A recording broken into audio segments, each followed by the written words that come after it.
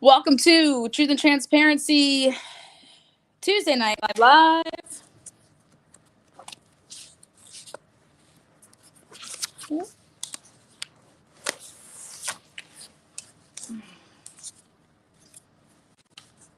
We got the FBI files out for you guys.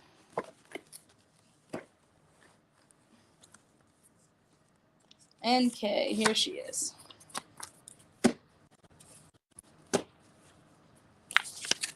Moving stuff over to different file folders.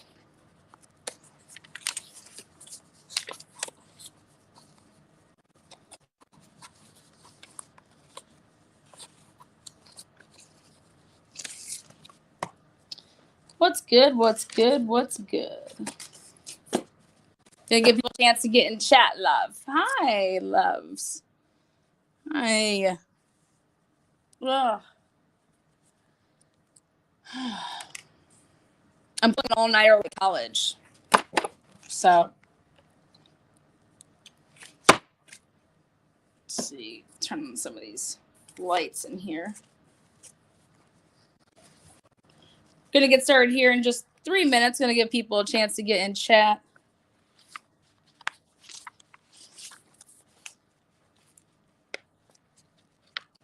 Everybody wants to talk about NK. I have no problem talking about NK.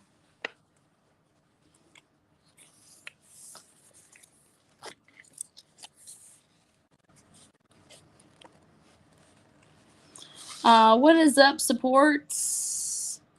Iron Doodle Mama. Live in Chaos. Ivy, what is good?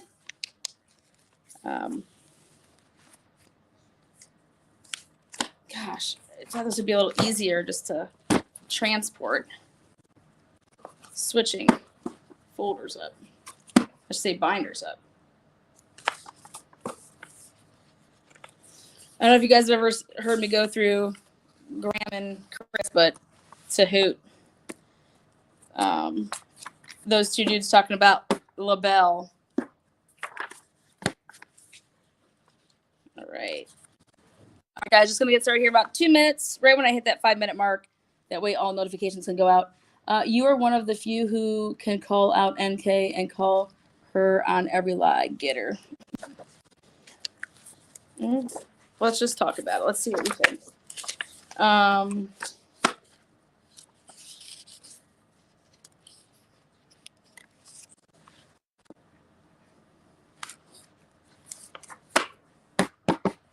I will say this. I went through the dispatch with 911 and, Frederick, when they called for the wellness check. So I did go through some stuff with that because I wanted to refresh my working brain. And I have some of those answers that I want to give you guys. Also, I want to point out one thing where Chris mentions that his alert went off again, and he's referring to the 1210. So that would actually be like he's saying it happened again. I want you guys to see that.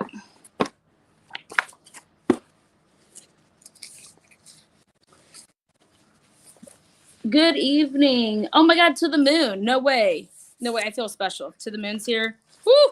I must be doing something right. All right. 52 seconds, and then we're going to start.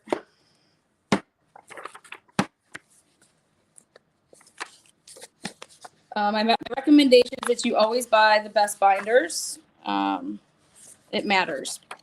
Hashtag binders matter. Okay.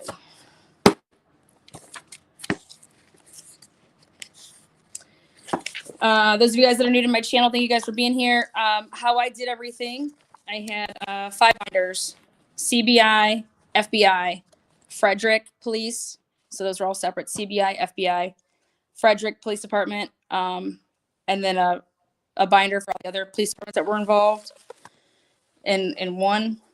The Frederick police department binder was called PD supplements. Obviously, FBI is FBI, CBI, CBI. Then I had the gang unit binder, which was the extracted, the logical extraction done by Michael D. Prill of the Greeley Police Department, head of the gang unit. That's why I call them the gang unit.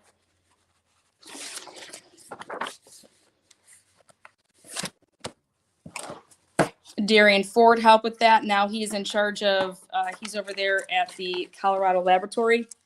Everybody's gotten promoted that has been on the Chris Walters. So here we go. This is going to be your, you know what, I'm going to turn this other light on. 13:38 and 53 seconds. That would be 1:38 and 53 seconds was the call was changed from input to received. And 1:43 en route, 1:49 and 45 seconds arrived on scene. That would be 1:49 and 45 seconds.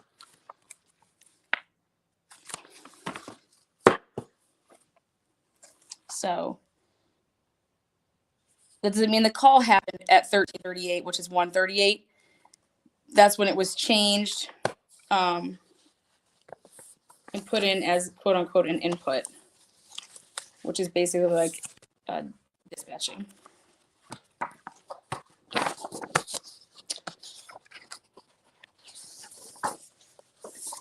Just because Nicole Atkinson's phone call with the dispatch was X amount of minutes, it doesn't mean that, all right, after I got off the phone with them, that's when I dispatched out. That's actually not how this happened.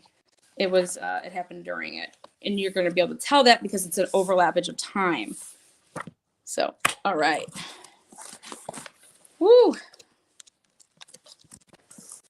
Again, I want to thank all the new people.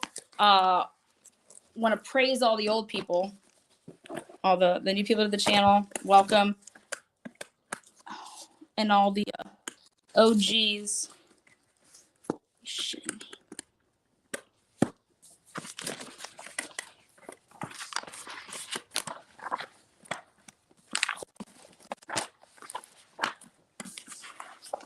Okay. Again, this is the FBI binder. I switched it over because if I'm going to be talking about NK, a lot of stuff happened in that binder, and I wanted it to be a better flip one. It's pretty thick.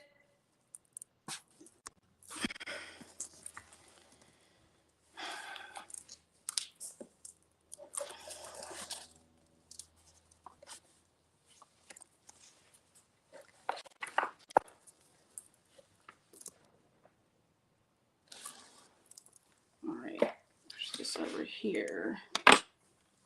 Change this here.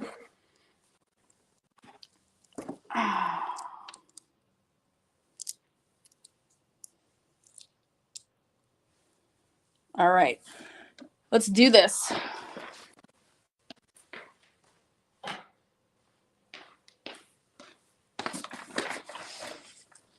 Is Boston in here? Boston cream pie. Again, guys, welcome. You must have an awesome printer. I do. When it wants to do what it's supposed to. Okay. NK. I do. That's why I put my glasses on.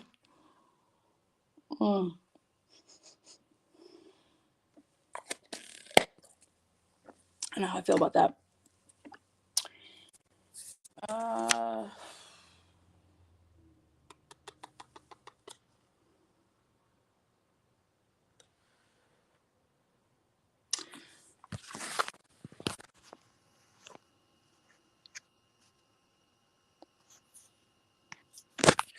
All right.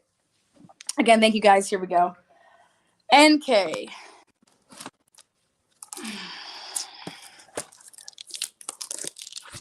Number one.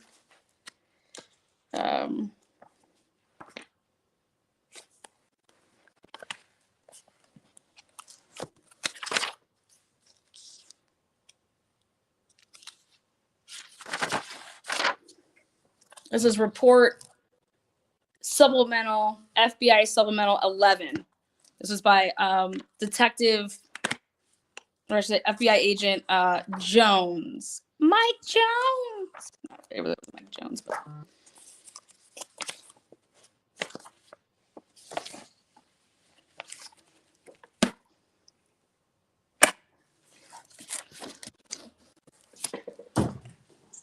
I'll reverse the camera and stuff for you, but not only do I have the typed out, but I also have the notes, the handwritten notes, which is those are the ones I have to dig into. Obviously, you guys know, and if you don't, NK went with her dad. Everyone was like, meh. Well, you guys, as much as you want to hate NK, that's not her fault. It's the police department's or bureau. If you're going to start from the beginning, you got to look at NK's phone records, which I have and did. With that being said, on August the, I'm going to flip my camera around here so you can see it. Settings, camera, back.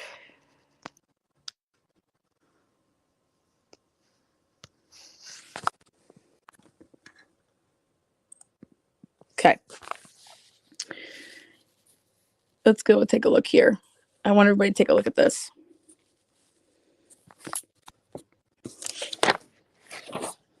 Okay.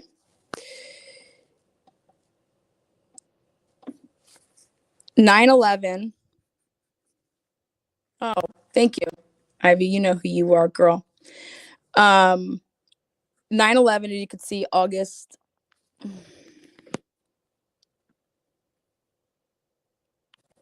This is 9/11. 68 minutes. Okay. That's August 1st, 9/11. Again, that's Colorado time. So that would make it 11/11 North Carolina time. Okay. It's an incoming call. So that means Chris called. Okay. And everybody wants to ask me, Lana, what do you think about the 111 minutes? I think it's nothing out of the ordinary. 68 minutes here. Then August 2nd, 9:17. Again, Chris is calling, 82 minutes. August 3rd, 9:07. That one's only 14 minutes. August 4th, 42. Again, 8:49.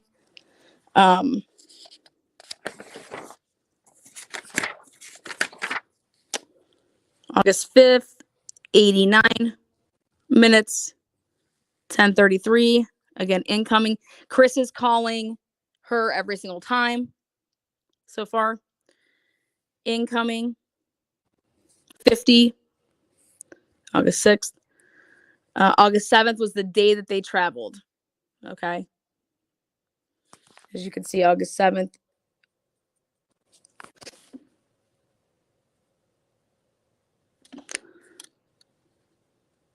So right there, basically every night they're gone in North Carolina, he's on the phone with her.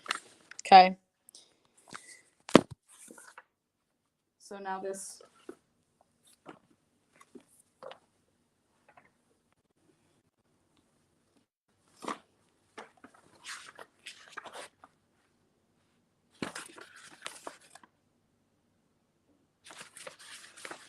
Okay. Before we get to, this is the notes. Okay. See up here, 15, 18. 15, 18. My guess is that was an 8 there. You just can't see it.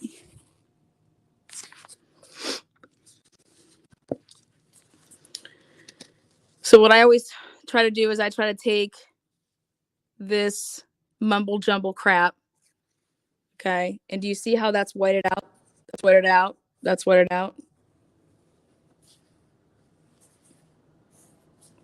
So no coworkers, no, and nothing else.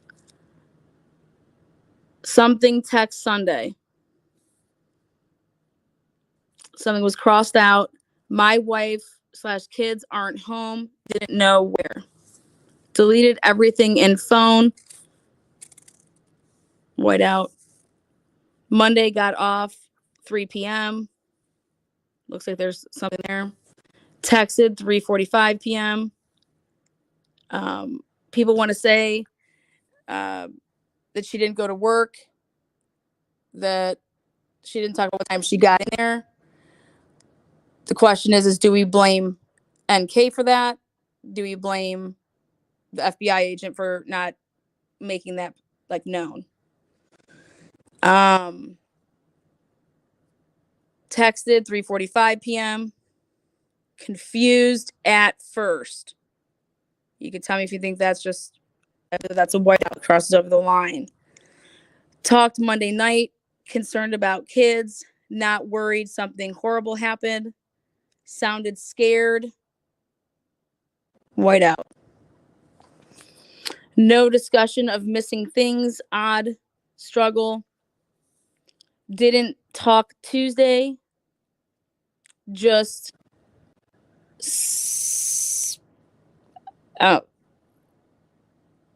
see text. No odd conversations. No change relationship. Shenan conversation civil. Didn't connect anymore. Financial differences. Never negative. Something said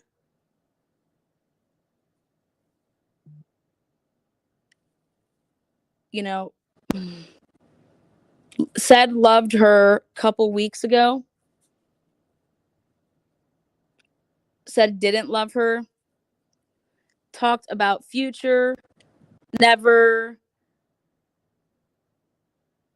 Not children/wife. Never met.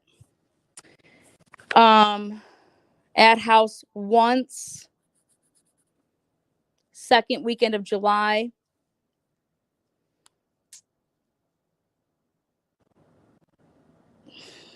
Saw photos. I think there was more, but didn't file marriage never in work truck. Never in she was never in his work truck is my guess. Okay. So this is Nicole Kessinger up here. Again, supplemental report 11. So I matched up with, obviously, then we're going to see when he types it up, see what I deem questionable. Met Chris at work.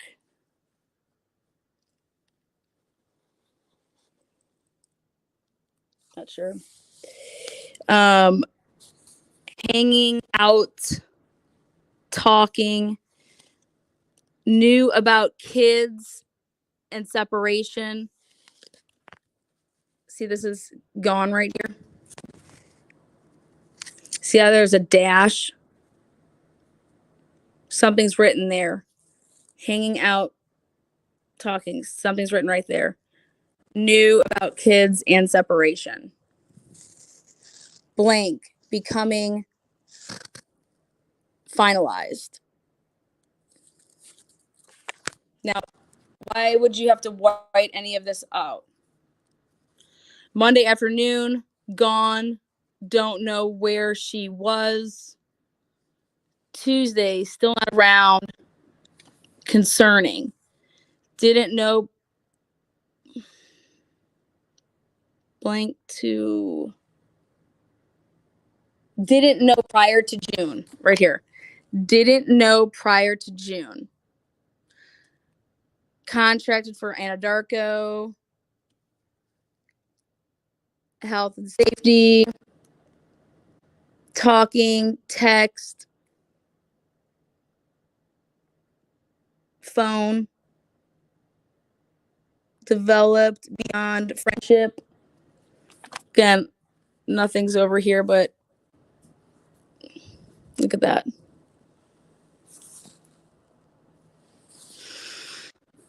Wanted to wait for divorce final. Last saw Saturday. Went to dinner. Babysitter. Redacted. And then, okay, I can't say that doesn't mean redacted. If you write stuff out, to redact something, you have to take a thick black line, and that's what goes through it. This is from 8:15. Okay, this is all your NK stuff. So this is what I would do first, is I went through the handwritten notes. Came over 5 to 6 p.m. They went to the 144th Lazy Dog. That was the address. Came back to house 5 p.m., 10 p.m. Something before. One of the only times in public.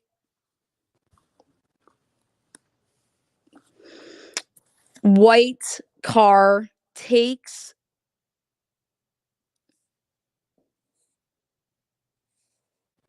Does that say takes Nicholas? What?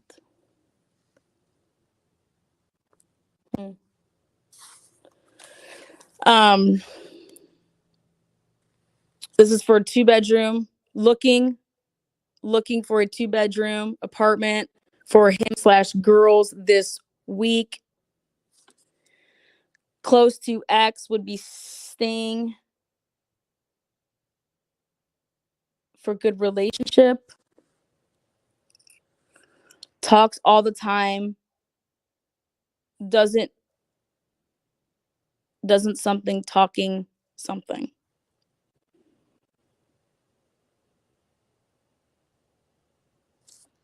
There it is. Yep. Takes Nicole's truck when going out. Perfect. Sell house. The reason that's really important about these notes is because you got to see what then gets put in the typed up notes, because see how stuff is gone. Sell house, both looking for places. Think she was staying in Frederick. Shanann couldn't afford house alone.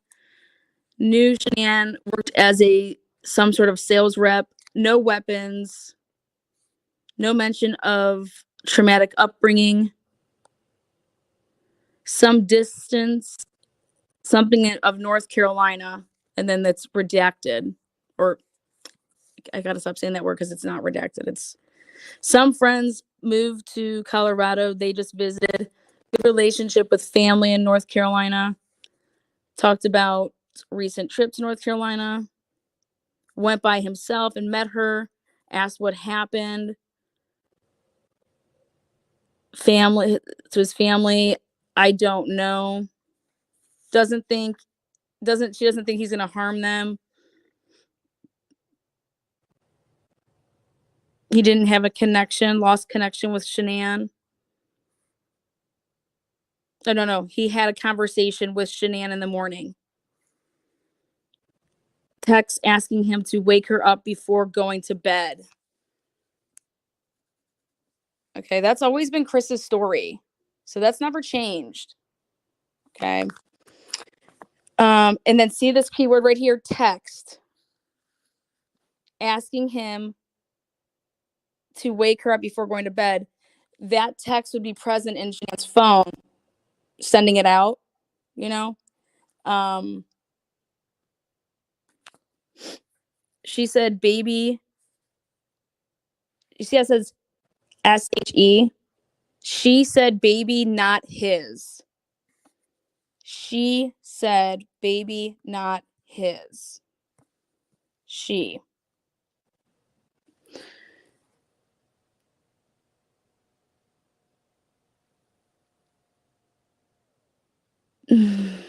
The triangle is they're referring to Chris as a defendant already. Suspect. Okay. Person of interest. That's your triangle. Told something, thinks. We'll come back to that. Taking kids today. Didn't say anything about.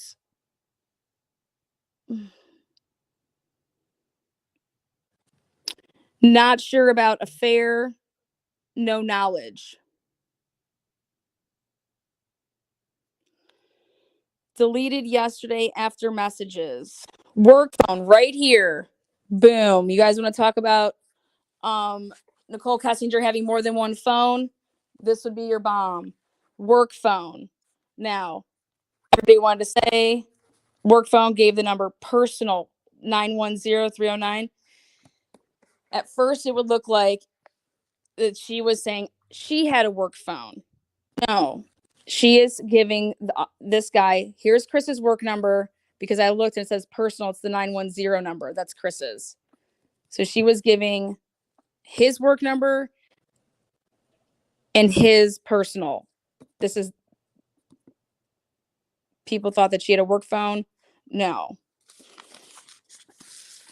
In white vehicle, went to Sand Dunes 3rd/4th week of July, one day. Saturday, Sunday, boom. What'd you have to take out? Oh, look at T's here. Oh.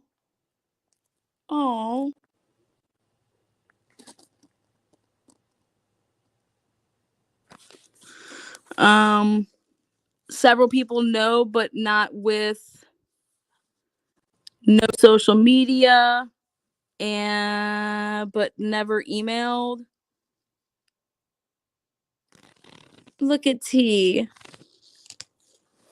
Got card in mail. Sappy birthday card.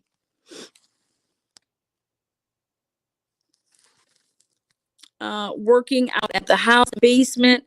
Never worked out. Looks like it's been out. What's up?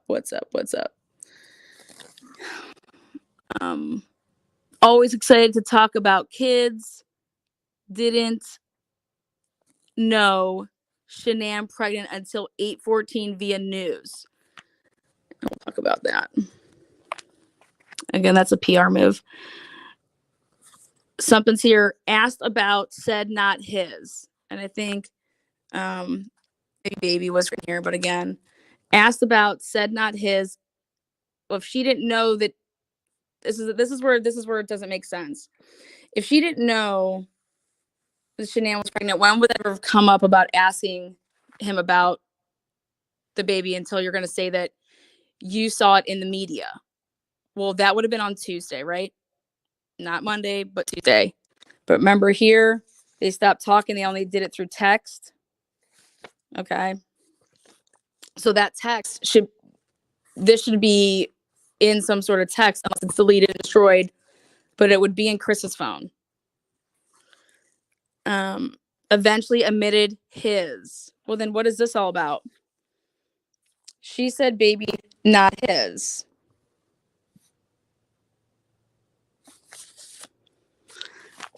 Couldn't afford 3-bedroom. Friend Mark in San Diego.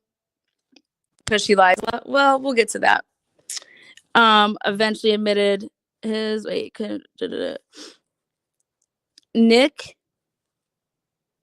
in Denver. Thinks lots of couple friends. Thinks they have lots of couple friends. Something Nick in. Wait, that says. Considers introvert. Hobbies, cars, gym. Some financial difficulty. Again, I do believe that there's written here, obviously. Move into apartment. Save money. House supposed to go up for sale 8/13/18. Shanann found the realtor, and it's true.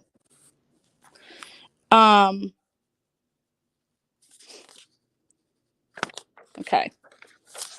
Now, Let's see.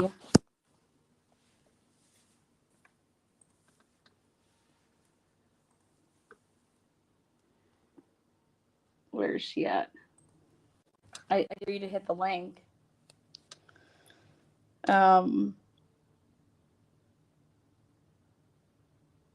This was at the Majestic View Park, by the way.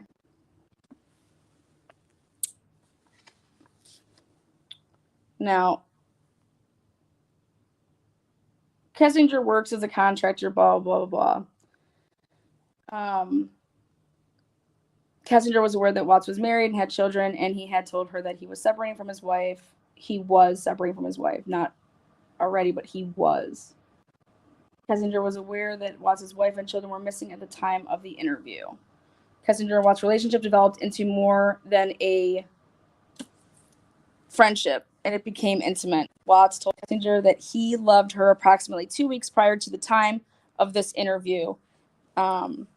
So if this interview was on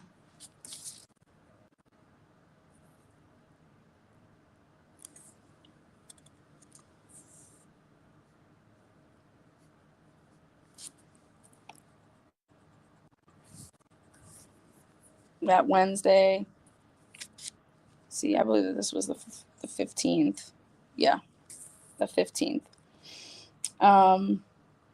So you're looking at right before he left for North Carolina is when he would have said that.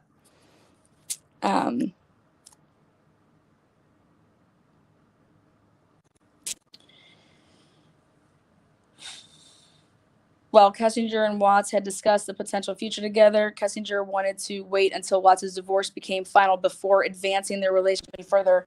Well, I mean, what does that mean? Like moving in together? I mean, what are you talking about? Advancing it. You guys are already banging. You're already committing adultery. Whatever. Kessinger frequently spoke with Watts via telephone and text message. She believes her father and Watts are the only individuals aware of their relationship. Well, what do? Highlight that's, obviously not true, right?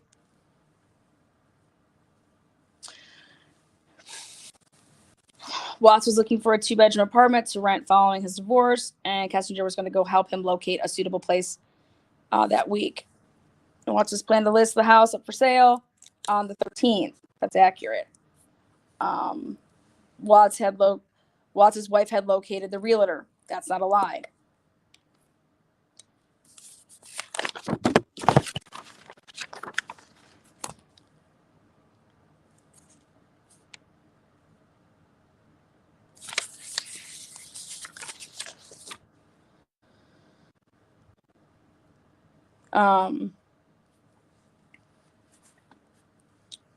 He told Kessinger that his wife may stay in or near Frederick, but he did not think she would afford a house by herself.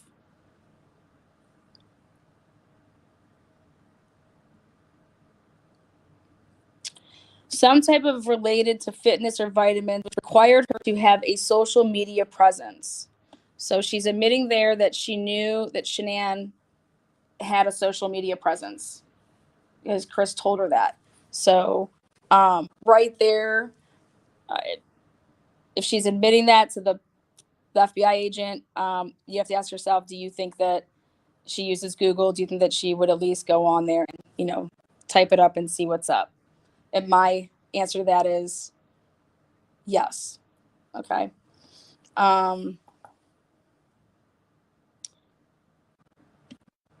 Kessinger last saw Watts in person on Saturday, August 11th. She just messes up the date there. Not accurate with that. It's the 12th of Sunday.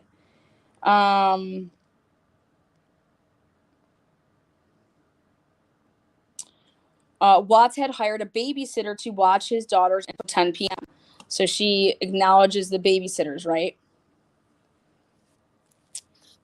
Kessinger believes this was one of the few times that she had been in public with Watts. Otherwise, they were usually at a residence, which would be they went out to eat before, they went to the museum, they went to the sand dunes. I think she's being pretty honest about that.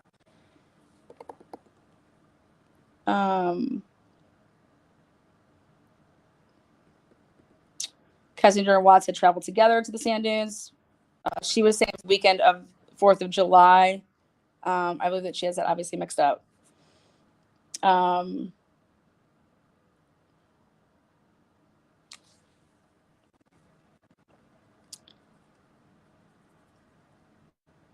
Kessinger became concerned on Tuesday, August 14th, after Watts' family had still not been heard from or located. So she contacted law enforcement in order to advise law enforcement of her relationship and offer possible assistance locating the missing persons. Watts does not know Kessinger has been in contact with law enforcement. So she kept that from Chris, that she was going. The other thing that she doesn't mention is we all know that, and I'll show you guys here in the records, that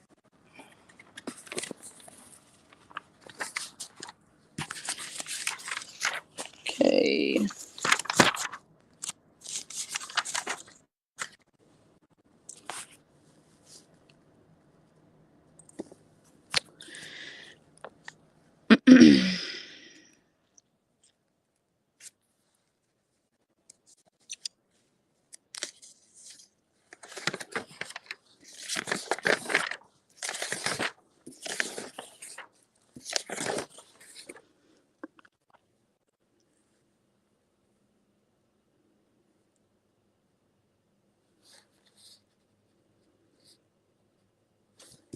So I need the 14th. Here we go. August 14th, 12:08, incoming call from Chris. 31 minutes. 1:12, but you have to look at it as they would have got off the phone at 12, let's just say 30 for easy math purposes. Then she called him 3 minutes. She called him at 1:12. They were on the phone for 3 minutes. 1:51 a.m. He called her 8 minutes. If you add 1:51 plus 8, it takes you to 1:59. Okay. 2:06 a.m. 1 minute. She's calling him, or he's calling her. 2:06, 1 minute. Then she calls him right back, 2:07, and they're on the phone for 11 minutes. Now, if you guys remember the report, they try to call him at 2 o'clock in the morning and stuff's all acting up. Okay? Because look at 1:51, 8 minutes, they're trying to call in right there at the end. He gets off the phone with her to try to click over. That'd be 1:59. So that's accurate that 2 a.m. phone call came in. He tried to click over and pick up that phone call. Okay. Then 2:06, he calls her for 1 minute. Then she calls right back. So that means like she didn't pick it up. Could have been voicemail, but 2:07, she's calling right back. And then they talk for 11 minutes. Now, according to Goodman, he was trying to get a hold of Chris. And then by the time he calls him, Chris calls them back, the police department back. He's using his work phone. And he says that he called 5 minutes later, which would have been like 2:05. And then so while he's on the phone with his work phone, he then is calling Kessinger unless he's off the phone within a minute.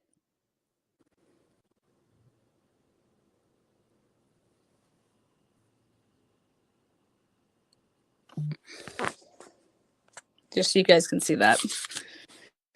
She never mentions it. She doesn't ever mention that though when she's talking to I was on the phone and he said the police were calling in and I listened to the conversation. You know what I mean? Just doesn't talk about it. Doesn't think it's odd that the police were calling at 2:00 in the morning. You know, just no mention about it. Because I'm going to tell you all day that I think it's odd. I think it's odd that you would be calling somebody at 2 a.m. to ask them for the kid's height. What? I've never heard that before, but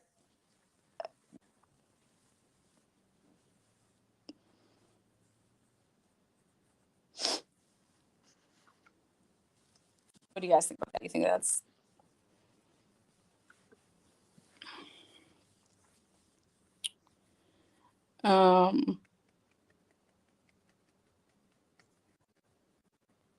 Kessinger does not recall any odd text messages on Sunday, August 12th. On Monday, Kessinger left work at approximately 3, and she believed that she text messaged Watts around 3:45.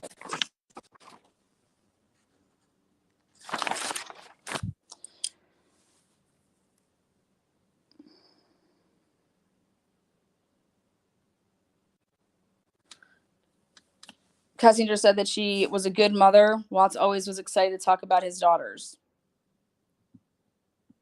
She makes it clear that they just had financial problems and that he would not do anything to his kids.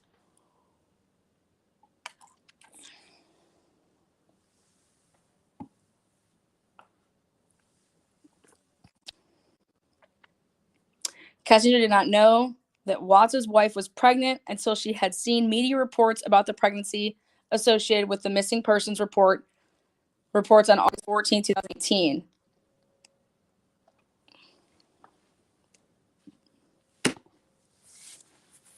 Kessinger asked Watts about the baby, and he stated that the child was not his.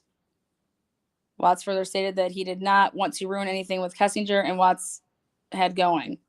Kessinger told Watts that she knew the child was his and explained that that was okay. Watts finally admitted the child was his. Now, that's PR. That's PR.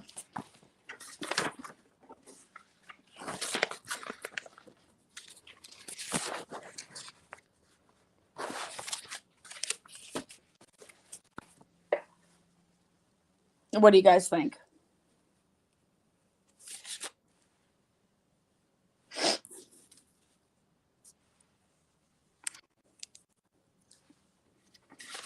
Now, something that I've always thought was weird is they're on the phone talking.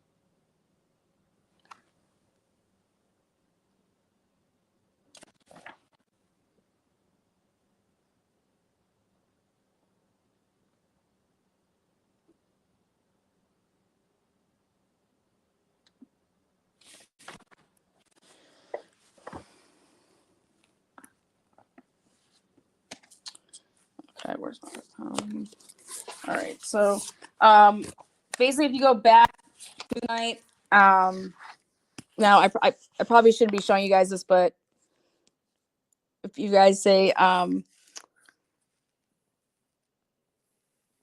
that's PR. What PR means is that she talked to a public relations and a PR firm, and it was going to be no matter what, she's going to act like she did not know that Shanann was pregnant because that would look horrible.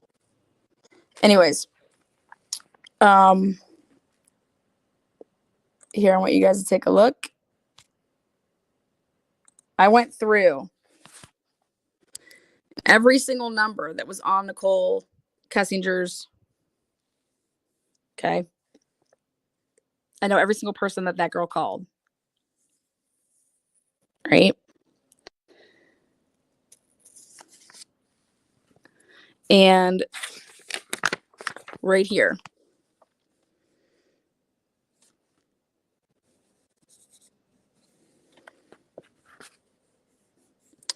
7:11. Dad. 9:49 a.m. If you put this in 3 minutes, police. 9:52, police. 11:38, police. 3 minutes, 1 minute, 6 minutes. 3:03, 6:81, 46:90. PR firm. Dad, PR firm, PR firm, PR firm, PR firm. She's calling this PR firm. It was another extension.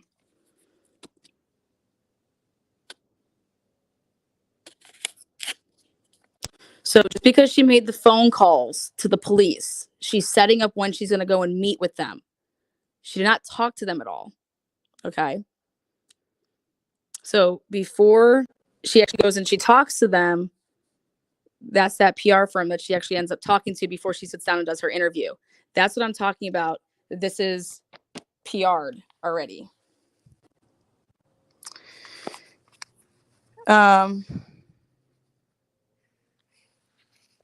Again, police 3 minutes, police 1 minute, police 6 minutes. Just because she called them, all right, does not mean that she told them anything. She didn't. She was just setting up like, hey, I got to come in, whatever. But this PR firm 6 minutes, PR firm all the way. I don't know if she's getting kicked off. I don't know what the heck was going on here, but it's all the same number. It's PR firm. So she most certainly talked to a PR firm before she ever talked to the police.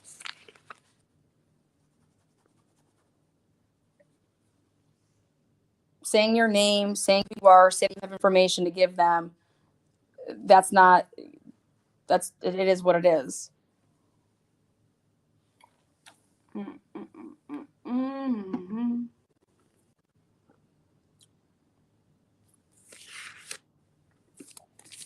Now, she also claimed that it wasn't until Tuesday when they didn't come back. I want you guys to see this. 9:48 p.m., 50 minutes incoming. That means Chris called her. They were on the phone for almost an hour. Then they get off. But literally, if you add an hour onto that, so it'd be like 10:38, because it was only 50 minutes. Then he calls her 52 minutes. So that would take you then to 12.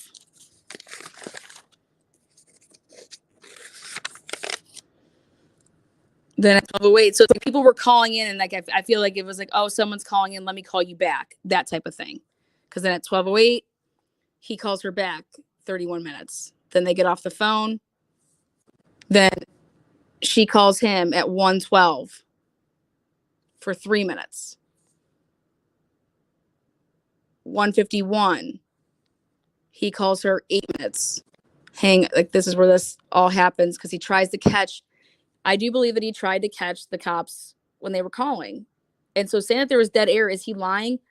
No, but saying that his phone wasn't working and using his work phone, I mean, I always thought that Chris was an idiot for doing that. Why would you lie if you don't have to lie?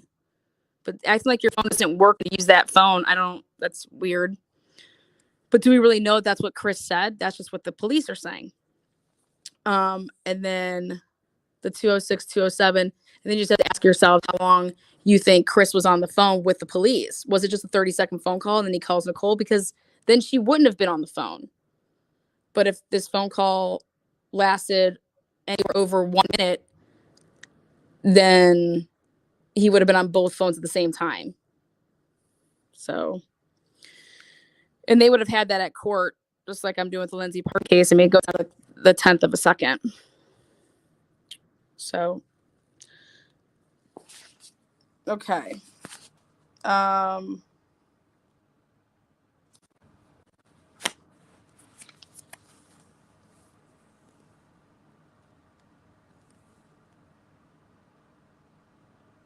Now, she was able to see the news. Because that's how she found out that Shanann was pregnant. She saw the news. Well, if you're working, how do you see the news?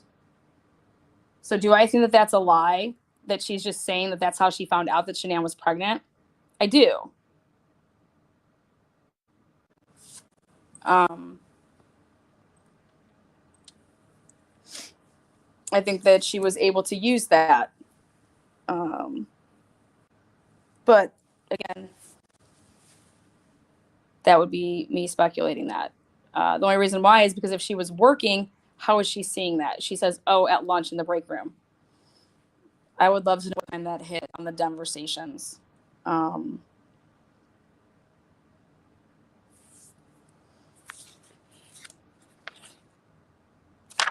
So she had to know Shanann Watts was preggo before the investigation. I'm going to tell you when I think that she found out that Shanann was pregnant. I'll show you where that happened. But again, this is for PR purposes. It's just going to make her look better that she didn't know about him having a baby on the way. I think that that's, I know for a fact she asked him to shut down his Facebook because she didn't want her friends to see Chris's Facebook and then be able to link it to Shanann and then be able to see that Shanann's pregnant. That's going to look really bad. Her friends are going to be like, oh my God, his wife or ex-wife, how many people get divorced while someone's pregnant? Think about that. It doesn't really happen that often. That's just, so her just leaving that out to make her look better. That's all that she was doing, acting like she didn't know that the baby was. Again, my opinion. That's backed up with pretty good, circumstantial evidence.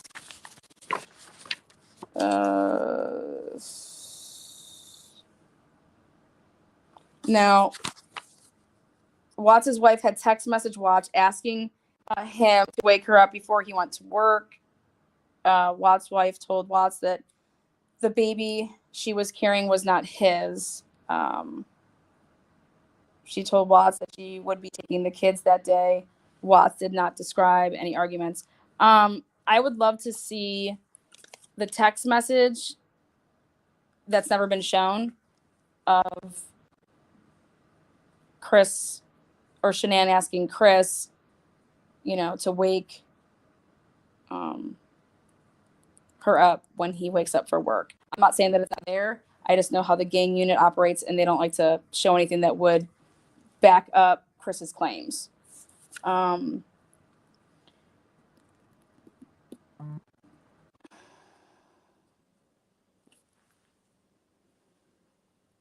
My thought on, did Chris lie about the pregnancy? I could almost say he just didn't disclose that information. Did he necessarily lie to her? No, he just never told her. So, but the question is did Nicole Kessinger ask? And I believe that she did.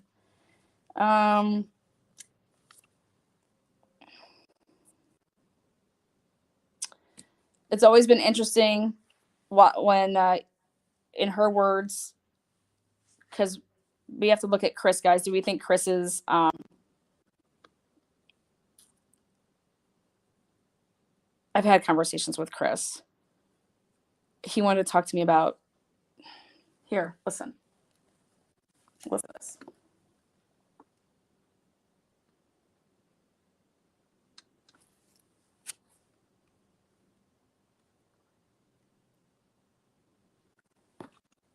I always felt it was so odd to me. I was like,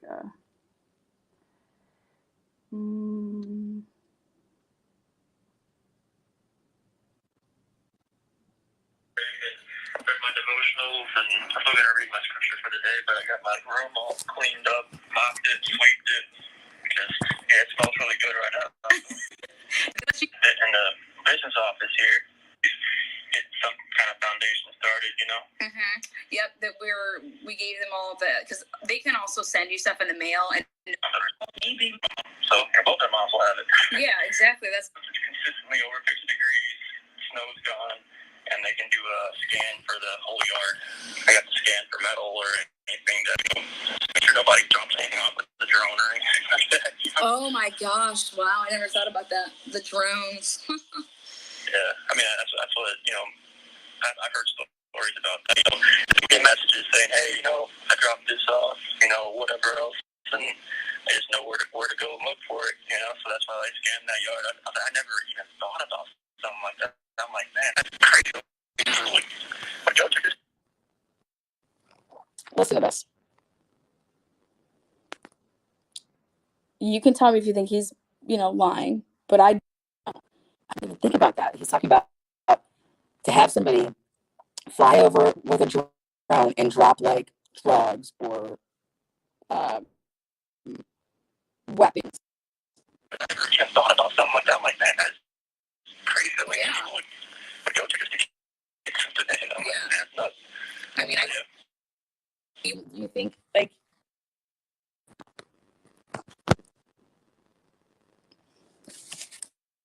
people want to talk about Chris as like this mastermind that he premeditated all of this, and he. Does anyone here think it's possible that Chris's first confession was the truth? Yeah, I think a lot of people here think that.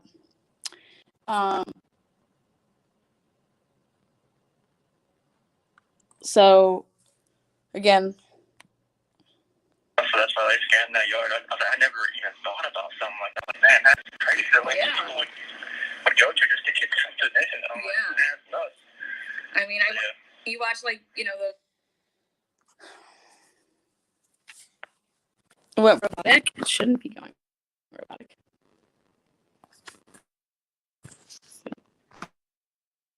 Okay. Is that better?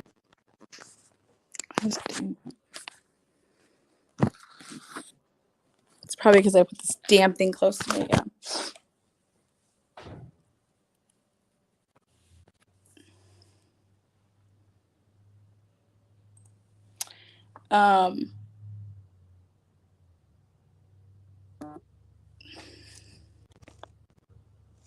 It's not better.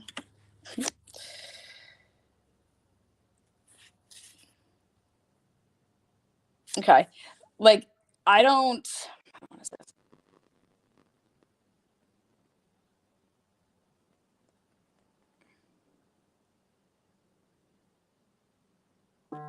When would it ever come up in conversation that Chris's wife, Shanann, is pregnant with a child? Like, did his coworkers know, like Troy, Luke, anybody at the office, did they know that Shanann was pregnant? Would they've ever talked about it? Like, oh my God, you got another one on the way. Like, like, did he tell people at work? Because we have to look at it. What are the other ways that Nicole Kessinger could have found out that Shanann was pregnant? Because I don't think it's going to come up in a conversation. If you like a girl, you're not like, man, my girl's pregnant. Like, there's just not, you're not going to say that. But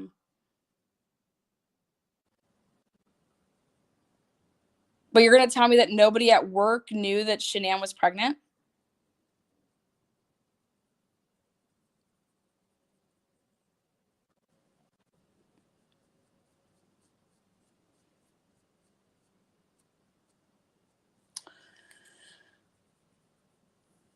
So I've always considered that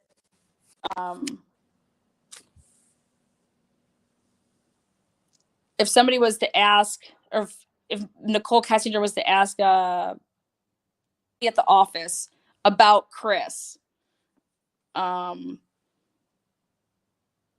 man, can you believe it? They're gonna have another one, and they're struggling.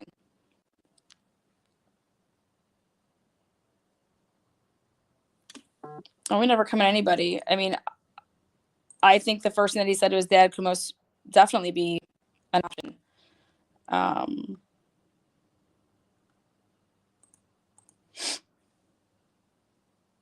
Anyways,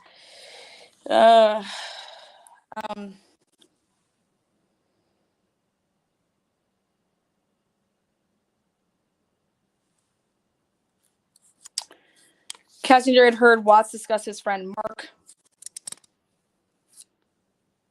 And then the Nick, what he was talking about Thayer, and it's that lived in the Denver metro area. Besides these two individuals, Kessinger was not aware of the identities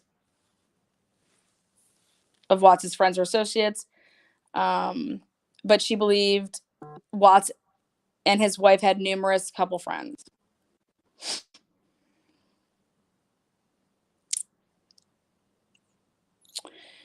Kessinger never saw Watts become angry or make threatening statements. She had never observed on her side of him.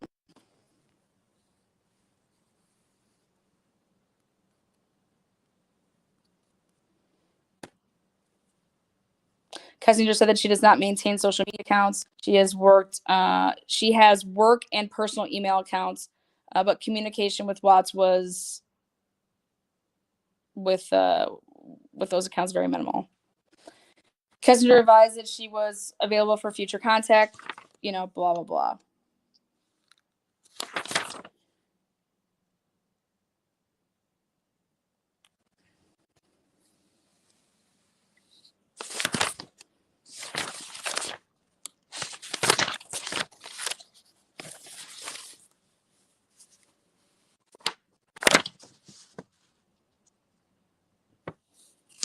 All right, now round two.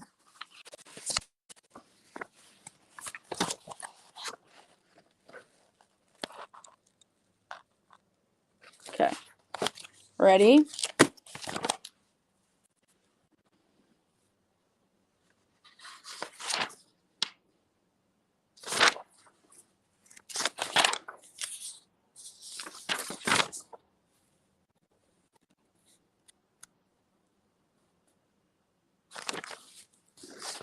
Here you go. These are handwritten notes. Found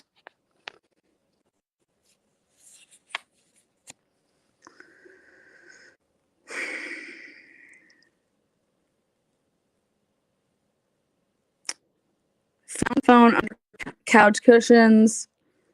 Said kid found phone. Found wedding ring on counter. Nicole admit Chris cheating. My thing. Where is this on the body cam?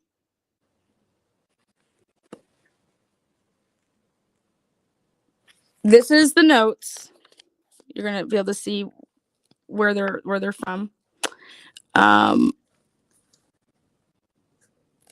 Nikki Kessinger, possibly. See where those of you guys are saying the triangle means change. No, it doesn't. That's a lawyer shorthand. And that would be, that's talking about Chris. Girlfriend. And they're putting Aurora. You see that? Aurora. You see that? Now, going back in the day when you would run a background check on Nicole Kessinger, what addresses do you think would pop up? Did any of her family ever live in Aurora?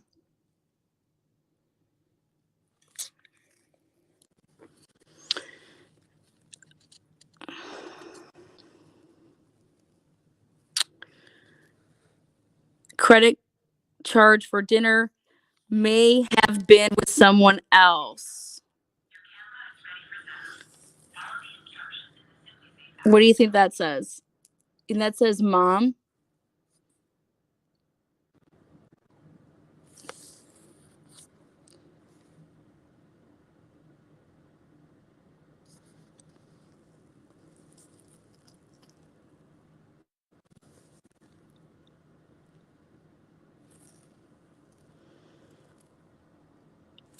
No signs, struggle cleaning fluids, and no blood.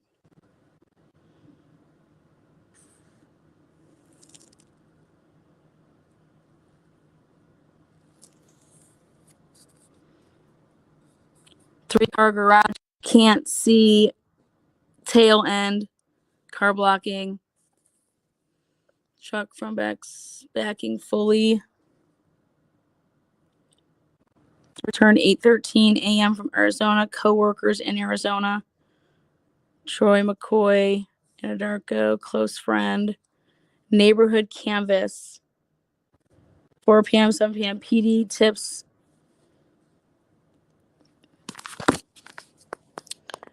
Nicole heard 3 different stories. Rockies Saturday.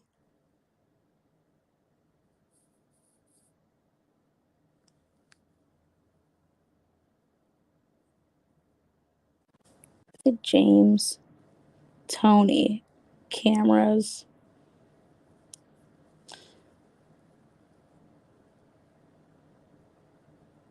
Kevin and Tony Tech downloads. Troy, alibi, attitude, a blank, and a darko. I just like to look at everything. This is bringing back so many memories.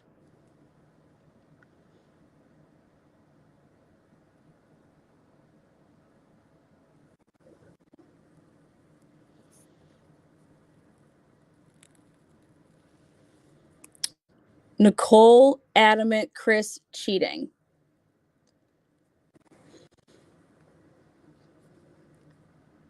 But wait a second. These are the notes. Why wasn't this put into any of the reports?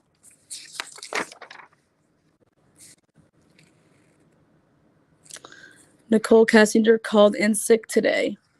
Last badge yesterday at noon. See? And then remember I was telling you guys about what time did that media happen? Group me would have plain clothes officer today, Friday. Hello, hello.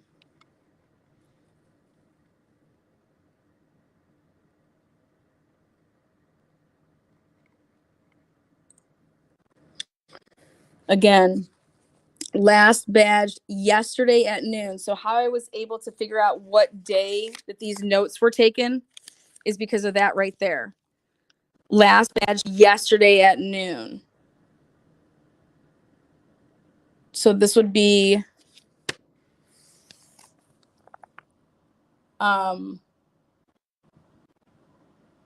Tuesdays. Would you say that that's correct? Tuesdays because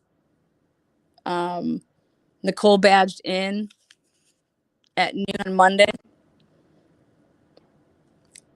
Left at 3. Then what do you guys think? Yeah, exactly. Exactly. So, now remember, when did Nicole go and talk? When did NA go and talk to on Tuesday night? Remember, Tuesday night, Tammy Lee was like, "We want to come talk to you." So she sent one of her peeps on over to go interview Nicole Atkinson at her work Tuesday night.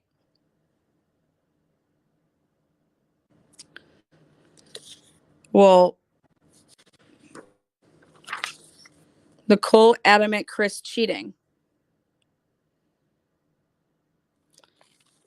When were these from? How do they already have her name? Nicole Kessinger. They already have her name. How? How does the FBI already have her name? Aurora. Aurora.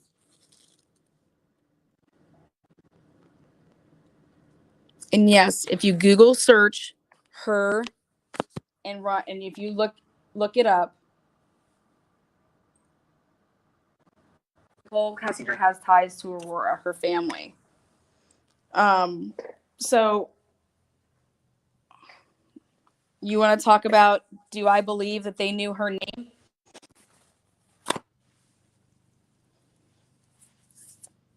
I mean, how would Chris didn't say the name? Chris didn't give his phone to anybody until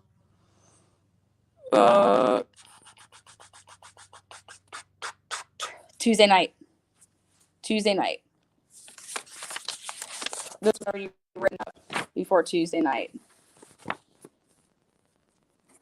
Wasn't it?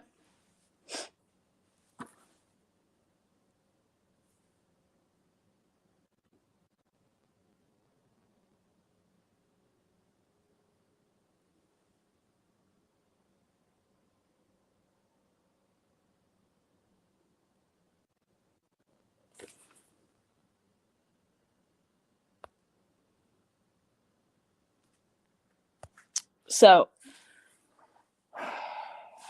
Nicole heard 3 different stories. What stories did she hear? That's just not true.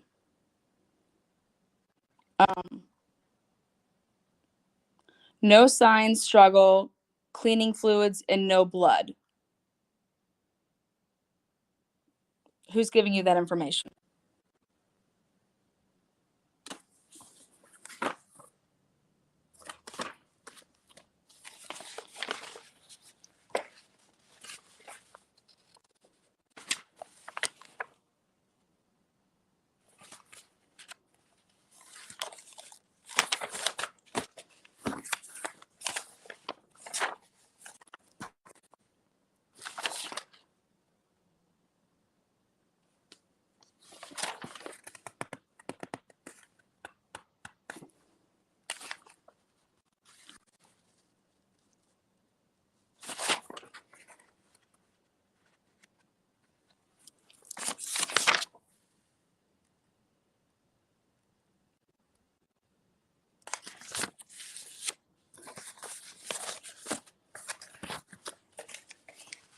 Now, wouldn't you say that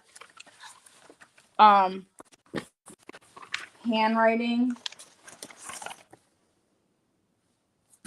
Okay, you guys can be the judge. Do you think that these handwritings are the same or different? Do you think this handwriting? Okay. Do you think it's the same? Do you think these two are the same?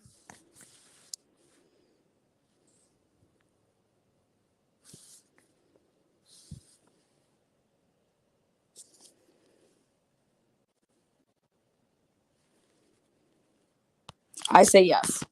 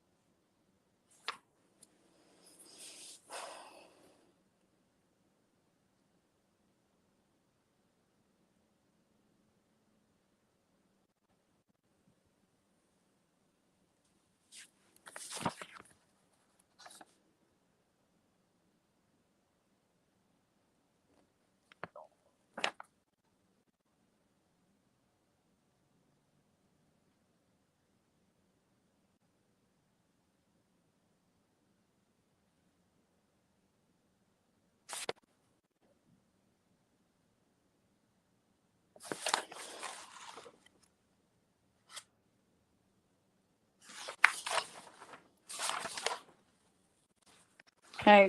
So we also can agree that these are from Tuesday.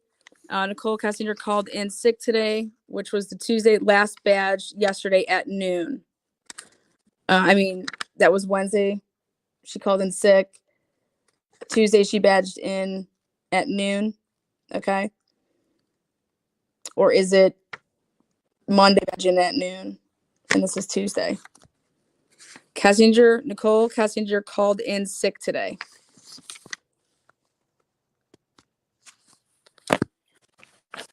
I just want to know how they knew about Nicole Kessinger and how Nicole is adamant Chris is cheating. Where is that in any of her interviews? The body cam? Does she say it? Let's think. She talks to 911, the dispatch. Then they get to the house. She's talking to them. These are obviously this is not Frederick Police Department notes. This is FBI. When did the FBI talk to NA?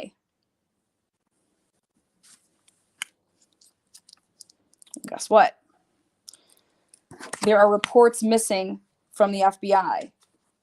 Just like how NA's report is totally missing from the police supplement.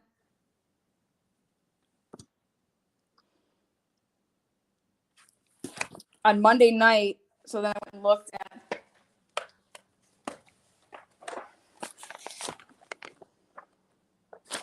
her Life 360 app again.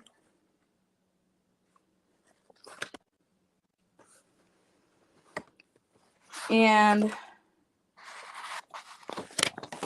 if you follow these addresses, she goes to the police department. And that on Monday night, and she's talking to the police department. Well, who's the police department? Now, FBI wasn't called until Tuesday, though. They weren't in, and neither was the CBI until Tuesday.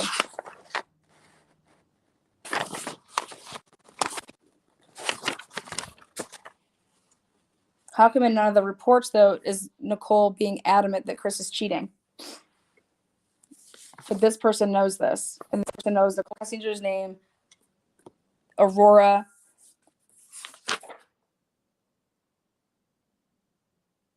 Then they talked to Tony Husky, retired cop, and said Nikki Kassinger called in sick today, last badge yesterday at noon.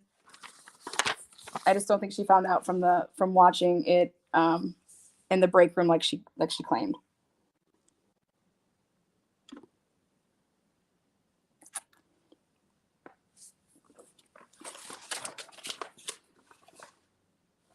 Moving on to her next interview, she gets all fucked up. She gets everything all fucking wrong.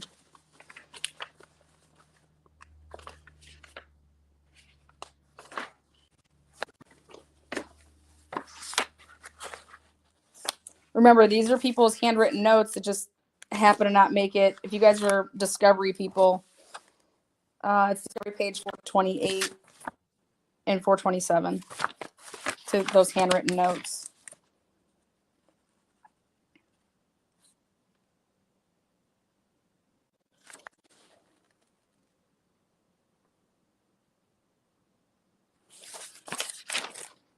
Okay.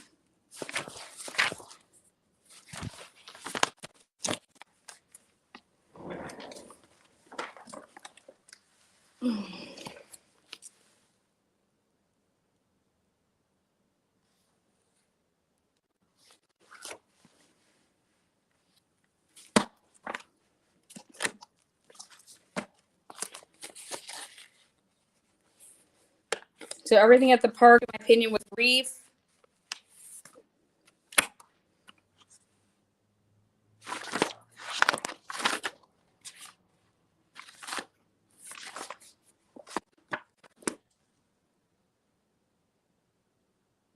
The FBI, there's at least four reports missing from the FBI that they redacted completely. And I believe that the FBI spoke to NA. That's not in there. But lo and behold, we got Trent Bolt covered.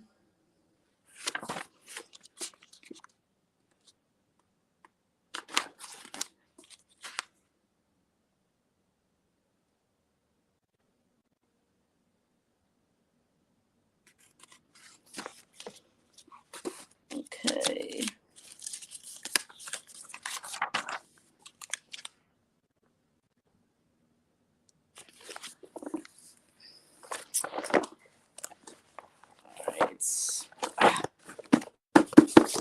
Ready? Here you go. This is a Longmont police report. Police department, because they were obviously helping.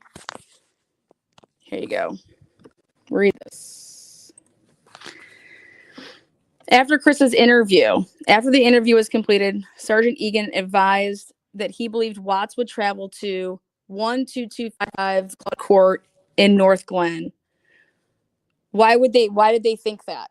This was Tuesday night, his first time going and talking to Graham.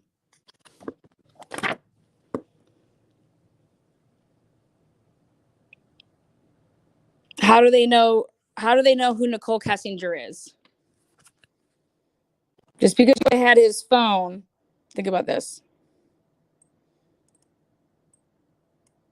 Okay. How would they know about Nicole Kessinger?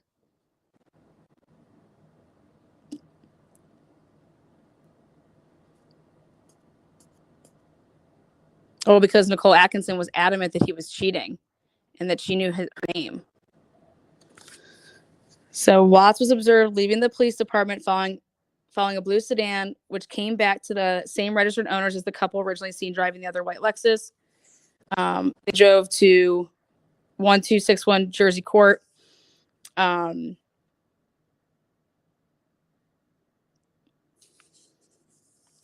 Surveillance units were released at that time.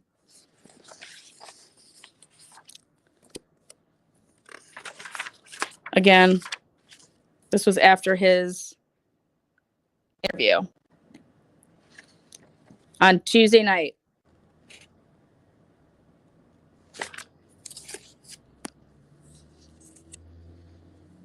(8:14).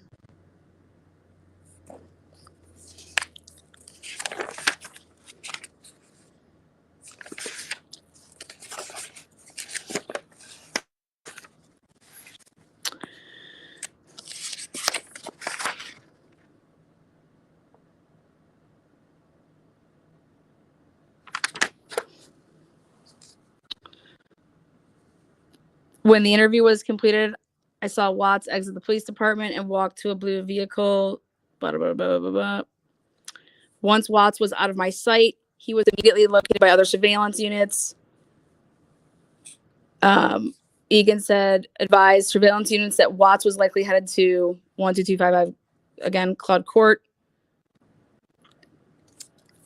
And so they dispatched people to go there and wait.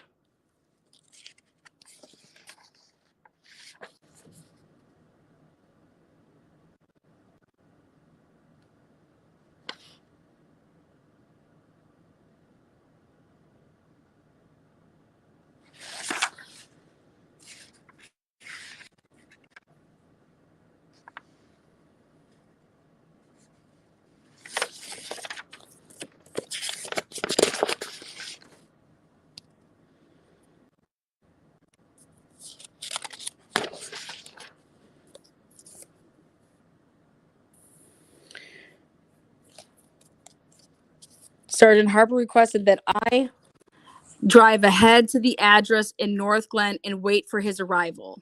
So this is the guy that was at Nicole Kessinger sitting outside because they were expecting him to go to Nicole Kessinger's house. Why would they think that? Why would they think that?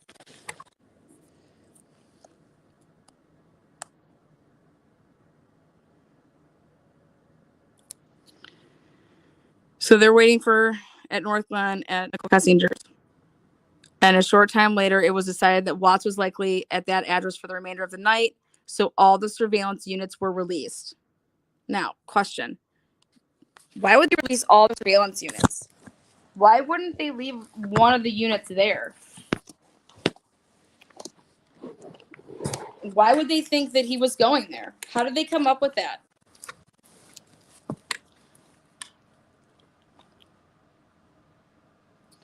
She went to talk to law enforcement on Tuesday?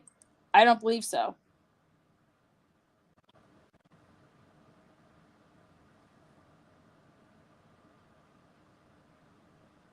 Where would they get Aurora from? Somebody wrote down Aurora for a reason because it was told to them. You know, you're not just writing down Aurora if it's North Glen. Why would somebody write down Aurora? Same reason somebody would write down, oh, they went to the Rusty Bucket in Westminster. How do you know that? Because they did go there before.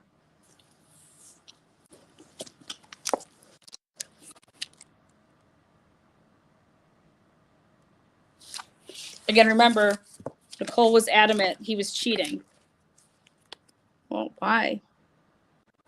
How?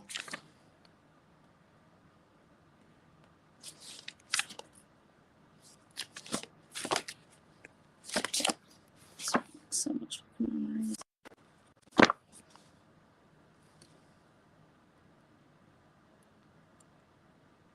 Remember, they don't talk at all about Kessinger on Tuesday night.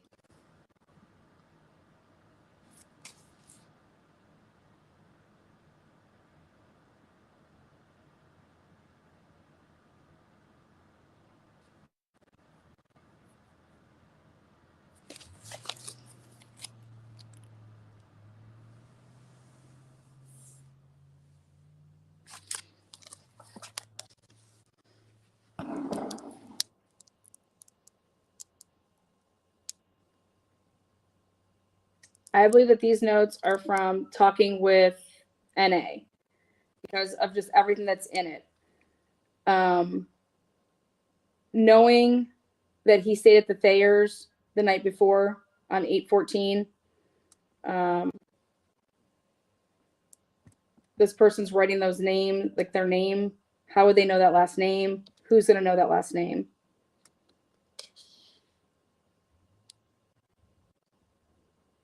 Who would know Mitchell Way?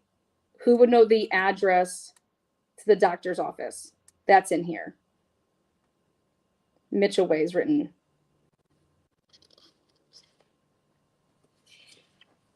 Nikki Kessinger.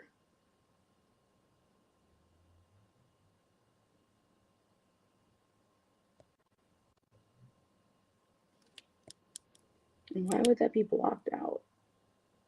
This is bringing me back down memory lane. Fuck shit, I don't even want to get involved with this shit. I'll be up all night.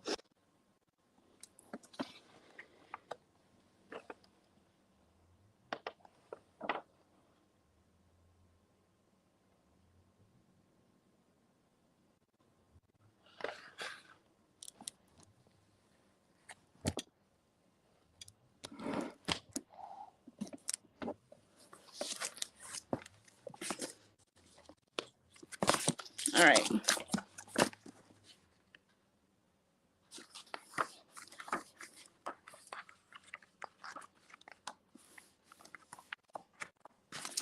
Moving on to the next piece of stuff.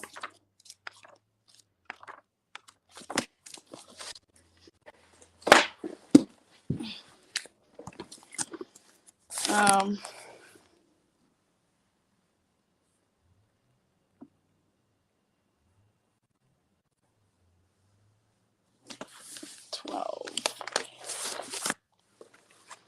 oh God, this is crazy.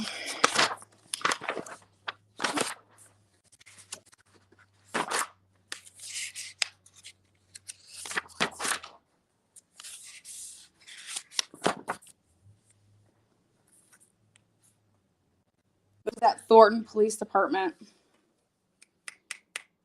A CBI agent.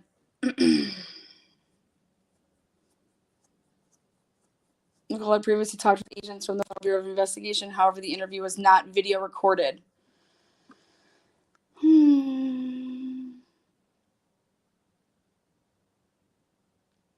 This is when Nicole verbally consented to a download being done on her phone.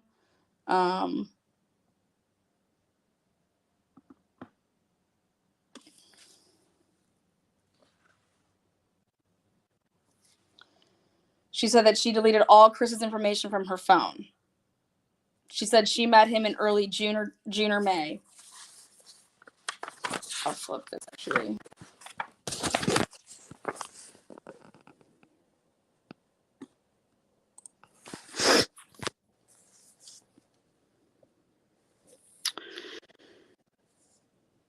She met early June or May. They met at work. He never mentioned he was in a relationship and did not initially mention his children. Well, not true based on audio, right? Why is this in here? This is not what she said in her audio.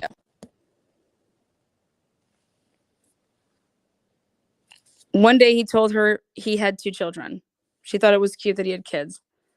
I think that's just... He did mention he had a significant.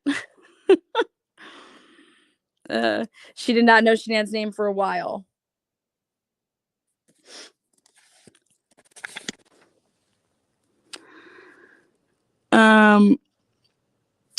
She manages the gas monitor sensors.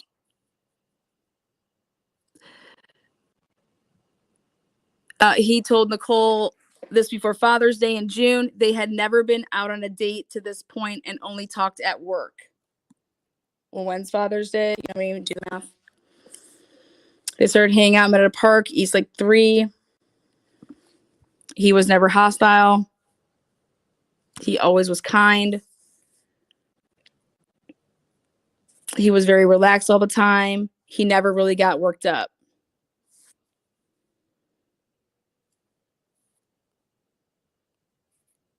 Yeah, that's what she said. Look at this. He was always very rational. He was kind. They never had any arguments. They never, lost his temper. Never saw him get mad or upset. They got along very well. Nicole never got any indication that he was having issues. Don't know what that means. Now, Nicole had been to Chris's house twice. Remember, she said once. Now it's twice. Now, you can't say someone's lying, okay?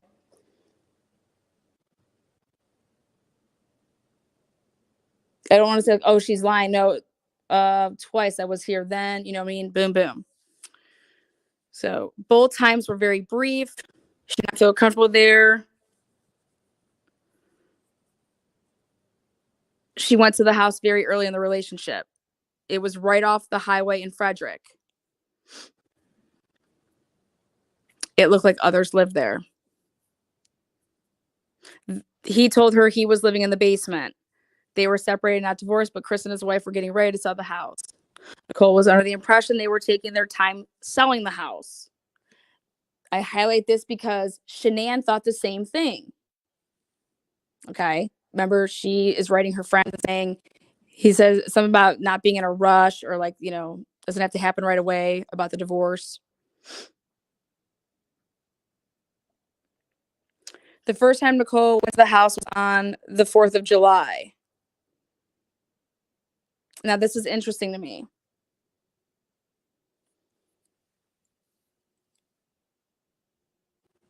Nicole was helping Chris set up fitness apps. The weekend of July 14th or 15th, Nicole went to his house for the second time. That time, she saw a picture of his wife and one of his kids.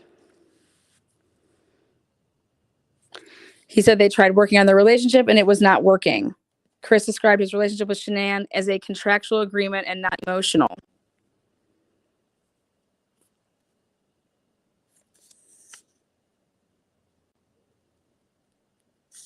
Nicole's just saying she felt bad not waiting. He talked to her a couple of times via his work phone.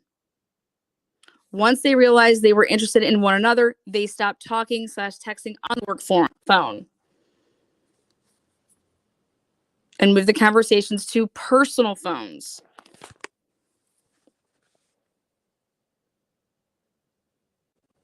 So he wasn't hiding anything. Like if Shanann was checking the phone record, she would have seen the text message log and the phone call log.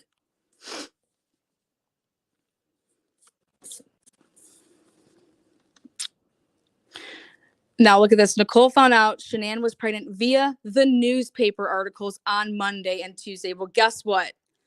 This is not true. This is how I knew that she was not being honest. This is, I mean, technically circumstantial, but there wouldn't have been a newspaper article until Wednesday because the first time that it was ever even talked about on the news was Tuesday. Okay. So if you break something out on the news on Tuesday, there could possibly only be an article written on Wednesday because it's going to be the next day. The newspaper already came out in the morning. The briefing, everything to do with the media didn't happen until around the lunch hour. Okay. So Nicole found out Shanann was pregnant via the newspaper articles on Monday and Tuesday. That cannot be true. She did not know this prior.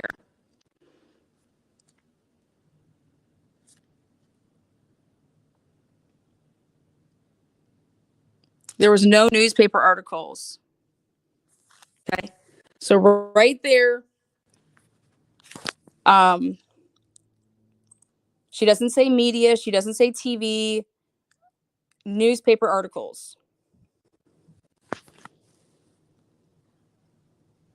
Well, that wouldn't have been possible until Wednesday. Definitely not on Monday. Nothing happened on Monday.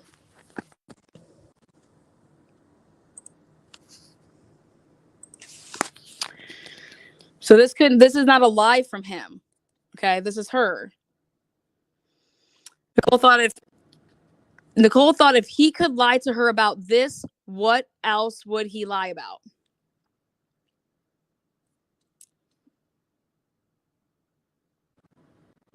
This made her think about his wife being in danger. She deleted all the information on her phone, call, and text logs that had anything to do with him. She was grossed out by him. She deleted all of his stuff. It was the hurt that made her delete it, and it was the lie that made her come forward.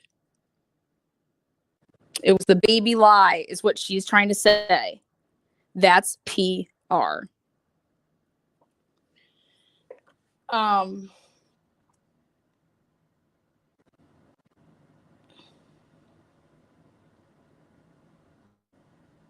Because let's be honest. He already has 2 kids. He has a wife. Really, NK, you still wouldn't have, if you had a baby on the way, I mean, he's still getting separated. Doesn't matter. Who cares if he has 15 kids? That just doesn't seem to me acceptable. But again, lies. This is a PR. This is PR right here. She didn't even get it right. There was no newspaper articles because it's impossible.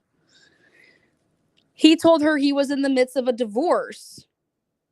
And then she found out his wife was 15 weeks pregnant. Again, that's not true.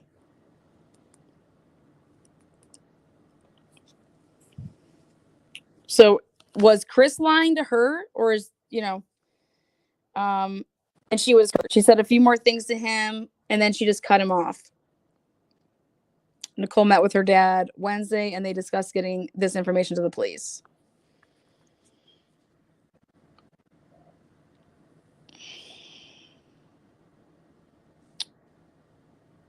She gave him the benefit of the doubt the first day when someone does not come home.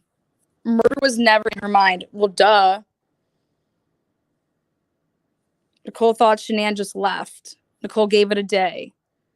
The second day, Tuesday, she was talking to him and he was a hot mess.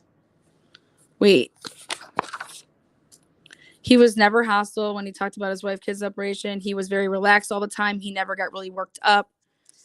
We never had any arguments. He never lost his temper and never saw him mad or upset. He was always very rational. So he was a hot mess. That is when she cut him off. Why wouldn't he be a hot mess? His kids are missing. His wife is missing. Who wouldn't be a hot mess? What do you want him to do? Oh, girl, you want to go to the park and make out and fuck? Hi, guys. Chris went back to North Carolina to meet his family. Shanann was visiting her family with Bella and Celeste. They had been there weeks prior to him going out to North Carolina. He went the last week of July, maybe even the last day of July. she's on it there. Nicole thought she had him convinced to work on his relationship with Shanann, and she figured she was going to get out of this relationship with him. Again, go to the phone records. Chris Watts is calling you, you're answering, and you're talking for over an hour.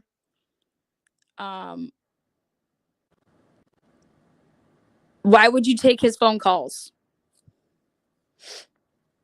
They talked on the phone all the time. Chris was in the basement when they talked, which I concur. I can prove that because Shanann actually in a text message with the girls saying she's upstairs, he's down in the basement.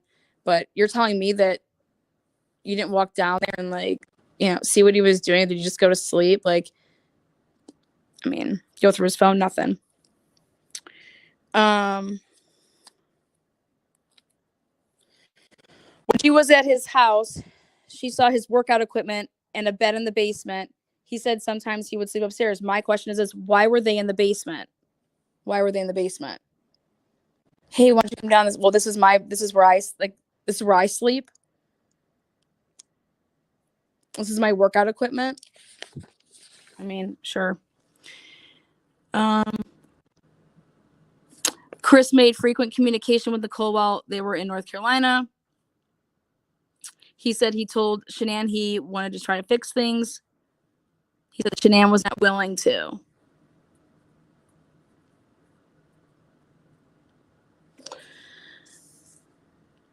Chris said he and Shanann agreed to have 50-50 custody, really because she told Cassie, I'm going for full custody. Chris is saying he is the person trying to save the marriage and Shanann does not want him. Now, again, those are her words. I can tell you this. He didn't understand why she was lying in her Denver, that interview that she did when, her makeover interview.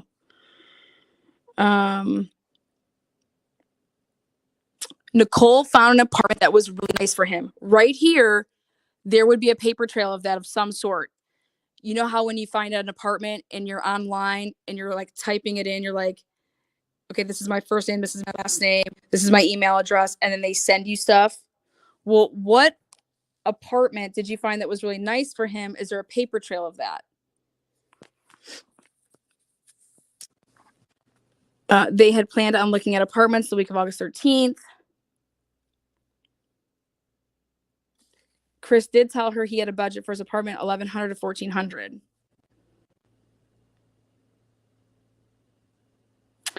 $1,400. Chris said she made close to the same amount of money as he did. This is where, how in the world does Chris think that Shanann makes as much money as he does? But I'm telling you, he really did think this.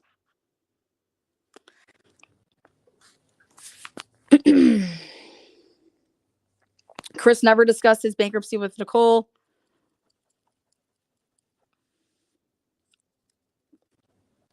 He said Shanann wanted everyone to think they lived a certain way and they could not afford it. Yep. He never was mean or hostile when he mentioned it, though. They were housebroke all the time. That's true. He talked about their relationship lasting as long as it has because of the children. Again, not lying.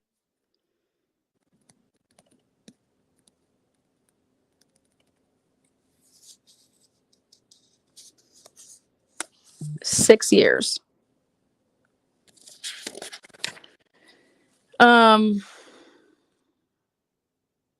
Right here. Chris had never mentioned Shanann was pregnant in any of conversation with Nicole. He lied to her because she would have never wasted her time on him in the first place. How would he know that? How would he know? Did she say to him, well, your wife better not be pregnant because if she's pregnant, we're not kicking it anymore. How does that even come up in conversation? Oh, you know what, Chris, I can be with you because you have two girls that are already born. But you know what, if your wife was pregnant right now, I wouldn't be with you. Why would Chris think that you wouldn't be with him?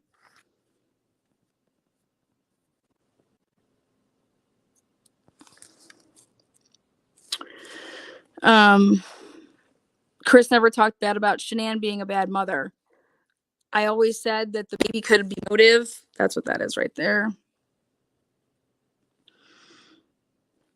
When he came back from North Carolina, Nicole saw him a few times. She saw him Wednesday and this past Saturday. He wanted to see her more, but she wanted her space. When was he supposed to see her? Her space? B, you saw him twice. Wednesday, he came to her house. Again, they went to Lazy Dog. Chris never mentioned a Rockies game that night. What?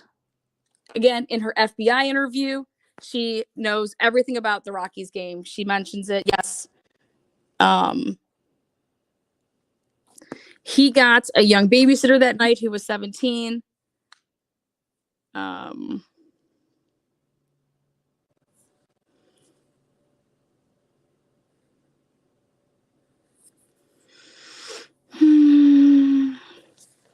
think this is pretty important. Chris told Nicole she was on a business trip. He said she was coming home really late on Sunday. But like, let's plan this, quadruple homicide.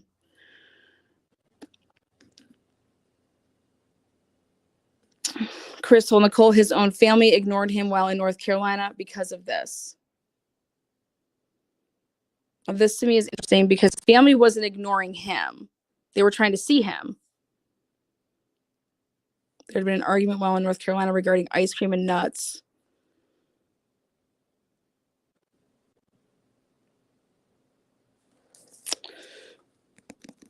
Chris told Nicole if Shanann ever had any medical conditions. Never mentioned any of these medical conditions. Nicole said her relationship with Chris was healthy.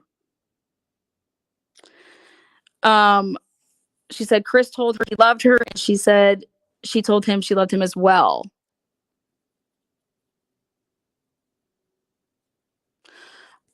She said Chris sent her flowers. Okay, how do you send flowers, guys? You send flowers by using obviously a credit card. You can't pay cash. Could he use one of the gift cards? Anadarko, sure. Again, I called every flower place trying to see how far back their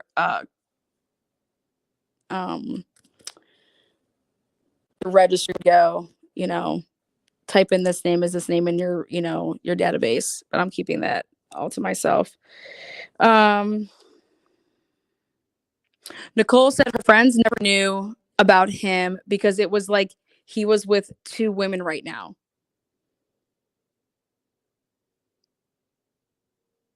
So that contradicts everything that she says right there. If he had been divorced, she did not believe she would have told anyone about him, even if like he was divorced. But you're saying I love you to the guy? Like what? It wasn't fair to his family affair. Nicole still didn't know what was truthful or what was a lie. If she would have known some of this, she would not have engaged in any of this in the first place. What is some though? If she would have known of some of this. So if you would have just known of a little bit of it, like Nicole began crying and talking about Chris's children and the overall situation. She said she could not understand how anyone could do this. She was obviously upset, and we discussed her getting mental health assistance. We discussed the phone call between Nicole and I. That was the Sunday one. She was not certain what they talked about during this call. She recalled hearing a television on during the call. Again, she said there was not a television in the basement. If you were there so quickly and out of there so fast in the basement, how would you know? Unless Chris would tell you, oh, there's not a TV down here. She said she did not know where he was and why he was watching television when it was so late. What are you talking about? So late. You guys talked on the phone all the time during that time. 9 p.m. is late. She mentioned that Chris Watts would stay up till 11 and 12. So why would that be late? She said this was odd behavior for him. Okay. What are you talking about? In North Carolina, he's up way later than that, talking to your dumbass. During his call, he told Nicole he had to go to the field, not the office. He said he had to go check on a valve where there was a release. He said he would not see her in the morning. She said this is not uncommon, but typically he goes to the office, but it's not uncommon.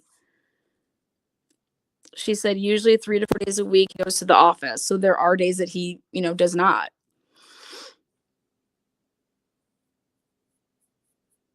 So where she states that she went to the museum. Nicole recalled there's a camera on the front door of Chris's home. Recalled that. She said he never used the key to access the house. I mean, how would you know that? I always look for words like never, always. Again, think of when you had to take the SATs and ACTs. When people are saying words never, always, look at what they're talking about.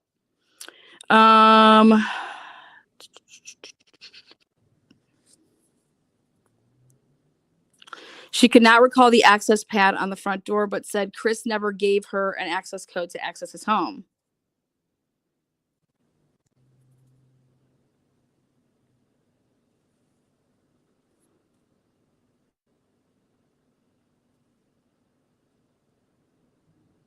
Nothing he said was alarming that day. Speaking of Tuesday, she said she left work at 3 p.m. according to her time card. She returned home to a good friend, Jim. This is where Gina, oh God, I just want to stab her. She refused to provide his last name and said he does not know anything about this event and does not know Chris. Jim was her house guest on Monday.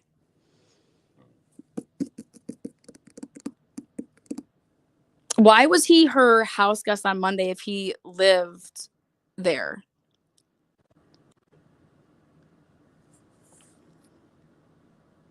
She said Jim is a very close friend, but they do not date each other. Well, God, I hope not. I hope they're not dating the world.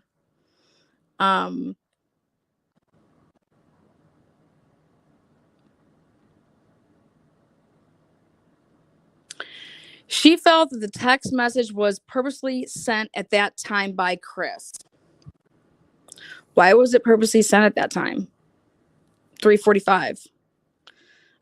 This is the first text he sent Nicole about his family being missing.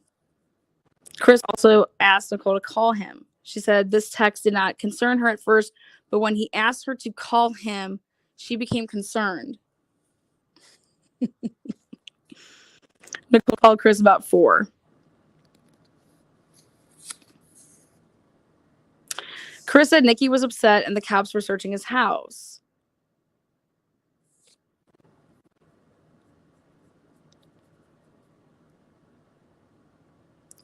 Nicole thought maybe Shanann was in a rush and left the stuff behind, but knowing Shanann was always on her phone, so they always talked about that, Nicole found it strange.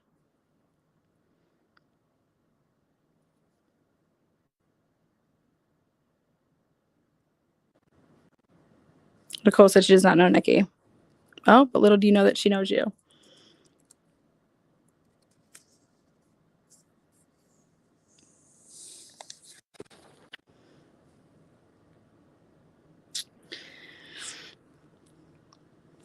She said Chris told her a story that Shanann had asked him to wake her up before he left for work Monday morning. Chris said he went to get her up. Shanann is usually sleeping when he leaves, according to Nicole. He said she woke up and they got into an argument and she was being pretty mean. She told Chris that she is pregnant and said the kid was not his. Now, I want to speak on this.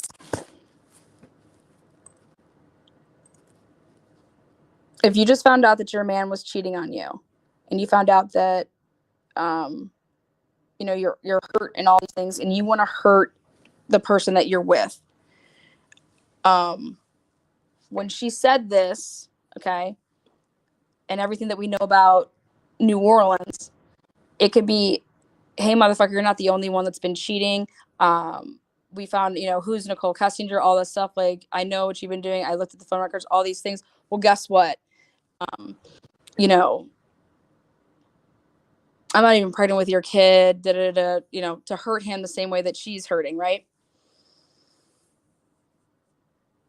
Because the reason this sticks out to me is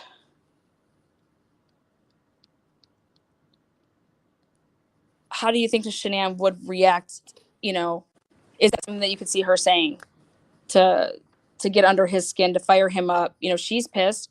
I'll be damned if, you know, now whether or not it's true or not, can you see her saying that? Well, what if she went as far as to say, and it's not just this baby, you know, Cece's not yours either. Therefore, you're not even going to have any rights to Cece because she's not yours. So when the DNA tests come back and Cece's not yours either, you know, you're going to be barely seeing Bella. I'm going full custody. Cece's not even yours, and this baby isn't yours, and just, you know, all this stuff.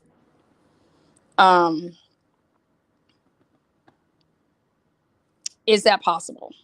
And the answer is yes, it's possible.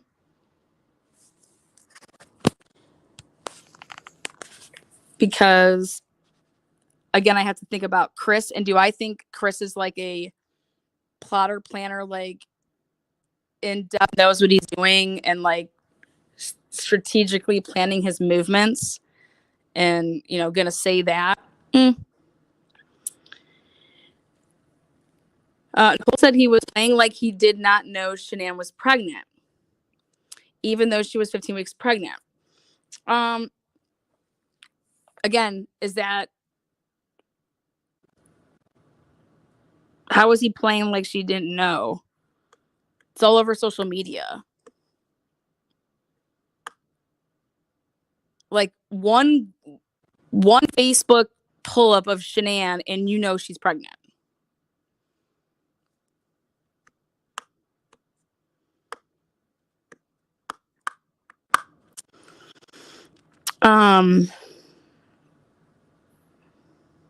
Nicole asked Chris if he believed Shanann was pregnant, as she did not find out until Tuesday in the media she was.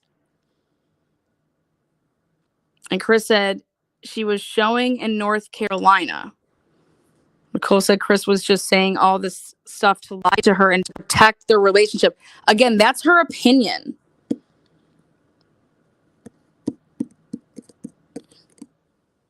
Go back to him finding out they're having a baby in the first place.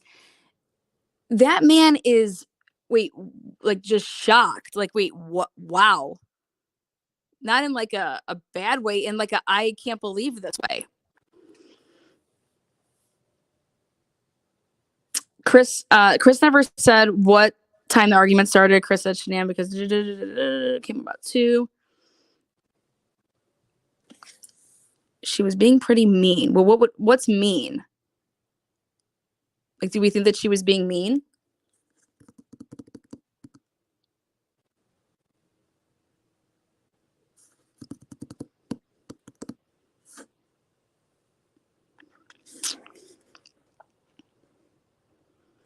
I also think she's probably talking shit about Chris's dad. Because that's his trigger. He never cared that his mom and Jamie and them didn't get along with Shanann. That had 0 phase on him. His dad, it was the first time that he didn't show up for something. You know, for if Cindy didn't go to the birthday party, okay, whatever. But for Ronnie not to go to that birthday party, and for Ronnie to put his foot down and tell Chris, I'm done with this. I'm done with her. Like, this is not going to keep on going on. You know, she's writing some stuff on Facebook. And I know that that's true because I talked to Ronnie, and Ronnie told me what he said, that they had that talk. So that was his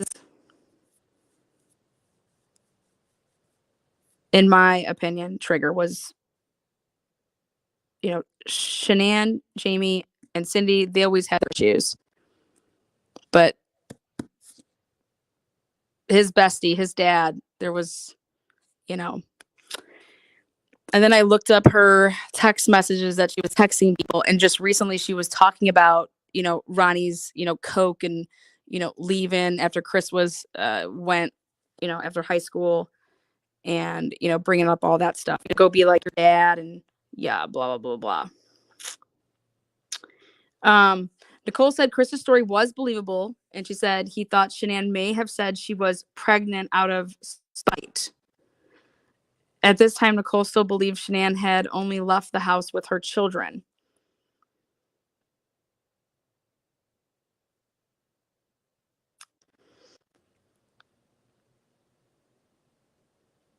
Chris said he had a friend named Dave who is a policeman. That's true.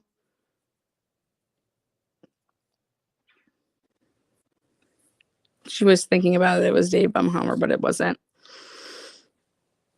Right here, she's saying that she went to work on Tuesday during her lunch break. She reviewed the media and found Shanann was 15 weeks pregnant. What do you mean she reviewed the media? What does that even mean? She said she was concerned because a 4-month pregnant, woman would be showing, and she knew Chris was lying.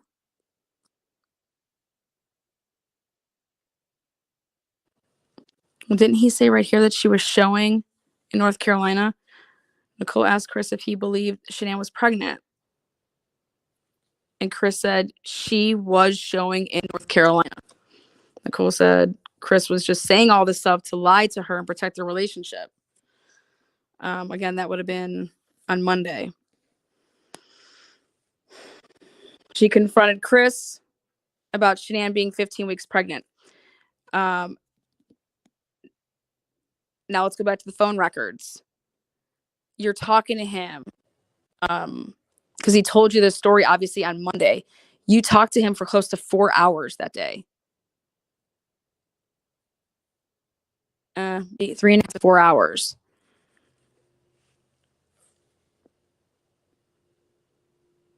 And remember, that would have been the day. On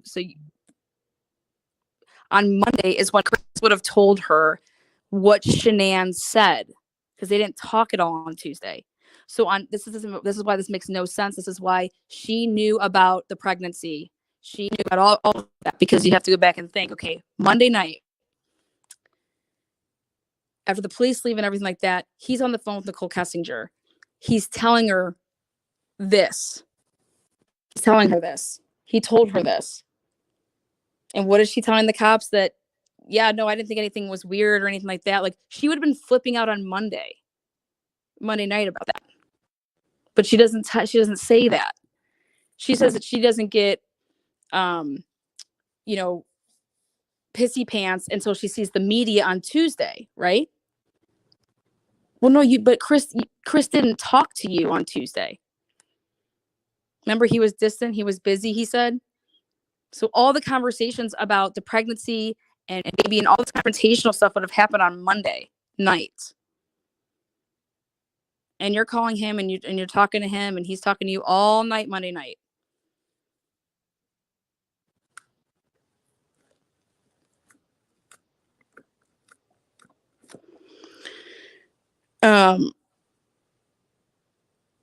So this doesn't make any sense. Because here, where did she talk about the media again?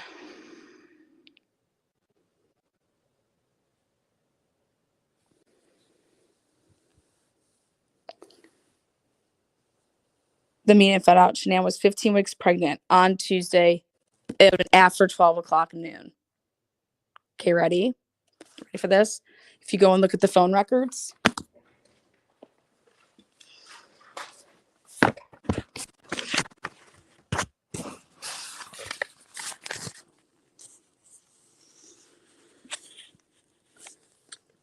Chris.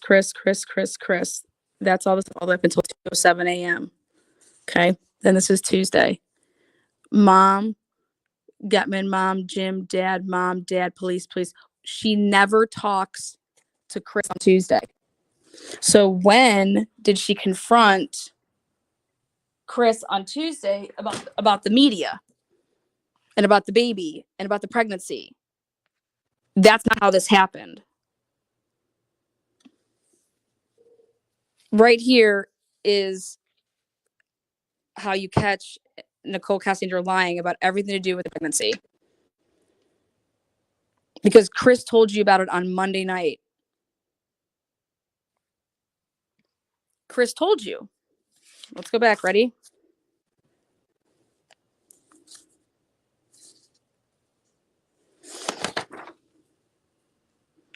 Nicole called Shanann not coming home on Monday night. She said Chris told her a story that Shanann had asked him to wake her up before he left for work on Monday morning.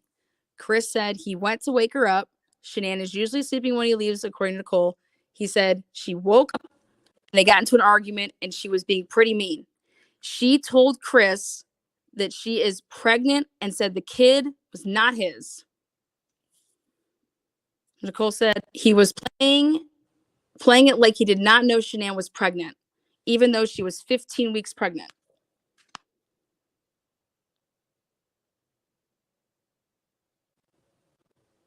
But isn't that when you found out that Shanann was pregnant, when Chris told you this on Monday night? Yes. Right? Ding, ding, ding, ding, ding. Yes.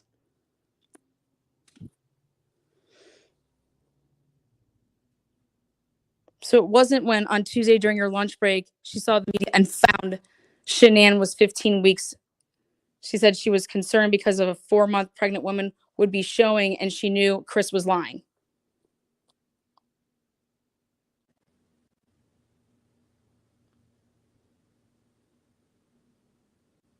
But this is her way of lying. No. The way he said it to me was like he just found out. No, now you're full of shit.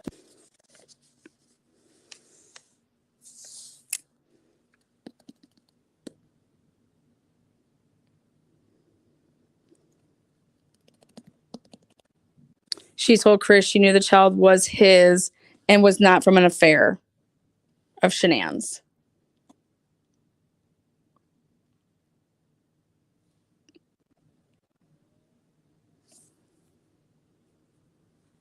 She continued to encourage him to go find his family. When? Where? She didn't talk to him at all on Tuesday. Nicole confronted Chris to stop lying. When? They didn't talk at all. So that has to be all in texts. So Chris would have those texts unless he deleted them. She said on Tuesday she started to become suspicious of Chris. She said he did not seem to be concerned as he should be, and he was more concerned with their relationship. Really? Because you said that he was a mess. Remember? You said he was a mess on Tuesday. Now he's more concerned with your relationship. Nicole does not believe Chris ever went to go look for his family because he was told not to. Nicole recalled speaking with Chris on Monday night and he was sleeping. What is she talking about? He was sleeping. B, we have your phone records. You were on the phone with him every hour for an hour. She thought this was strange due to the situation with his family. That's not true. Again, pulling the phone records. Why is he sleeping? You're on the phone with him. The whole, look at this. Like, like what?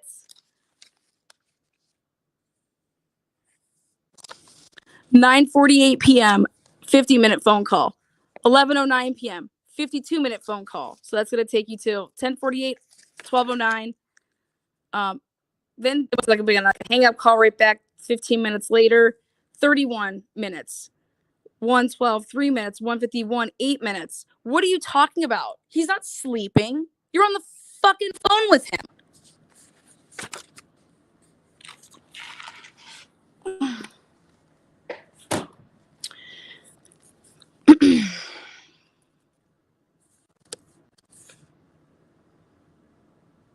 And then my comments here. How can you be sleeping when you're talking to somebody but they're sleeping? Nicole challenged Chris about Shanann being pregnant. Chris then told Nicole Shanann was pregnant with his child. And I say, when did this happen?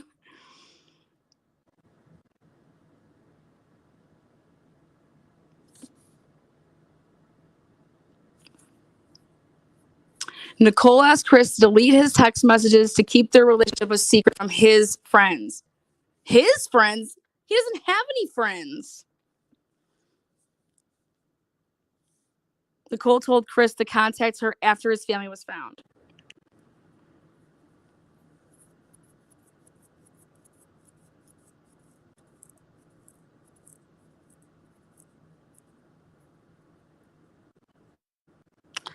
That was her last text on was again, Nicole texted Chris and said if he had done something bad, he was going to ruin his life and her life. At this time, Nicole started to think Chris had hurt his family as he lied to her, and Shanann had not returned. Nicole said she was scared because she did not know who Chris was anymore. You've known him for 6 weeks. You don't know who he is, period. Again, right here is where the shift happens, and now Nicole recalled another conversation on August 13th. Chris told Nicole Shanann had the wedding ring.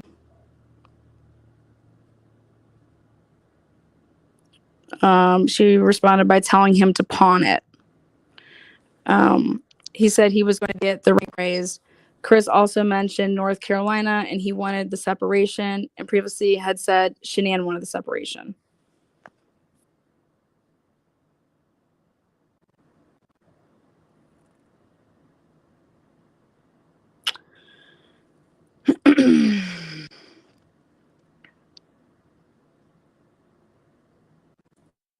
Nicole spoke with her father about the situation, and they decided to come to the police. She said she wished she had come in earlier, but it took her a few days to process what was going on. What would you take a few days to process? You didn't think it was a big deal. You didn't think anything was wrong on Monday. Okay. Then, Tuesday, okay, they're not back. And you supposedly want to say, quote unquote, through the media. No, you got embarrassed. You were embarrassed because now your family knows that she was pregnant. Your friends know that she's pregnant, and you have to save face and act like you didn't know that she was pregnant. And I'm going to tell you when Chris told her that she was pregnant.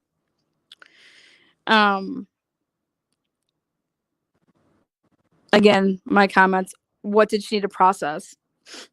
Chris never said anything about hurting his wife or his children during any of these conversations, and had never done so during their relationship.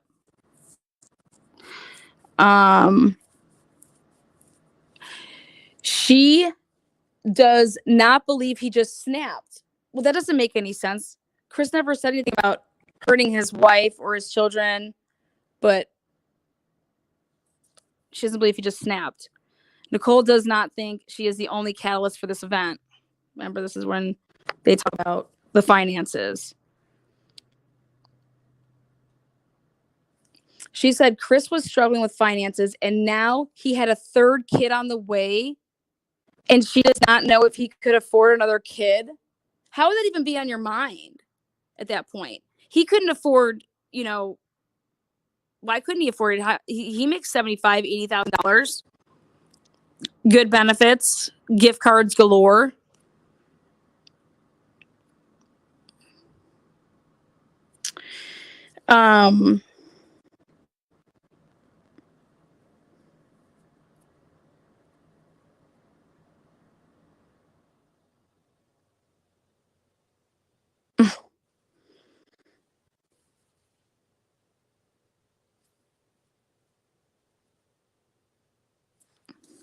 Nicole feels money is the biggest catalyst for this, ever happening. Right here. Nicole said she is very financially stable, and Chris said he did not know women like her existed. This is a bunch of bullshit, because remember what she said in her interview? I said, really? Because according to Chris Watts, Shanann Watts made the same amount of money that he did. So this statement can't be true with the other statement. One of them, if Shanann Watts is making the same amount of money as Chris, And that's because no. Like, fly kite.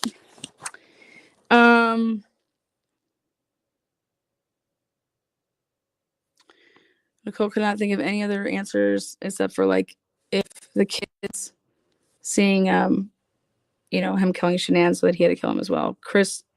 She said Chris loved his children. I inquired Nicole about her friend Charlotte.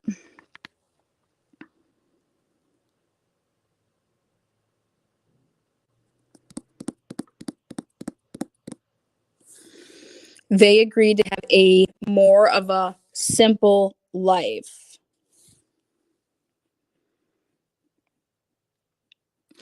Chris and Nicole talked about marriage offhand. These were not deep conversations. Get that wedding dress, boo.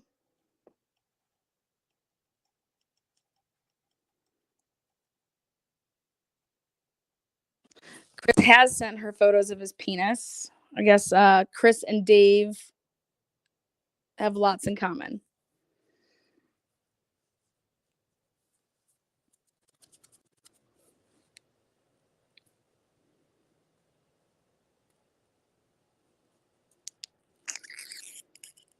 Chris always told Nicole Shanann was a good mom. There was no indication of any abuse or other concern. That's a really weird question, I think, just to ask Kessinger, period. Like, why was this asked? Why would they even, be in the line of questioning? But it was in the line of questioning because I think that, obviously they had seen Shanann's phone and whatever she was Googling and texting and all that stuff. Why are you asking about these parenting questioning and abuse?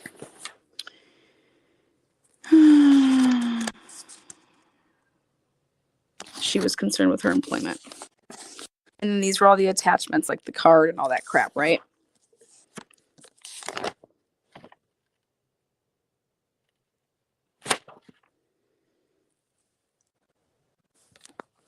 Then now it's the 17th. Let's see. So we have supposedly called to say she was his girlfriend at 8:14. FBI interview at 8:15. Thornton 8:16. Woo! Nicole Kessinger, come on down. Shit, girl, you're killing me.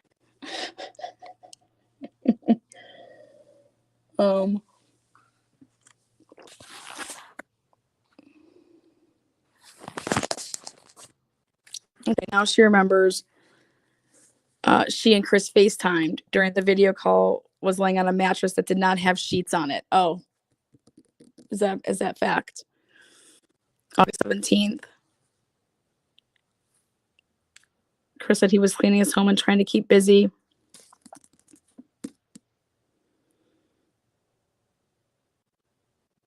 Nicole said Chris was fixated on her and was staring at her during the video call. Again, I call bullshit on all of this. Nicole admitted to talking with her friend Charlotte about Chris and his children. Nicole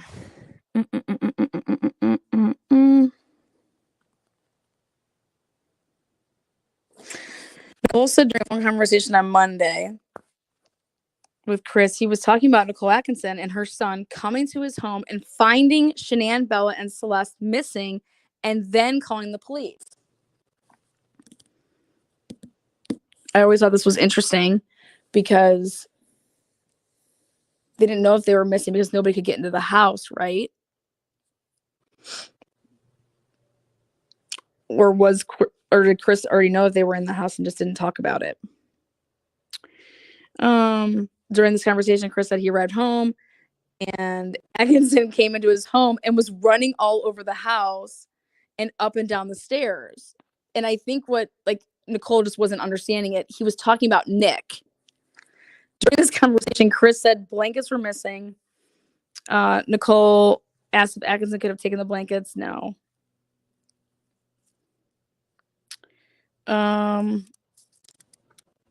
She said Chris told the babysitter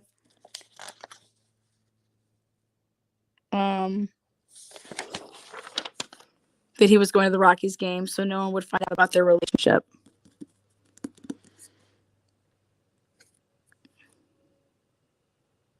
Okay, now I call bullshit on this. Ready?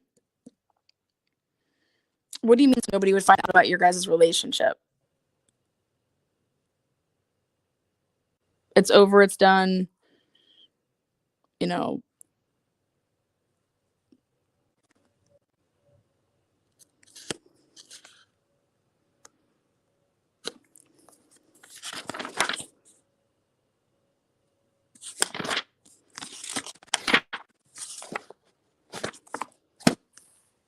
What's going on, Nicole Kessinger? What's up? What's up? Okay, so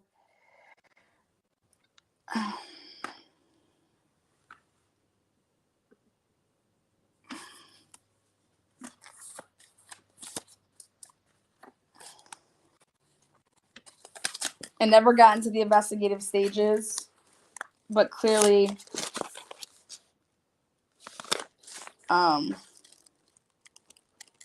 also in shock, like when you're being questioned and stuff like that.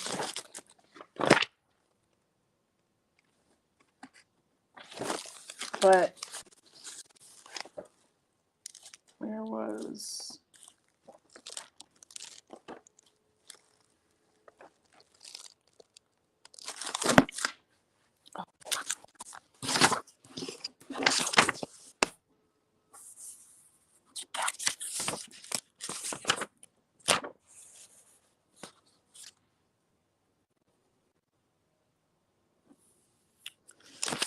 seven?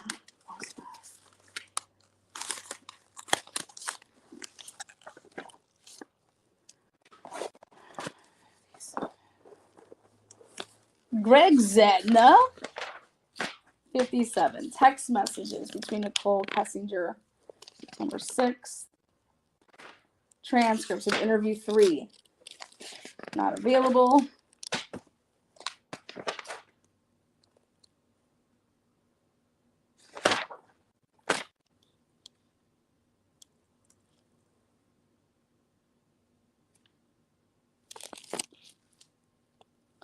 And this is the accused group gets put in here, man. So we know we had crazies in here. The posting was under the name of Laura,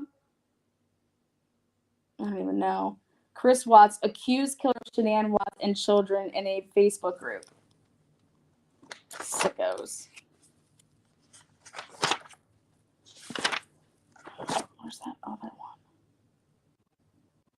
Greg Zetna.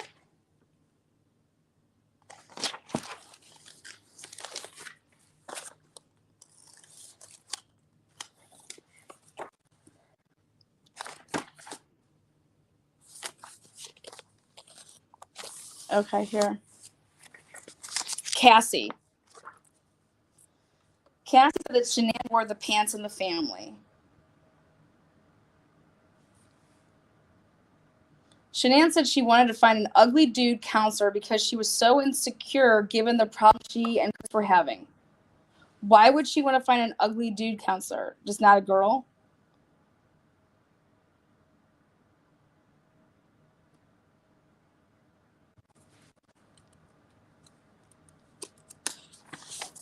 Cassie said that on Saturday night, Shanann was clear with her fear that Chris was cheating on her.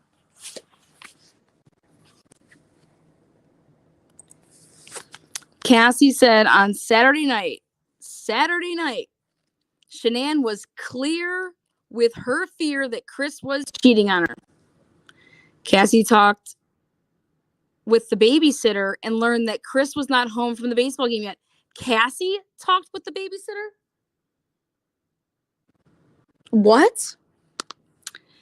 There was a charge alert that came through for a place about 15 minutes from their house.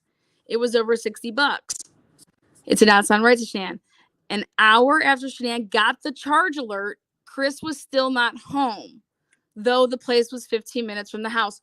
When you are breaking stuff down like this, ladies and gentlemen, okay, they knew everything. They tore that shit apart at that moment, and it was activation cheat mode. Cassie and Nicole were also in fear that Chris was cheating on Shanann. Shanann then talked with Chris in the room, but did not drill him over it.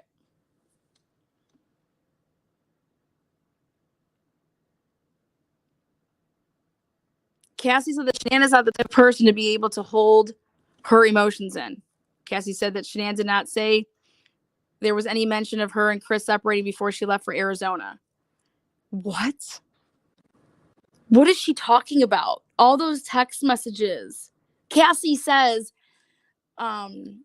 she starts cursing. Fuck him and what? I mean, I don't know what world these people are in. Cassie said that Chris is a great guy, but there's no others to be concerned about regarding Shanann's disappearance.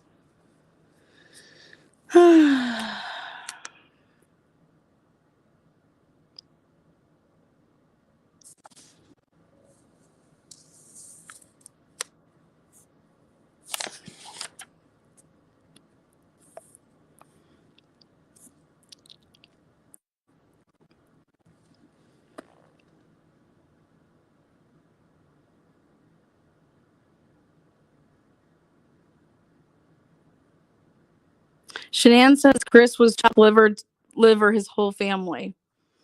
Shanann says they're out of her kid's life now. She wants to block them. Cassie says she would keep them on Facebook, but not talk to them or make it a point to be around them. Again, look at this. 7:15, 7:09. Ready?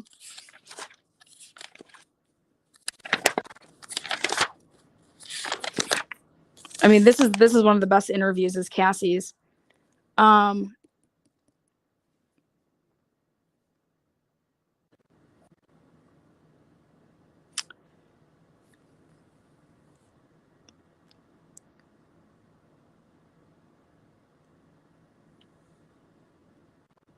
Before Shanann left for North Carolina, she and Chris were having sex 3 times a day. Based upon the information that Cassie gathered from Shanann, Cassie and her husband, Josh, both believed that Chris had probably been cheating on Shanann, but Cassie did not tell Shanann that she thought that. Wow, what a great friend.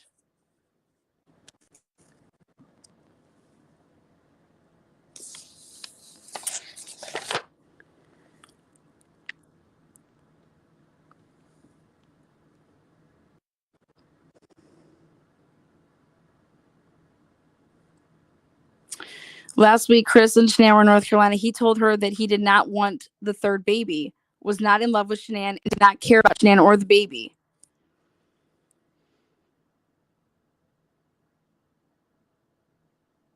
Once Shanann flew home to Colorado, she only texted Cassie because she did not want Chris to know she was discussing their problems with others. What?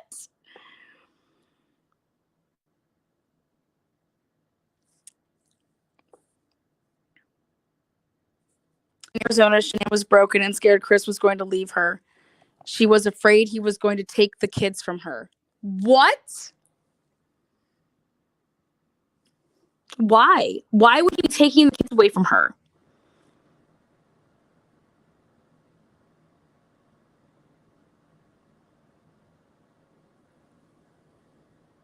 Chris and Shanann decided to have their own gender reveal ceremony together, which was recorded and posted on Facebook. What? This is not even true.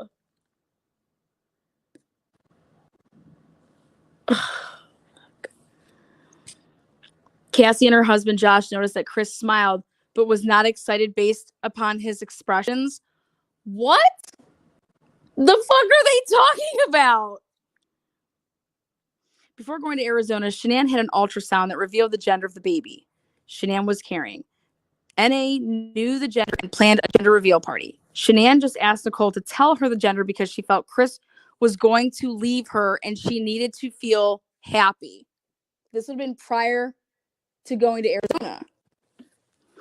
Chris and Shanann decided to have their own gender reveal ceremony together, which was recorded and posted on Facebook. Hi, Allie, 79. Woo! Cassie and her husband Josh noticed that Chris smiled, but was not excited based upon his expressions. Cassie talked to Shanann and encouraged her to talk with Chris and to be calm. Shanann had him on speaker for a phone call once, and Cassie heard that he did not want to talk to her.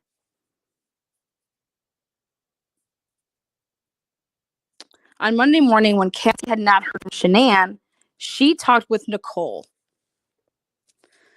Nicole, being in Colorado, could go look at Shanann's house.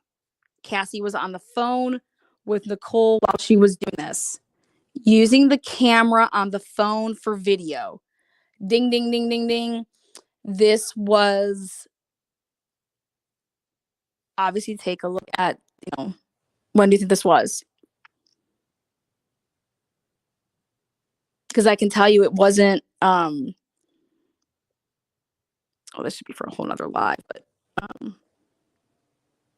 you guys see that right there? Cassie was on the phone with Nicole while she was doing this, using the camera on the phone for video. Shanann's car was there in the garage, and Shanann was not answering. So they grew concerned about Shanann's health. Nicole tried the code for the front door, but there was an internal door latch that prevented entry. The latch was there as Shanann was worried her kids would open the door. Cassie started texting Chris, 12:16, 12:43. She told Chris that Nicole was at the house and they were concerned about Shanann.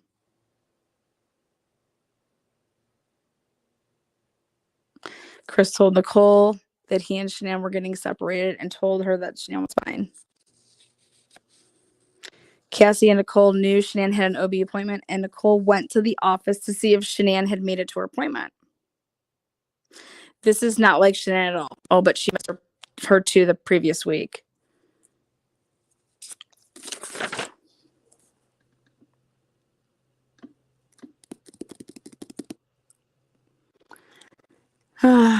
Cassie warned Chris that if he was not there in 30 minutes, she was calling the police.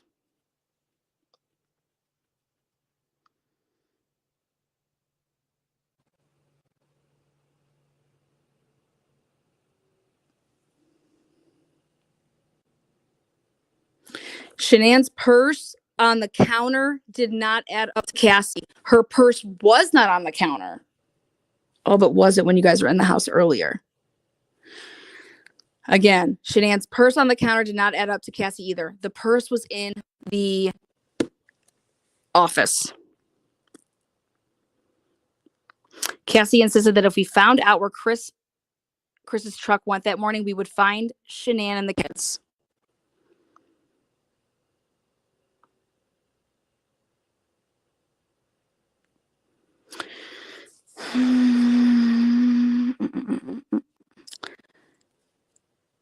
He never posted. He deleted his Facebook account while Shanann was in North Carolina. That's actually not true.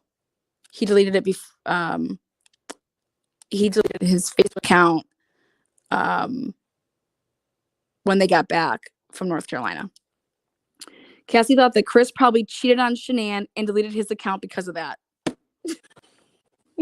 Dude, they're in Arizona going full ham, Googling everything, looking up everything. They're going ham on all of her stuff.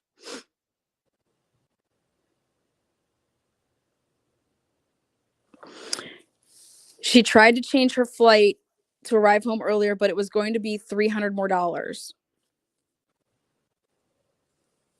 Shanann said she was going to be exhausted. Shanann wakes up with Chris every morning at 4 a.m. for her morning routine. She showers, so Chris wasn't lying, gets ready for the day, gets the girls up and makes them breakfast and makes the beds. Right here. Cassie said that Addie told her that Chris said Shanann left in the middle of the night. He never said that. Cassie told me that Chris was never involved in matters such as contacting the kids' school. Only Shanann handled contacting the school. Primrose is a very nice school, and Shanann fought hard to get the kids into it. What I was telling you guys, if you're going to Primrose, and you leave and you pull your kids out, you're not just, oh, we're just gonna not, be here for the summer and our kids get to go back, in the fall. That's not how that works. You'd have to be paying for that missed time if you really want that spot, because it's gone. She would never risk losing their spot by not showing up for the first day. And this is how I knew that she was lying. She would never risk losing their spot. Then you would never have taken them out in the summer, or you're paying even though they're not going, because they will give your spot up because it's a wait list.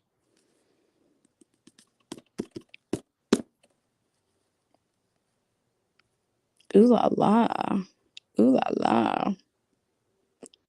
Ooh la la.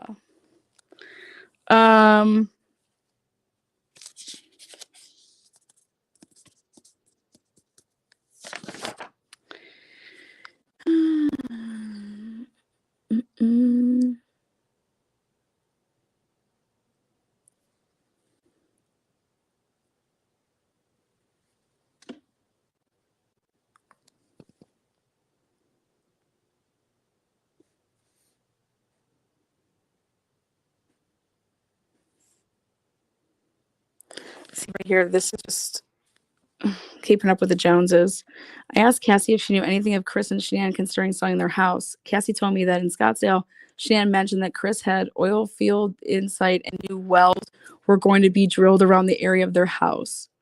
This will cause their value to drop. What? No. Mm-mm.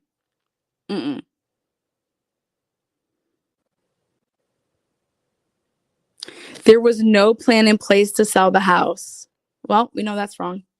Shanann said she planned to talk with the realtor Ann Meadows. Well, but there was no plan in place to sell the house. What are you talking about? This isn't even, you're contradicting yourself. Like, what?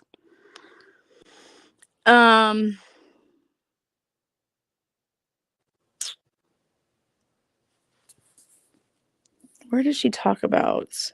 Oh yeah, here we go. Before San Diego in June, Shanann had hit the 80K link at La Belle. Shanann had told Cassie that Chris loves the money when she gets paid every Tuesday. Cassie said that they did not have money rolling in, but Shanann did not speak of any financial problems. Whoops.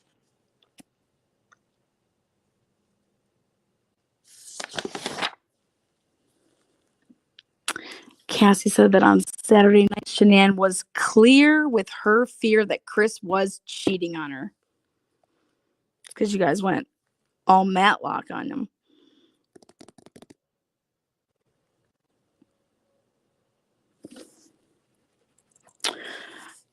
Where does she write that she'd talk to her every single day?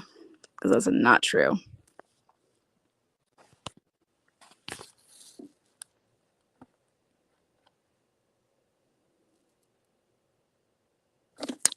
Here you go. Check this out. She said that she spoke with Shanann every single day. 7-9. Watch this. 7-9. 7-9. This was about Nutgate. 7-9.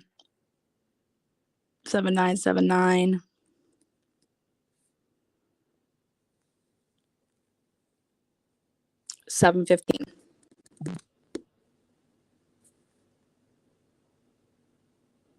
Now, Shanann says that they are out of her kid's life now. Shanann says she wants to block them. Check this out. Okay.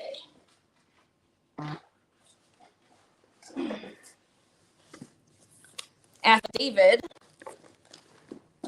from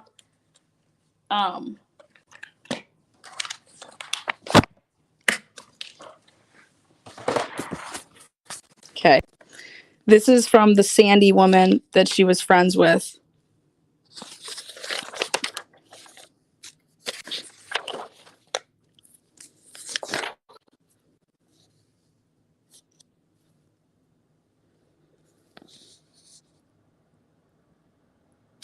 Okay. Shanann informed her that Chris's family did not make it to the party. They did not call or text to let her know that they would not make it. Shanann said She texted and called them several times during the party. Remember, I was in Denver. I asked to see Ronnie's phone. This is not accurate. They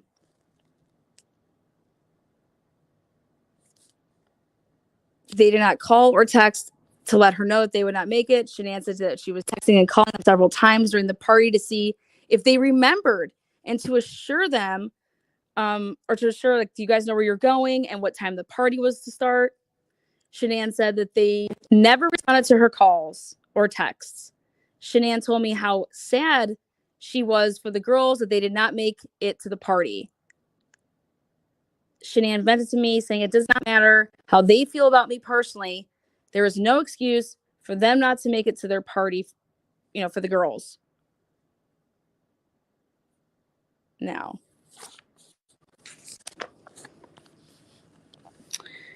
$7:15.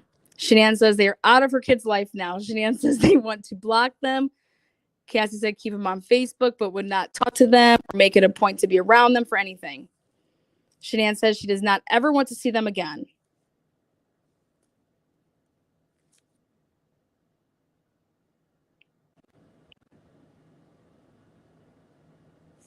Shanann says she got home from Celeste's party and the in-laws were a no-show. They were a no-show. The in-laws were a no-show.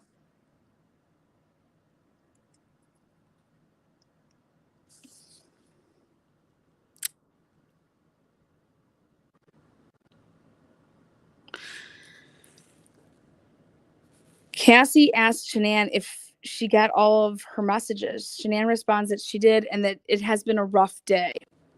So she doesn't talk to her from 7:15 to 8:03. Like, that's 15, I don't know, almost 2 days. Cassie asks why it's rough. Then they discuss possibly a home, and Cassie says they do not want to be in their home for any longer than a month, and they do not want to put them out. Shanann says they would put them out, and she cannot explain on text not a good time.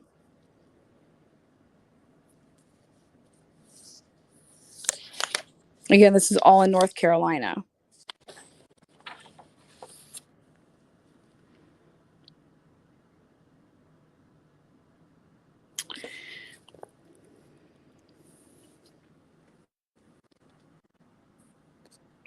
Eight six. There is a do not disturb while driving text from Shanann to Cassie.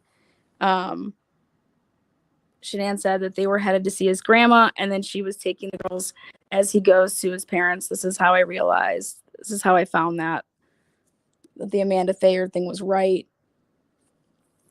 Cassie asked if he was going to talk with them. Shanann, who knows? Shanann says she is dizzy, lightheaded, and nauseous. She then says she has not pooped in weeks due to constipation.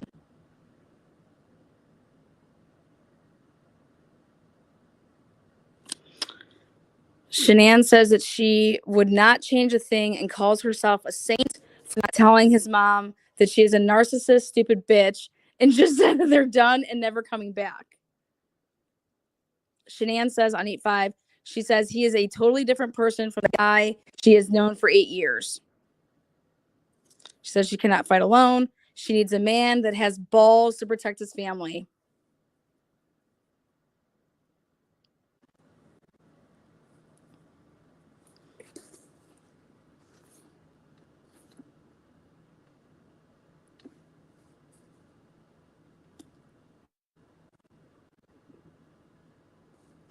He asked Shanann if the kids could see his parents, and she told him no.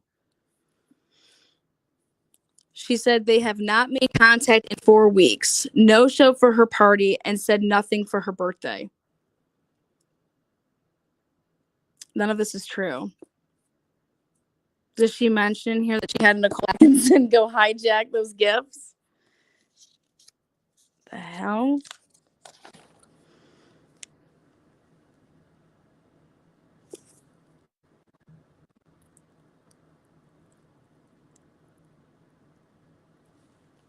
Why are you married to me? Because we love each other? He said that's all he can think to say at the moment. I'm sorry. I said, I love you because I'm the mother of your kids. You're not in love with me. I told him I think he enjoyed single life too well, and that I think he may realize he prefers to be alone.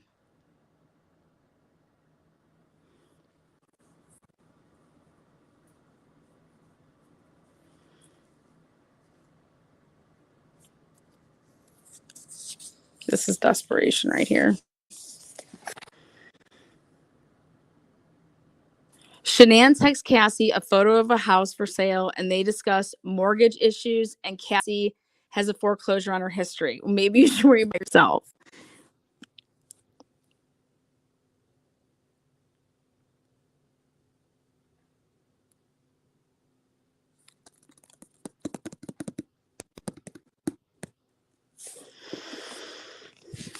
Cassie asks how the ultrasound went, not about any of her OB/GYN appointments. Just how did the ultrasound go?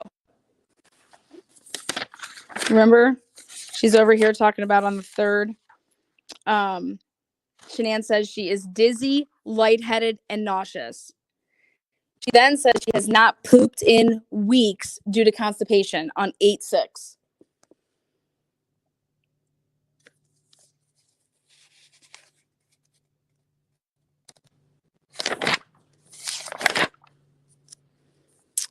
Cassie, how was the ultrasound? Okay. Great.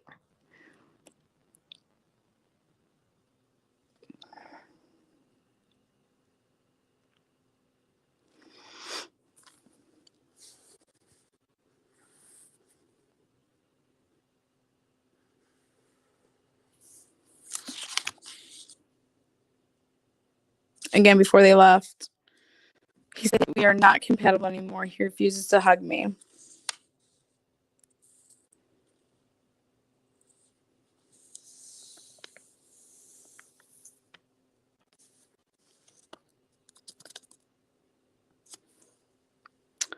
Cassie said that this was a load of shit, and Shanann said she cannot take anymore. She said he said that he had a lot of time to reflect his feelings, and that he said a few months. Shanann did not get it. Shanann said that he has never called her Shanann till this week. Shanann said that Nicole knows. Shanann told Cassie she wants to know what the fucking changed, and there was no signs of anything wrong. Zero. There was sex all the time, talking, going places and doing things. What? You guys didn't do shit. He just doesn't feel it anymore. Shanann asked Cassie how she makes him feel compatible again. You don't. Cassie asked if there was someone else, and Shanann told her he says no.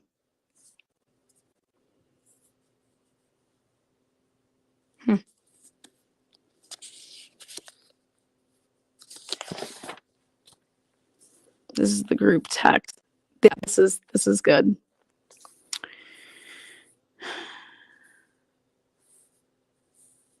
They agreed around Shanann texted to ask or tell someone to text Taylor about canceling the reveal.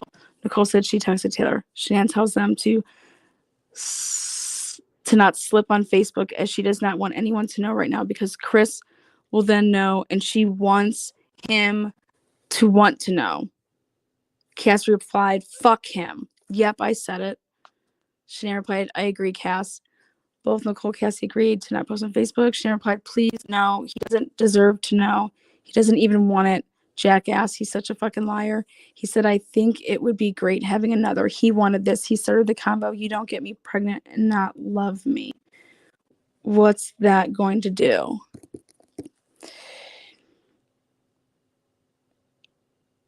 Shanann replied with, fuck him. I am nowhere near perfect, but I love unconditionally. I give my all. I do so much as a mom and wife, more than 90% of women out there. This fucking sucks so bad because I do love him and his flaws. This was a total slap in the face, stab in the back to the heart. I can't afford 3 kids alone in Colorado.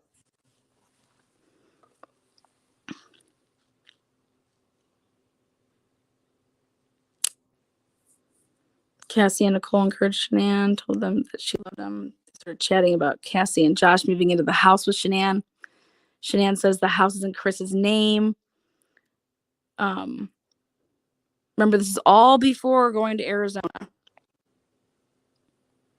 Why did she go to Arizona? They discussed that court would make them sell it before Chris just gets it. They encouraged Shanann further. Shanann replied that masturbating is an awesome stress reliever.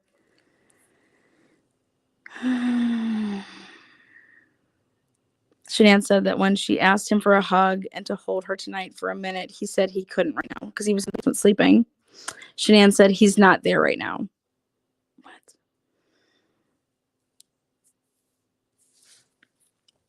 Remember this? She wants him to want to find out the baby. Shanann sent a screenshot of what appears to be her texting Chris. Do you want to find out together with me tonight on the baby's gender? Chris said yes. And Shanann loved his reply with a heart emoji. This was at 6:09 a.m. Shanann replied, please take 5 minutes today to write me and tell me how you are feeling. I love you, Chris, more than you will know.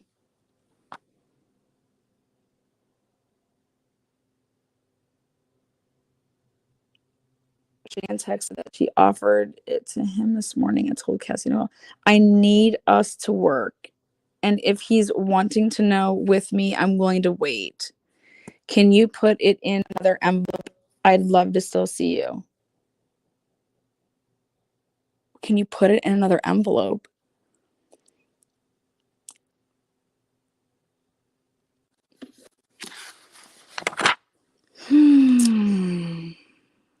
Cassie texted her that their interview went amazing.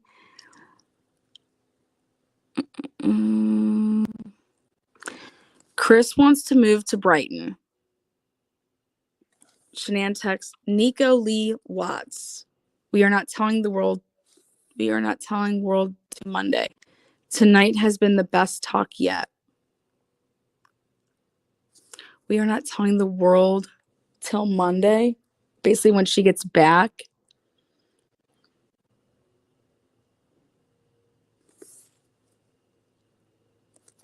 You want to see this? That's not what he tells Josh.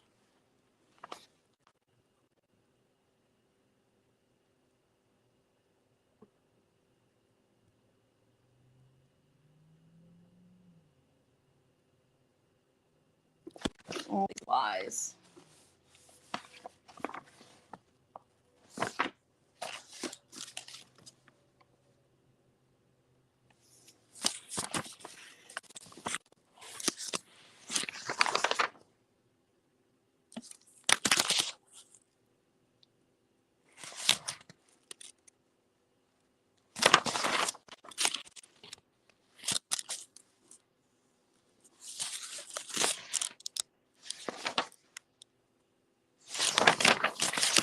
I don't know if you guys have ever seen the oh God.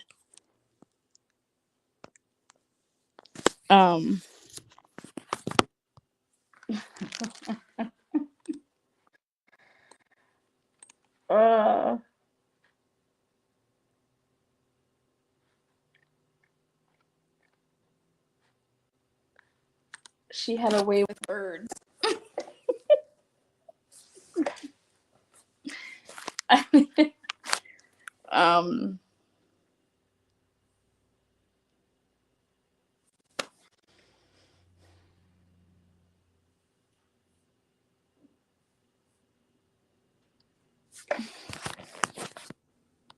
They redacted this too. That Monday, 12:25 a.m., saying that landed with the 3 sleeping emojis. They took out the other 2, the one at 2:01 saying that NA had made it home, and then the one at 8:53 a.m. See that blank spot right there? They had to take that out. They're sick. They're so sick. This is so. If anybody was when I was doing all my investigation stuff, and if you would have been in my group, this is just taking me back.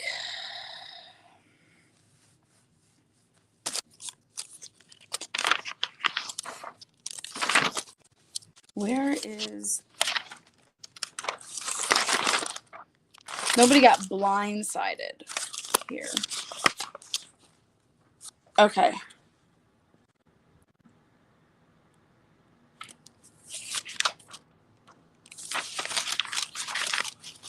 Wait, which one's this one?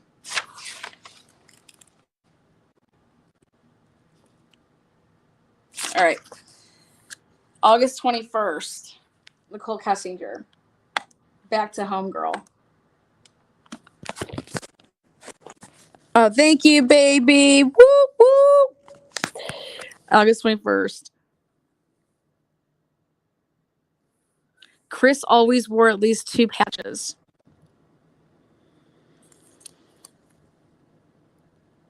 This is what she's saying. On July 4th, she went to set up his diet.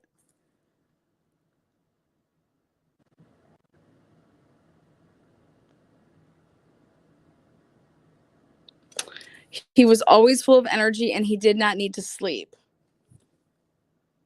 He really went to bed 11 or 12. Remember, I was telling you, so why would it be weird that he's up watching TV between 9 and 11? Like, what are you talking about? And sometimes he would fall asleep during the conversations, but, you know, she'd wake him back up.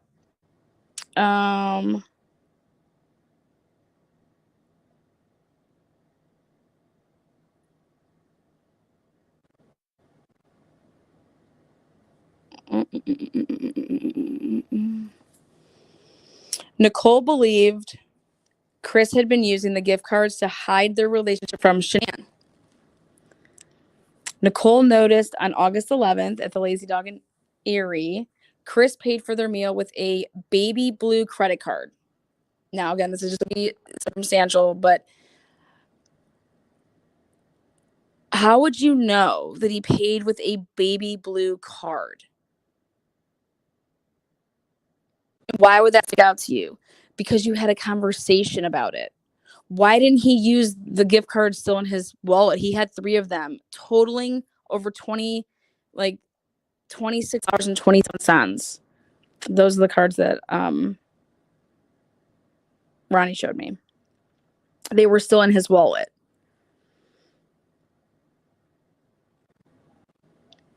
During this time, Chris also made it clear he was filing for divorce. See, but he's not lying to her because we know what Cassie is writing and Nicole and everything like that. I mean, he's not lying when he says that because Shanann's saying the same thing to her friends. Nicole thought it was unusual for Chris to pay with a credit card, as he has always used the gift cards. She believed Chris had nothing to hide anymore from Shanann, so he was not concerned with paying with the credit card that Shanann may be able to see transactions on. No, B, you asked him. You said, if this is over, then you go ahead and you pay. That's how you know that he used a baby blue card, because you asked him to pay to prove, hey, if you guys are done and then you go ahead and use this card. Because otherwise, what guy, just because they want to be a cheap ass, he would take out his gift cards, he would at least pay with whatever he could with his gift cards, and then put the other card on top of it. But then again, we are dealing with Chris, and I just don't think he's... But again, how would she know what color the card was unless she was making a big deal about it? Because, you know, I don't...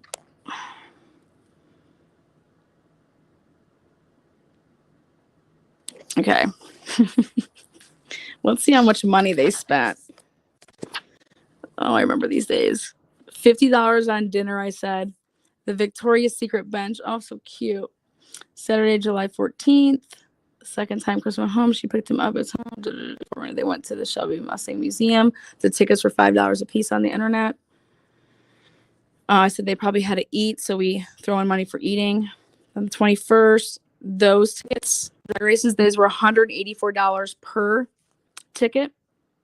Prior to attending the event, they went to the rooftop bar in Morris, Colorado. Looked that up.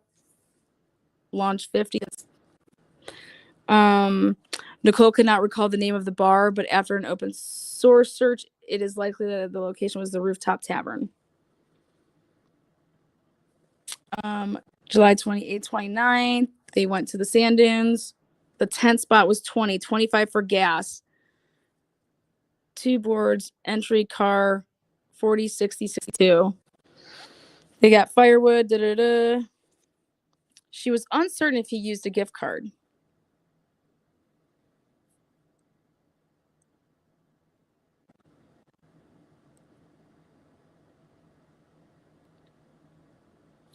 Nicole said that she stopped and went to BJ's.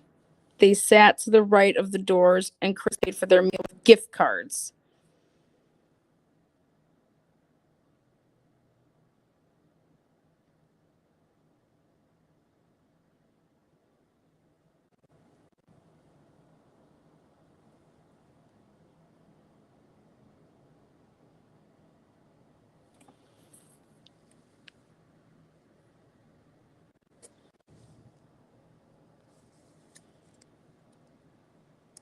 Nicole believed Chris was lying about Shanann saying she was okay with the divorce separation. But why does it fucking matter?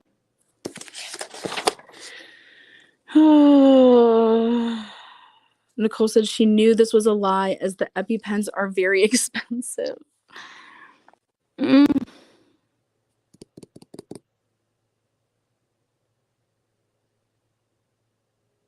He bought flowers for her. He took her out to all those places to eat. They would get food. He'd pick it up, go to her place. I mean, how much money did you think that he had in gift cards? Because when I did the whole countdown, it was between $1,500 and $2,000 that he spent in a 6-week period.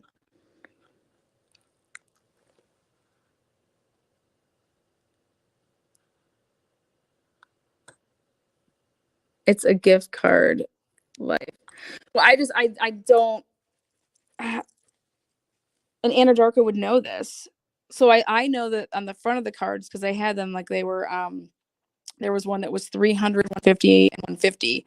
So it's $600 because he had 3. Well, I'll tell you this right now. Those 2 tickets, that's $400 right there. Going to the movie, $450. Eating here, I mean, this was way over $600. How much money did he stash up in gift cards? And then Shanann knew that he had those, and it would have been like, hey, babe, don't forget the gift cards so we can use them on vacation, so bring them with you. And then they get there, oh, man, I forgot the gift cards. Because the money's all gone. Maybe getting money from his dad. No, he did not. Oh, yeah, you like this info? Gonna have no voice.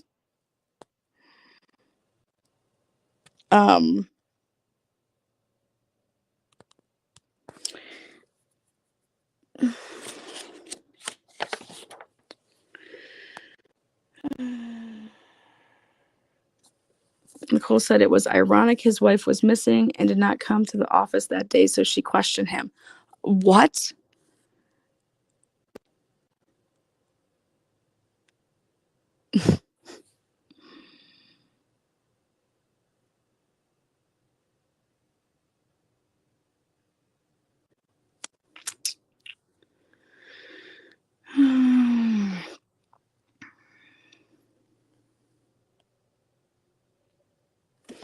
In the morning and told him to prove he had been to the site.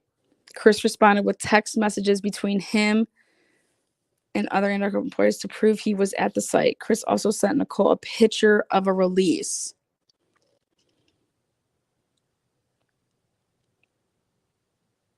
Now, you want to see this?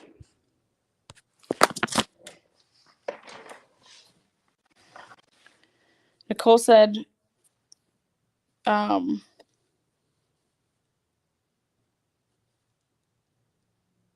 Nicole questioned Chris in the morning and told him to prove he had been to the site. Why would she question that? So at 7:43 hours, Watts told Roberts, yeah, I'm at Survey 3:19, 1 second. Watson took this picture. They're saying from his work phone.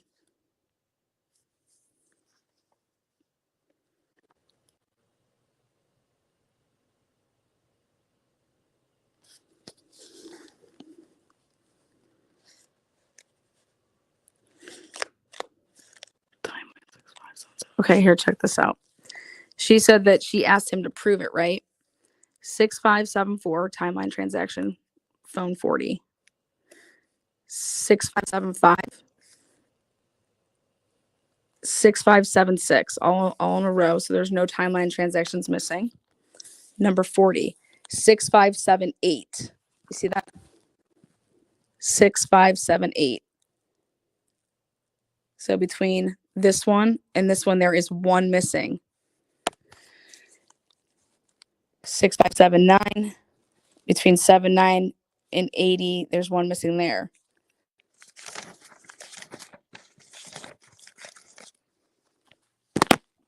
So then I did. What the fuck is Luke's shit?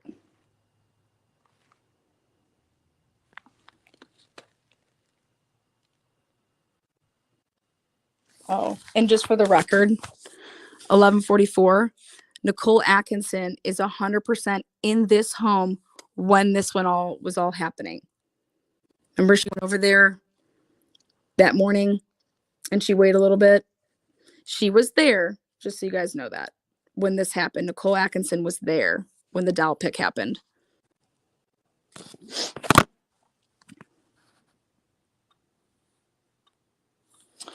Where is the...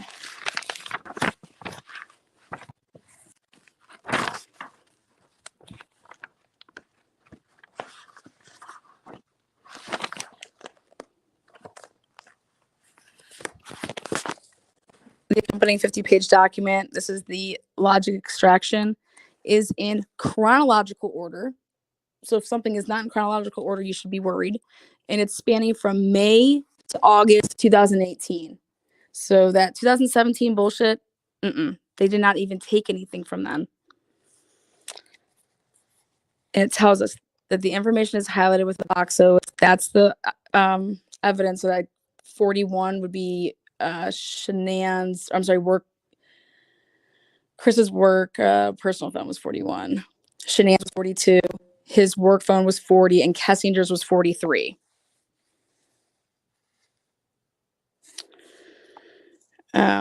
Using this example, the reader would open the item 41, Celebrite report, open the Apple device advanced logic report, open the timeline, that's the TL, content, and locate the timeline numbers 7672 and 7673.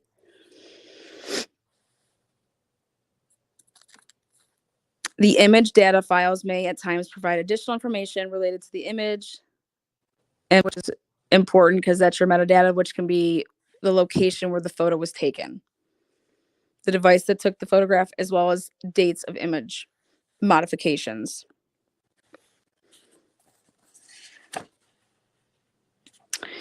In the near future, a follow-up warrant will be sought to manually search through this phone and access the secret calculator. That search will include any additional photographs or videos, any browser activity, and information related to the installation date. Amongst the other installed applications found on this phone, I suggest that the same warrant seek permission to manually inspect the alarm clock, Apple Watch, and Vivint applications. They hadn't even had this, and it was at the end of October that they did this, October 31st, and they didn't have the Vivint extracted. Unbelievable.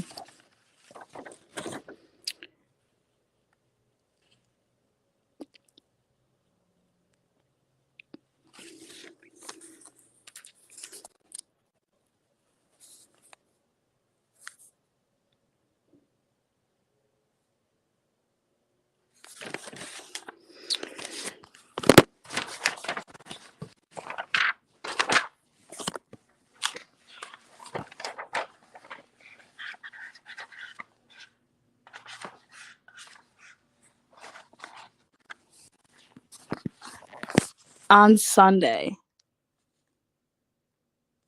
72 timeline transactions missing from Chris Watts' cell phone, his personal cell phone. 72 on Sunday.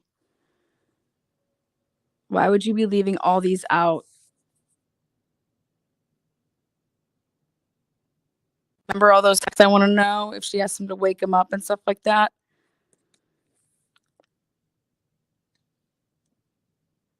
Did Shanann Watts text Chris on August 12, 2018, wake up when got home, like NK claimed in her first interview with FBI?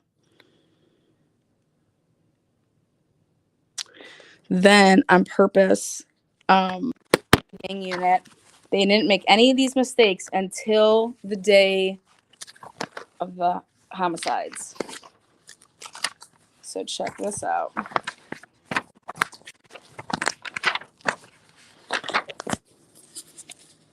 Okay.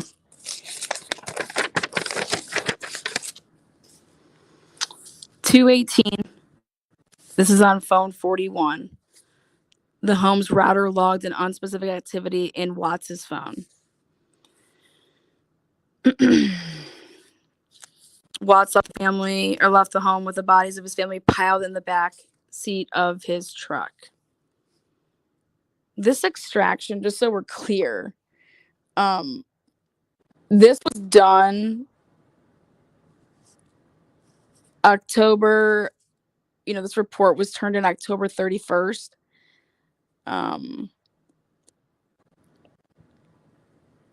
Which was, before the plea deal in November. All right. See where it says 40? That means it would be Chris's work phone. 40, Chris's work phone, see 6549 to 6551. So that'd be 49, 50, and 51. That's 3 transactions. Watts made 3 unanswered calls to Roberts. Okay.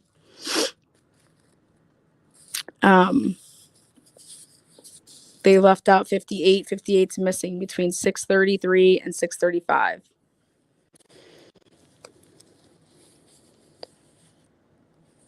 (63) and 64, they're missing. This is the day of the murders, and you're leaving stuff out. But I'll show you why. 69's missing. It's only 6:43 in the morning. 6:44.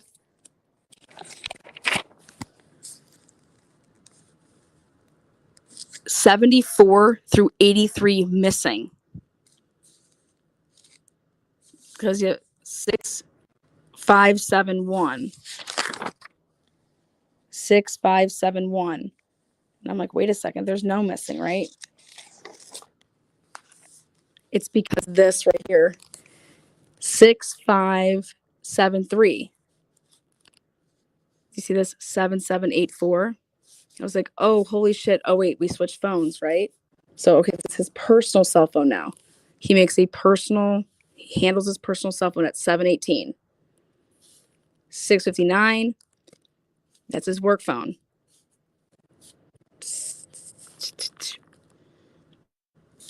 Watts took a photograph of his laptop screen, presumably sitting in his truck. 718. He's taking a phone of his laptop sitting in his truck with his personal phone.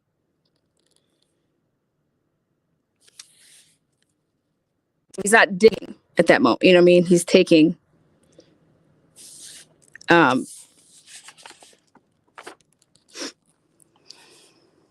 Watts sent the stage message to Shanann's phone about the kids, whatever.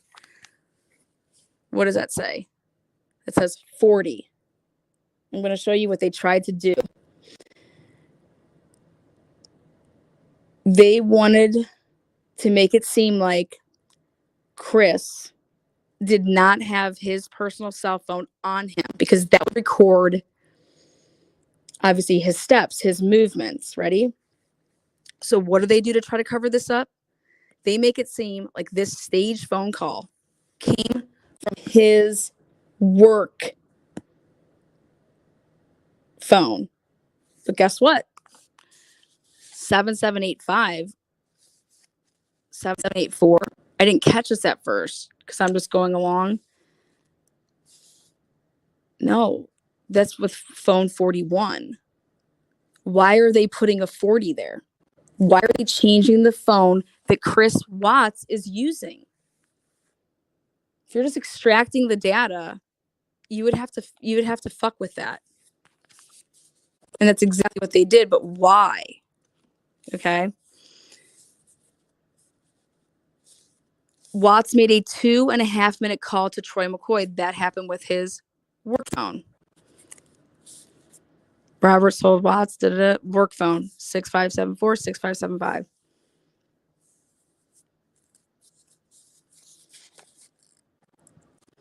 Keep an eye on that number, 7784. Watts made a stage 23-second call to Shanann. Again, they're saying it happened with the work phone. It did not. It happened with his personal phone. All throughout this whole extraction that they did, they never make this mistake until the day of the murder. Okay? Watts searched the internet for Primrose. They're trying to say that happened with his work phone. Because look at the time, 8:20, 8:25, 8:26. Then the Shanann's right here, 40. Later, Watts called Ann Meadows. No, he didn't call with his his work phone. He called with his personal. What are you doing? How are you fucking this up? You have to purposely do this. It wouldn't extract like this. Okay? You ready for the reason? It's so that you wouldn't be able to, number one, do what I did with the timelines and catch everything. But the main reason is to make it seem like Chris Watts did not have his personal phone on him in his pocket while working. And while with like that, it was the only time that he used his personal cell phone was if he was at the truck. Because you want to know why? His personal cell phone didn't record any steps. If you have to put the children in the oil tanks, you are walking up steps, which on an Apple, it registers as a flight of stairs going up. And depending on how many you go up, it could be possibly 2 flights to get all the way to that top.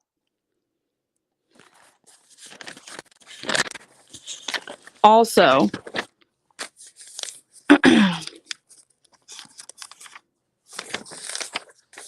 if his phone did not register any steps taken, his personal cell phone, the digital, activity shit. Thank you.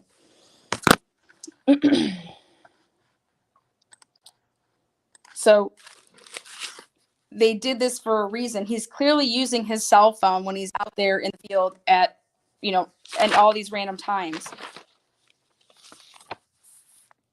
They had to take his cell phone, try to take it out of his hands because he didn't walk up the stairs. How do you get the kids in the oil tanks and not register that? Oh, he just left his phone in the car. No, he didn't.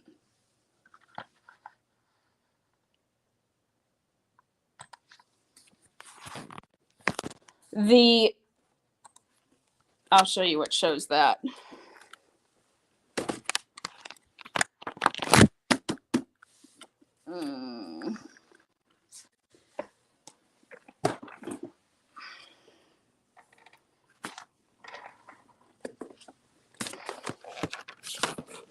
It was his.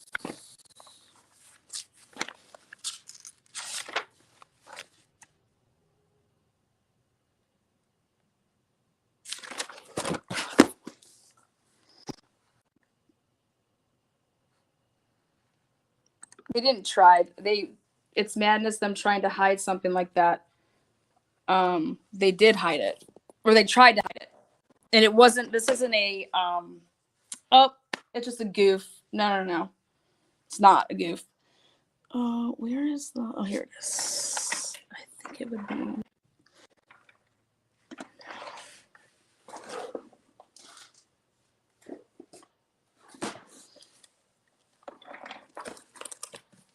I think it's this.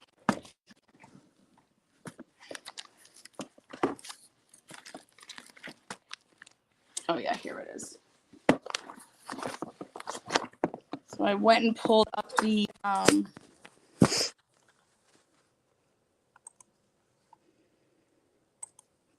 oh, thank you. Okay, so let's take a look at this. This is David Baumhammer's report. Okay. Woohoo! Damn that thing. Okay, see, item 40. Chris Watts' work cell phone. Item 41, his personal. 42, Shanann's phone. Item 43, Nicole Kessinger's. Okay.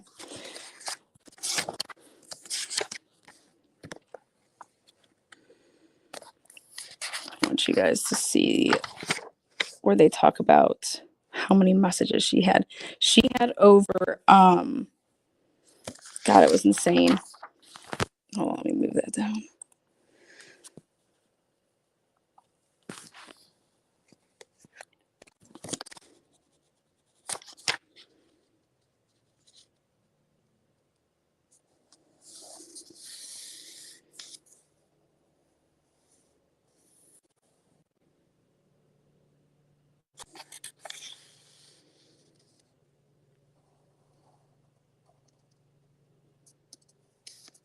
Okay.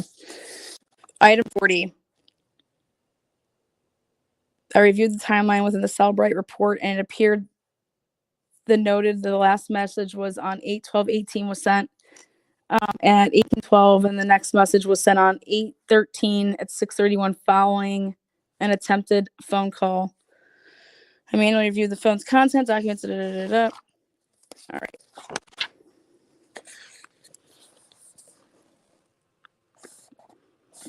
This one's the walking and running. This one is steps. See steps?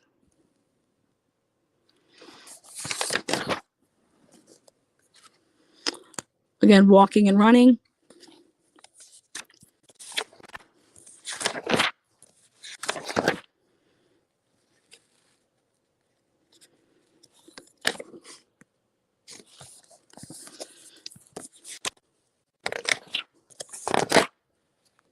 Flights climbed.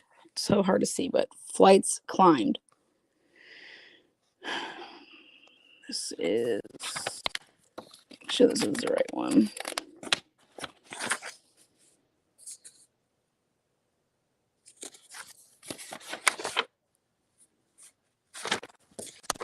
Okay. Flights climbed.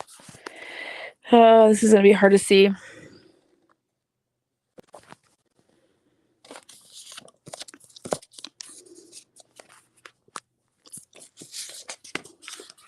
you see how there's nothing here? It doesn't start until after he gets home. When he gets to the police, he gets to their house at, whatever, 2:00 that afternoon.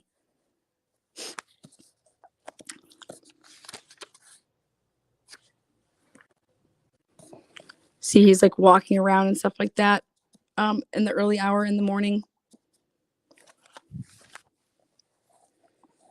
Flights climbed. None with his personal cell phone did he climb any between and when the babies would have been put in oil. Okay.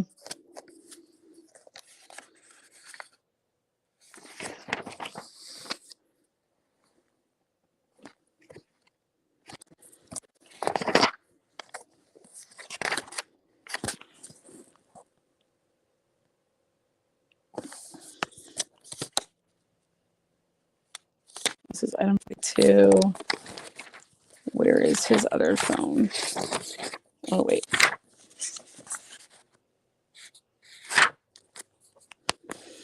No fights.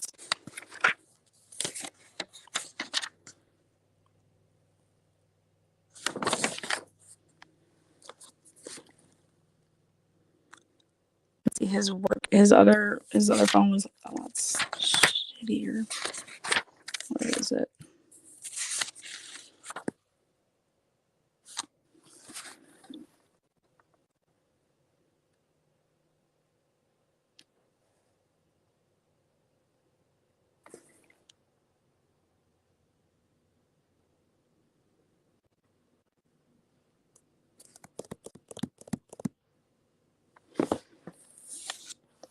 See, Primrose School.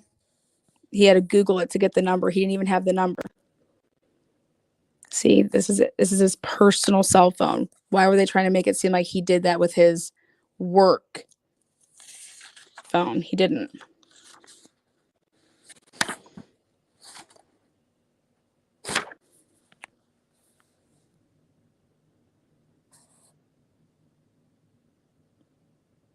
He took pictures with his personal phone when he was out there. Walking and running. Where is this? This is item 40. Here we go. Steps.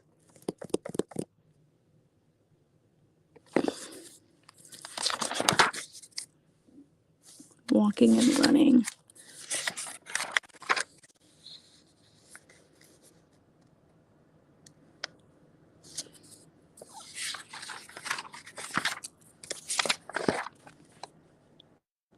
His work one, they didn't even have it unless it was supposed to be here.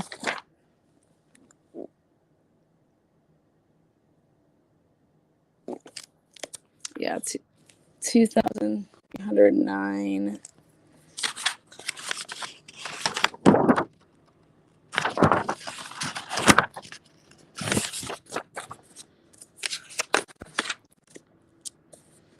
Oh, the other thing is your report include timeline SMS messages. So anybody that's trying to say that SMS messages wouldn't be included, it's not just like iPhones, it's right here. Reports include timeline, SMS messages, contacts, mobile artifacts, web-based artifacts, and more. The iPhone is very efficient at deleting user content in a manner that makes recovery difficult or impossible. Within each report, I have included the deleted content that was recoverable.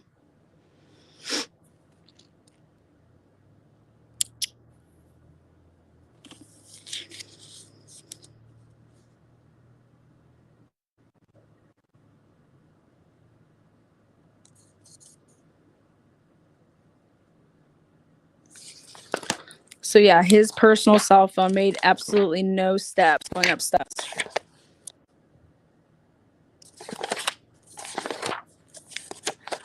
And so you can ask yourself how he was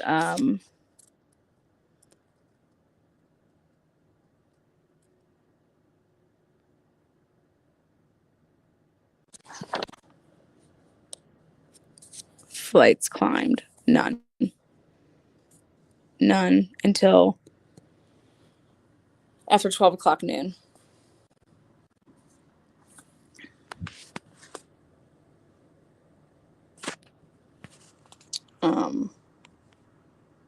All right, I'm gonna look at chat.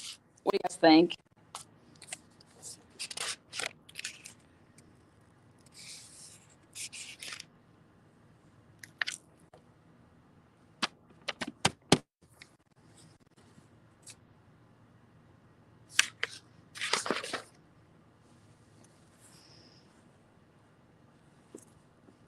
Oh, my Cash App, my PayPal. No, how do you know what my PayPal is? Is it just my name?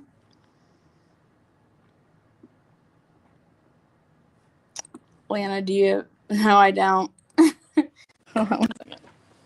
Patreon! Come on over here, Patreon. No, girl, it's all free. I'm just tossing it out. Woo! Chris Watts party at 5.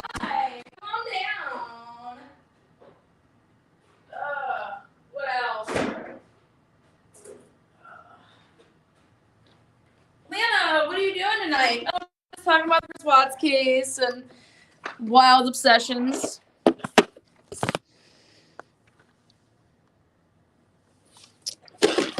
Woohoo!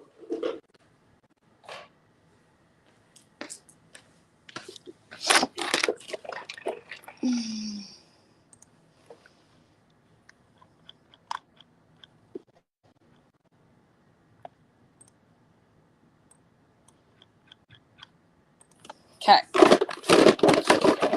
The next person that super chats gets a question answered. Plus the cops know this info because they are trying to hide it. Why? They were screwed if they went to court. That's all I can tell you. Just Chris didn't go up those stairs.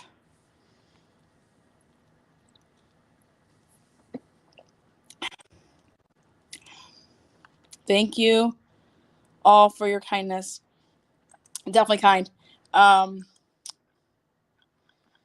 Okay.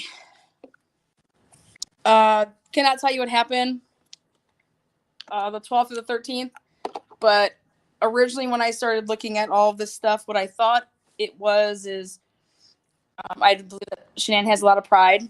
I would have a lot of pride. And I don't want my,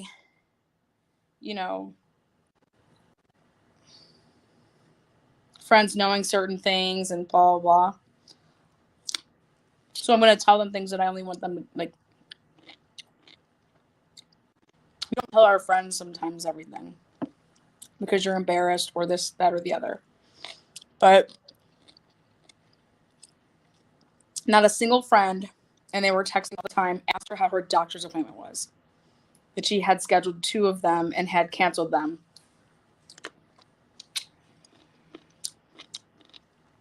So why would she tell people about this one on Monday? The doctor's appointment wasn't at 9. It was at 9:15. If you want to be technical.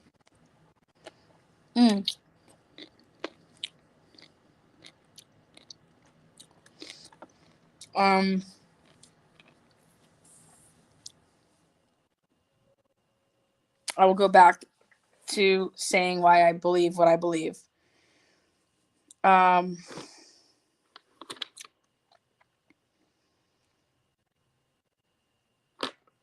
They knew about Nicole Kessinger. They knew about Kessinger, no doubt about it.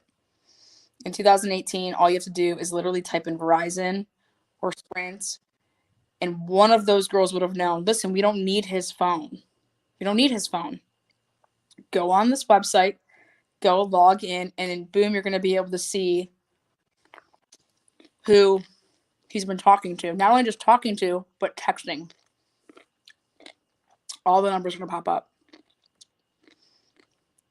Also, remember, she was a manager of a cell phone store.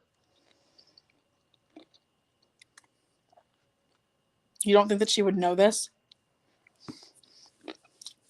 These idiots that Shanann possibly knew and was alerted to like the spending so quickly because they were in active cheat mode. She was checking her banking apps, she was checking her card apps, she was checking all those apps. So whether or not it was like an alert versus all I gotta do is go on my Wells Fargo app right now and I would be able to see, whatever. If she put an alert to alert her of spending, that would have had to have been done. Somebody would have told her how to do that. And that would have been her going to Arizona. Cheat mode activated, yes. Yeah, you can see it, and you can see it in instant time. Reading culture. So, when gathering all this information, I then even went back to something that never stuck with me right, which was right here. How would this woman have all these pages to write an affidavit of like all of her time with Shanann in North Carolina. And if this person's so close to them, why didn't Shanann invite this person to come to Cece's birthday party? And that would be the Sandra woman.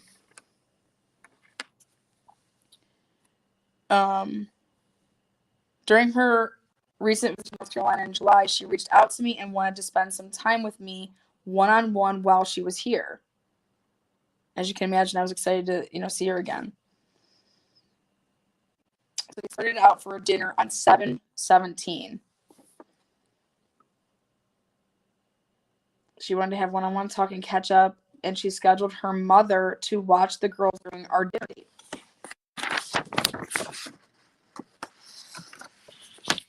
She appeared to be very happy, absolutely glowing with pregnancy. She said she was so happy, loved being a mom, wife, and excited in the success of her business and where it was heading.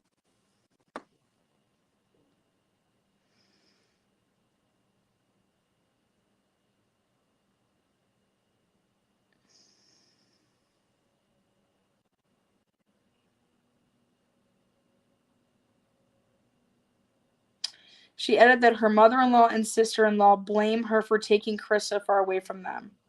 She said that Chris was so happy to move that her mother-in-law was not exactly a nurturing mother to Chris as a child and teen, more positive and controlling than anything. How in the fucking world would you be able to remember all of this wording, quoting everything?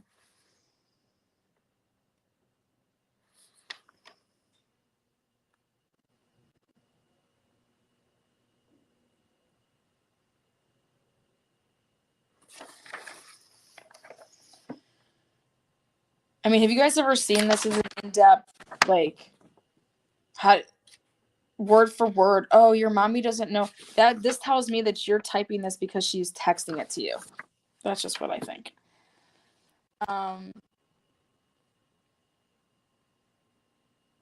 She decided that she just couldn't take the girls back, but asked this woman for her opinion. She's an older woman.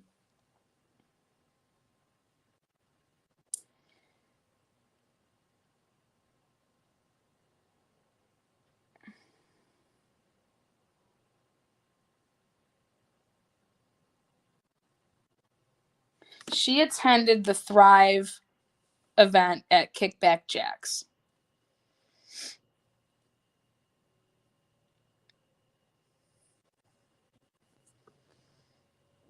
Then they had another dinner the next Tuesday. Same thing.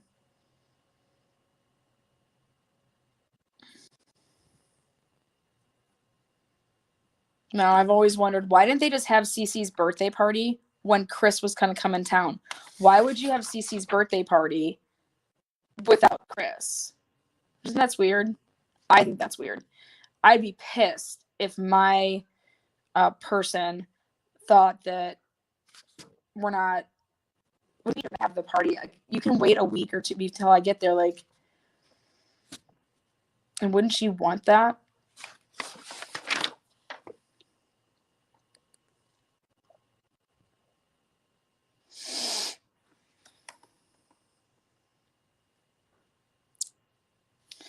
I asked her if she had spoken to Chris to let him know that they were not at the party, and she said yes, and that Chris said he was upset by it and he would talk with them.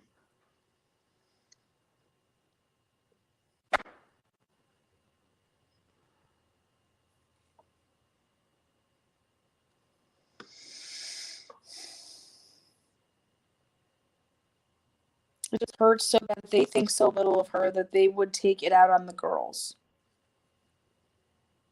Now, I have the screenshots of what Shanann was posting on her Facebook page, and she kept posting all until that morning and afternoon about the grandparents just basically almost killing the kids.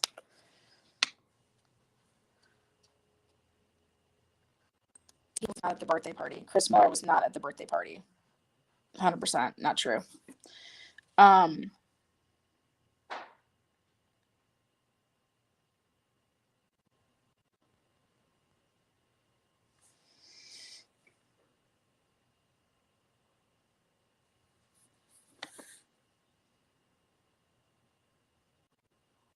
Do you remember last week when I said I would not go back to their house to visit with the girls without Chris?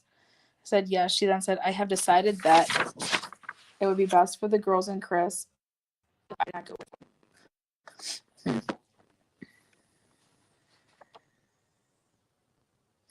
Wish that they would accept that they have a great marriage. Okay. So weird. She knows that considering their recent behavior with the nuts, that Chris will be all over it where the girls are concerned. She said that she just wished her mother-in-law and sister-in-law would just get over it already. Wish that they would accept that they have a great marriage. Beautiful little happy girls and a new baby on the way to look forward to.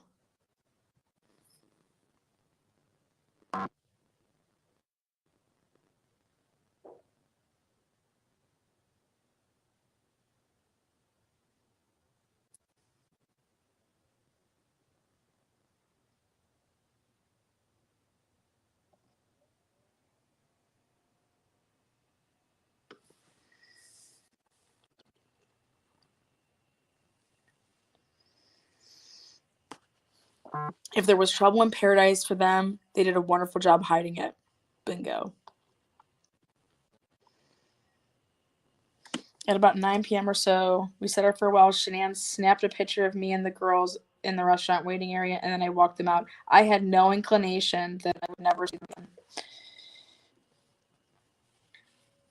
Later, she posted on Facebook that she felt very ill, thought it felt like she was experiencing symptoms of food poisoning. She later texted me with a self-diagnosis of dehydration. Who would know all of that? Yeah, Lana said Chris Miller was not at the birthday party. He was not at the birthday party. No, he was not. But, where is it?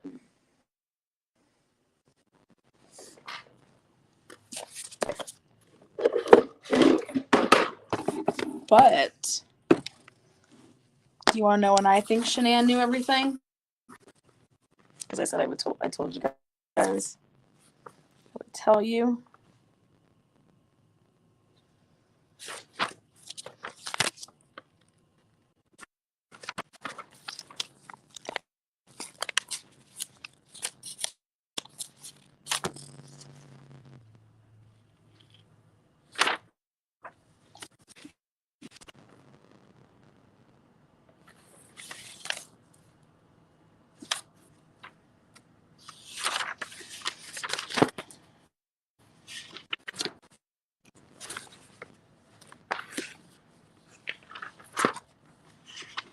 Right here. July 15th. Oh, wait, not that one. The week before.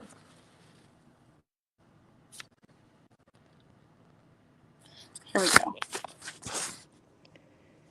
Lana, was Chris Miller at Cece's birthday party? No. No. No. No, he was not. Okay. Here we go. Okay.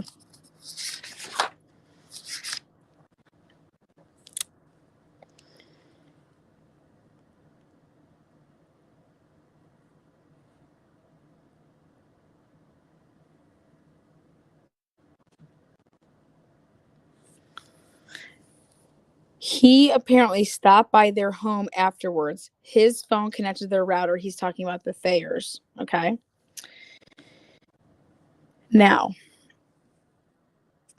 remember I told you that they used Josh as a patsy?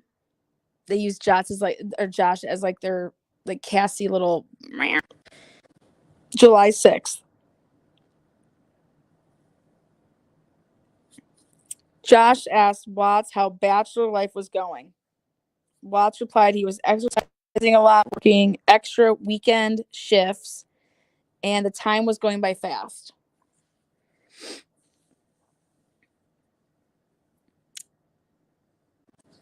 Shanann called Watts and held a 3-minute conversation. She called back shortly after, blah, blah, blah.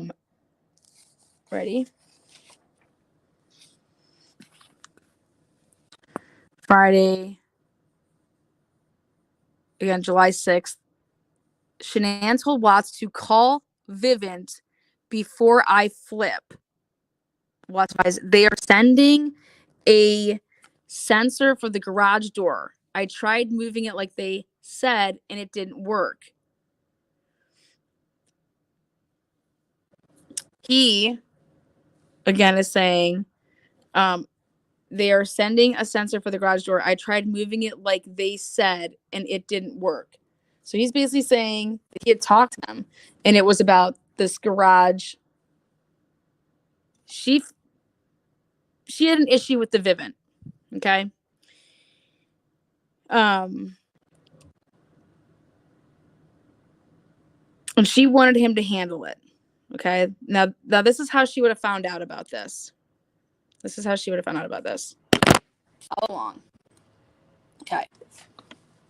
I'm going to give you guys a diagram because I think it'll help people understand. Garage. Door to go into the garage. Then you got the sliding door in the back. And then you got the basement window. And then you got the garage that opens up the garage door. That's the big one.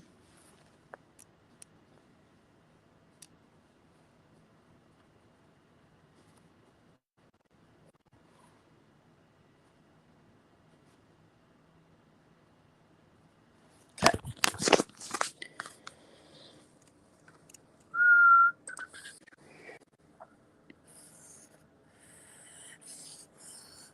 This is your big garage door that has an alert on it because it has a sensor. And it's going to come up under the vent. Okay. This is your inside door to actually like go into the house. Then you have your back slider. Okay. And then you have your basement window when you go down the stairs or whatever. This does not have a sensor on it. This does, this does, this does, and then your front door. Okay. Now, pay attention. Oop. Let's see if I can pull this up like I used to be able to do it. What? What?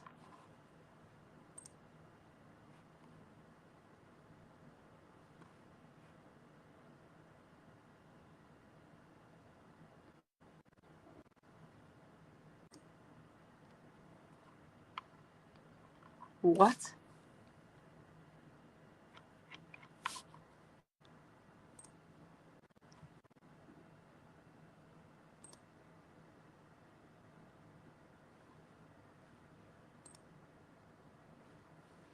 Disagree. Continue.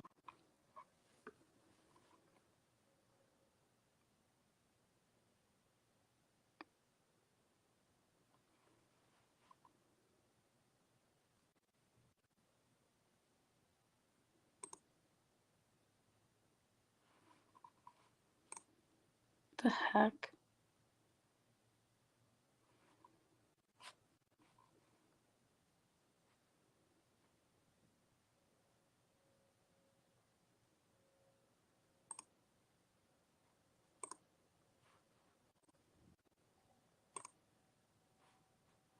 You gotta be shitting me.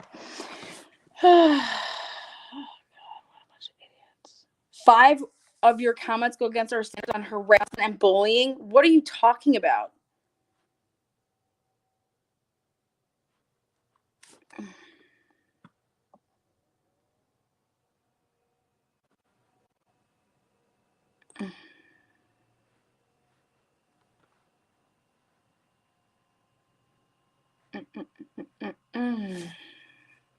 Oh, Andrea. Oh, Andrea. Oh, shit.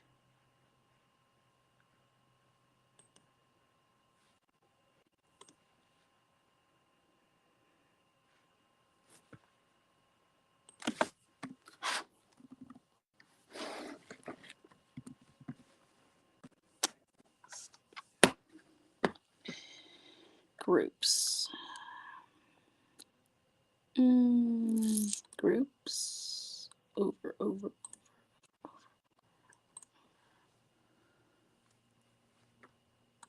All right.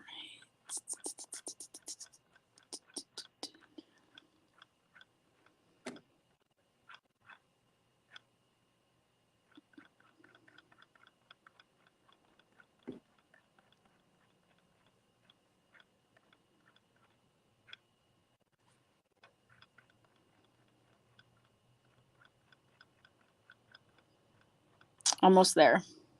This is important. Because I think she knew.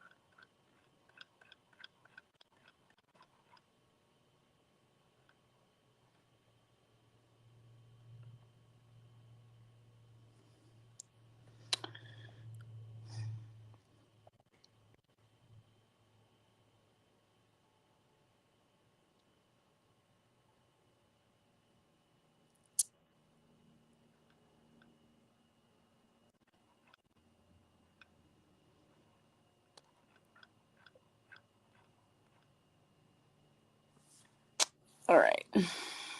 Sorry for the delay. Here we go. Share screen.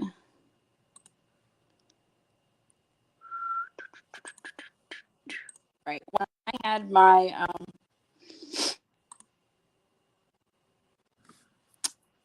when I was out in Denver, if you were to drive around and look for the children, that's what your app would look like. That right there. When I was near Saratoga, that's, driving around. That's what it would look like if I was like driving all around those roads.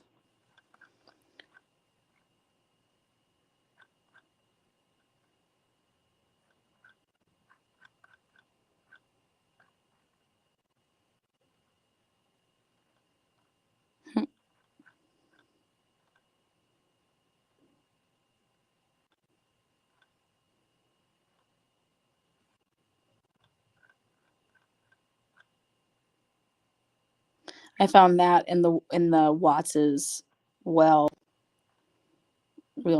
like the window. Okay.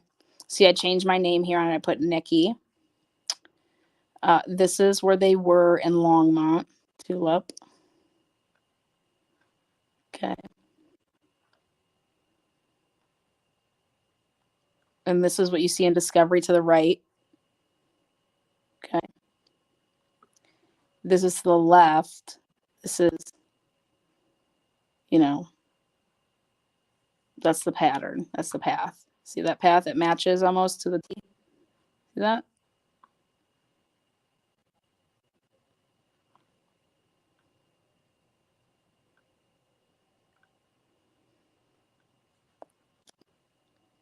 This is NA at McDonald's. Instead of asking for the meal, it's just like I did. They identical.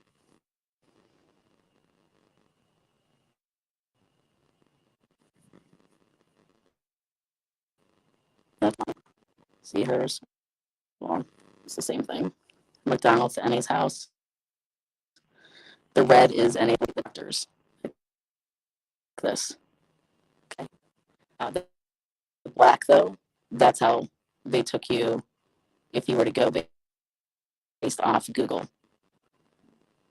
And that's the way that I went because Google Maps do it. But the red That's how they went.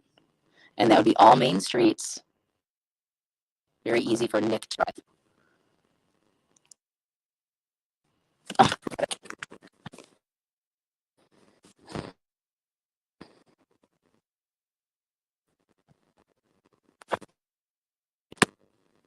Shouldn't be more.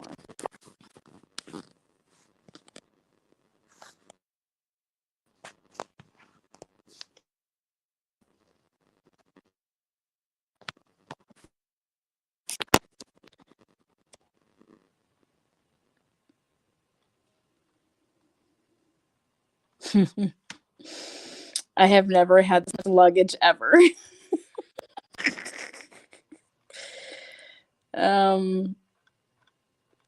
Let's see where. This was really telling for me. That took them 20 plus 15, 35. It's a 23-minute drive. Because the kid's doing it.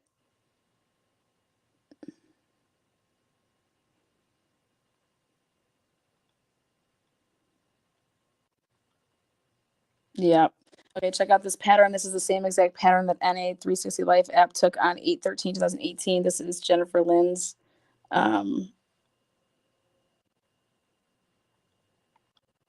They have that tram. That's my mimosa right there.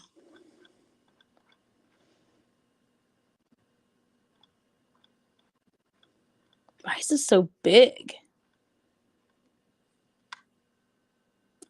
Right there. See that 119? Where are you? Nope.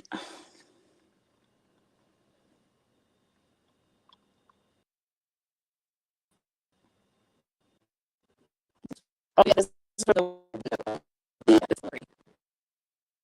I think.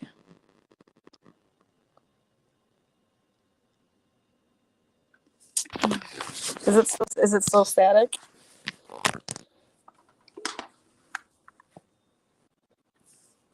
It shouldn't be. Hold on.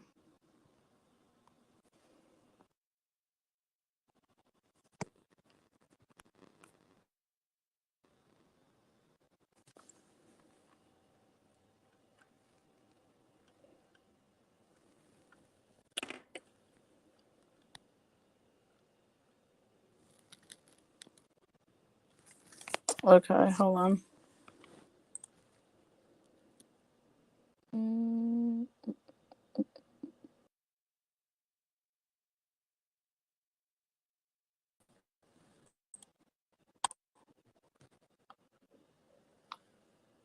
Okay, that should be better.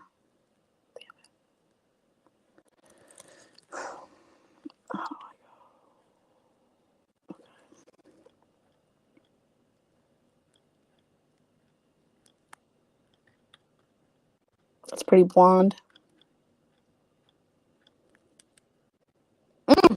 Oh my god. I gotta play this. This is how obsessed Andrea Powers is. Sent. I want to give a special thanks. This is in a kit, okay? And it was sent to me by a really special friend. She knows who she is, and I want to say thank you. I mean, you can't imagine all the gadgets that are in here. It was for my GoPro. Wacko. That's me, Nicole Atkinson there, and that's Nick is J for Justice. So when I did this.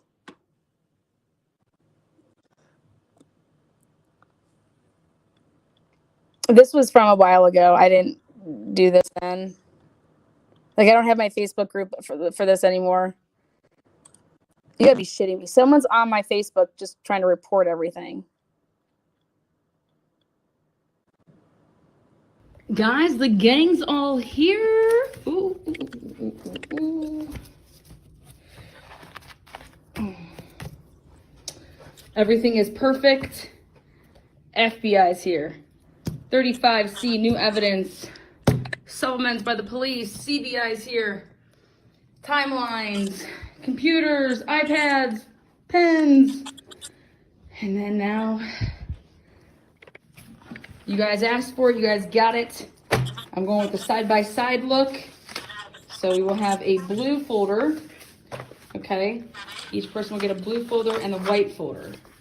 And these are to be seen side by side then, okay? And to follow along when we're going through stuff. Okay, they just have to get put in little places, but white and blue, side by side. Again, gang's all here. Now we're gonna make the board.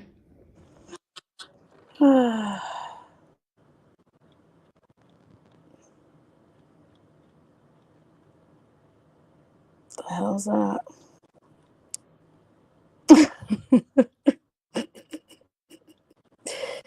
The man, the myth, the legend. Steps. Reenactment number 1, steps taken by Shanann on 8/13. As you guys can see, I have 1,776 steps taken to this point when I land in Denver, and I will be headed over to the Southwest Terminal. Flights climbed. See, that's my stuff. No thanks, Dave Justice. I got a push notification that my son made it safely, and I even double checked to be sure. That's Nick completed a 21-mile drive. Look at this, 50.5, and I got a 37 or something, so that I could do it to it. Yep, over. Crash detection off. Sorry. All right. Oh, wait, there they are again. There's me. There's Jay for Justice. Oh, this is literally a suitcase full of all my work. Up,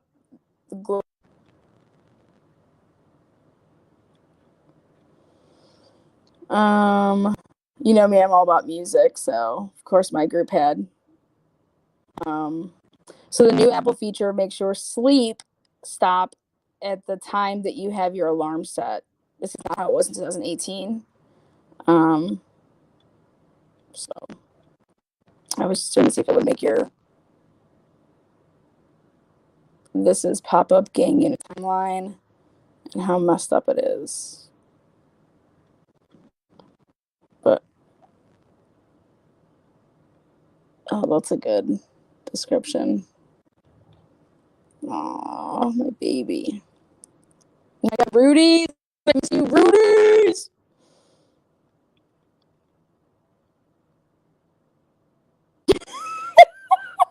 Trying to Airbnb this puppy. That's Nicole Edison's house.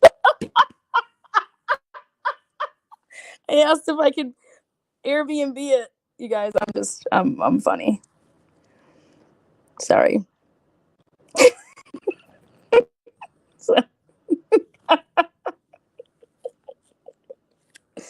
Just laugh happy. Stay focused, Lana. LaBelle, breaking news. LaBelle. This is every day. People just trying to sign in to my shit every day. Okay. Now where is my Janet? Janet Olaf.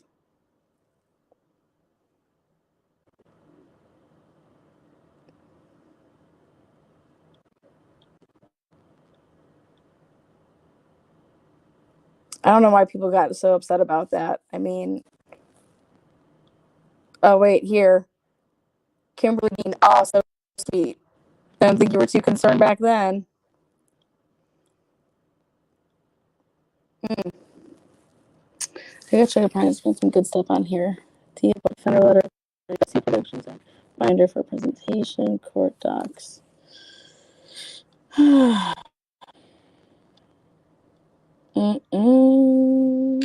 was this?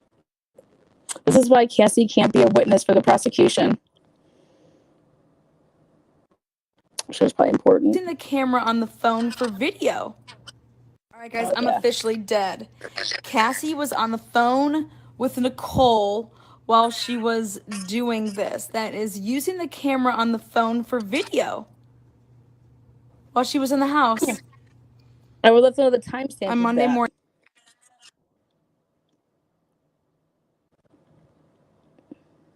Mm. 2 to 250 per night was where they were looking at staying. Oh hell no. Okay, this is his homeowner transaction. Okay, yeah, this is the 2020. Never been seen unless you were in my group. This is what they handed Chris in prison. Oopsies. Inner studio. Oopsies.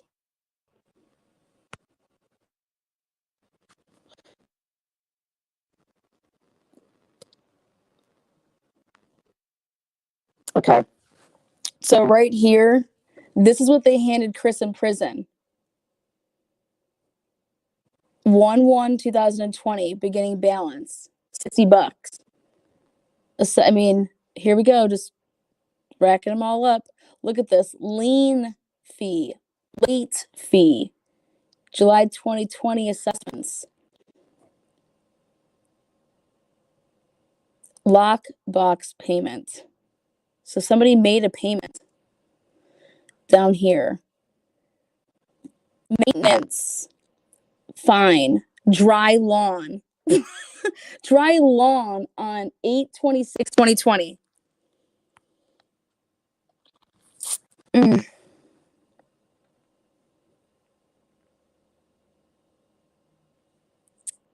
So dry lawn fee was 200, legal fee 15,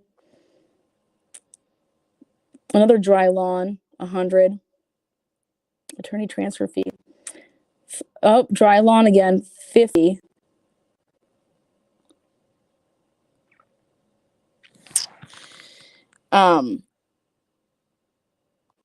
Yeah. That was from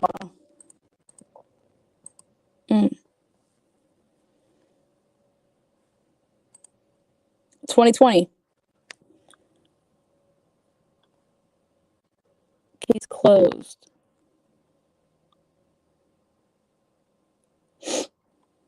Which one was this? Oh yeah, I called and got all this information. I remember that.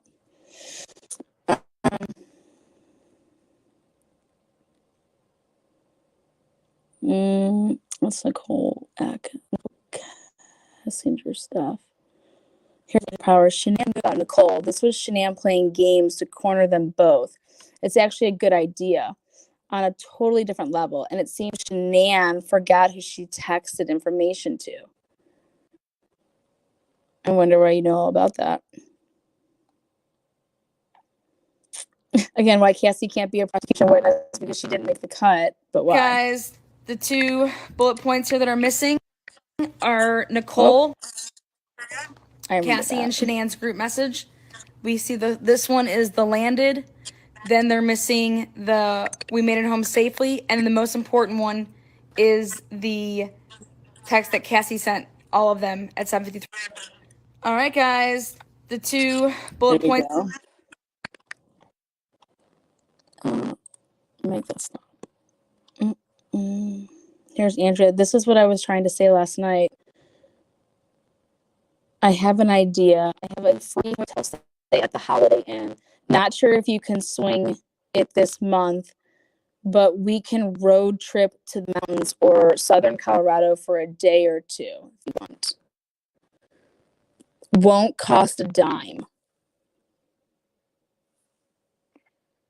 She supports me, but her parents were in a situation like that when she was a kid, and it came up. She supports me. This is Charlotte saying that she supports her being with Chris.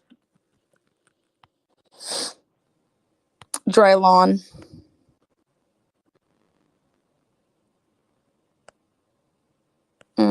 Thank you. Dry lawn, guys. So why are they charging him when Shan's family took control of the house? No idea, but dry lawn. The content is dropping bombs.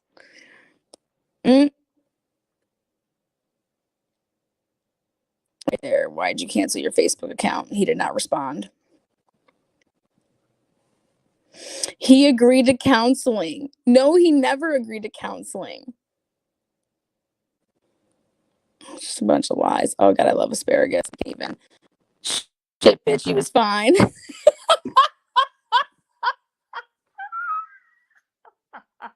Guys, that's what I want. Paid for by Lavelle. Type of, one giant size shit bitch bear. See, this is how I just greeted my folks daily. God knows. This is when I just upend Catherine.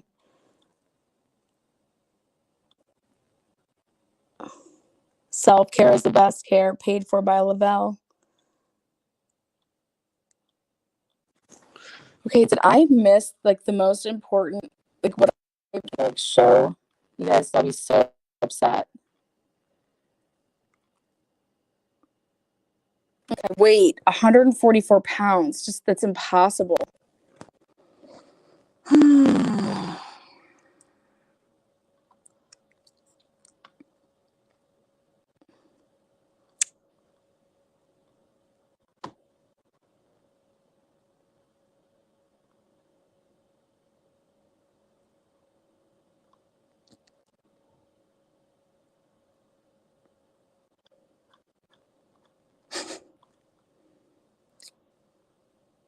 Oh, here you go. There it is. This is important to note. My 4 steps register on the actual day I did it, and I went up and down last night. This registers just like how it did in 2018. Day and time of when you actually do it. See, 12 o'clock in the morning. That's how it looks. So it's 12:06, 12:06. And remember, he had nothing, over here because this is 12 a.m., 6 a.m., noon. Right there. More data. Oh, this is one of the things that was in the.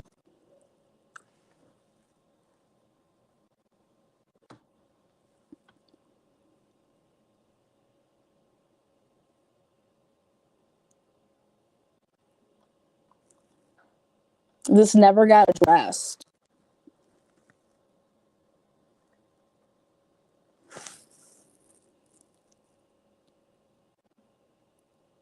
I don't know if you guys ever saw this, but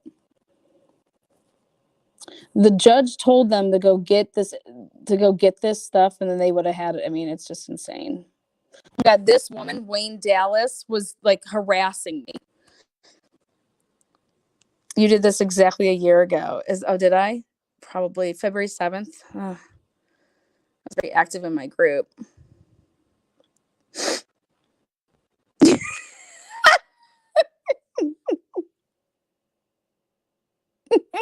Can I just do this in March? Yes.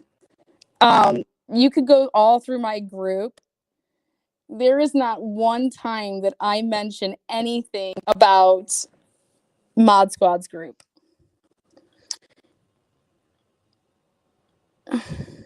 Well, I'm pretty pissed right now because I came in here hot and heavy looking for what I wanted. And now it's just, okay. Well, I guess I can still do this though. So I believe that Shanann knew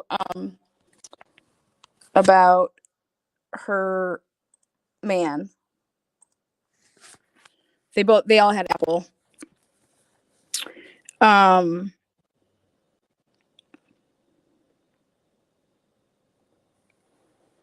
Okay, she said Shanann told Watts to call Vivint before I flip. All right, remember our diagram? Now this is how she caught Watts. Watts would be at home. He would take the dog out, bring the dog back in. Okay, this door would open, door would close.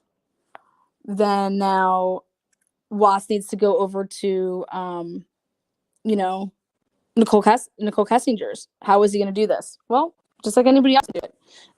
You walk out your garage door, you get in the Lexus, you come out your garage, and you leave. Okay? Well, Shanann was stalking the device because then in the morning, he'd have to come home in the morning because he has to let out the dog. So he comes home. This would alert first, then this. And her ass is thinking, well, that doesn't make any sense. How is this opening before you could, like, this needs to go off first? Because you have to walk out to get, like, why would it be opposite order? So this is when Chris then, because Shanann, he told her, oh, the alerts, like, something's broke. The sensor's not working. The sensor's not working. Bella, good night. Good night. So the sensor's not working. Okay. So I tell this to Kim Kaufman. And of course, I gotta listen to her stupidity. And she's like, no, the sensor really wasn't working. I said, no, you're wrong. You're wrong. The reason that Shanann knew this, though, is because she had to be stalking the app, which that's what I was trying to show you guys, because it just comes up on your phone. It goes like in order. So this is what he then did, right? He then realized that homegirl, okay, she's on it. So now you have to park your Lexus here. So when you come home from work in your work truck, you open up your garage door, you pull out the Lexus, and then you park it there. Okay? You have to do that. Right? You're never going to be able to open this until you're back inside that house in the morning, right? So you already want to pull that baby out, have it sit there. Then you're doing whatever. You remember, he would say, oh, I'm letting Peter out and I'm going to bed. He would go in the basement. Then he would sneak out the basement window, no alert. He'd walk along the side of the house and then he'd get in Lexus. Okay. And there'd be, then how he had to come back was when he came back, he leaves his Lexus there, goes back in through the basement window.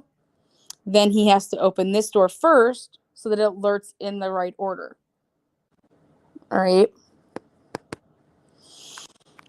Because he has to open this, because what does he have to do? He has to put the Lexus back, or he can just like leave it on the side of the road or park in the street or in the driveway. But whatever, he cannot open this first because it'll show up in that order. Okay. Nighty night nights.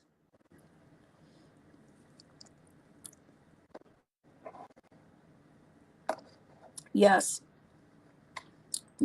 So now, how would you ever know this unless you were stalking that app? Because the way that it should come in, it should be garage door open, and then it would say, whatever. Let's just say big door or whatever.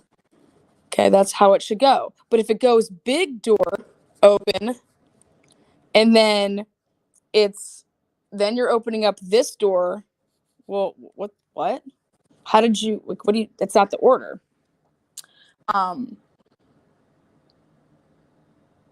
So he had to start using his head. But we know that she's already stalking the app because she makes a big deal about it. Okay. So did he disable the garage door? No, he did not disable the garage door. That's why he started parking the vehicle out here. He was going out, the basement, and he'd leave, and then now he knew what he had to do, which was, he never even thought that this had to be an issue, though, but she's stalking this app. She's stalking him. Okay? Because every time he goes in any of these main points of these doors, it's going to alert. So you have to use the basement window. Okay? Because it won't alert anything. It won't alert when you're leaving. You have to enter this way and you have to leave this way. Otherwise, you're going to set off an alert. Which you can act like, oh, I was opening the door. If you came around, you just went in here. I was opening the door to let the dog out, right? But wait a second. How would this door open before you opened up the basement door? to go get the dog. You know, just like you have to work backwards. So you have to use the basement window. Otherwise, nothing's going to be in the right order. Okay? So here, she's already on it. Now check this out.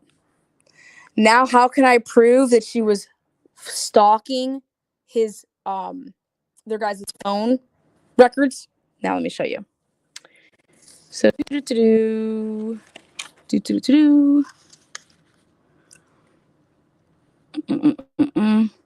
here's July 9th, you know, or whatever, the Nutgate crap.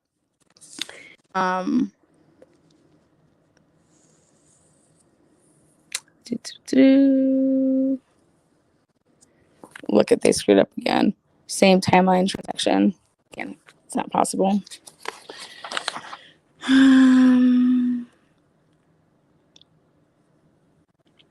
Where do we go? Where do we go? Right. Shanann made 4 unanswered calls to Watts. Watts answered her 5th call. Shanann continued to make unanswered calls to him. 3 of them. But they just did that. Kessinger called Watts and had a 43-minute conversation.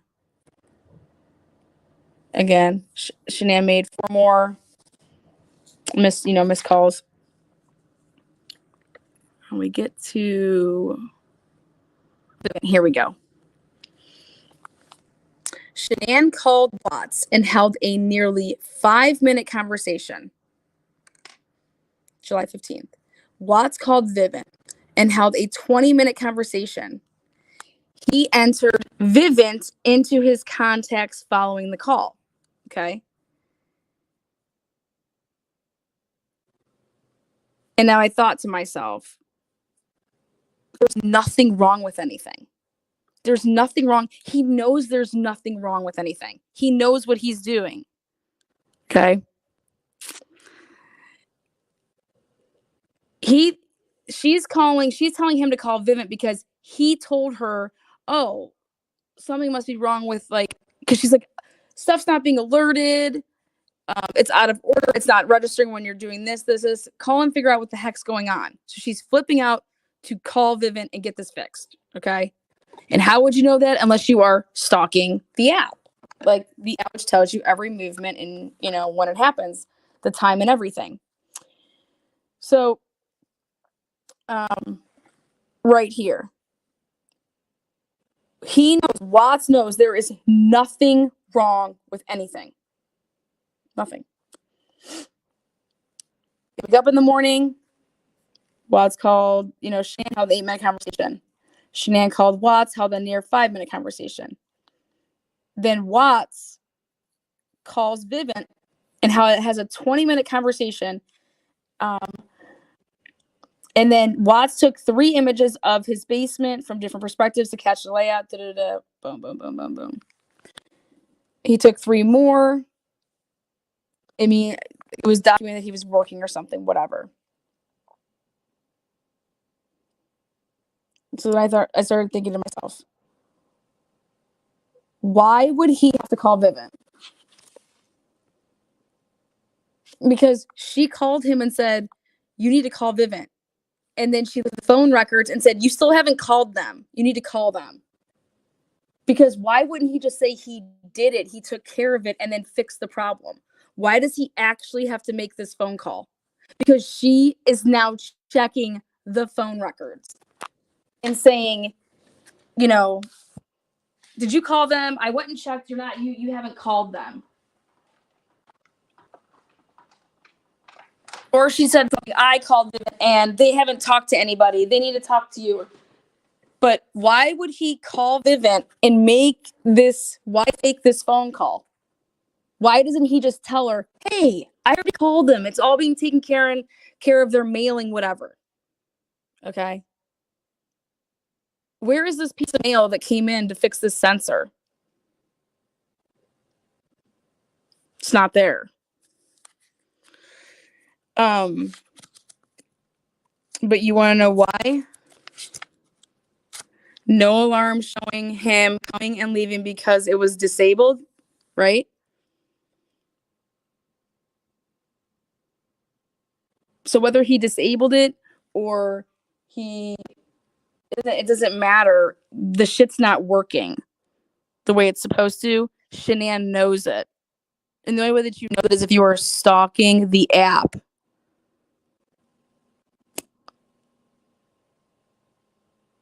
The garage door had one.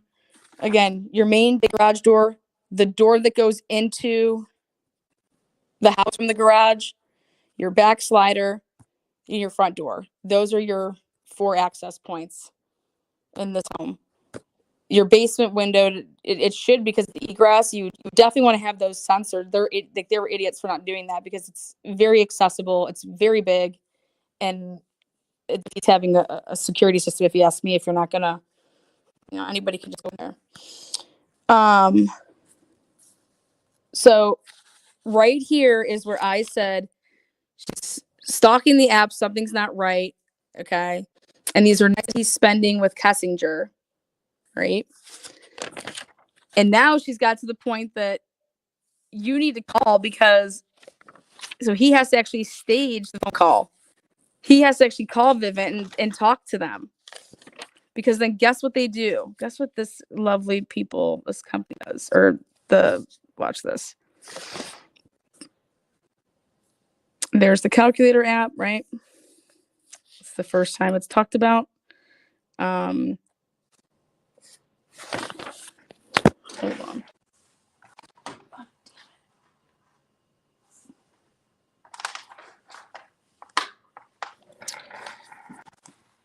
There's another Vivint experience.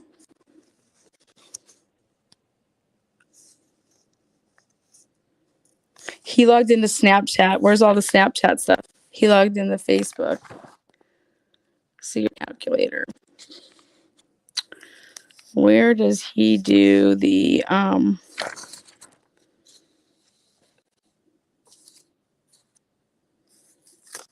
where's Vivint blow up again?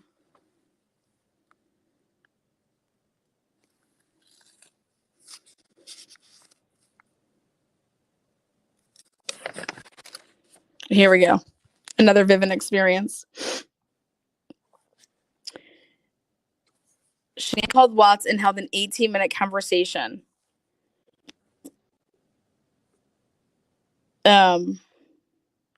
Immediately afterwards, Watts called Vivint briefly at 17:16 hours. Watts called Vivint a second time and held a nearly 25-minute conversation. Watts called Shanann an additional time, holding nearly a 5-minute conversation. Once again, like, what's going on? Vivint again.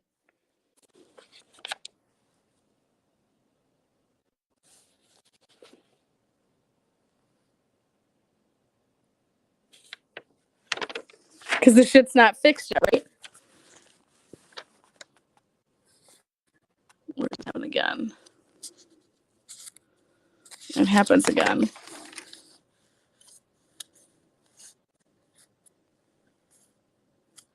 It's good too.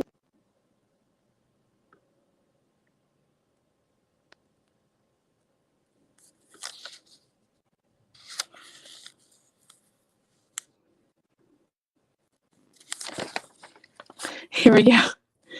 Vivint. Watts called Vivint and held a 10-minute phone conversation. 10-minute phone conversation. Shanann asked Watts what they said. Although his call with Vivint ended nearly 30 minutes ago, Watts responded he was still on the phone. Resetting settings and sensitivity. Should be good now. I will monitor it.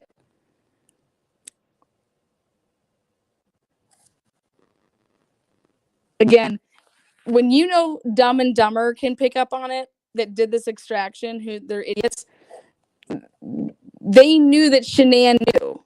And that's why they're wording it like that. Why, out of all the things that they're extracting, who cares about the Vivint? Why do you care about the Vivint? That shouldn't be even important. Who cares, right? Well, clearly it's important to these guys. It's not because of Chris, it's because also Shanann. Cassinger called Watts and left a voicemail intermixed with her creepy giggles. She asked Watts to call her back creepy giggles. Like, that's opinionated as fuck. Like, stick to the facts. Again, Watts called Vivint and held a 10-minute conversation. Now they want to say that, oh, well, Shanann asked Watts what they said. Although his call with Vivint ended nearly 30 minutes earlier, Watts responded with, he's still on the phone. So again, when do you think that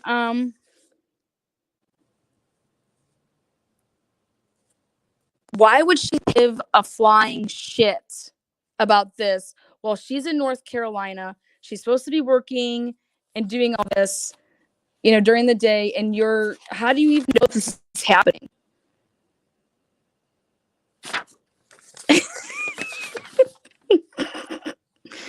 Okay. No, this is why this is funny. Shanann sent Watts 3 images of swelling to the right ankle of one of their daughters. Watts commented, it looks like her ankle is dislocated in that one picture. Shanann agreed and said she may need special shoes. Wait, what? Oh my God.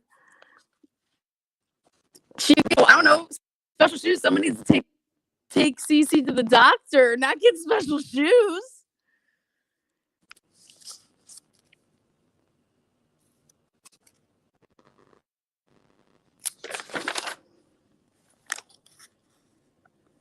Watts search Google for love letters. Yeah, he's a mastermind. When to say I love you.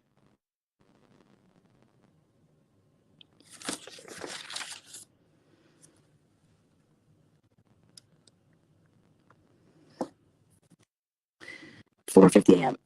You never ever listen to me, she asked. How much a day? Watts sent her the photograph of the parking signs. About $16 a day. Shanann asked, what's the lot? And Watts said, Eats economy lunch. Shanann replied, $130 we can't spend at the beach. Shanann asked Watts to text her when he lands in Atlanta. Watts agreed.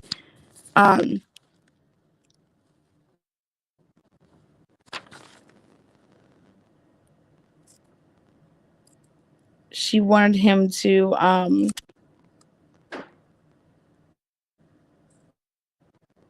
tell me if you think that if they're pissed about this and how expensive it is, do you think that Nicole Atkinson parked her vehicle there? Or do you think they were dropped off and picked up?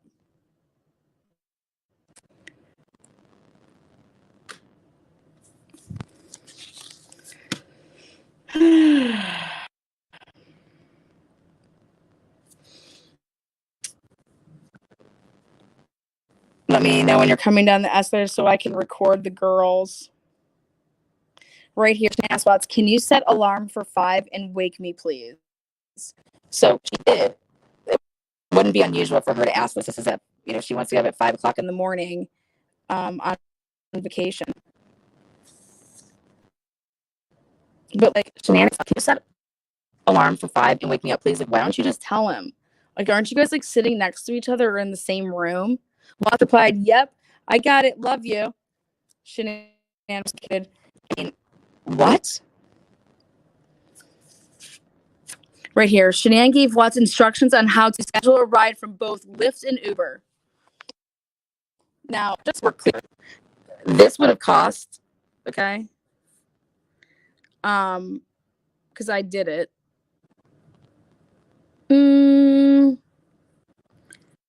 65 to 75 bucks for that Uber. How are you going to get home? You have all that luggage.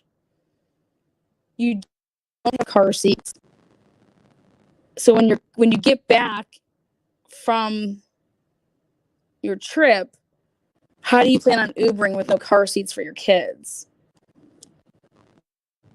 So like, she's all pissy pants, but if you take an Uber there and you take an Uber back, it's $130 anyway you slice and dice it. So like, that's just stupid. No, that now we can see that Shanann is not good financially, because my ass would have said, why? So I could pay an Uber, 60 or 75 bucks, only for us on the way back, which would be just as much as the parking, And wait, where are the girls is where are they gonna sit on our laps? Shanann gave lots of instructions on how to schedule a ride from both Lyft and Uber. Well, why wouldn't he get a ride from a friend? That was case. Hey, Cassandra, are you gonna drop me off?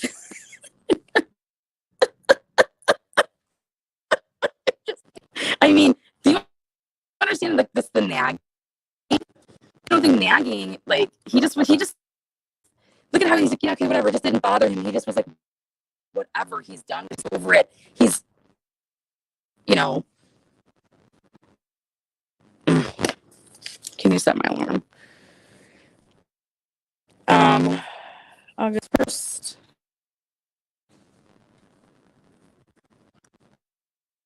Okay, this guy's hilarious. Okay, come on, tell us about it, Mike D. Prill.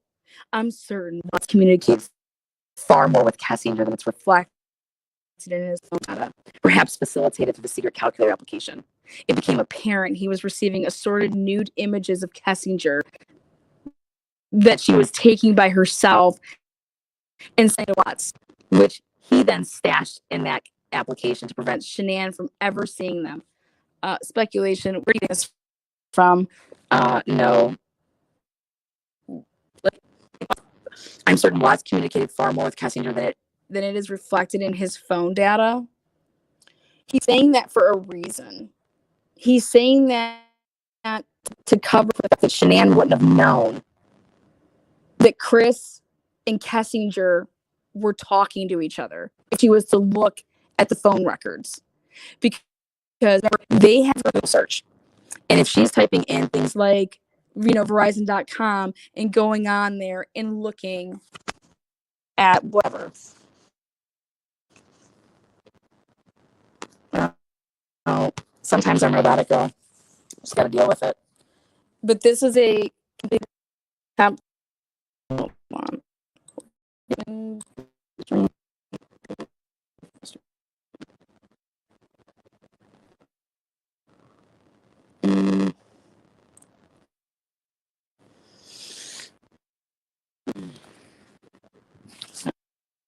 Start with that.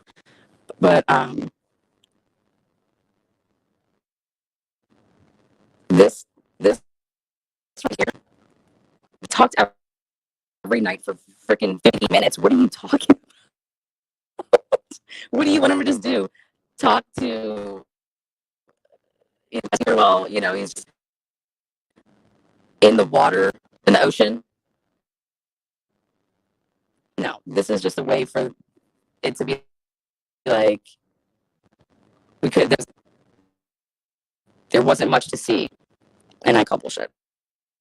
Because we have the phone records and they talked every night, 50 to 80 minutes. Robbie, what's good?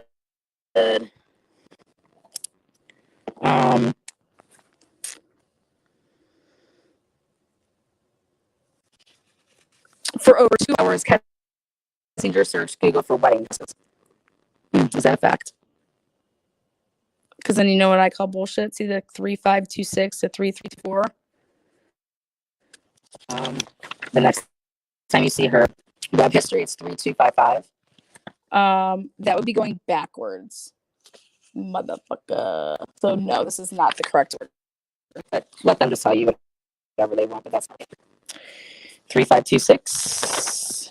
Shouldn't she be going up? Oh wait, no, we're gonna go backwards for hers. But if you go and look at Chris, look at Shanann, go forward. Oh, I am still.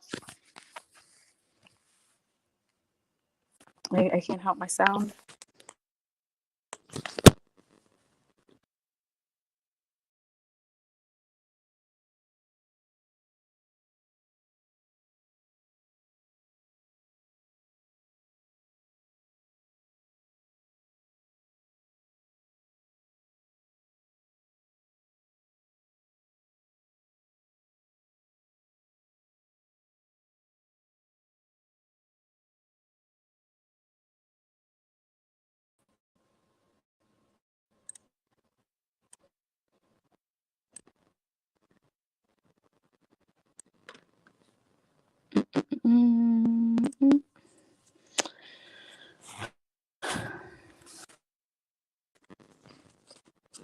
sound. Hope you're doing well, say Robbie.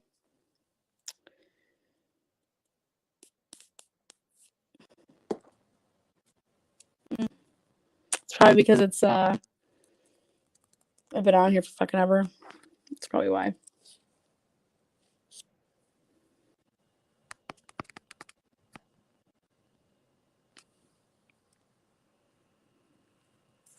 Look at this, 3:36 a.m. Let's just write messages.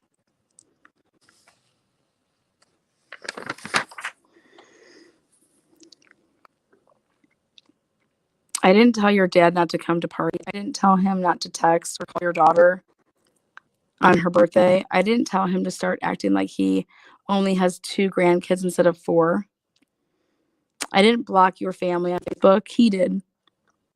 My kids have nothing to say to them. They do. They owe your kids their life. Your parents' home isn't a safe zone. Your mom isn't safe. You let them tell you what you want, but I didn't tell anyone to stop loving your kids or stop acting like it. He did that, not me. I mean, this is just so dramatic. You can believe I created this better, but I didn't do that. I stood up for our kids. I advocated and protected our children. I don't ever want to hear, I'm sorry I killed your kid because I was stupid. That would kill me.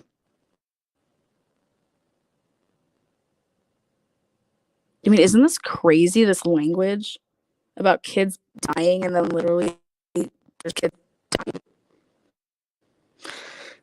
These kids are my world, and I have to protect them from the evil of the world.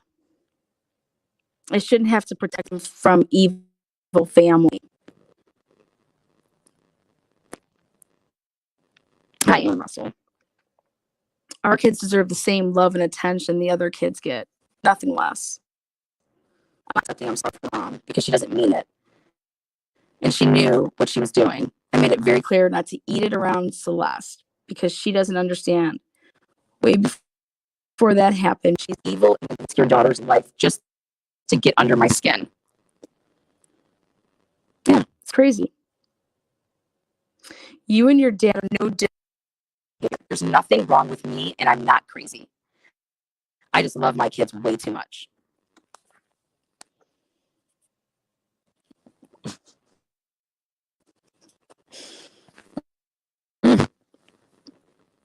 From the day I left you, I never said I miss you before I said it. Something changed when I left. Maybe happier, fine. You can be alone. This pregnancy, you have failed to acknowledge it or to acknowledge how I'm feeling. Trimester is the scariest messenger. Yet we can lose the baby at any point till delivery, and yet you didn't go to your doctor's appointment. Instead, you paid money for a 4D ultrasound. This is all a bunch of manipulation, smoke and mirrors.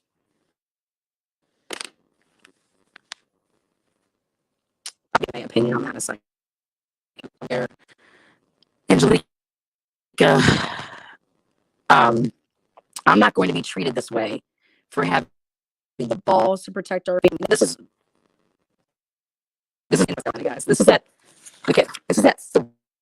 3:36 a.m.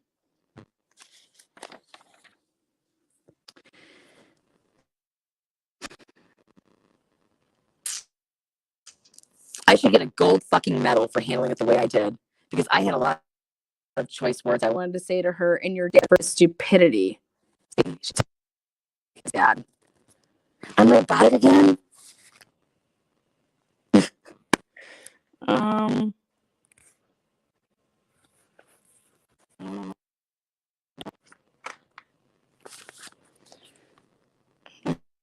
don't know what to tell him. I don't know what to do about it. I'm gonna call Vivint. Check on my internet.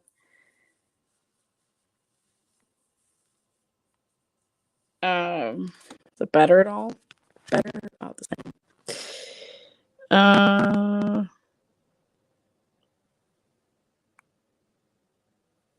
No one stands up to your mom and your dad for that. He's just as guilty.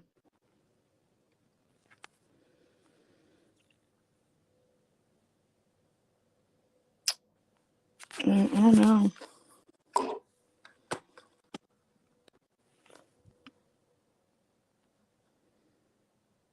All right, I have an idea.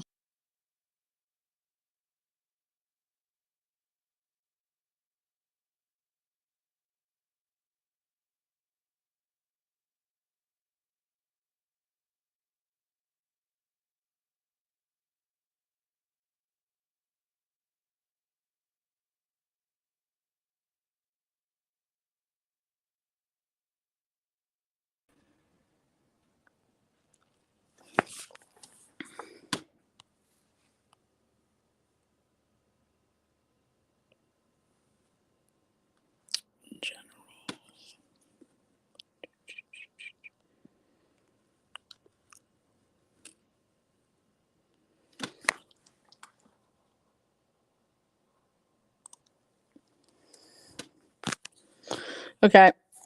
This is the best I can do. I went completely out. So, he just is guilty by not doing anything. I have nothing to do with him. Stop sharing memories of his grandkids. Like, this is manic. This is a complete manic meltdown. Okay. Also, why would you act like this when you know something is slipping out of, like, woo, gone? You know what I mean? And this is like, you know, something else is going on and something else is happening, but you want to blame something else. So, I don't know if she really truly thought that Nutgate was the problem. Then I looked closer and I said, no, she knew about Vivint. She was all pissed off about Vivint.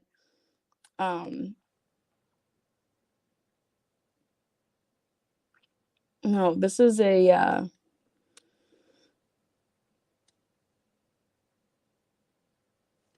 we'll get there. I have nothing to do with him. Stop sharing memories of his grandkids. What does it have to do with me? They are fucking with our kids' feelings, and that I'm not okay with. I am their mother and I will protect them. I have enough to worry about with the world out there. I'm not going to worry about family. I will just remove it. I will just remove it. The fuck?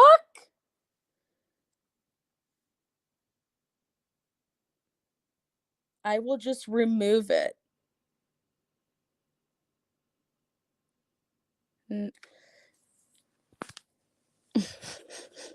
5:13 a.m. I also don't control what you do. If you want to go hang out with your parents today, by all means do so, but without us. Don't put it on me why you can't go. You are your own person. Okay, now this is where you know the gang unit can get fucked. 7:26 a.m. Watts replied to Shanann for the first time. 5:13 in the morning. 3:36 in the morning.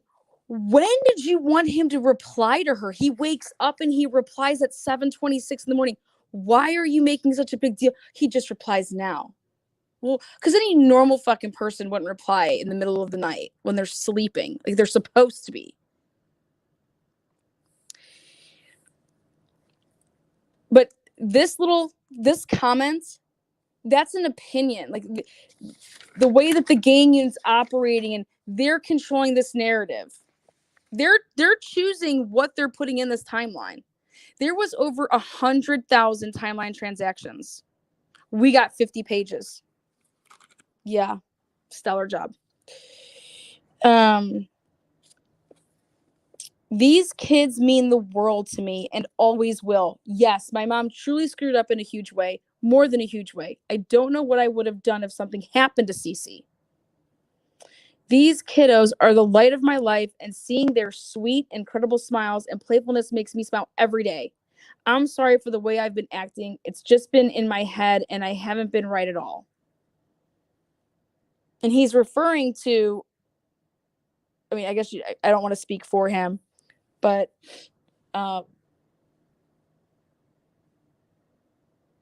if something happened to Cece,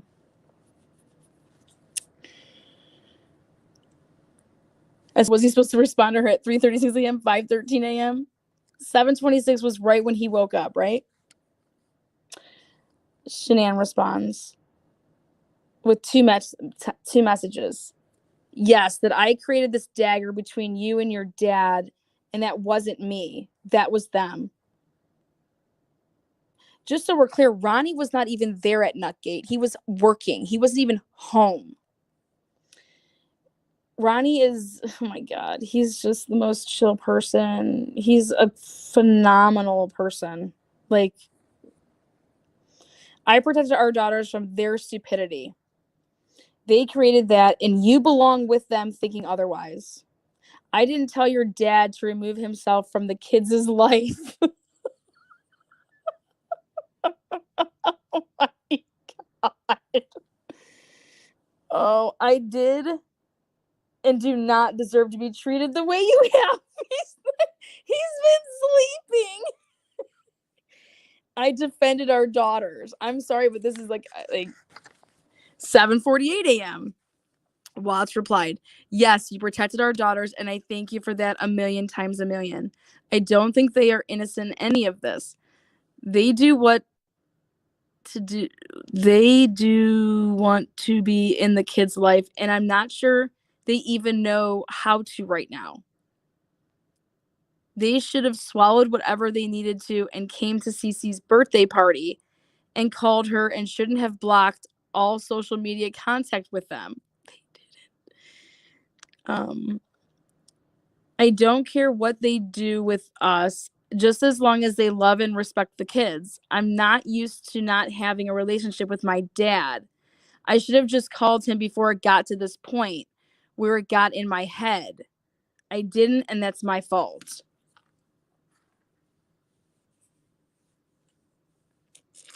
(8:03). Why should you beg them to be in your life? They pick up the phone and apologize for starters. They show up to her birthday, especially since we are an hour away. They did this. They make the effort. You blame me for this so-called dagger between you and him. Fuck that. You are just like them.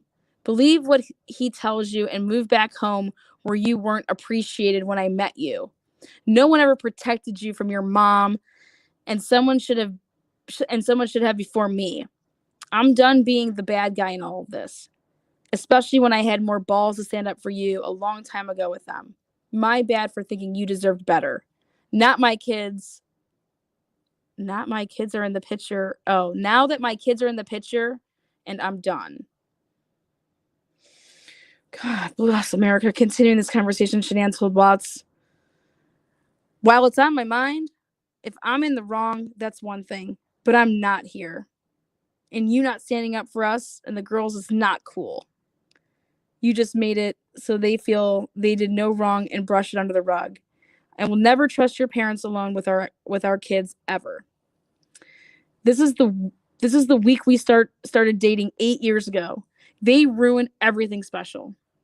I won't forgive you or them for that. I'm tired of it. I'm the one that takes care of you, not them.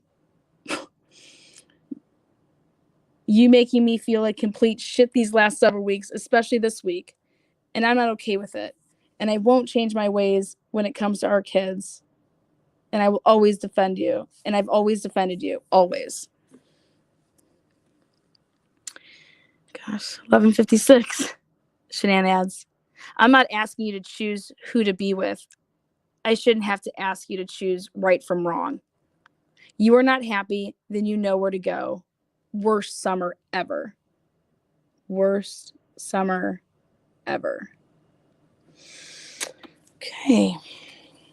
Kessinger searched Google for Watts's and Shanann's Facebook accounts. Dun, dun, dun. Right there. Oh, little Kessinger love right there. Oh, August 4th. Kessinger searched Google for Watts's and Shanann's Facebook accounts. Now you tell me she didn't know Shanann was pregnant.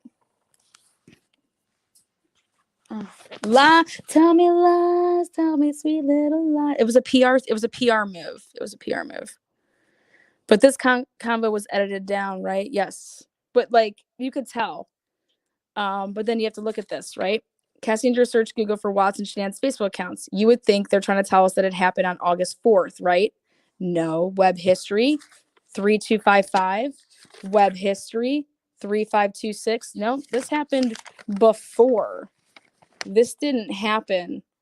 This number comes before this number. This is all out of order because they suck dick. Because they're lying and cheating and oh my. Mm.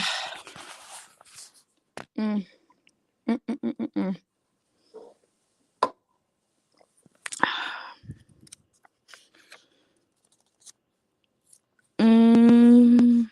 Again, this is all through text. Sunday, August 5th. Shanann asked Watts, are you wanting to go to see your mama tomorrow or family too? I was hoping both. If that's not okay, I wanted to see in the morning. You wanted the girls to see her too, right? Shanann responded, it's fine. They saw her twice and they can go again, but I'm standing strong with your family. You can use the truck and see both, but I just need to know I'm not going to be the reason you don't see them. So if you do, you just go.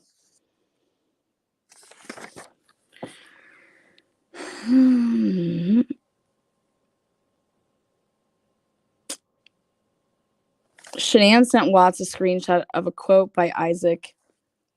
Husband, stand up for your wife and protect her from the attacks. I can't.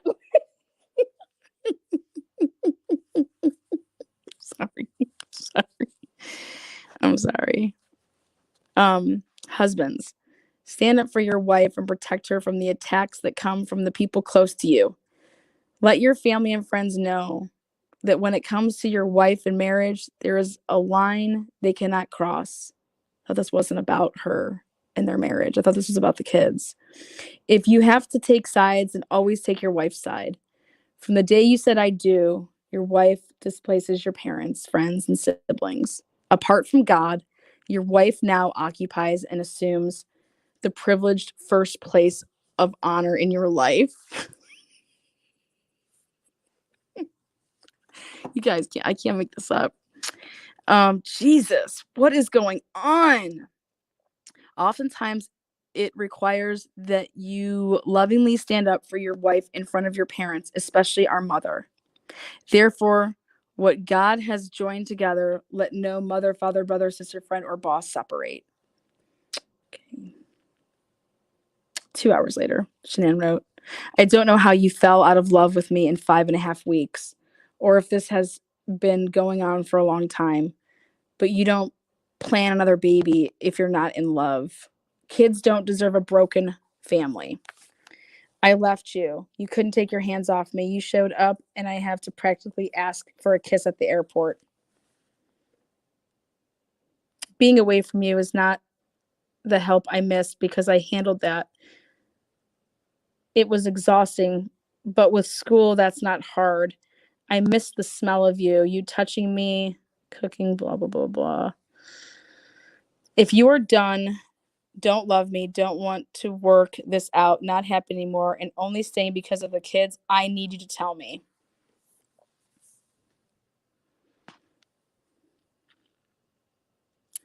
Shanann asked Watts, would you stay with me if we didn't have kids? Shanann asked Watts, I just don't get it. You don't fall out of love in 5 weeks. Minutes later, she pondered, how can you sleep? Our marriage is crumbling in front of us and you can sleep? Now check this out. At 11:09 p.m. 11:09 p.m. Ready? Watch what Lana did. Let's see what he's doing with Nicole Kessinger. How can you sleep? Remember that picture that you saw? Chris being all weird. 11:09. Then let's take a look at what they were talking about, if they even were talking.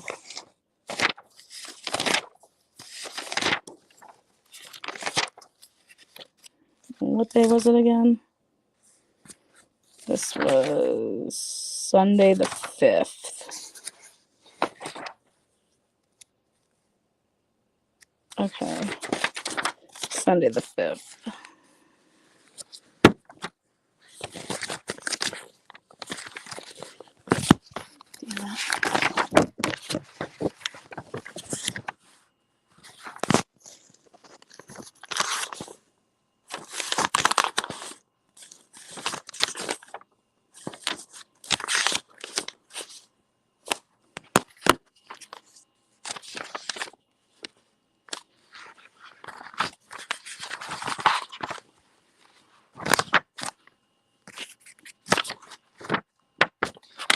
Sunday the 5th. Okay. Ready? August 5th. 10:33 p.m. 89 minutes. That's Colorado time though. 10:33 p.m. is Colorado time. 12:33. 12:33 would be North Carolina time. And then they talked for 89 minutes, which would mean you got to add, that's what, an hour and 29 minutes. Okay. They're not getting off the phone until 2 a.m. Watch this. At 11:09, he's sleeping, supposedly sleeping. How can you? I just don't get it. You don't fall out of love in 5 weeks. Minutes later, she ponders, how can you sleep? Our marriage is crumbling in front of us and you can sleep. So then she clearly wakes him up. They have an argument. They have a fight or whatever. Okay. Because he was sleeping in that picture that he's all like passed out or whatever. So she's probably like nagging at him, whatever. But look they just go to the next day. Now, these stupid, what do you call it? Gang unit fuckers. Why wouldn't they think it's important to mention? Okay. They don't ever talk about him after this date. Check this out. They don't ever talk about, they just talk about Kessinger, transferring images and stuff like that, right? What she's Googling. I'm certain that Watts communicated far more. Why wouldn't you right here say this? Then at 12:00, whatever time, 12:33 p.m. or a.m., Watts and Kessinger talk for 89 minutes. Where is he talking for 89 minutes with, they're where are they? Where does he go to make this phone call for 89 minutes? Okay. But why wouldn't the gang unit talk about it? Why aren't they putting it in the timeline? It's because they can't, because they know that Shanann's checking the phone records. Because they just then go to Monday at 6:13. You don't think it's important to talk about any of these phone calls? Oh, no. Why? Wouldn't that be pretty important for this extraction here? Like, what is important? She's thinking that he's sleeping at 11:09, which would be 9:09 p.m. Colorado time. He calls Kessinger at 10:33 Colorado time, 12:33 a.m.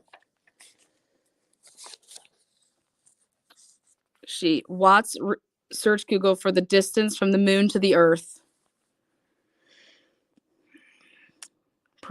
Proving messages have been deleted from Watts's phone. Shanann noted in several messages, your only response last night was, I don't want to lose the kids. You used me just to have a boy. Only reason you wanted another kid. I can't handle this and you are okay with it. Why didn't you just tell me you were done? Why get me pregnant?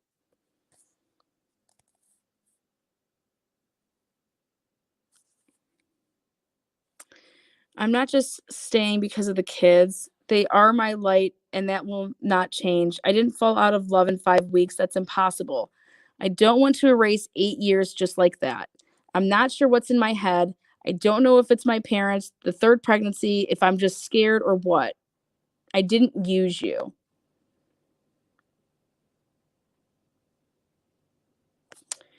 Shanann replied, that's what you said last night. You can't even say why you're married to me. That's a stab in the heart. So where did he go to call Kessinger for 89 minutes? And how did Shanann not know?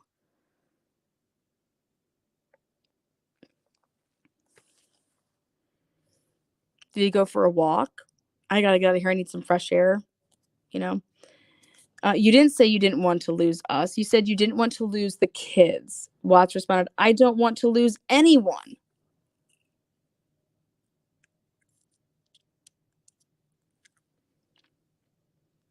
This has been the worst week of my life. We are supposed to celebrate love and family, but instead hate and whatever you call it. I'm not willing to watch something dangerous happen to one of our kids with your family for you to wake up. They will give you sorry excuses today. I don't know what to say. I don't want to come. But look at 779784. There were 6 messages and they only gave us 1. Shanann, oh wait, here we go. Maybe some more. No. There's a ton of stuff they left out. You don't see you or how you're treating me. 8 years of love and you're treating me horribly. I fell deeper in love with you this summer. I thought it was a horrible summer. You fell out. That's not love. Love falls deeper in love when apart, not out. You don't love me. You have a horrible way of showing it. You haven't fought for me this week. It's only the kids. Has he said once that he doesn't want to be with her? No, she knows something, and that's why she's acting like this. You're acting like this because you know something. Because he hasn't said, I want a divorce. Or did he? And they're just not showing us. I don't know. But this is unbelievable.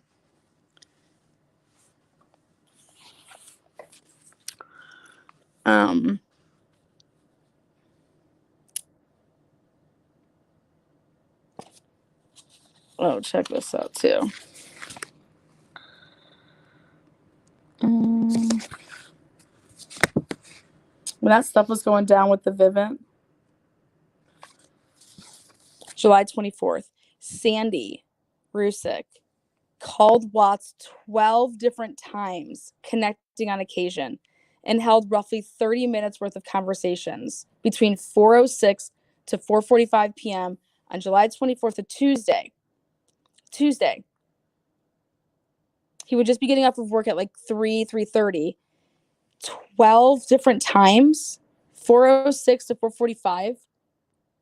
What are they talking about?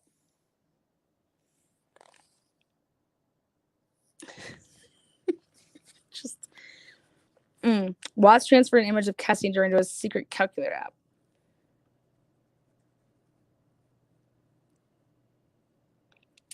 Watts told Shanann that his parents did not want to drive him to her location. Shanann asked if Watts wanted her to come pick him up. Watts replied, "It's up to you. He's cool bringing me back first thing in the morning." But she was already on her way. Or she said, "We fucking leave tomorrow. I need help." Shanann told Watts she was on her way to pick him up. Apparently, after some Watts advised his father has agreed to drive him her location. That was the last day that they were there.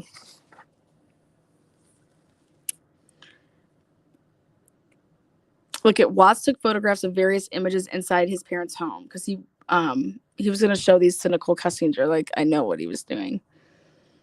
Why are you taking pictures of that? Because that's what you know. They want to see pictures of when you were like a little kid, and he probably didn't have any at his house, but he took them while he was there.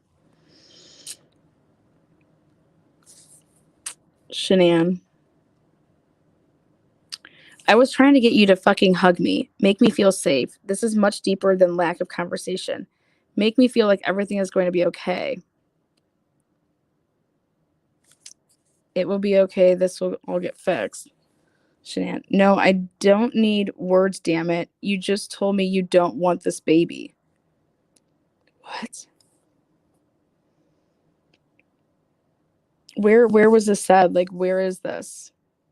Like, where did he say that?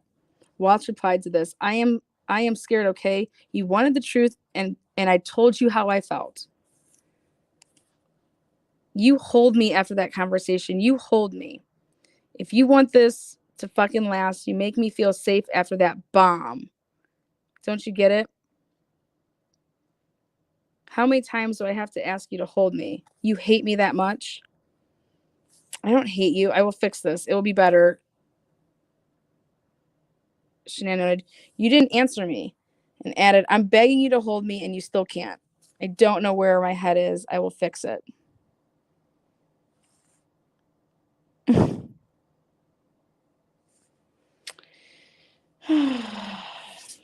Jan wrote, this isn't the only thing.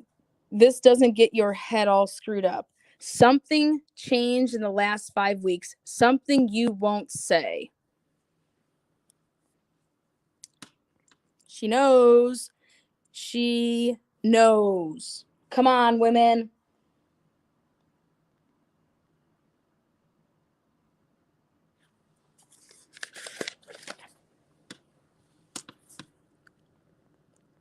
All of this asking for you to talk to me. You're falling asleep at 7 or 8. Don't tell me it's me. It's not communication. You're not telling me something. You falling asleep at 7 or 8? Added to this message were assorted screenshots from Shanann's phone of previous text messages with Watts in which he offered excuses for not calling her. Calling her? Most have been featured in this review. None were found in Watts's phone. Falling asleep at 7 or 8. I mean, he's on the phone with Nicole every single night at the same damn time almost for like 50 to 89 minutes.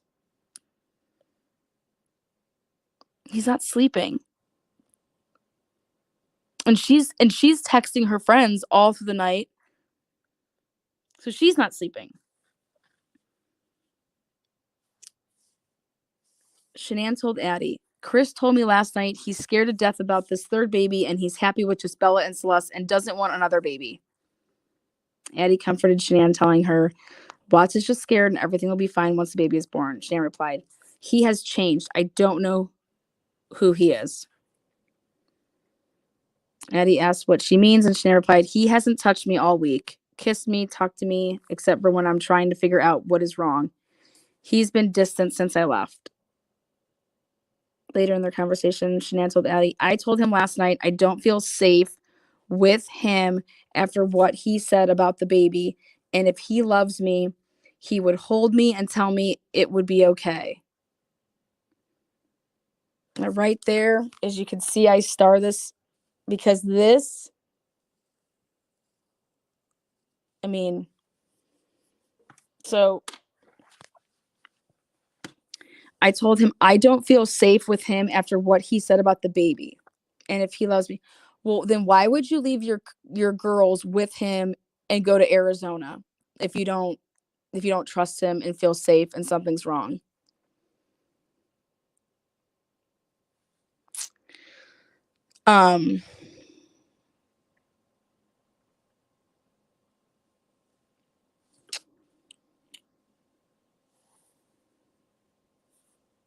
Give me something, and he did nothing but go to bed.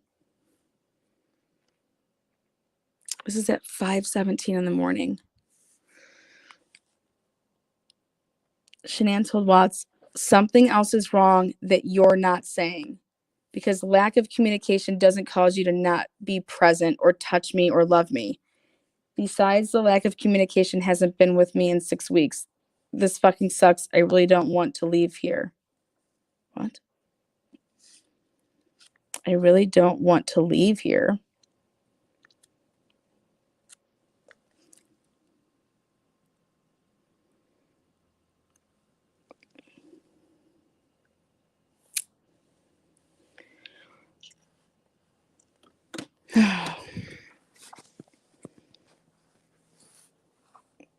Shanann hated North Carolina, so I don't understand why she wouldn't want to leave there.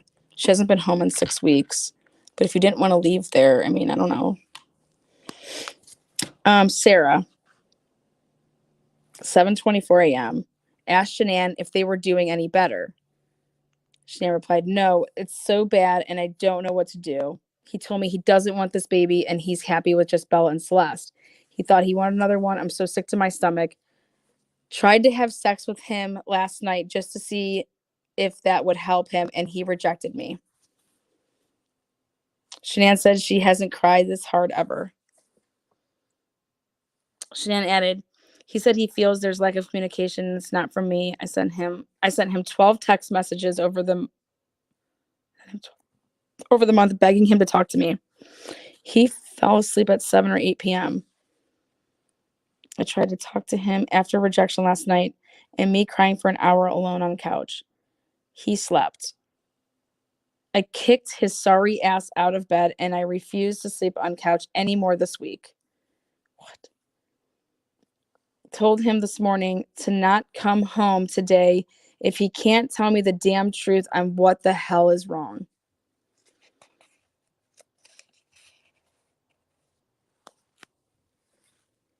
Yep, right there.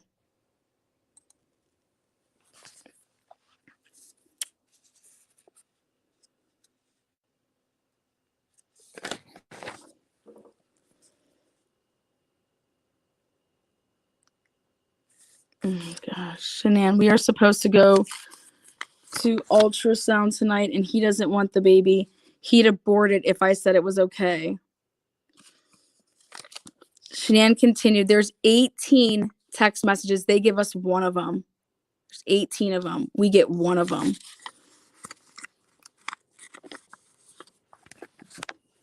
Yep, that's another one. This is, yep, right here.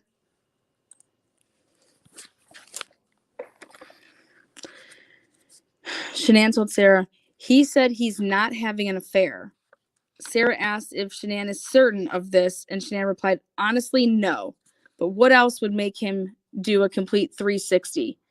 We couldn't get enough of each other before I left. Again, 6 to 8 text messages missing.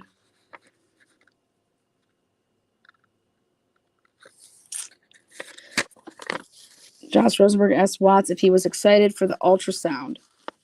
Today is the day, right? Watts replied, he just returned to work and added, yep, today's the day. I'm excited. Watts confirmed the ultrasound was at 1900 hours. Again, this is Cassie sending her man over to do the Patsy work. Watts made an unspecified modification to Shanann's contact information in his work phone.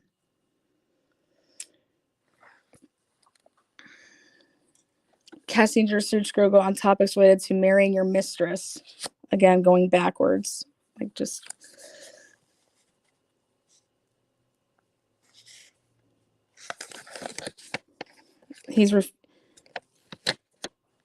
said he refused couples counseling. Shanann elaborated. He said he had a lot of time to reflect his feelings. He said he's going to work it out, but she doesn't know how when he won't agree to counseling. Her friends offered support and suggestions to work this out. 9:57 p.m. Bro, I'm waiting so patiently. Don't leave me hanging. Watts replied, LOL, envelope is sealed until next weekend. They weren't doing a reveal on Monday. Next weekend, Josh asked if they were going to hold a reveal, and Watts said yes. Watts said yes.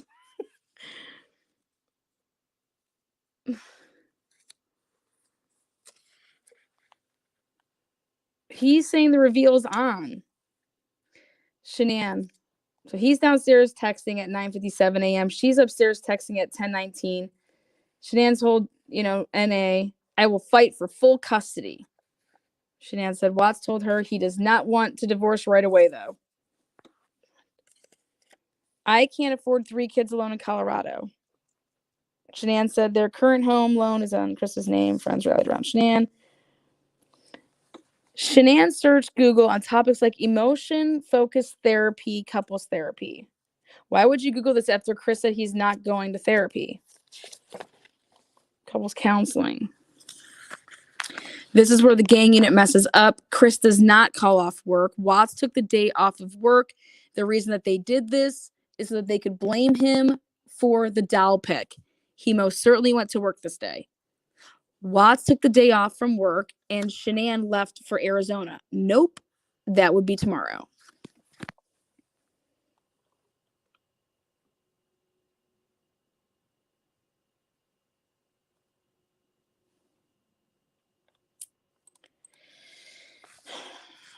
I mean, how do you get that wrong? Come on, gang unit. What the fuck? Oh. Shanann, okay, 2:54 a.m. Shanann told Addie that Watts refused to hold her and has told Shanann it's because he's not there. He can't. Shanann told Addie, I canceled gender reveal. Nikki is going to tell me today. I need happy news right now. I said to him, now, how is this a few months? What? We were so intimate and what I thought in love when I left. He said he had a lot of time to think. Addie asked if Shanann has gone through Watts' phone, asking if he was having an affair. Shanann replied, I did. He denied having the affair. No, I didn't look. He's deleting messages from his dad. I'm sure he's not that stupid. How does she know that he's deleting messages from his dad? That means you're going through his phone. Otherwise, you wouldn't know if he was deleting messages from his dad, would you? Didn't think so. Addie noted that none of this makes sense.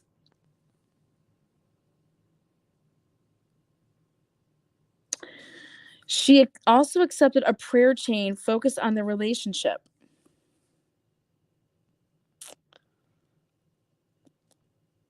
Again, this is 2:54 in the morning. 6:09 in the morning. Shanann asked Watts, do you want to find out together with me tonight on baby's gender?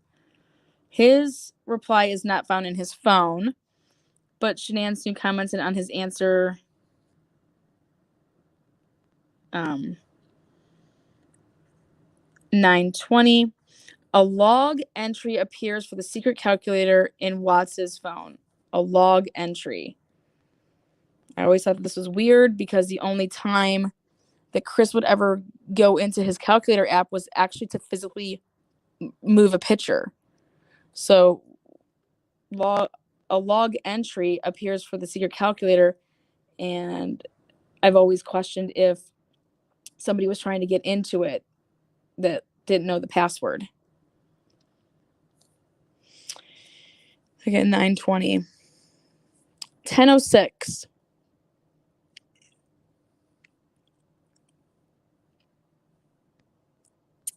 Okay, this is nuts. Look at this. 151500. See that? Now, 151685. 185. See that? 185 timeline transactions are missing. 151685. 151500.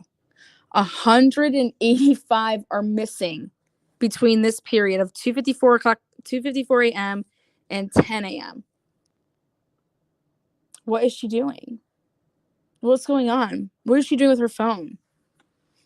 She's supposed to go. So Shanann shared an ultrasound image of her unborn son with Sarah. Now, my question is this was at, look at the time, 10:06. Did she tell people that she actually went to the doctors?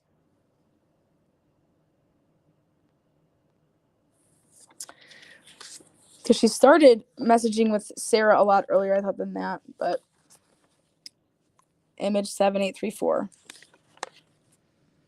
Image 7836. Image 7834. There's one image missing. Image 7836.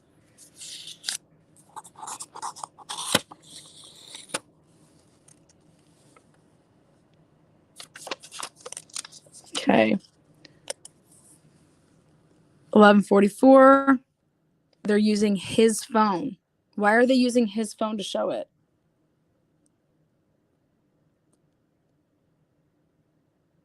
He's at work. Look at, why aren't they just using hers? 10:06. Shanann shared an ultrasound image with her Sarah. Okay. Then 11:44. Wait for it though. They're using this right here. This is 41. They're trying to say this is going to be his stuff. Well, 7863. 7834. See that? Why would the picture that goes with her phone be with his 41 saying This image was taken by Watts's phone, which he sent to Shanann. She replied, "Don't know what to think about this." If that is in fact true, then why wouldn't you use the image from his phone? You would have the corresponding image to match this timeline transaction. Those should be from the same phone. What they did is they used this text message timeline transaction from his, but they used the picture from her phone. Why?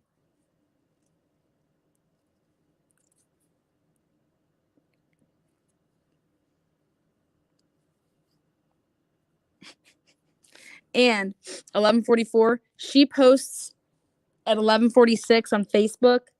So if he would have just sent this to you at 11:44, you'd have had to see it right away, then decide to get on Facebook and decide to post this all within 2 minutes. Again, finding out that this image was taken by Watts's phone, which he sent to Shanann. She replied, "Don't know what to think about this." Oh, is that fact? You think so? Would you just come home for lunch? Again, they totally act like, oh, Watts took the day off of work and Shanann left for Arizona. Nope, that didn't happen on Thursday.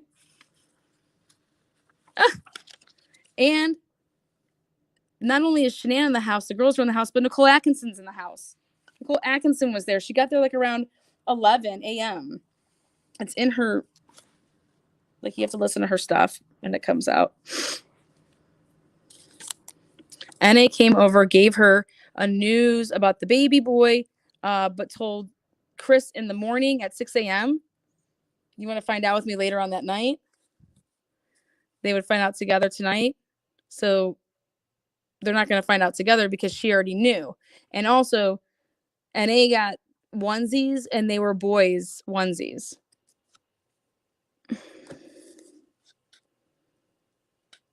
Again, if this was taken from his phone, this number would have matched, but they used, it's just a bunch of bullshit. But again, why would you have to do all this? Again, look at all the weird stuff that was happening on this day, though. Tries to get into the calculator app. They mess up and act like he went to, stayed home and she already left. Okay. So, and then you have the Dal pick on the same day as just a random log entry appears. Dal pick. Then Shanann told Sarah that Watts has agreed to go away next weekend. Just us. Shanann said a friend has agreed to watch the kids. Do you know what time this was? Do you want to know why they don't have the time here? Because Amanda Thayer didn't agree to do this yet. And I said, where is the text of them talking about this? She just tells this to her. That Amanda Thayer, she hasn't even asked Amanda. She asked Amanda, but Amanda didn't respond to her until 6:09 p.m. that night. Shanann said a friend has agreed to watch the kids. What is she talking about? No, nobody has agreed to do any of that because you go and look at Amanda Thayer stuff. Amanda Thayer shows her text messages and she responds to Shanann at 6:09 p.m.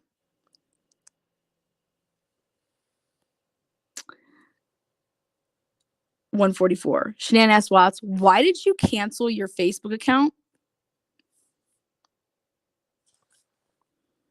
He doesn't respond. How did she know that? Did she try to tag him in the Dal pic?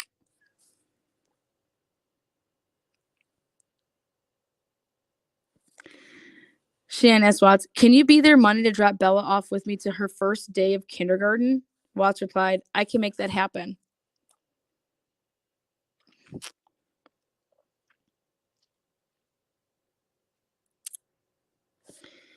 3:45. Shanann received a confirmation from Amazon that a book was ordered. Okay, look at this. You guys are gonna 151749 749 902 150 timeline transactions. What are you doing on your phone? Every time that you make a phone call, you text, you do a Google search, and you go into a different thing, or you open, like anytime your phone does a command, it's a timeline. She does in literally 2 hours, or possibly wait, because they refuse to give us the time. They're writing it out. 150 unanswered timeline transactions. What is she doing? Then 7:37, Watts told Troy that he was taking tomorrow off and added, "I will meet up with you for the fire stick." 8:17, Shanann told Addie that she was talking with Watts presently, apparently texting simultaneously. Addie asked what the gender of the child is, and Shanann replied, "If I tell you, you can't tell anyone. He, Watts, wants to announce it Monday." Monday. Wait, what? Shanann added she's trying to be accommodating. He's talking and kind of being Chris, but he's still very distant. What? So Nicole knows, Cassie knows. I mean, who knows? Why are we having a gender reveal if everybody knows the sex of the baby?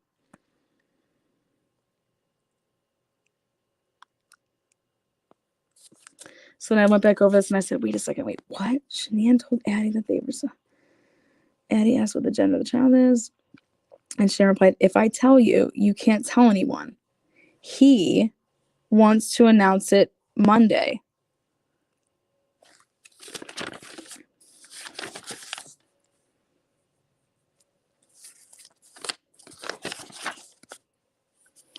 "Bro, I'm waiting so patiently. Don't leave me hanging," Watts replied. "LOL, envelope is sealed until next weekend." Next weekend. He tells his boy we're doing that gender reveal next weekend. Now she's saying that Chris all of a sudden wants to do this on Monday.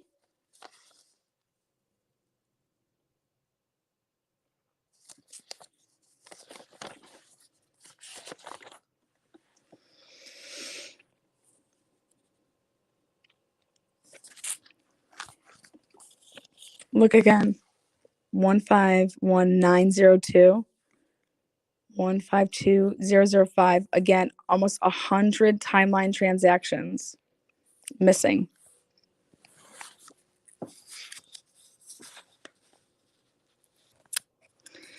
Okay, now on the same day, Watts logged into Instagram. So there was action on his secret calculator, Instagram, Facebook, the doll pic. They're not supposed to be, she's supposed, the gang unit thinks that he's at home and she's in Arizona, or wants everybody to think that. But Watts searched Google for prices on an Audi Q7. He needs a car if they split, right? So that he can transport the kids, right? Shanann told NA Chris wants to move to Brighton. Oh, he does?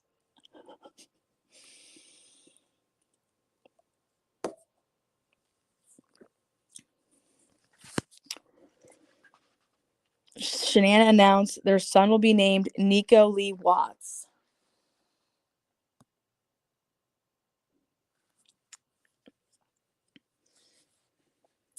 Shanann cautioned they were not going to tell anyone the name until Monday and to keep this a secret.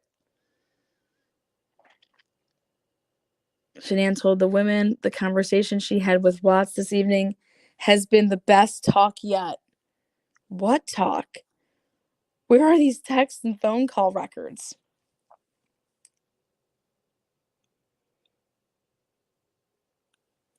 Look at me. What in the actual fuck? Sarah asked how the conversation with Watts went. Shanann replied, "Oh my gosh, much better. We talked. He told me he loved me back. Still cold, but not as cold. He even kissed me before going to sleep in the basement, which is second kiss since picking him up from the airport. I want to tell you the gender, but you have to keep secret. He wants to wait till I'm back to tell everyone. So Monday. Shan said he agreed to counseling. What? Shanann said, agreed to read the book I ordered coming tomorrow and write me a letter expressing. Shan said, we are going away next weekend, just us. Well, do you not remember that you told her that up here? Shanann told Sarah Watts said to go away with next weekend, just us. To go away next weekend, just us. Did she just copy, cut, and paste?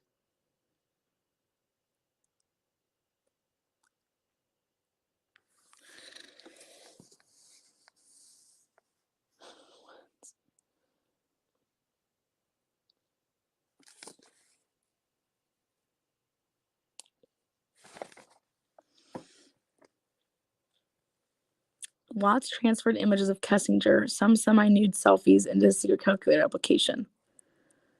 Oh, now Watts took day off from work and Shanann left for Arizona. Oh, are you sure?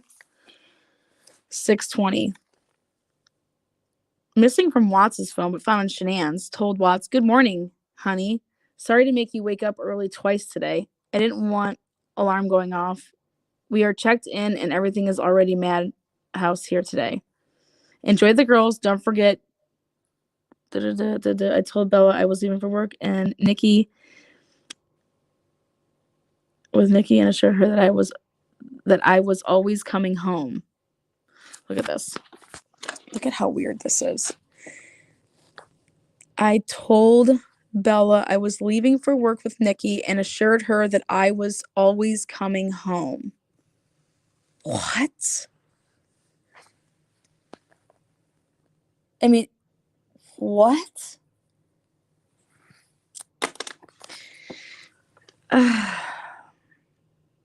They usually don't eat right away lately. Give them lots of kisses for me. Thank you for everything last night. I miss and love you so much. I am still in shock we are having a little boy. I'm so excited and happy. I really thought it was another girl. Thank you for letting me hold you this morning. It felt good. Your letter is on the counter. Have a great time with kiddos. They truly missed you. Love you, baby. Send me pics. Again, missing from Watts' phone, but found in Shanann's.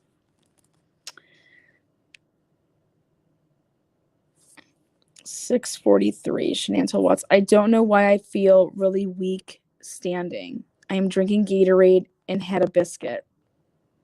Getting ready to take off. What time kids wake up? Watts speculated her weakness was from lack of sleep.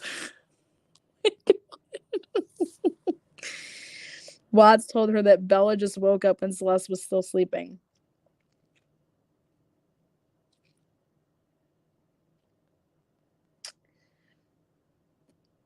See, they had alerts on everything. Shanann received a calendar alert for the flight. Okay. This is where they messed up on purpose. Jeremy Lindstrom did not write this. This is actually Josh. Okay? This is actually Josh. And this is how I found this out. 7:51. Jeremy Lindstrom, apparently knowing the Watts were having a boy, congratulated Watts. Little man is lucky boy. Watts thanked Jeremy and asked what time the birthday party was on Sunday. Jeremy said 1 p.m. What?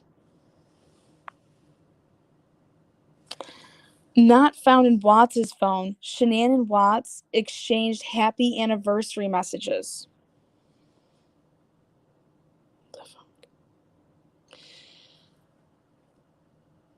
She was using her Wi-Fi on the plane.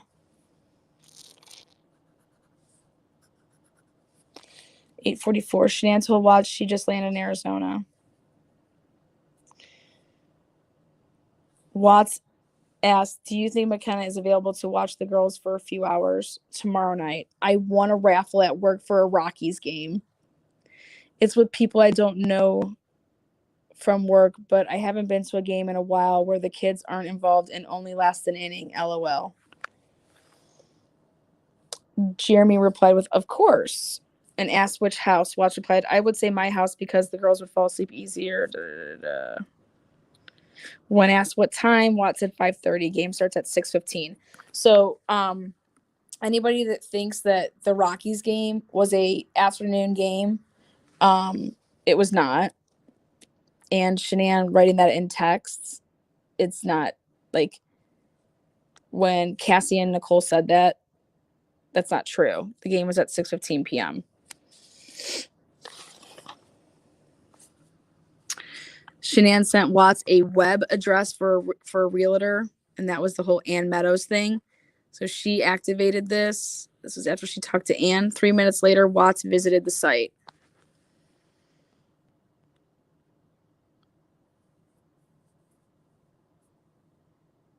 Okay. Again, this is when they put it in the italic print. This is hilarious. For her part, Shanann was upbeat and optimistic this day for the first time in weeks. What? This is evident in her conversations with others via messages. In the weeks preceding, Shanann was heartbroken, confused, and emotionally distraught. At present, however, Shanann felt they turned a corner, that Watts was finally communicating with her and was willing to work towards fixing whatever was wrong. Shanann shared this news with many, and her friends sent happy and supportive responses. Well, then where are they? Where are those? Where is that? No, this is them saying this for a reason. As for Watts, the book and the Amazon shipping box it arrived in was found in the garage trash can during the search of the home. Ronnie Watts asked if Watts deleted his Facebook account. Watts replied, yes, sir. Liberated myself. Ronnie asked Watts if Shanann's gone, do you think that we could FaceTime with the girls tonight? Or do you think that's a good idea? I don't want to get anything started. Watts replied that he feared Bella would tell Shanann. Ronnie responded, that's what I'm afraid of. If she finds out, she would probably have a fit. Don't want to make things worse. That was at 2 in the afternoon, 2:30. And he has to do it later.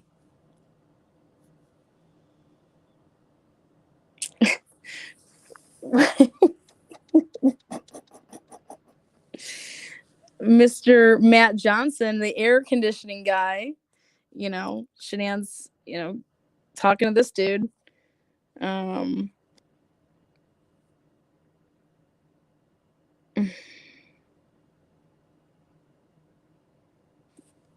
Let's see. 482.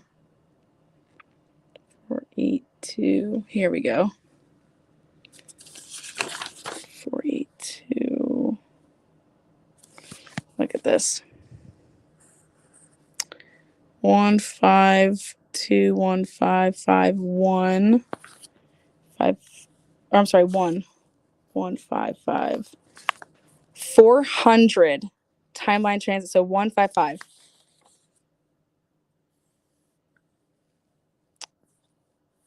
482. 155. 300 timeline transactions between 8 o'clock in the morning and 6:08. 300.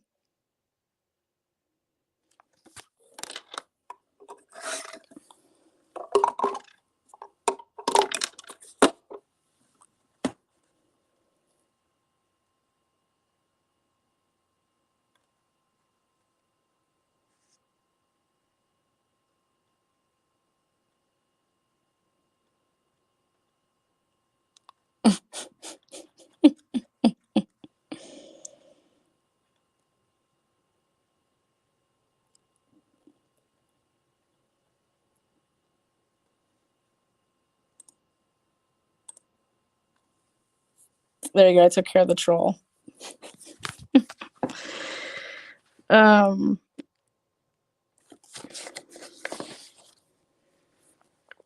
Shanann searched the internet via Groupon for deals on hotels in Aspen. She sent Watts the link, and minutes later, Watts visited the same website.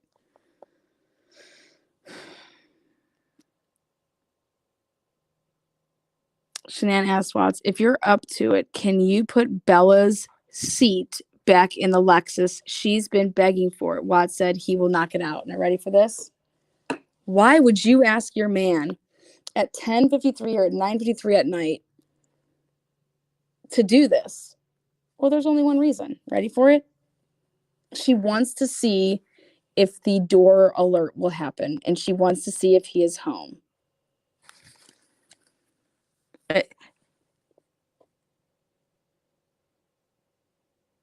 10 o'clock at night. If you're up to it, can you put Bella's seat back in the Lexus? She's been begging for it. Watts said he will knock it out.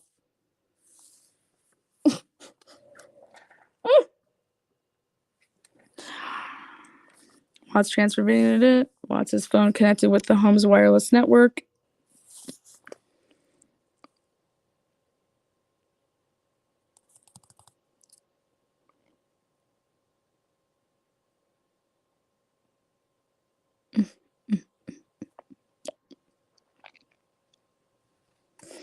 Minutes later, Shannon asked, do you want the NFL package for the fall?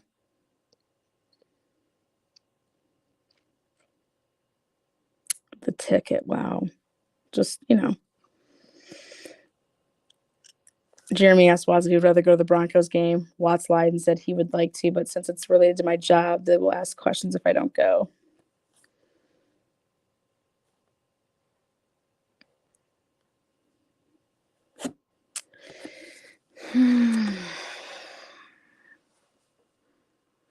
He lets her know that Jen, McKenna, and Kylie are coming to watch the girls for a few hours while I go to the Rockies game. Shanann asked him to ensure they don't feed Celeste anything she can't eat.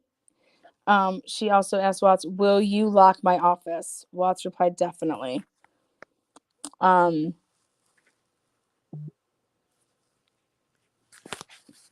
Watts search Google for Toyota dealership. The fuck?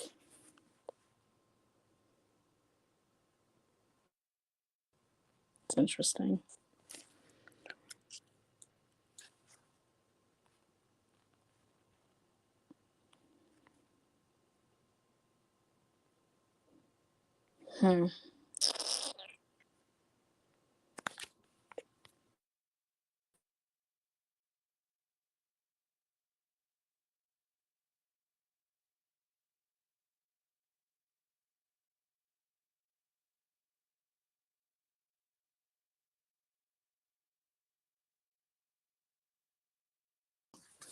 All this stuff.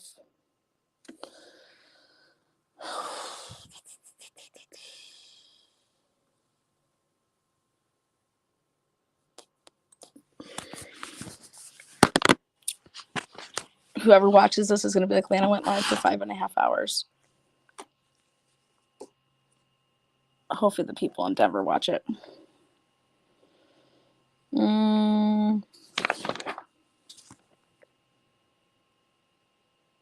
Oh my God. Oh my God. I can't believe that they got away with this.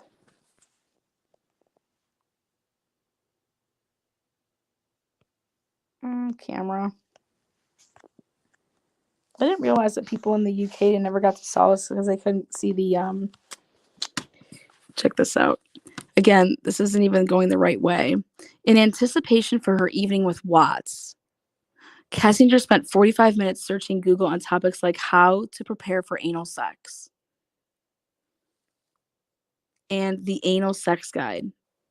This progressed to searches at Pornhub for interracial porn videos and threesomes with double penetration.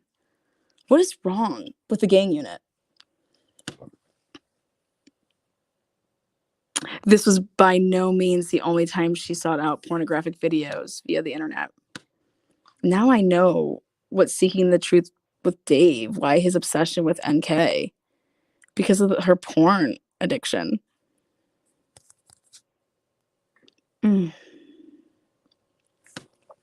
Shanann asked what time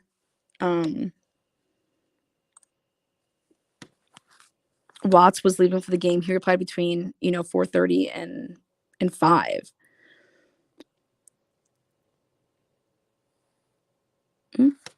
Shanann asked McKenna, "Hey love, it's Shanann. How are the girls? Blah blah."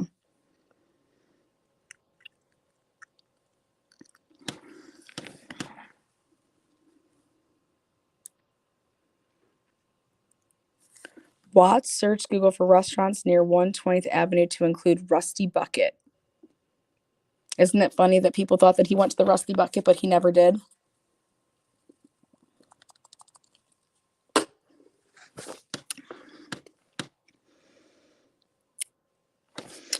Shanann searched Google for the score of the Rockies game, as well as what time Rockies game gets over.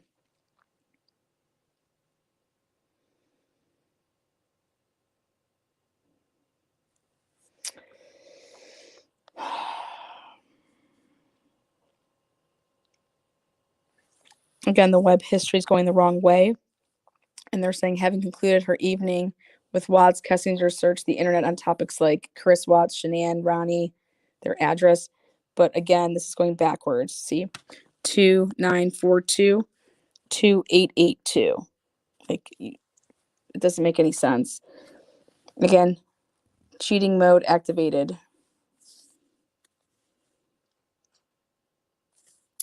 47 timeline transactions within 1 hour by Shanann. Shanann searched Google and the internet for lazy dog menu. How she came to learn so quickly of Watts's dinner expense is not reflective in the phone, but I suspect an alert from their bank or credit company. It would be a timeline transaction if it was alert. And then she's being a smart ass. Oh, save your receipt so we can write it off.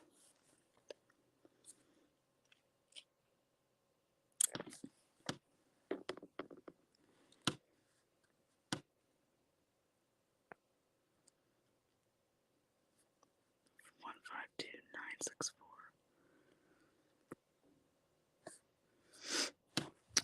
934 964 30 timeline transactions missing.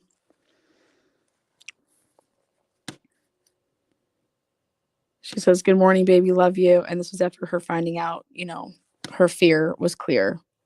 She knew he was cheating. "Good morning, baby, love you."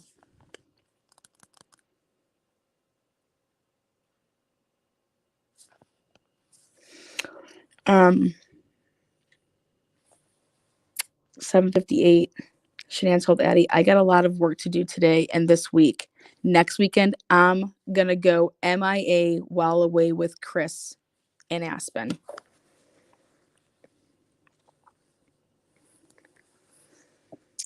Shanann asked how the girls were. Watt said they were good and drinking a shake. Shanann replied, "Miss you guys. Give them kisses for me."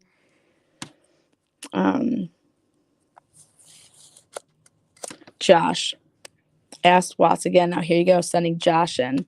Josh asked Watts if he truly was all right with his family staying with them when they move. Watts said he was. That's cool, man.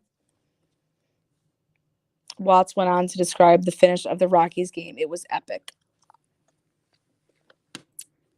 Shanann told Addie, "I need to do better with my calendar. I don't block out family time. I fill in family time." Watts, said to me last night, "It has nothing to do with business, though." Addie said she thought this could have been the issue and insisted Shanann make more time for the family. Shanann replied, "No, I agree. No, I think it's itty bitty things.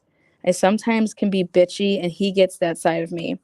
I know I tend to make him feel like he isn't able to do things because I have control issues. He said the other night he wishes I just let him hang up a picture." Now, this is weird. Shanann's calendar had entry titled Talk scheduled for this date and time, which was Sunday at 9 o'clock in the morning. Shanann's calendar had entry titled Talk. What?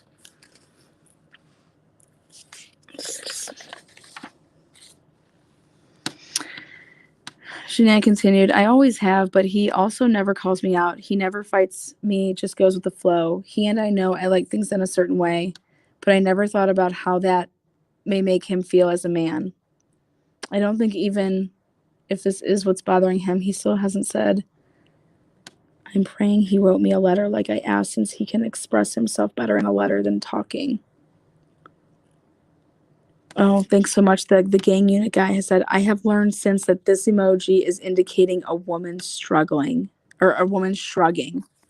Thanks so much, Mike D. Pro, for realizing that. Fucking moron. Shanann added, I'm the pusher and he's the withdrawer.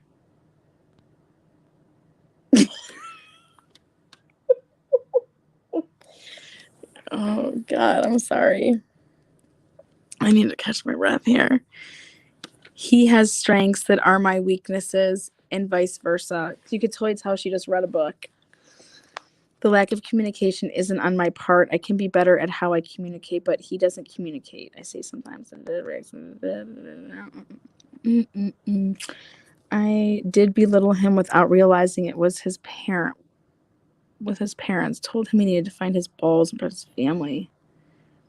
Watts is submissive when his parents are involved. Eddie said, "Is Watts he would kill for you." Jesus, look at this language. God, what the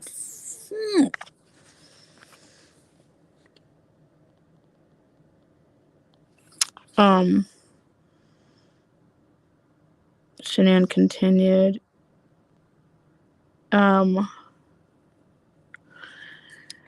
I told him in the letter I would, for him, we mutual respect. I didn't respect his parents. Shanann, my weakness is I have an Italian temper that can't hold back when pissed.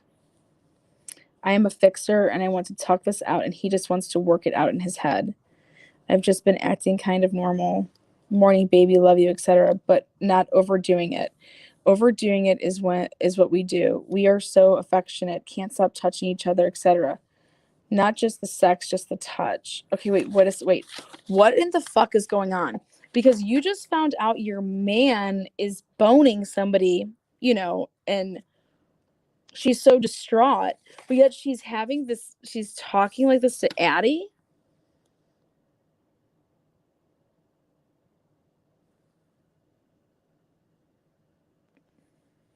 Shannon asks Watts, can you do me a favor today if you have time?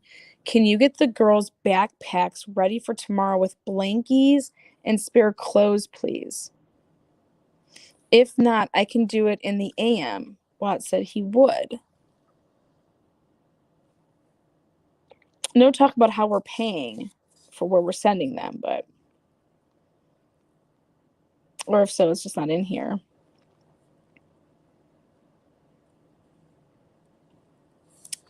$28. 028. 028. I'll check this out.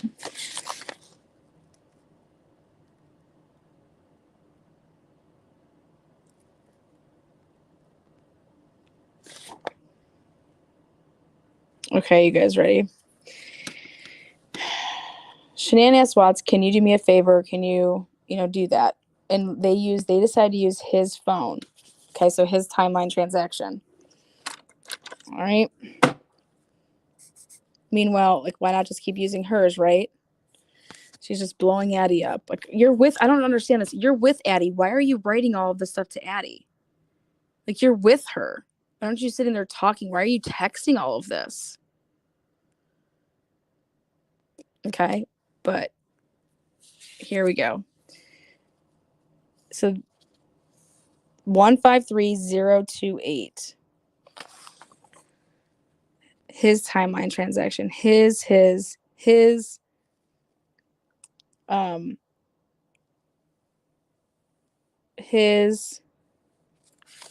wait for it. his, work, his, work, his, work, hers, but they purposely leave it out.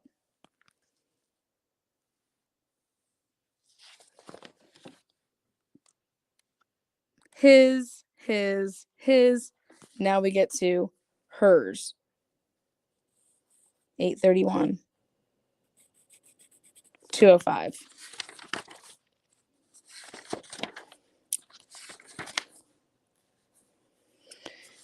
Let's just, they won't give us this time. Let's just say it's 9:30 a.m. 028. They just decide, you know what? Almost 200 timeline transactions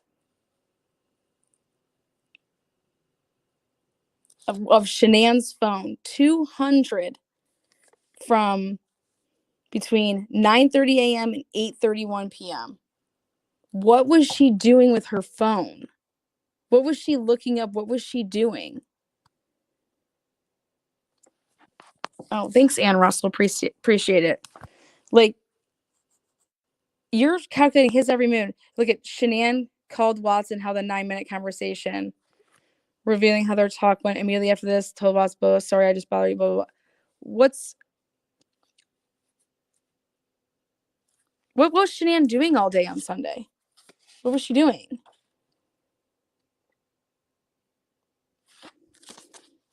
What was she planning? What was going on? Remember, I was always been saying this to people. What was the plan on Monday? There was a plan.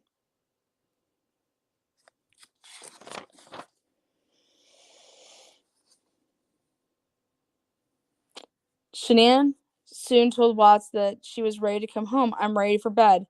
Again, his phone. His phone. His phone.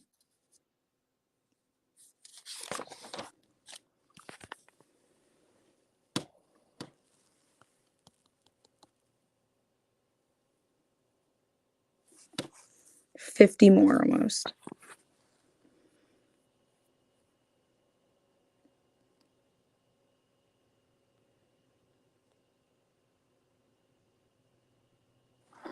Look at this. His phone. His phone.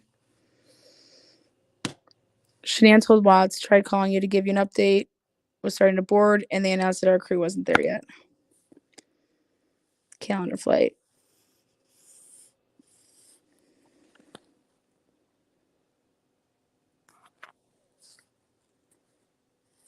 $9:45 p.m.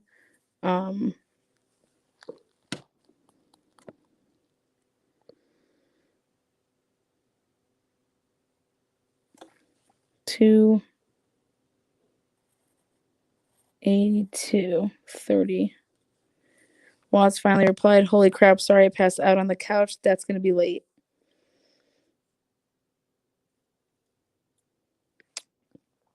$12:51 a.m. Shanann's phone connects with the Wi-Fi provided by Southwest. 3:05:282. So on the plane or before she boards, again, more messages. See 3:05, see it's 3:05, 3:06. See all of these in between here are missing. This is the last outgoing communication found on Shanann's phone, which was the landed in the group text. See how it says Shanann told Cassie they had landed? This is a lie. This is a group text message. Shanann told Cassie and NA that they landed because she group texted them. Watts' phone logged the Vivint alert of Shanann's entry into their home. 7782. 7781. 7782. There's a timeline transaction missing in between those. At that same moment, the Vivint video monitor captured Shanann as she walked up to the home and entered. NA was captured backing out of the driveway.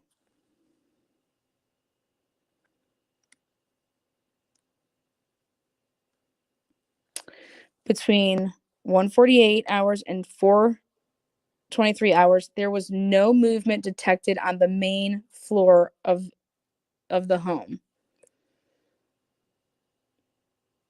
I said, what about before 148? We would know if Chris was waiting in the room, because some people think that right when she came home, like he attacked her.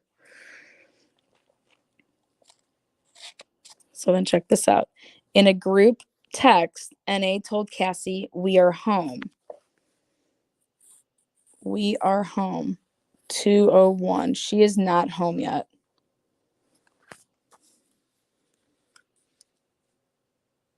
See 3:07. See how it lines up perfectly?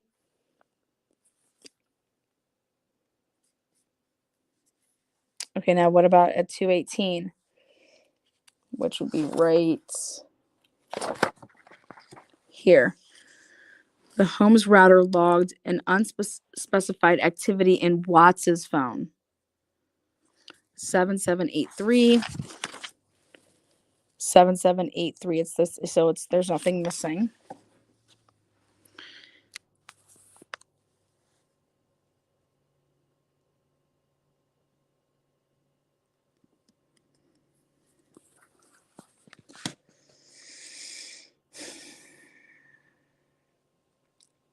I want everybody to see this. If you have two kids that are awake in the back of your truck, Watts made 3 unanswered calls to Roberts.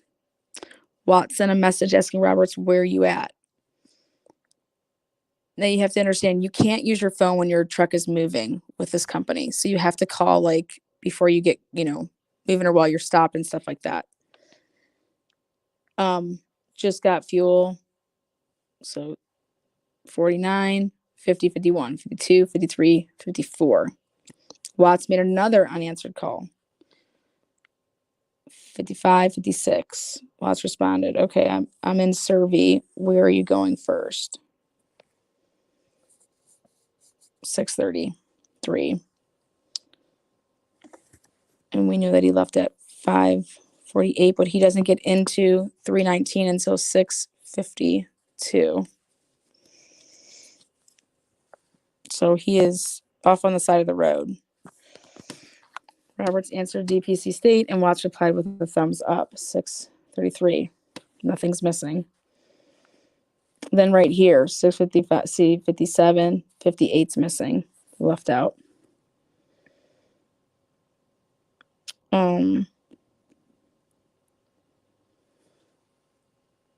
61, 62, 63, and 64 are missing. And then again, this is their opinion. Likely fearing another employee may show up to 319 while he was, Watts made an unanswered call to Chad.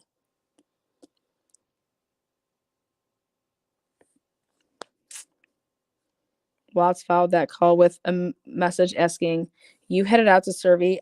I'm out here." Cody said something about pumping up the 1029. Look at how back to back all of this is. It is clear as day right here, right? That he isn't possibly digging. How is he digging right now? He's not there yet. Well, since you're out here, you want me to 69's missing. According with what they did. I was able to fill this all in with these missings, but this is how, why would the gang leave out a damn thing? Well, they did. Okay, well, I will head out that way in a bit. 6:44. Okay, 6:59. Roberts told Watts, "I guess I'm headed out that way to start up." Watts responded with, "Okay." 42. this one, 74, 73.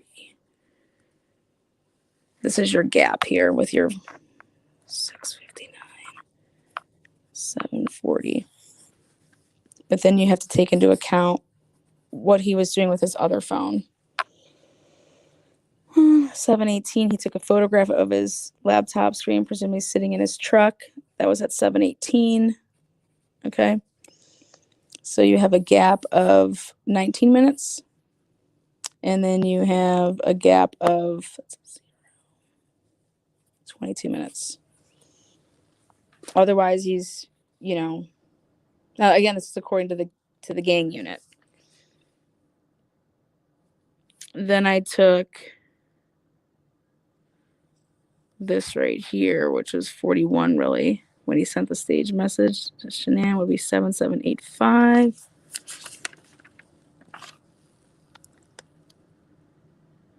Seven, 784. Remember, Nicole Kessinger wanted to know if he was really working, and she asked him to send a picture when he was working. So you have to ask yourself, do you think it was of the laptop at this time? Okay. Or, because that's what I think it was.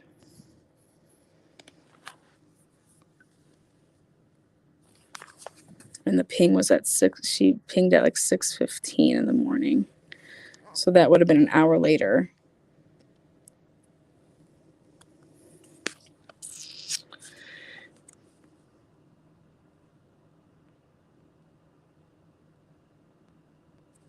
And then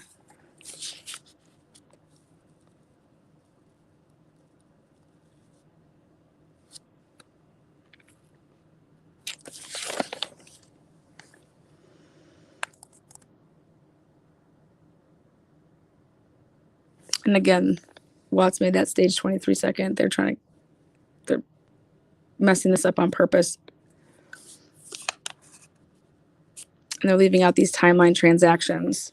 So, and this is how I filled stuff in.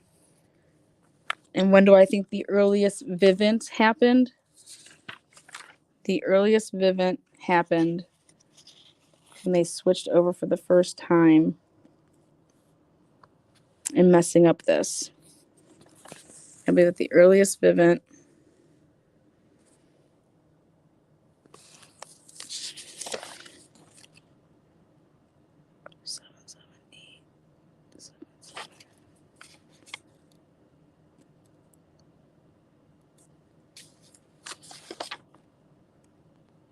God, they fucked with all this so bad. 8788. 7:40 to 8:25 a.m. was a Vivint alert.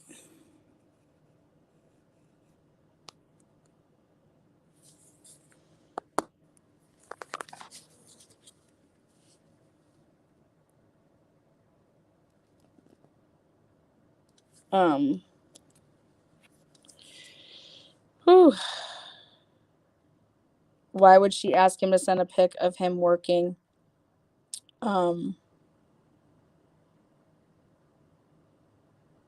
prove that he was there. But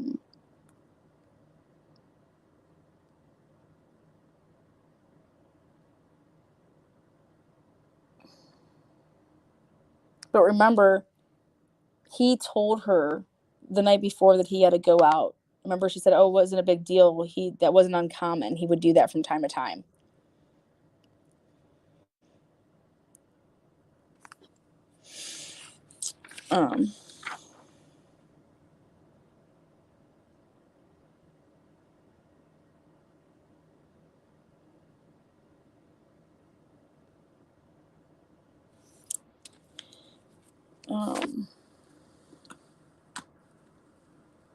My X-rated connection.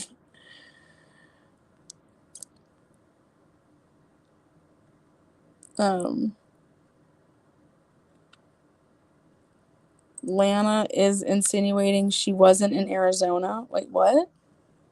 When? Who?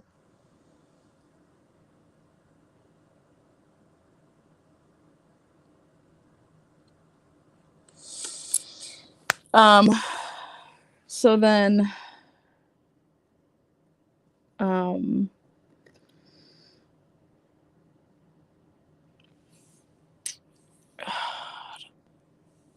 he had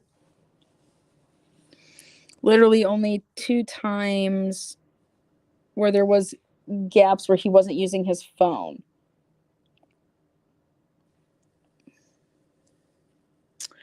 Um,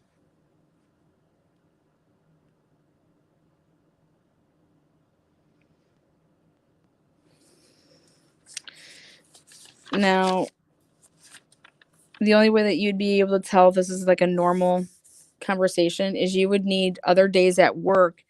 You know, is he making phone calls? But I'm gonna tell you this right now. If your kids are awake and they could possibly speak in the back, okay, you're taking a huge risk making these phone calls and having one of your employees hear the kids in the back. You know, because if they're alive, right? So don't you, that's a pretty big risk.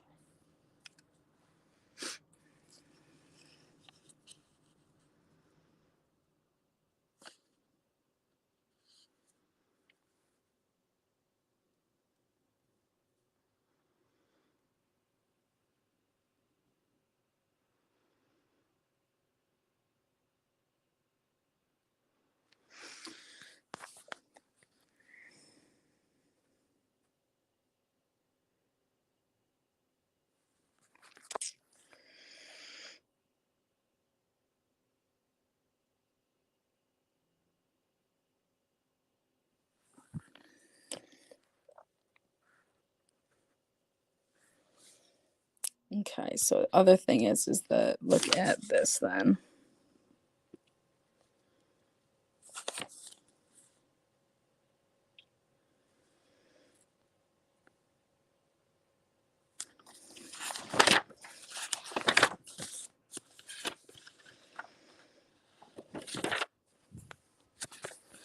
The day before.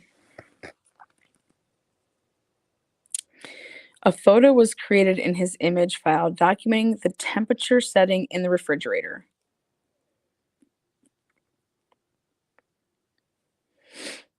A photo of 4 chicken breasts on a barbecue grill was created in his image file. I do that all the time when I'm cooking. I have the whip checks for the Service 629. I'm going to go straight out there from my house in the morning. I will look at the 319 as well and run the 1129 if you want.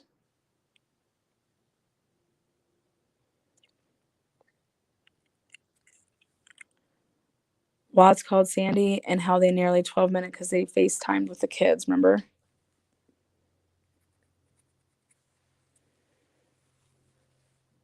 Roberts replied, I was going to go head out there first thing tomorrow to check out the 319. Did Troy talk to you about what I had found out there Friday afternoon? Yep, I was standing right next to him, lol. I was giving him a fire stick to look at. I can go out there, though. No sense in both of us going out there.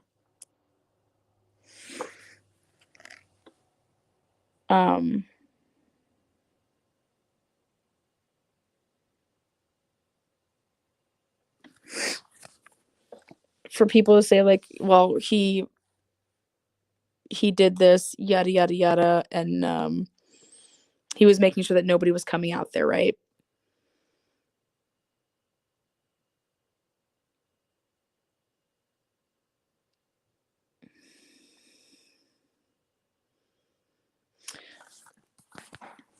I have the whip checks for Service 629. I'm going to go straight out there from my house in the morning, saying that he was going to go to 629 first. I will look at the 319 as well and run the 1129 if you want. That's how I read that. And he says, all right, sounds good, man. I appreciate it. I think I still have a couple conies left out there. I can let you know in the morning. And let me know if you find anything at 319. If not, we may pressure test that BP line and see if it's leaking underground.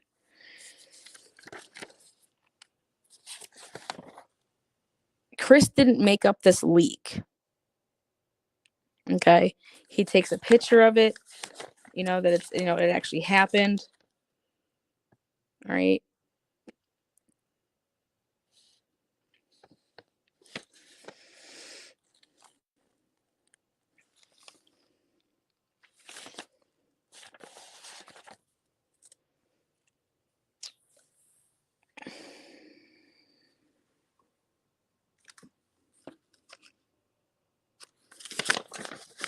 So then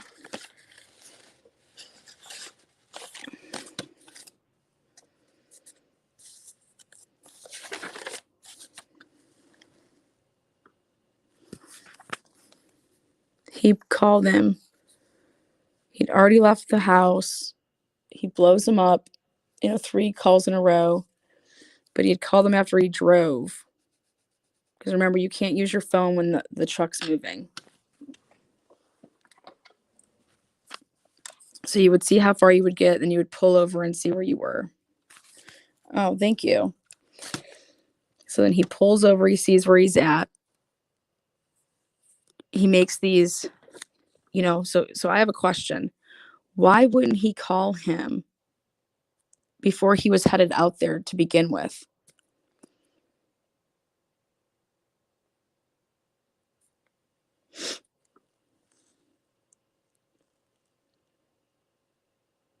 Watts made 3 unanswered calls to Roberts.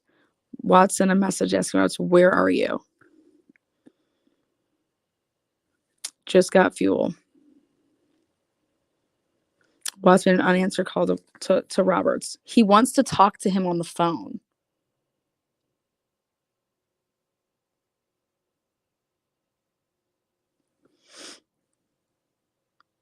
Watts responded with 2 messages to Roberts. Okay, I'm in Survey. Where are you going first?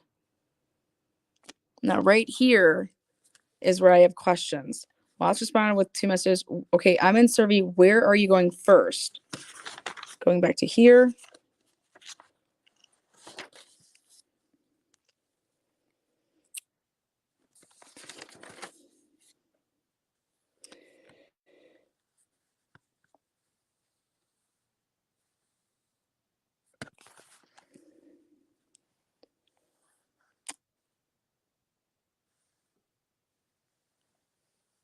No sense in both of us going out there. No sense in both of us going out there.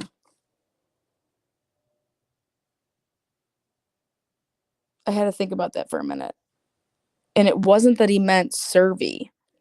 He just meant the 319. No sense in both of us going out to 319. Not Survey altogether, but 319, right?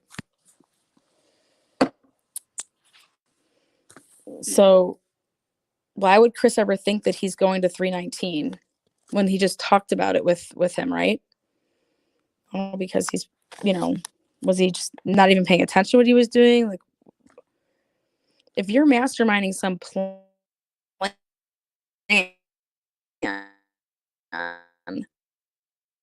up your dude to find out where you're at, if this was like a master plotted plan, the master plotted plan would not be all of this happening like a lunatic style.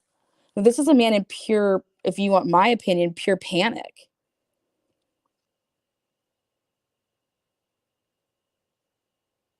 Because if it was a premeditated plan, you're not making all these phone calls.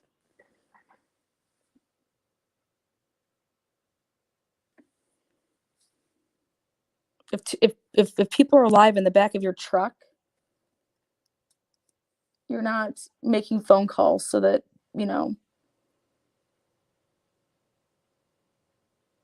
that your kids can be heard in the back.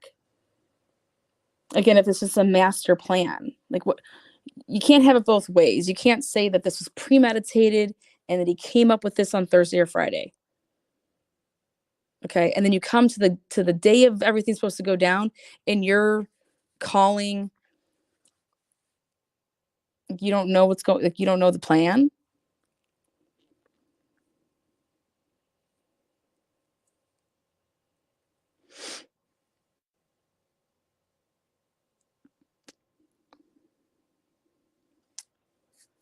Now, let's hypothetically ask ourselves this. Is it plausible? Let's just take away the fact Chris going to work. Chris going to work. And would it be normal to make sure, like, hey, which one are you going to? Because we're not going to go to the same one. Like, I'm going to this one. Okay, fine. I'm going to this one. You know what I mean? All right, great. You have to make these calls like this because once you start your vehicle and you start moving again, you can't use your phone again. Which I don't understand why these dudes just don't use their personal cell phones, but I don't know enough about that. So you have your vehicle has to be stopped.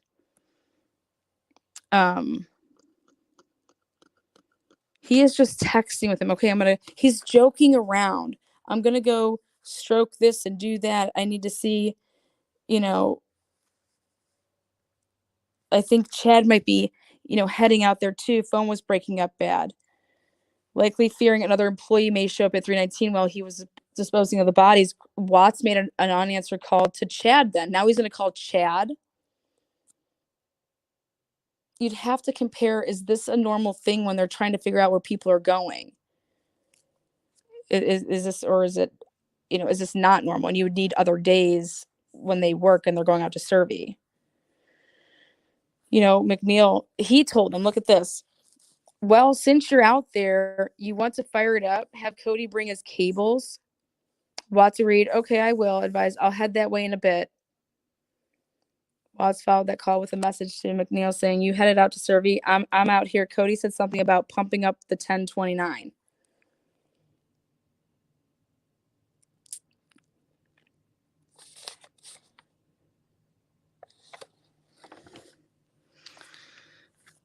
Roberts told, I guess I'm headed out that way to start up the 1029 and Chad will be meeting out there. Watts replied, okay.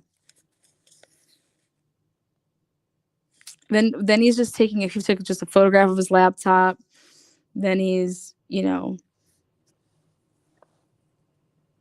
which they want to say Watts sent the stage message to Shanann's phone. If you take the kids somewhere, please let me know where they're at.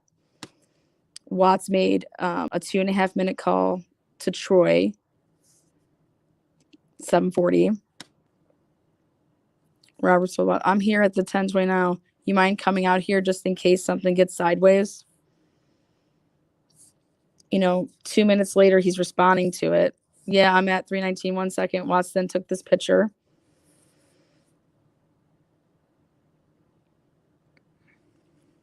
Remember, his phone, this stage message here, they're trying to make it seem like it's his work phone. It's because whatever he was doing, they were trying to make it seem like that his work or that his regular personal phone was not on him, because it otherwise would be calculating the steps to go up the stairs to survey where, the oil, right? And they didn't catch any of that. He did not go up any flight of stairs. And guess what? His girl Parrish, one of his work employees, I know for a fact he had his phone in his pocket because she strolls up and sees him on his phone when she arrives, and it was his regular cell phone. And he was, standing off.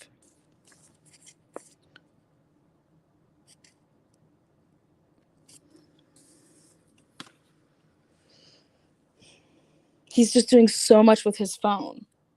And he's responding to people right away. Like, Watts called Luke, how the 1 minute and 45 second conversation, and then goes 1 minute 45. That's going to take you almost right to the 747. Like, you're just going to have like a minute left. And then they had a 2 minute conversation. Is it a lot? I mean, you want me to bring some Gator? Wouldn't you be out of your mind? How are you doing this? Oh, I'm great. I'm great. Chris Watts does not have control over this, people.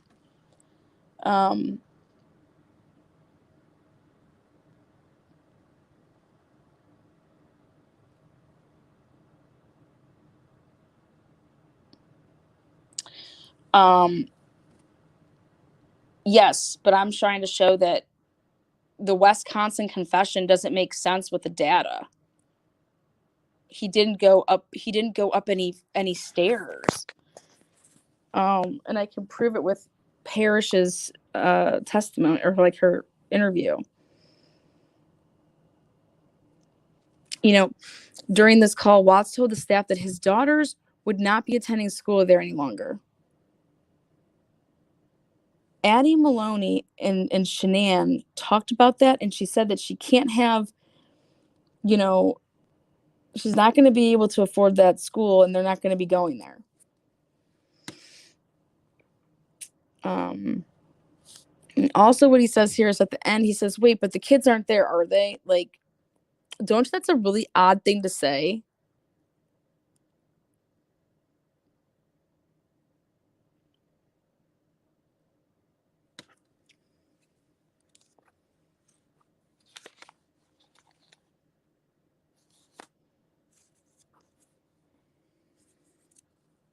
Why lie about all this? Why lie about the phone?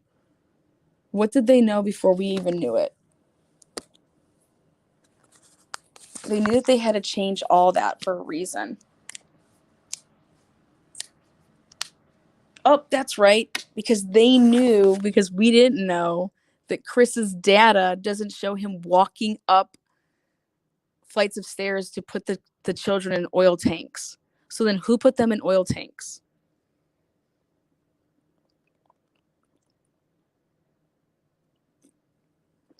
Then you're going to have to argue, no, he just didn't have his phone on him, right? Well, then why is he making other steps though? If he didn't have his phone on him, then it means no steps, period. Not just flights of stairs, but that means that his phone isn't going to record any steps because it's just chilling in the truck.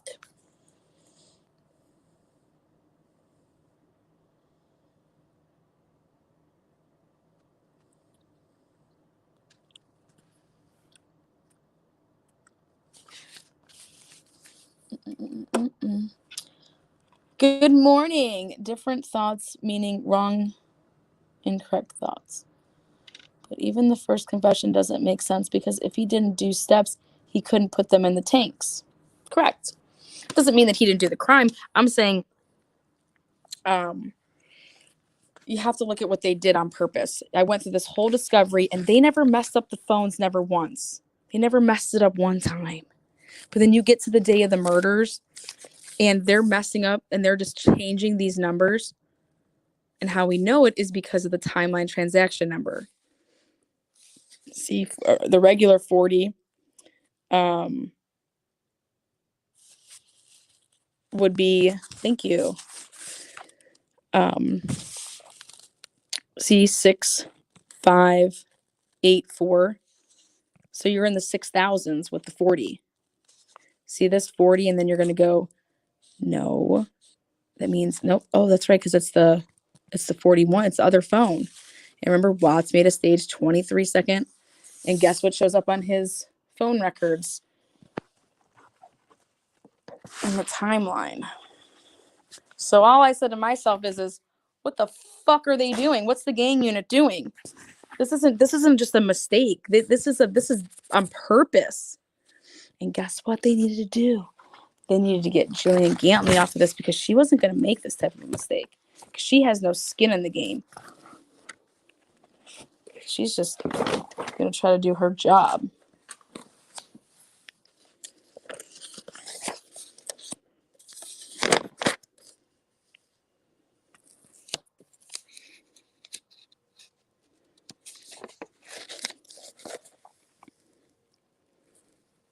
See, Watts is 41.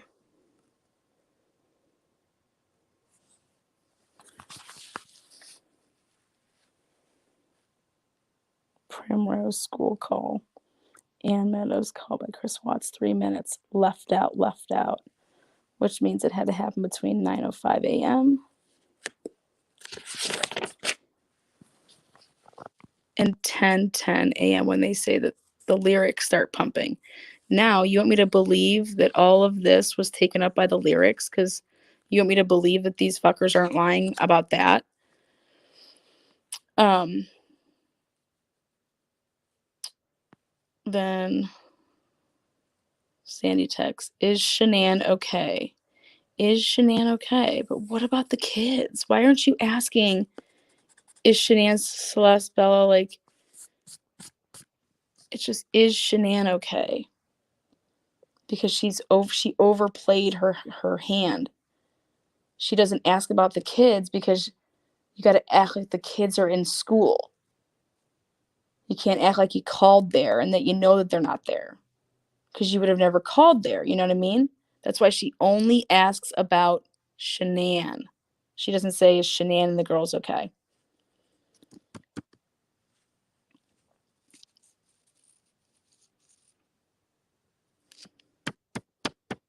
And then Chris immediately calls her, but she can't answer because she's on a three-way with all those people. So they say, don't answer it. We'll just call him back and we'll make it a four-way. And then you're going to sit there and tell me that all of these are Aspen searches, you know? Left out. And then I did one of his work phone. Where's that one?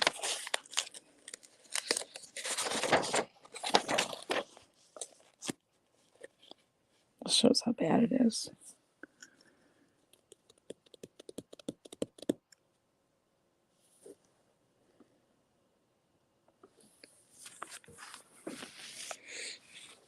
June 26th is the first time that we get a timeline transaction for Shanann. Shanann's first timeline. And her phone's at 129150. Okay. Shanann's second timeline that is recorded in the data discovered by the gang unit, July 6th. She has went through, check this out. It's too blurry. 134875. You know how many that is? 5,000. 5,000 timeline transactions in a 2-week period. 5,000. 5,000. What the fuck was she doing with her phone during those first 2 weeks, basically in North Carolina? She got to North Carolina July 28th, I believe.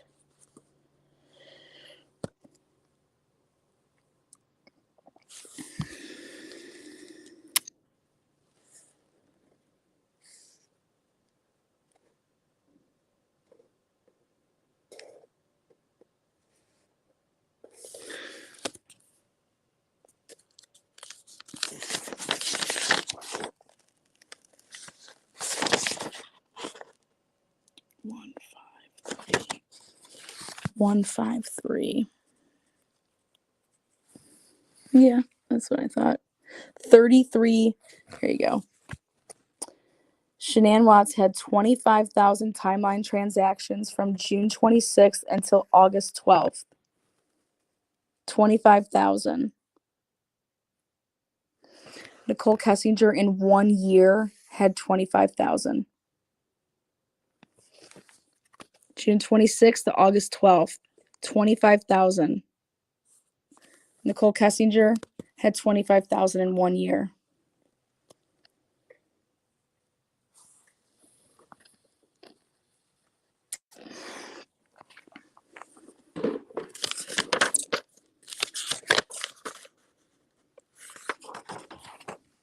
That's insanity. It's insanity.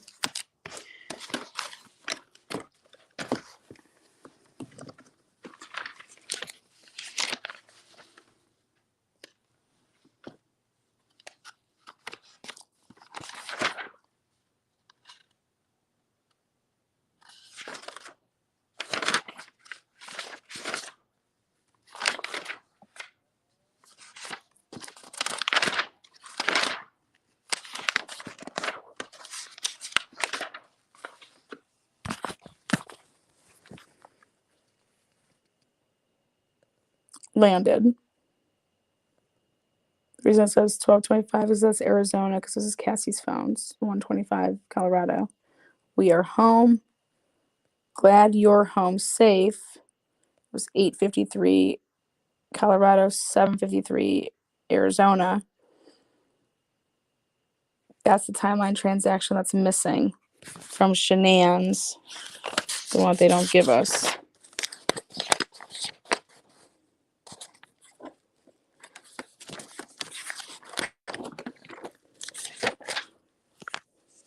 And all they did was move it back so that we wouldn't know.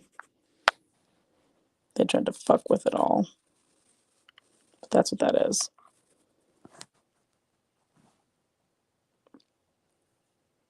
That should be right here. But all they did was just move stuff up to fuck with it. But that's what that is. And they don't show it because it's a SMS. And they wanted to make it seem like that's why Nicole Atkinson's wasn't going through. Well, we can't show another SMS because then everybody would be like, well, that SMS went through. So we got to fuck with it. Sick. And when people say, well, how do you know that the phone didn't go to, how do you know that Chris Watts's or Shenan's phone wasn't with Chris?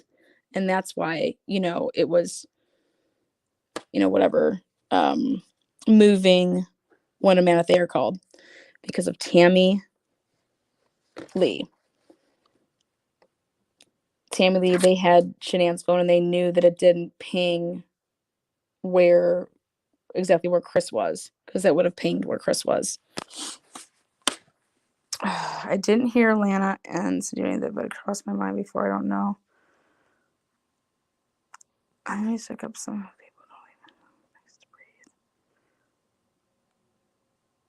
I'd love to know why Shenan Watts took that creepy doll pic. I just want to know why Shenan didn't go to the doctor.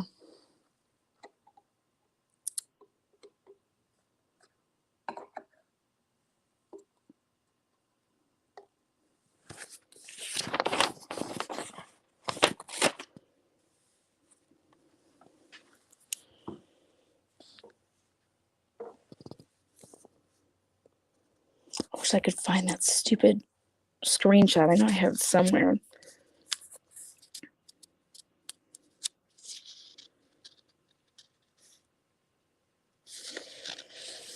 Remember the Netflix pic I showed you guys a little bit earlier when I was zooming through my stuff? They had it down as 212. That stage text from Watts, where are you? Nope. It was 119. 119. In his phone. It was 212 here because her phone was already off. So he actually sent that at 119. But it registered in her phone at 212 because her phone was turned on. And that's when all of these, everything from here to here, this all was stuff after her phone was, turned off. But this was at 119 because that's what time it is in his phone. And his phone made it. But the reason it registers in her phone at 212 is because her phone was turned off at least by this time. So here's a good question for you guys. How is it possible for her phone to be on? Okay, her phone's on. And then somebody turns it off so that then this happens. Because his other stuff was coming in at the same time. When he sent the message out at 7:40, it showed up on her phone at 7:40. When he sent a message at this time, 8:25, it was on his phone at 8:25, and it's on her phone at 8:25.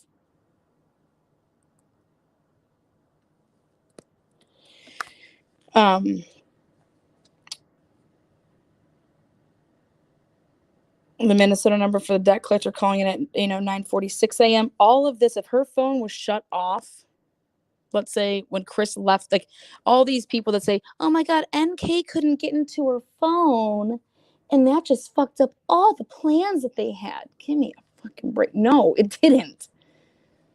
You don't need to get into her phone. You just need to take the phone with you and pitch the shit. Okay?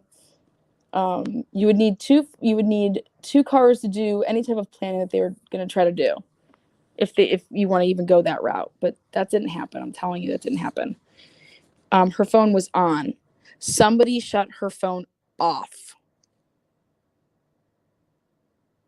Somebody shut her phone off.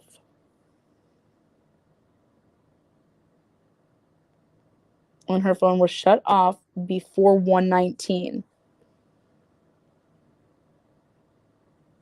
Thanks to Netflix, I was able to put that together. Thanks to Netflix, I was also able to show the gang unit light again. Because what did they do? They used Chris's phone to show that because they had it in evidence because his parents don't have it.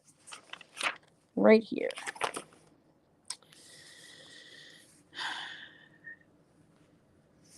Watts sent another staged message to Shanann. Where are you?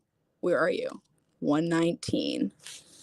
But it came through on hers, I'm sorry, at 2:11, sorry. 2:11. 2:11. 2:11. And look at a bunch of look at this. 153337. That's a 337. 346 is when all of these supposed text messages begin. So there are stuff missing from 337 to 346. Okay. And that's why this is blank here. And then I filled in what they want to give us there. And then all of this stuff is blank, left out. Okay.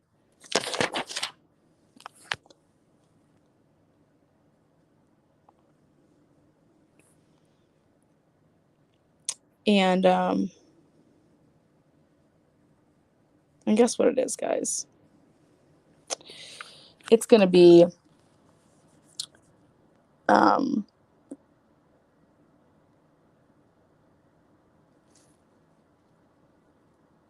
the Vivint going crazy after Chris gets home.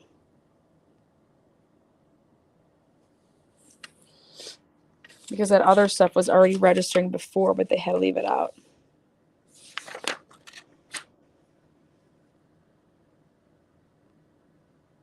Again, we know that he didn't type that in at 2:12 anyway, so I already knew that because he was inside on the body cam. He wasn't texting her while he was doing that. That's not what was happening. But the gang unit wants us to believe that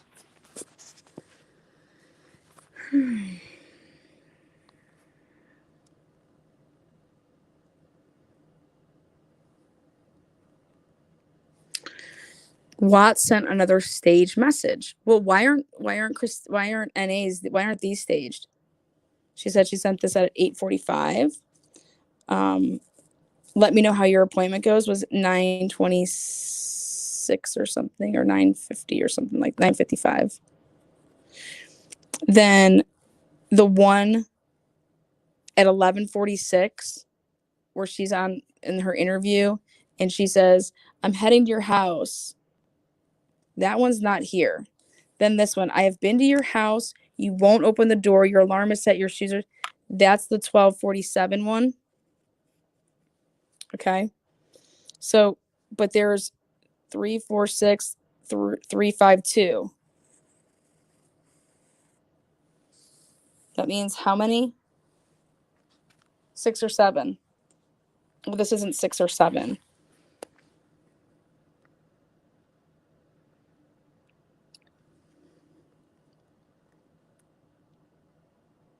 Her phone was on.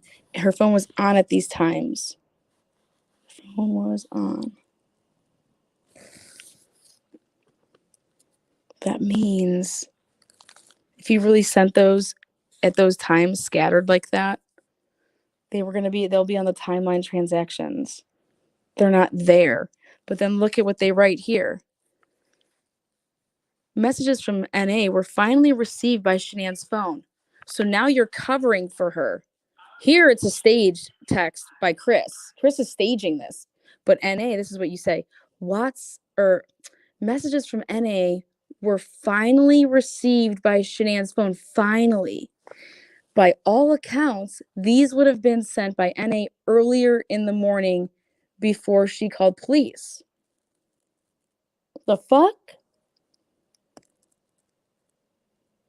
Then why aren't they there? Why aren't they there? Why aren't these staged? You say Chris is staging shit. Why isn't this staged?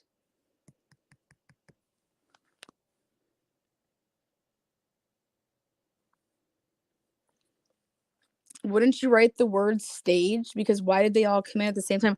They know that if they had his phone and her phone, they know that he didn't send this at 2:11.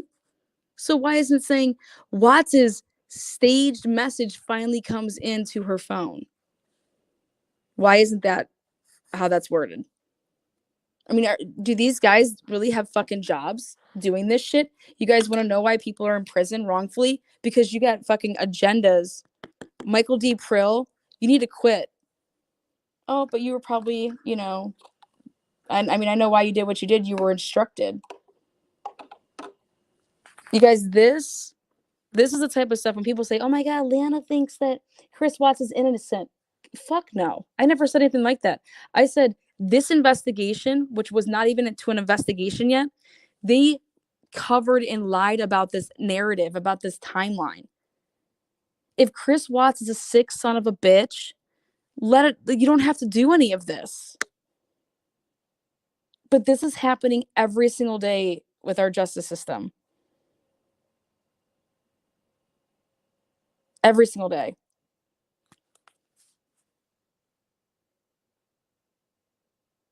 And this isn't somebody just didn't look at the material. This is somebody that went in and literally fucked with it, messed with it on purpose.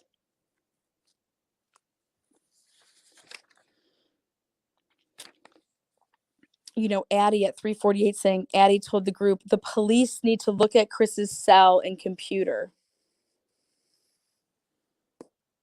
Addie, you didn't even text your friend or call your friend. You weren't trying to get a hold of her. And you want to know when NA and Cassie want to say oh, she'll normally message us about whatever and get us going in the morning. You show me one, ready for this? Ready? One time that I read that Shanann is messaging Nicole Atkinson. Never happens. She doesn't talk to Nicole the whole time she's in. She doesn't start talking to Nicole until she gets back from North Carolina. She talked to her one time, maybe twice, which was to go and get the presents before Chris got home because they had been dropped off. Go get Celeste's birthday gifts off the porch because she got the ring notification. Go get them and get them out of there. Did you see any messages talking to her when she's house sitting for the dog? Asking how the dog is. And I mean, no, there is not one message about NA and Shanann in the morning saying, get her to be a go-getter and, hey, how are you doing? Are we doing a 3-way? Are you, I had a really good, nothing. But they did a shit job of doing any of this. But there's messages with Addie. She's not talking to NA like this. No, because NA's like her dirty bird with her. NA's if she's going to do mischievous stuff or I think that she would be doing that with Nicole. I think Cassie was trying to wrap her head around why Chris is telling my husband one thing, okay, and Shanann's telling me another thing. And that's why she was telling Josh to ask Chris about things. Because she didn't stuff wasn't making sense to this woman that's a nurse and has a brain.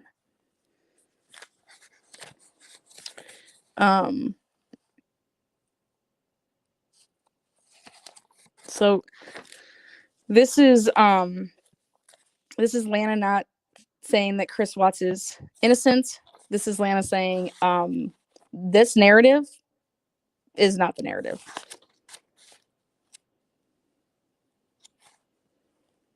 And if you guys really think that they knew about our doctor's appointment, that's a joke.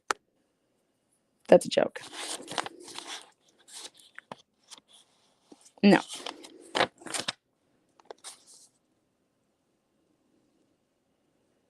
Wait, and where are all these calls that NA said that she kept on calling Chris? Oh, nowhere to be found. Here. 12:16. Josh. Hey, bro, Cassie asked me if I've heard from Shanann today. I guess her and Nikki can't get a hold of her. Have you heard from her today?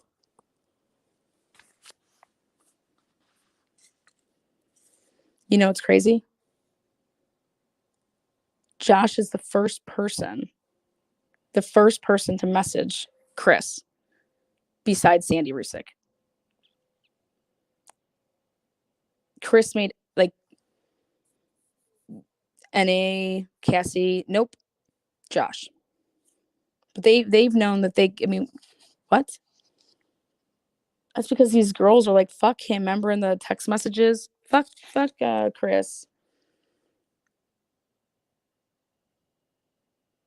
And then go back and listen to everything that NA has ever said when she was being interviewed by Zetna. Anything else you want to include? I don't know that he was cheating on Shanann and we caught him in Arizona and then she probably confronted him and he probably snapped. I don't know. Like none of that. You don't think you should tell the police?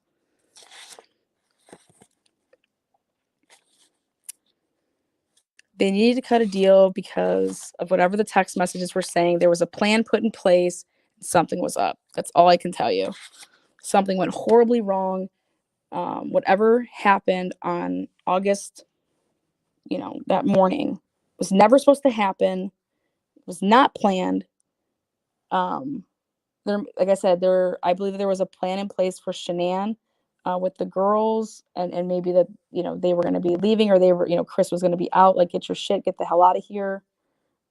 Which if that was the conversation, I don't think Chris would have flipped. But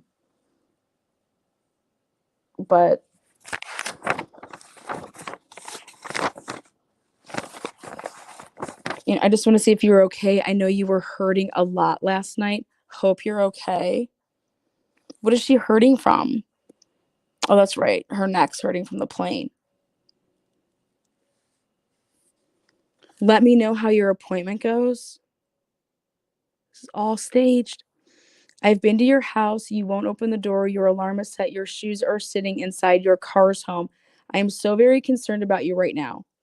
I need you to text me or call me and just tell me, okay. If you don't want to talk to nobody, you don't want to be around nobody, I get it. It's fine. But I need to know that you're okay.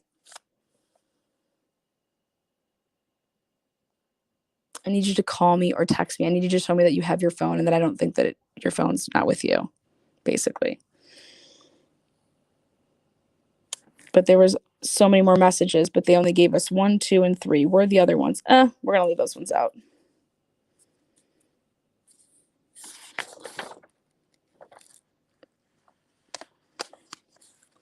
Watts received a calendar notice titled Dinner with Shanann. Shanann had a similar entry, Dinner with Chris, but scheduled for an hour later. That means that these plans were made when she was in Arizona. It didn't transfer over the time, but it was for 7 o'clock.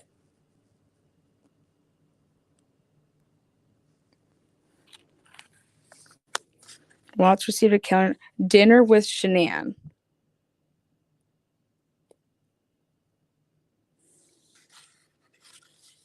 But the gang unit didn't seem to want to tell us about that.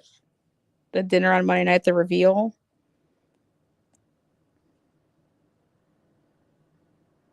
Look at this. They try to make it seem like she Ann Meadows at 6:30 p.m. sent this. Meadows asked Watts if Shanann was okay.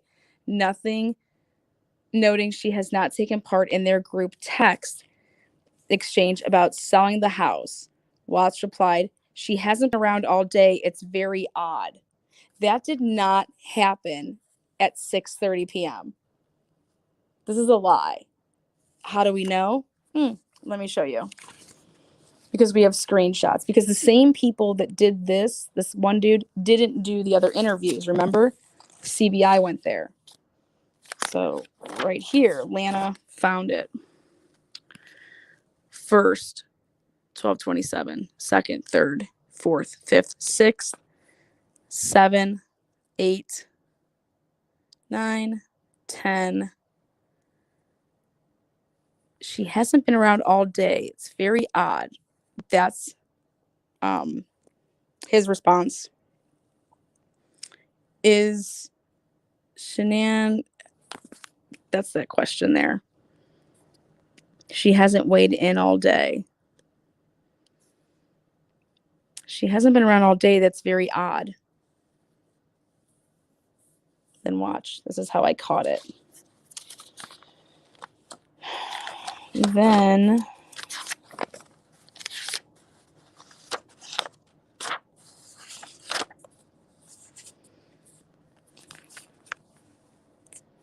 where was that?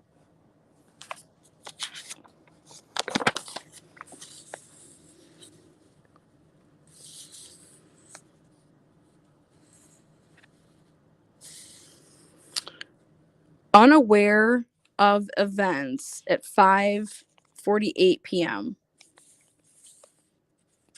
Unaware of events, Meadows asked if Watts drove by the 6508 Saratoga address. Completely aware of events, Watts still replied. Ready? Let's see if Ann's really unaware.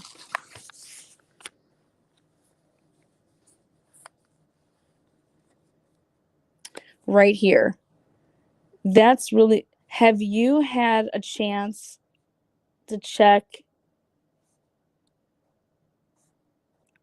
I've done it all.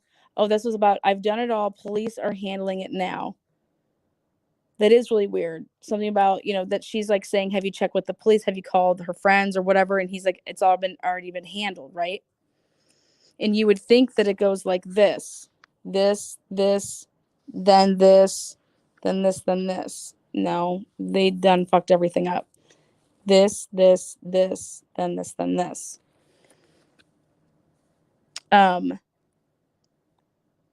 Did you have a chance to go by that? Yes. Just did. Yep. That's the exact model. Going back over here.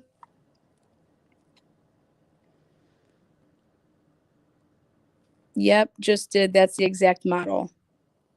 5:48 p.m.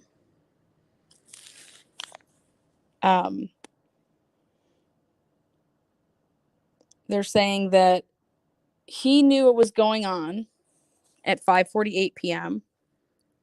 Unaware of events, Meadows asked if Watts drove by, so completely aware of events. Watts replied, yeah, I just did. Then there's another one.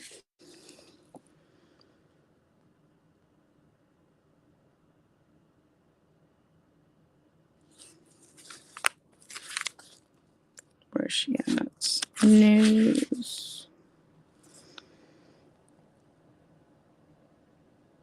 What?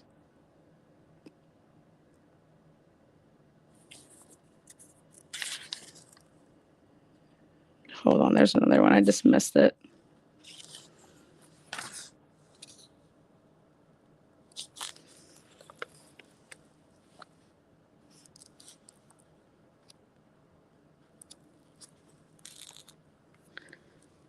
Look at him, Fox 31 reporter, add to his contacts. I mean, can cops trace text messages? How long do phone companies keep text messages? Difference between text message content and text message detail. It's a lot. It's a lot of things you're doing over there, Nicole Kessinger. Wait, where was it? Right here. Nope, that's not that one. Oh, yeah. This is how. Because it's in opposite order. This should be over here. 1, 2, it should be 3, 4, 5. This should actually be before this over here. So these should be flip-flopped. And they put it in a different order to make it seem like she didn't know, but she did. She already knew this. So also Ann Meadows knew that Shanann was missing because he wrote all of this. But they just flipped the order back over here. So that's what it was. She already knew. Yep, she hasn't been around all day. It's very odd. That's what it, I've done all the police. The police are handling it now. Oh my God, I'm so sorry. Lots, the prayers, lots of prayers. Then he said, thank you so much, Anne. And then she asks, that's the order. Did you have a chance to go by that address? And he says, just did. Yep, that's the exact model. So the way that it should be read in the idiot's report is the opposite way, putting it in the wrong order.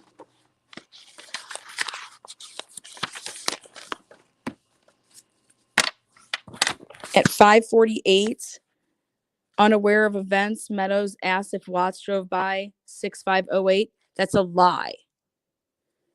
Because it took the screenshots to see that no.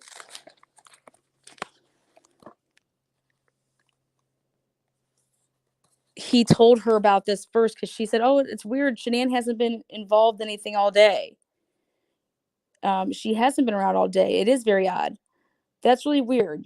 Have you contacted her friends? Yada, yada, yada.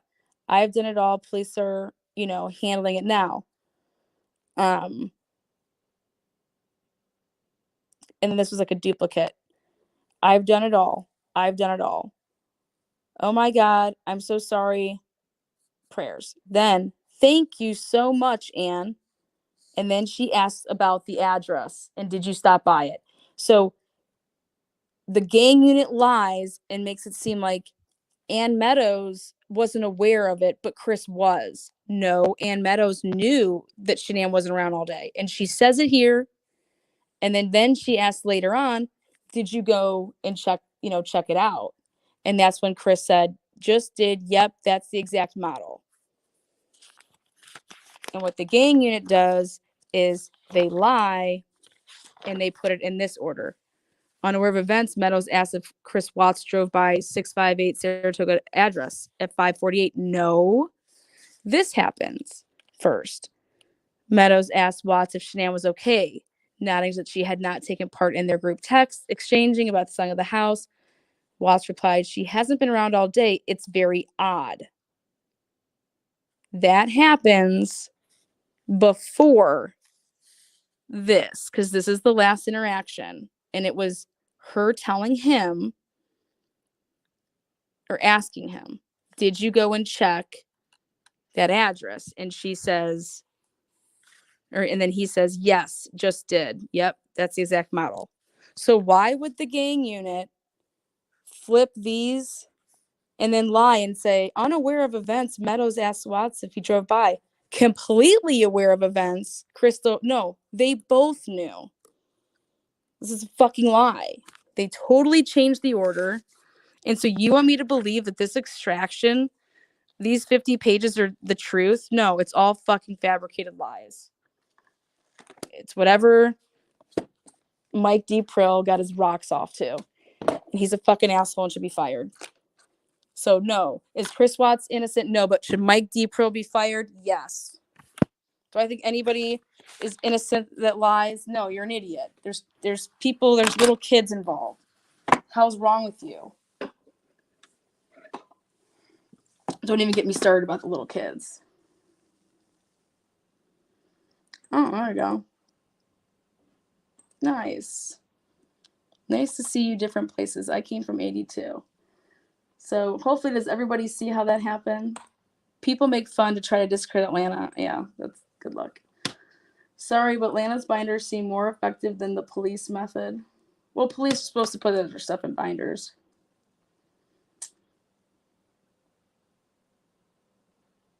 Anybody that goes to trial, they have trial binders. That's what they're called.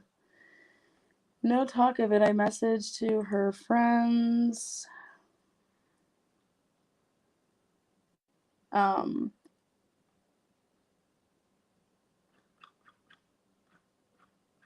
So, but that was huge. Like, they totally put their own order. And I remember telling Jay for Justice that. And she's like, oh my God, you're right. I feel like they woke her up out of like a deep sleep from 2015. But it's like, this isn't poor work, guys. This is they did it on purpose. They fucked with this on purpose. And unless you ask to see your report as like a witness statement or whatever, they would never know about any of this until that discovery came out. And then when they looked at it, I'm trying to get in touch with Ann Meadows. Ann, check this out. How do you feel about the fact that they lied? And that's okay? Because that's not how it happened. You knew that Shanann was missing, and then you still asked Chris, oh, did you by chance go past that address? Yep, sure did. That's the one. That's the exact model. Okay, I'll start pulling those comparables and get with my person. That's how that happened. And knew that Shanann was missing. So she was not completely aware. She was, so was he. But you guys changed the order of the text messages. The dinner date, Lana, why did she not tell all her friends? She did tell them all. She did tell them all. And they all thought that Shanann left at first. You can't call the police and be like, oh my gosh, my friend was supposed to be here because I was supposed to pick her up and we were supposed to be heading to North Carolina, or we were leaving, or, whatever their plan was. And you can't say, oh, she's missing.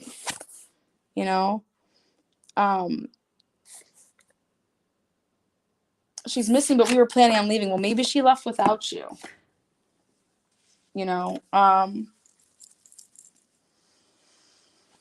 Why wouldn't you tell the police right away? Like when you call for the wellness check. Hey, I was supposed to be my friend.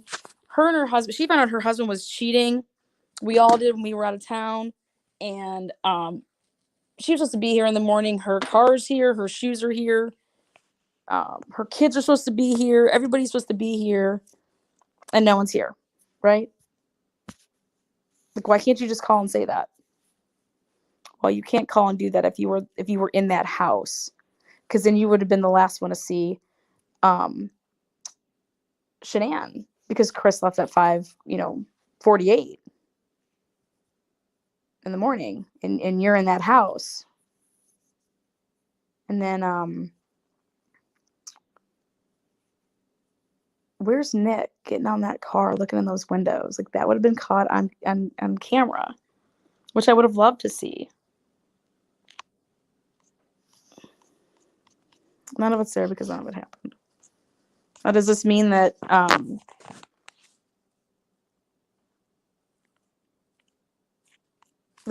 Chris is innocent? No, it means that Weld County has something to hide. I don't know what it means, but that's what it means. You would also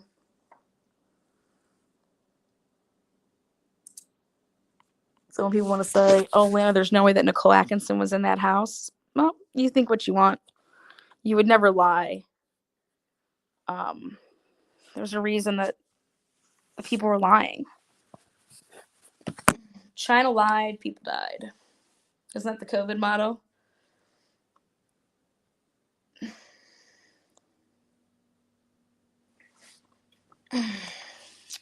Again, and this is not conspiracy theorists.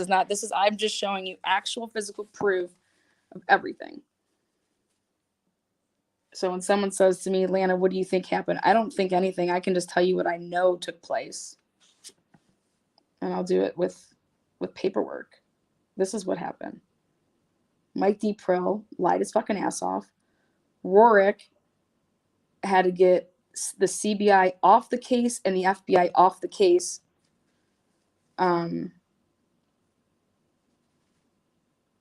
Because they aren't his bitch.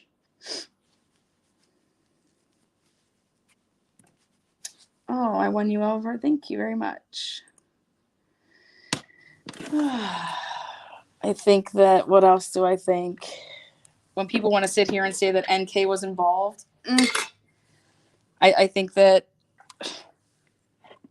she was lying to make herself look better. Do you want to be like this homewrecker? No. Like, oh yeah, I know that, we were having wild sex.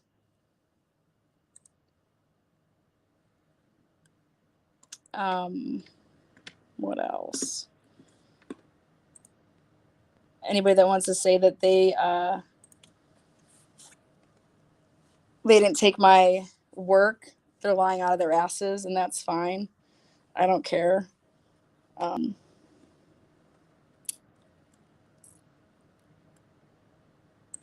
There's who else is it?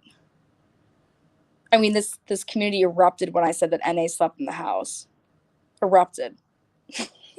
It's like, okay, well, she did.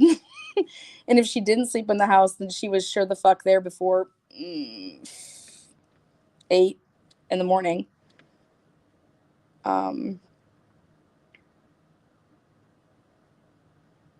What else?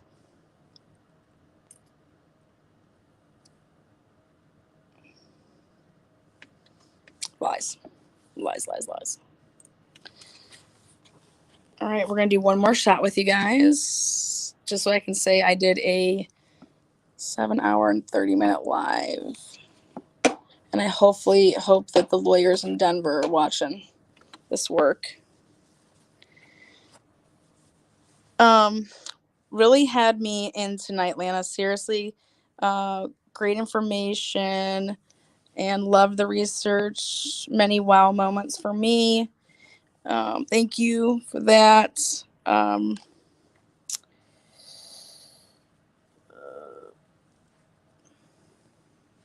You guys can all thank these selfish creators that lied on me, because you guys could have all been members of Fight for a Family for $10 a month for 3 months. It's all it would have taken for 5,000 people to be a $10 member for 3 months. And you guys would have had all the answers that you would have ever wanted in this stupid case.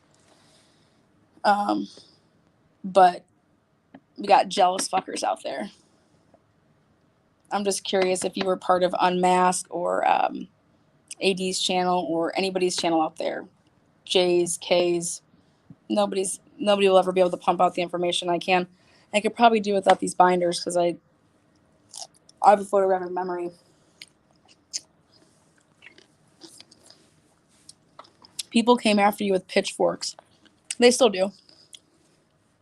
Somebody today reported my Facebook for 17 bullying violations from posts from 2010. What? Like, whatever floats your boat.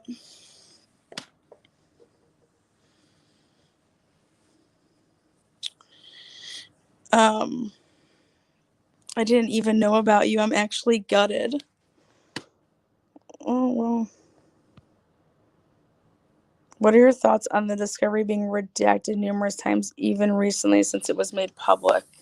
I got all of the, I probably have the most. I have all the dumps when they originally happened. I got stuff from back when I was on this case in 2018 from people's Facebook accounts that have been since closed. I have the text message that Tammy Lee did.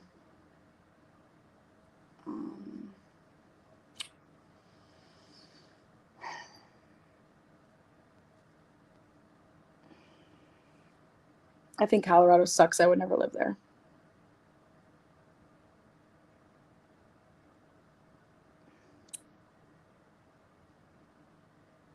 Let me ask you guys a question. If you're going to lunch to meet with work people, why would you bring your little girl and your son?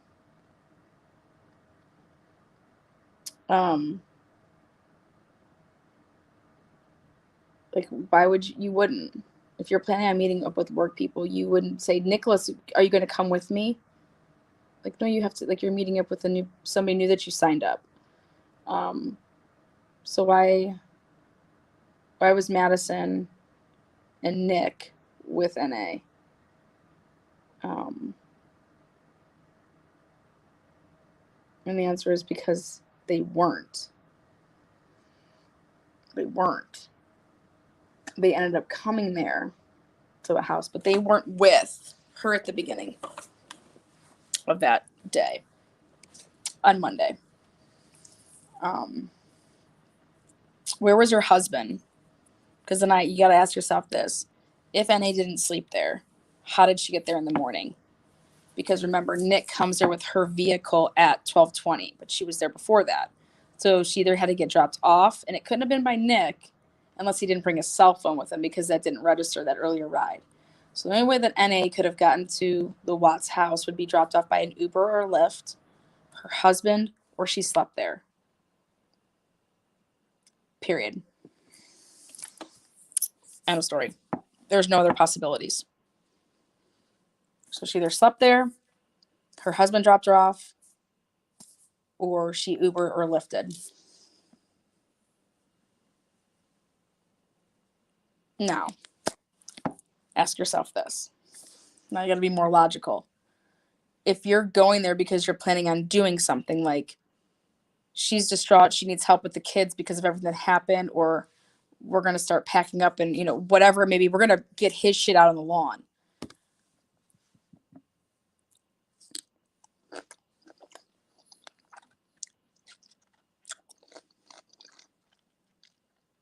You wouldn't take an Uber there if that was a plan, to meet her in the morning to do that. Why would you do that?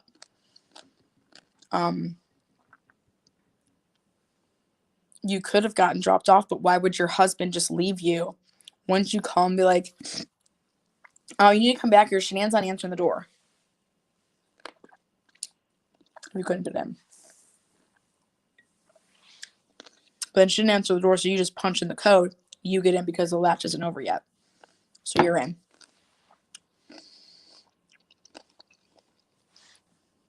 Why would you ever go there without a car?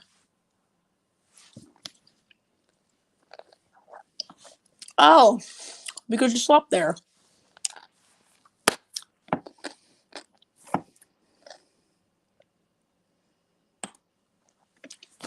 You should see all the stuff that I did for Aliquippa.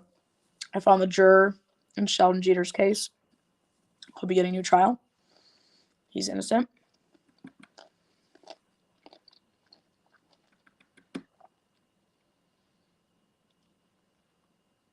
Jamie Brown's case. I found new witnesses. And I found that his swipe badge, the police officer that was murdered, his swipe badge was swiped after he was dead. Changing the timeline. And they did it on purpose so that they could convict the black guy that they did. And that's all under the Sunset Secrets, which is Aliquippa. Sunset Secrets 1 and Sunset Secrets 2.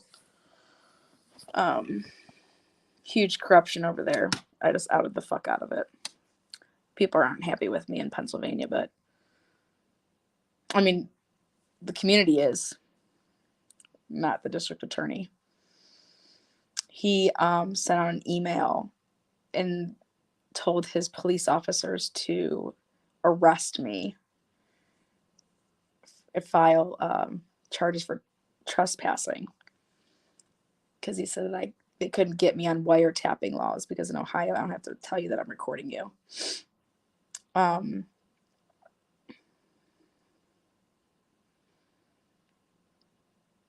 and he didn't mean to send me that email. It was supposed to just go to his workers, and he did a reply all. Fucking morons. Yeah, I can show you the email. Stupid fucking people, man. I'm telling you, the most important vote you will ever make in life is our judges. I don't care if people vote for the president. You need to vote for judges.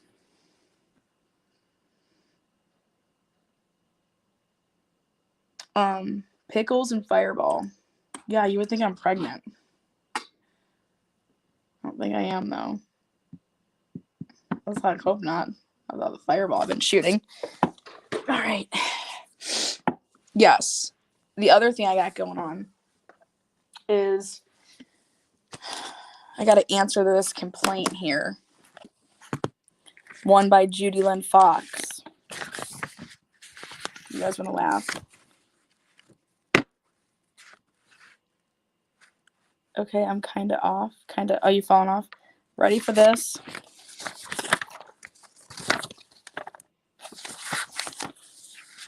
This woman who has been defaming my nonprofit.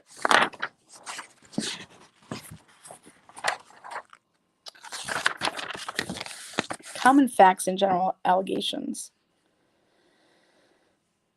Plaintiff is not a public figure, public official, or limited purpose public figure within the meaning of the relevant laws. That's not true. I am. Plaintiff holds a good reputation. So is she. Once she put herself on YouTube, she's a public figure.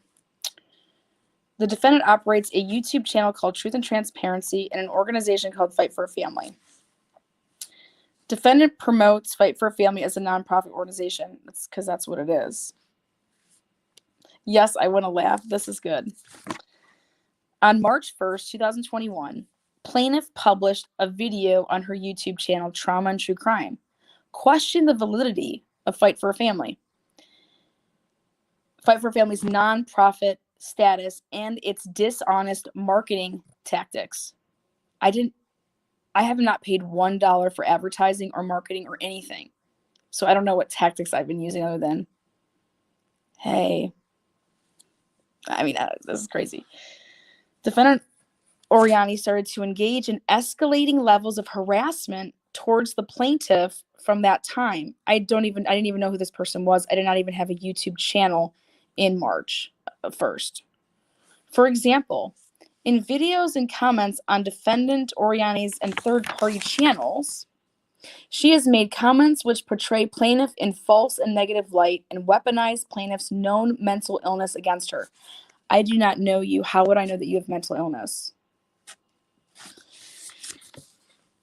Number 2, in April 2021, in a comment to plaintiff on defendant Oriani's channel, why are you coming to my channel? You make a comment on my page, I'm going to comment back. She stated as follows. I can't believe this. Quote unquote. Like I said, you came over here sniffing my panties. End quote. After saying in a video that using the word panties in sexual terms towards plaintiff triggers flashbacks from her childhood sexual abuse. How would I know anything about this? Defendant Oriani began overtly using the word panties to trigger her. Again, quote unquote, this was my comment. When she commented on my YouTube page, I said, you came over here sniffing my panties. Next one. In videos on defendant Oriani's channel, she searched for songs with the word panties in them in their lyrics and said, quote unquote, let me fill you up, and asked for plaintiff's address and birth date so she could send her a vibrator. Who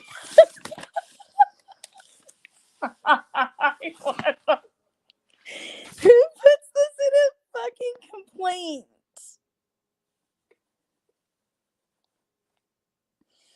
Quote unquote, let me fill you up. In August 2021, defendant Oriani falsely claimed in several videos that plaintiff and her were engaged to be married and promoted a bachelorette weekend in Florida for which she collected funds with Cash App.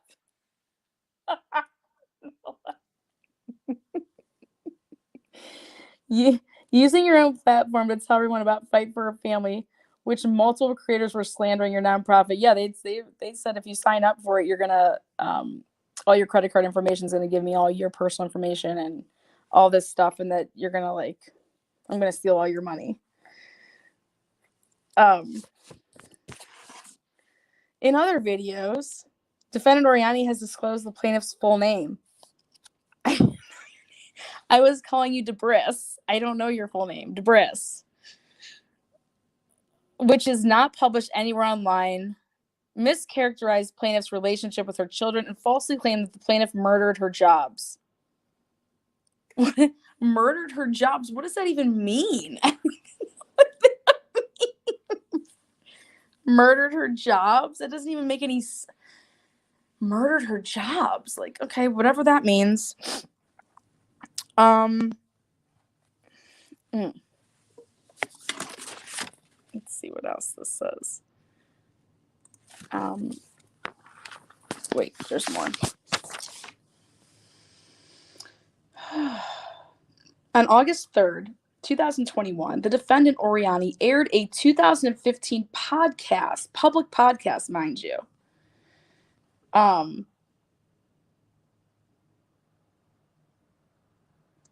Posted a public podcast interview about plaintiff's mental illness and childhood sexual abuse, and stopped the audio to make cruel, despairing, and defamatory remarks about her role in the abuse and resulting mental illness. No, I did not at all. I said I could not believe what I was hearing, and why are people laughing about their sexual assault? Like, that's not funny. It was very odd. I couldn't believe that she was laughing, and then she said, quote unquote, somebody thought that I she was picked up for murder, something like that, like that she was arrested or something, but she didn't do anything. I don't know. I couldn't even keep up. On November 12th, 2021, defendant Oriani filed a lawsuit against the plaintiff in the state of Ohio and treated it as a publicity stunt. No, I didn't. It's real. Treated it as a publicity stunt with promotional videos. Promotional videos.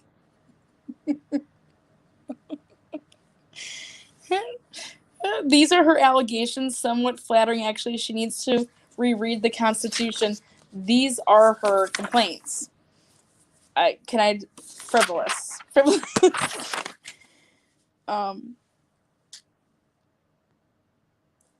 Defendant Oriani falsely accused plaintiff of defaming her in Fight for a Family and conspiring to set up a sex panel scandal, wherein she was accused by several women of sexual harassment. And I wasn't accused by several women of sexual harassment. That's not true at all. Plaintiff has repeatedly asked defendant Oriani to stop harassing and defaming her and referring to her as sexual property.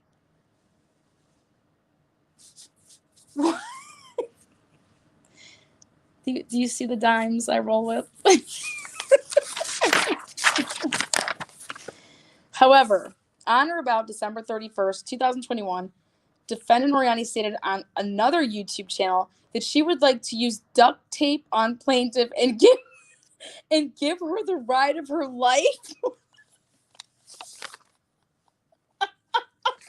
What is this? Give her the ride of her life. Defendant. Oh, that's it for me. Is this person suing you? Yeah, I filed the lawsuit on them, though.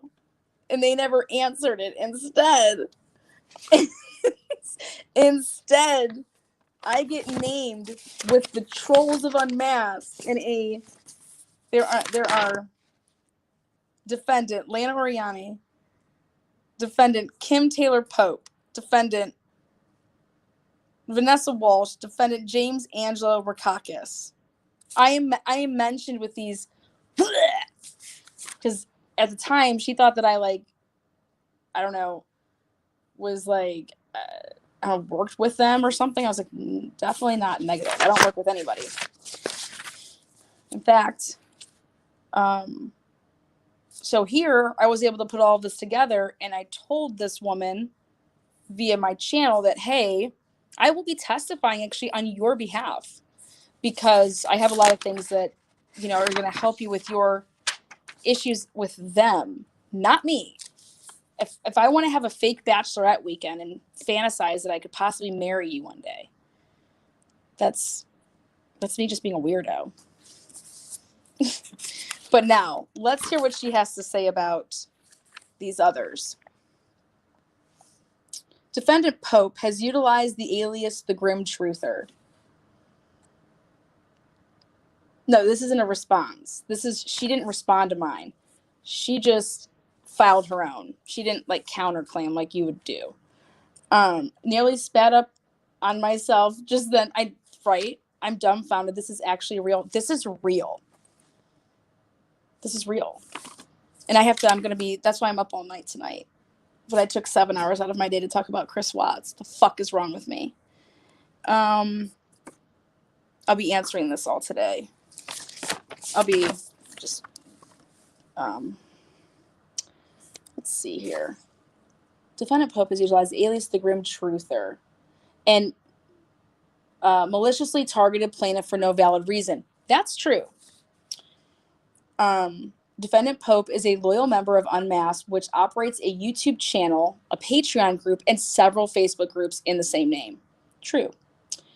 On information and belief, after turning down an opportunity to work with Unmasked and leaving its group in June 2021, Defendant Pope began working with other Unmasked team members, specifically Defendant Walsh and Defendant Rakakis, aka Father Snuffles, to orchestrate systematic harassment against plaintiff by starting a channel called The Grim Truther on July 7th.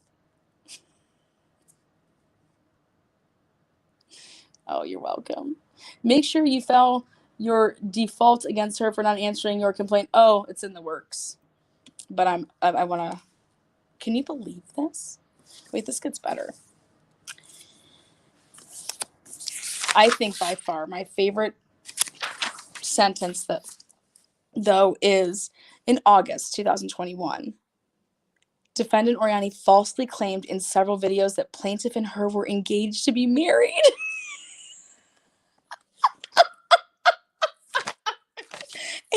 and by God, she promoted a bachelorette weekend in Florida for which she collected funds via Cash App.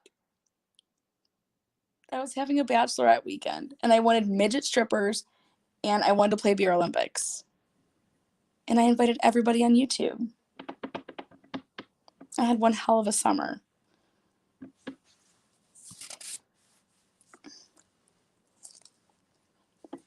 I mean, I really didn't do anything wrong. The defendant searched for songs with the word panties in them. Their lyrics said, "Let me fill you up." This isn't real, is it? It's real. I mean, how am I supposed to defend this in the courtroom, guys, without laughing? Because I'm defending myself with all my suits. I think I'm qualified. Might not be, but let me just believe it. If I lose, I lose. Your Honor, this is frivolous. Let's go back to the room. Frivolous. Defendant Pope has used content from plaintiff's channel and Patreon group to create videos that portray plaintiff in false light. On information and belief, Defendant Pope has participated in trolling plaintiff's channel as The Grim Truther, Taylor, and multiple sock accounts.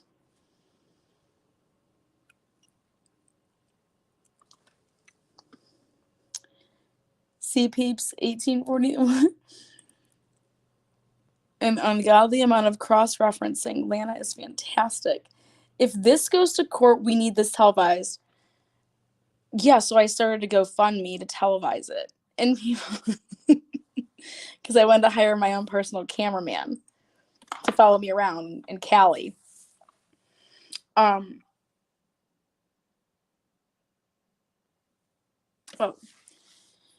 In this endeavor, Defendant Pope has repeatedly used the words liar, stalker, psycho, abuser, and victimizer in reference to plaintiff in comment sections, Facebook groups, and live chats.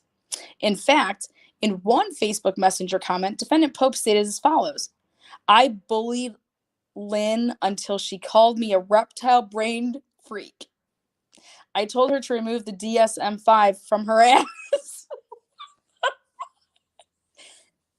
But it is okay for her to call you a sexual predator. Sign up for your nonprofit under a fake name. Tell people to write to the Ohio blah blah. Oh yeah, exactly.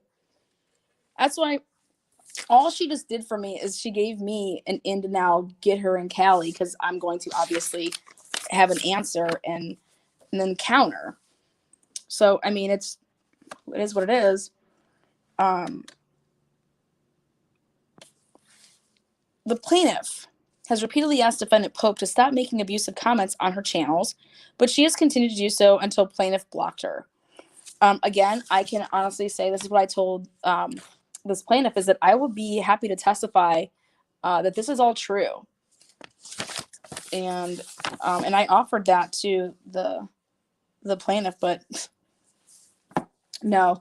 This is also somebody that parodied me for like 6 months straight and would wear ball caps and say like, yo, I'm Lana. Oh yeah, I'm Lana. Well, I'm flattered. Thanks.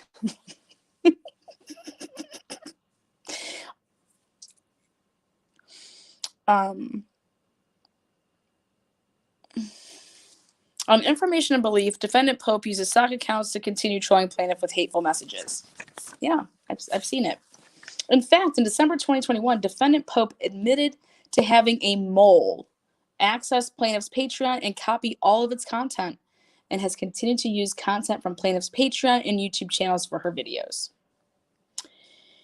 I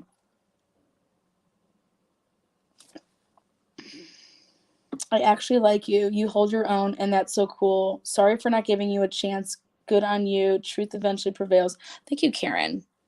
I know people think Karens aren't fun, but let's show them. Let's show them that that's not true. Defendant Pope has falsified a screenshot from plaintiff's YouTube video to imply that a team member who recently departed from Unmasked was plaintiff's mole. Again, I can tell you that that's true. So far, not a single phallus with this part of it. Defendant Walsh owns and operates a YouTube channel called Unmasked, which has approximately 120,000 subscribers, as well as a large Patreon group and several Facebook groups bearing the same name. In March 2021, Defendant Walsh invited plaintiff to join as a guest on her weekly Patreon show called True Crime and Wine. The aforesaid invitation led to plaintiff joining Unmasked Patreon as a VIP and guesting on 3 to 4 broadcasts. Defendant Rakakis, who refers to himself as Father Snuffles, and his Unmasked business manager, offered plaintiff a revenue-sharing opportunity with the channel. However, after turning down Unmasked opportunity, plaintiff informed Defendant Walsh that she did not feel comfortable being a member of her group alongside other Unmasked Patreon members with whom she had a public disagreement. Soon after leaving the group, Unmasked team members began working together with other YouTube channel creators to target plaintiff with sustained attacks on her character. Defendants, that would be including me, use plaintiff's known mental illness to paint her as a lying, crazy psycho stalker who is obsessed with Defendant Walsh and Defendant Rakakis. No, don't include me with those people. I had no idea that you have any mental illness, and I take that seriously. But all I did was play a public podcast on my channel. Again, not against the law. With commentary, not against the law. And in fact, my First Amendment rights. Defendant acted in concert to coordinate false ideas in a Facebook Messenger chat where they planned, orchestrated, and celebrated the harassment. Again, defendants, you grouping me in there, I never celebrated any form of harassment. I don't believe in that. If I have something to say to you, I'm going to say it. I don't need an alt. Lana has been defamed since she first appeared on YouTube. She is nothing what people say she is. You're damn right. You're damn right, Lisa. You know it, girl. Boston for life. On information and belief, in at least one message referring to former YouTube Critical K, defendant Walsh said someone should tell CK to call her cuckoo. Stated otherwise, defendant Walsh was promoting or initiating the harassment against plaintiff.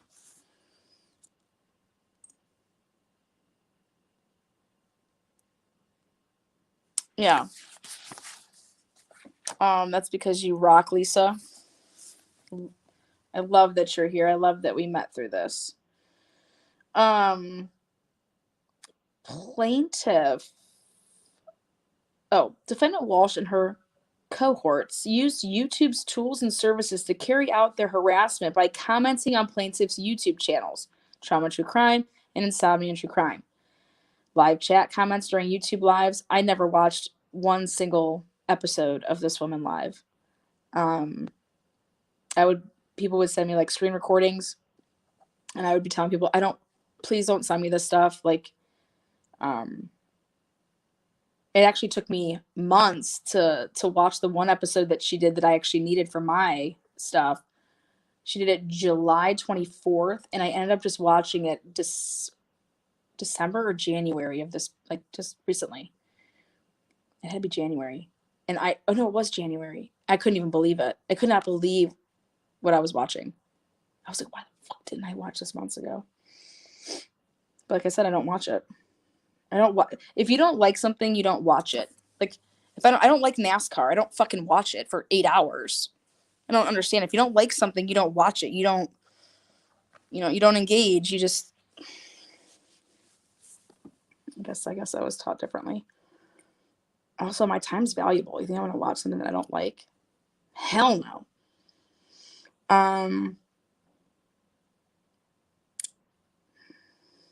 Plaintiff has been referred to as a liar, stalker, abuser, victimizer, psycho, and similar hateful comments on various websites.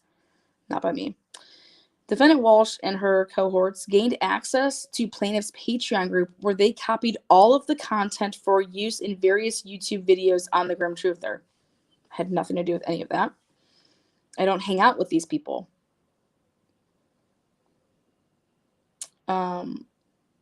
Defendants have also targeted plaintiff's subscribers to assassinate her character and spread false. No, I have not done anything like that either. On information and belief, defendant Walsh uses sock accounts, i.e. fake accounts, to violate plaintiff's rights. Yeah, probably.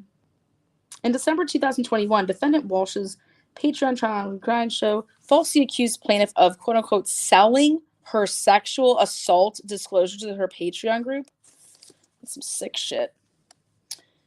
That's how they threaten confessions out of people. They let them know you have no power now and you're going to do about it. Information and belief, defendant Walsh used the narrative to portray plaintiff as abusive and exploitative and promised legal action. On information and belief, these actions were directed, encouraged, and enabled by defendant Walsh as the proprietor of Unmasked.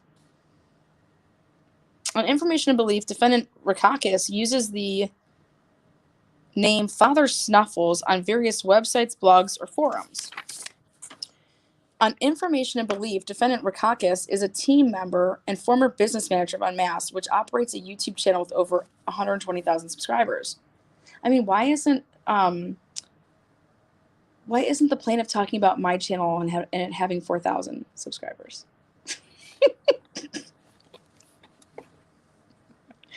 Oh, you guys. I don't have Patreon. Patreon! I don't have Facebook groups that I'm active in at all. Like, I mean, everybody wanted to get in my Facebook group that I did all my stuff in, but I had 80 people. I'd only allowed. I had it at 200, and then I just started booting people because.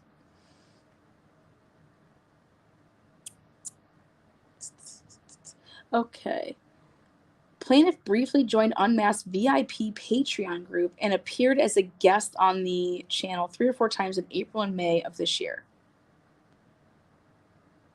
In May 2021, defendant Rakakis contacted plaintiff to offer a revenue sharing opportunity with Unmasked. After plaintiff turned down the opportunity and subsequently left the group, defendant Rakakis became the primary facilitator of targeted harassment against plaintiff by using her mental illness as a key weapon to falsely portray her as crazy, creepy, and psycho, and to spread false information to assassinate her character. Now, you want to hear something funny? I received an email. And in this email, let me see if I can just type it in. If I type in Viper family.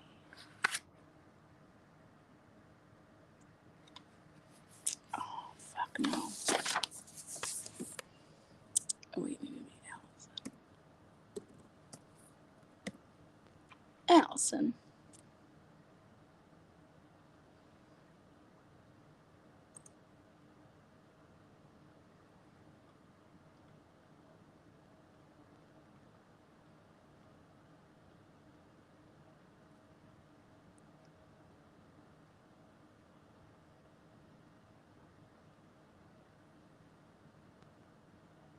Is this?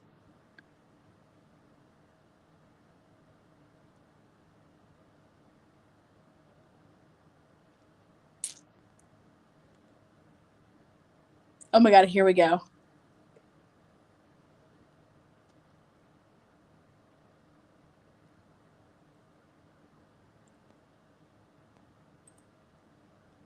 Dear Lana, my name is Paul, and I host the Mental Illness Happy Hour podcast.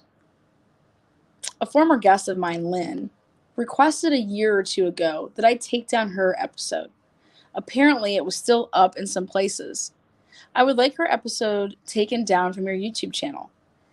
Having episodes taken down is a request I occasionally get from past guests, and I try to honor it. I understand there is a conflict going on between the two of you that I don't want to get involved in. I also emailed that same sentiment to Lynn. I don't know any of the details, and I simply don't have the mental energy or desire to get into them. I'm just a guy trying to do a podcast to help people with their mental health. Would you mind taking down the YouTube video where you replay her episode? I'm not comfortable having my podcast aired in the context of a disagreement. I hope you understand. Respectfully, Paul.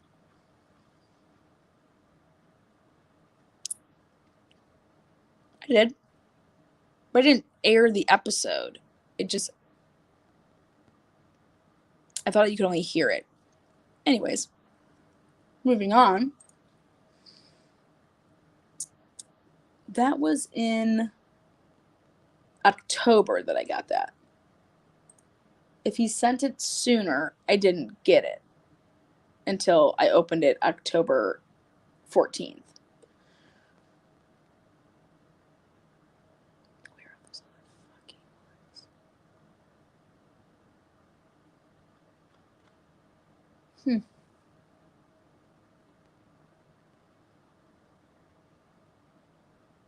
June 24th.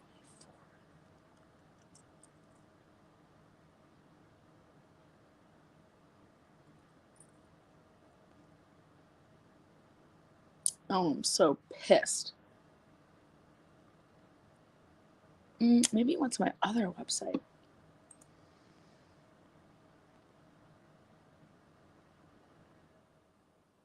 This one. no. Anyways, I can't look for all this crap. Anyways, Lynn wrote me a bunch of emails and she was signing it DeBoer Bix.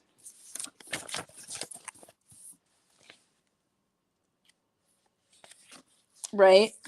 How did he help her? I don't know. They just laughed about all their short. It's crazy. On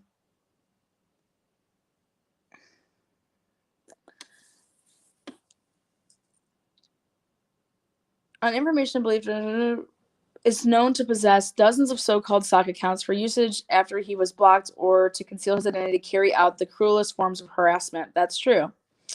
Defendant, I don't have any alts. Defendant Rakakis is known to work closely with YouTube channels who are operated by anonymous groups to create and publish harassing content. Or maybe he even owns them. For example, in one video on YouTube channel called Dear Terms of Service, Defendant Rakakis talked about plaintiff as a crazy stalker who is obsessed with him. It's so funny that that's all they think people are, is obsessed with them.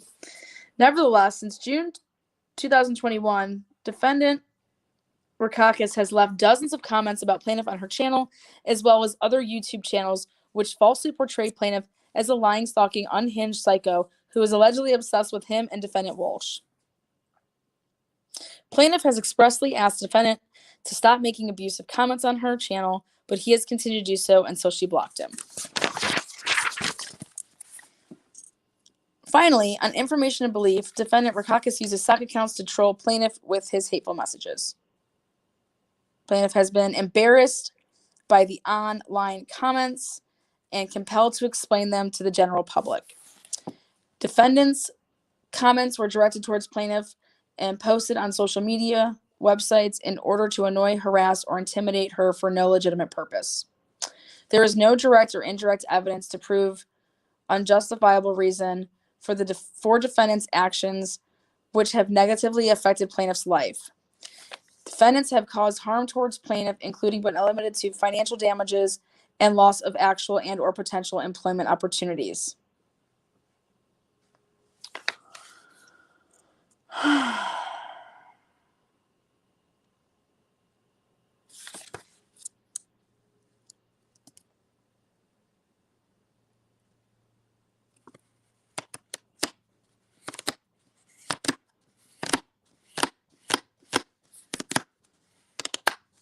She's a public figure. She has to prove.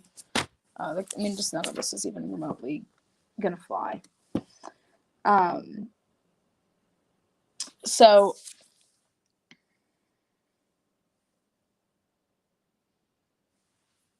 wait, defendant's wrongful conduct through non-threatening violence, nevertheless, was a knowing and willful course of conduct to what? I mean, okay. So I just read you guys severe emotional distress. What?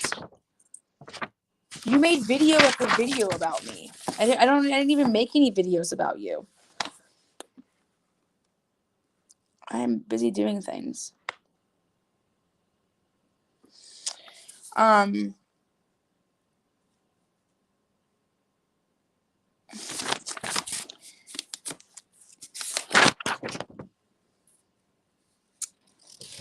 Now, after I read all of this, I said to myself,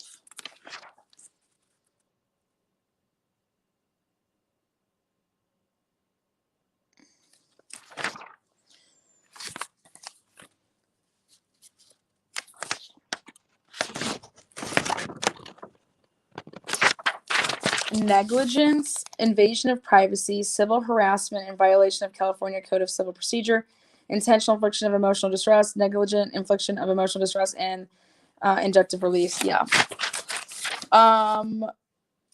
Okay. Let's read mine one more time. And you tell me where the difference lies. Defendant has violated plaintiff's right by publishing private and confidential information on the internet for the sole purpose to annoy, harass, or intimidate plaintiff. No. Defendant Oriani operates a YouTube channel called Truth and Transparency and an organization called Fight for Family. Yes. Defendant Oriani promotes Fight for a Family as a nonprofit organization. Yes. On March 1st, 2021, plaintiff published a video on her YouTube channel, Trauma and True Crime, questioning the validity of Fight for a Family's nonprofit status and its dishonest marketing tactics. No, that's not what you did. It's not what you did at all. On March 1st, you doxed the shit out of my father. That's what you did. So no, I don't agree with that. Defendant Oriani started to engage in escalating levels of harassment towards plaintiff from that time. I didn't even know who you are. I don't even know. I've never even talked to this person on the phone or in a message. I've never been in the DMs with this person. I've never talked to them on the phone. I've never texted with them. I do not know you. For example, in videos and comments on defendant Oriani's and third-party channels, she made comments which portrayed plaintiff in false and negative way, weaponizing plaintiff's known mental illness. Sure shit didn't, because how the hell would I know that you have mental health illness? I didn't even know your name. I thought your name was DeBoer Bix. That's what you signed up for. My nonprofit was DeBoer Bix. I thought your name was Deborah.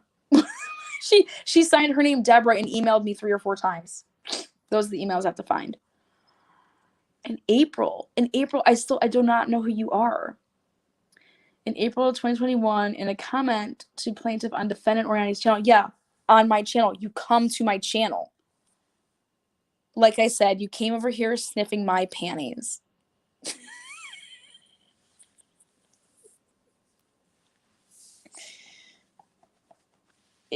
In part, denies. After saying in a video that uses the word panties in sexual terms towards plaintiffs, triggered flashback child, defendant began overly using the word panties. No, I always say panties. Like Melissa Jade, she put her panties in a Ziploc bag, took it to 7-Eleven and sold it for $50. I think Melissa Jade likes to say panties too. In videos on defendant Oriani's channel, she searched for songs with the word panties in their lyrics and said, "Let me fill you up." How do you respond to this? Defendant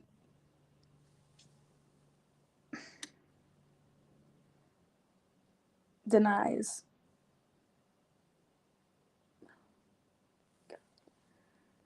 Let me fill you up and ask for plaintiff's address and birth date so she could send her a vibrator.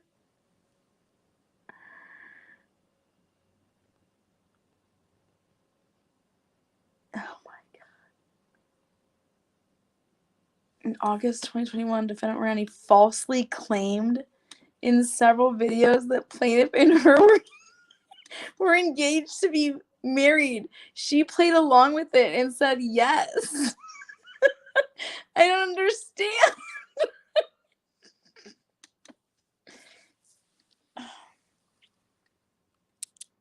Let's take a look. Is that, I don't get it. I don't understand how, oopsies, YouTube. I guess I don't understand how YouTube works. Your channel, videos. Don't forget to thumbs up this shiz diz. Let's see.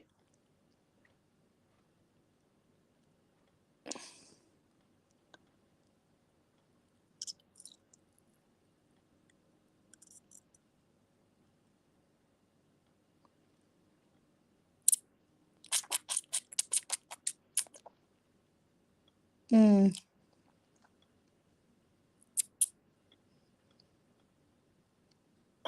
was that? Any of this shit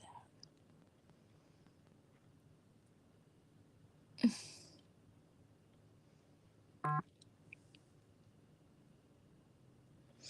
Yeah, they have to. Yeah, but she's trying to say that she's not a public figure, so I don't have to do that. But wait till you see this video.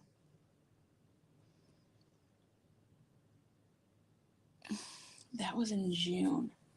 Where was I?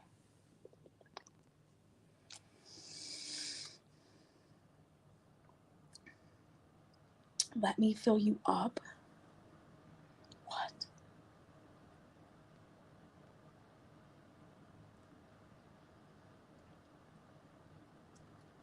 I mean,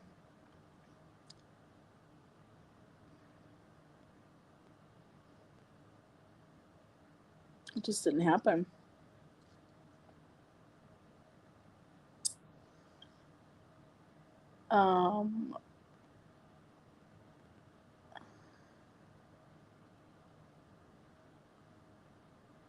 Sub Nation speaks out. I wouldn't even know where this freaking stupid shit is.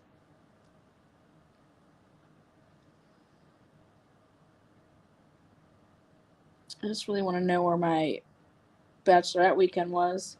If Mike Droppin was here, we would know where it's at. It's not loading.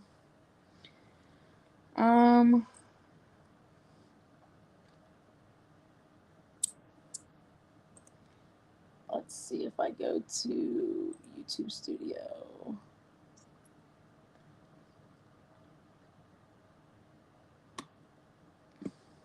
Content.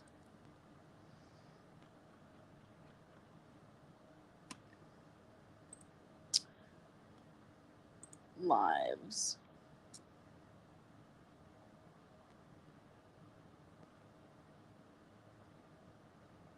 Oh, but she's allowed to say that I remember this.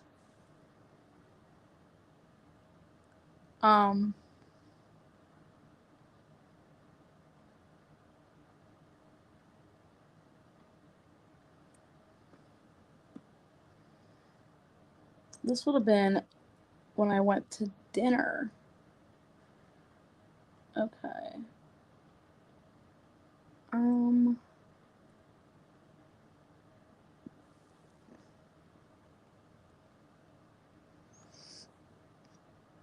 The shit?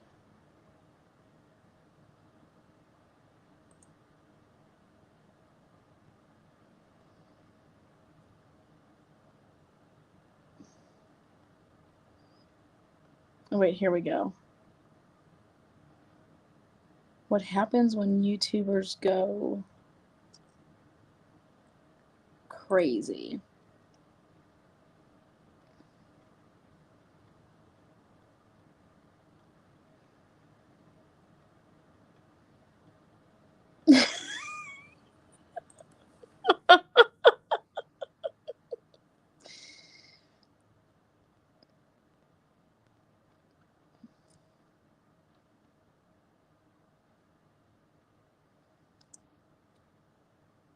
Tragedy pimps. What is a tragedy pimp?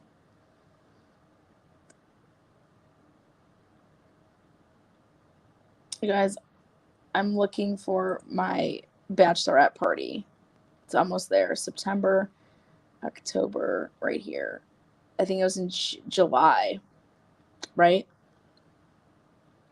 I think I was having a bachelorette party in, was it July?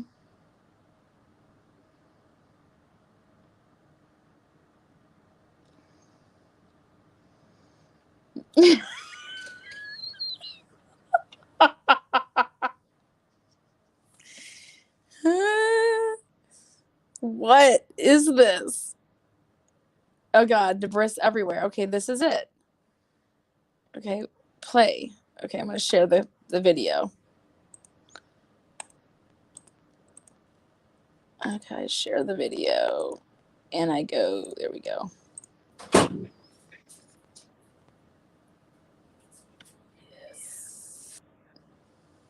It, participate in the fun.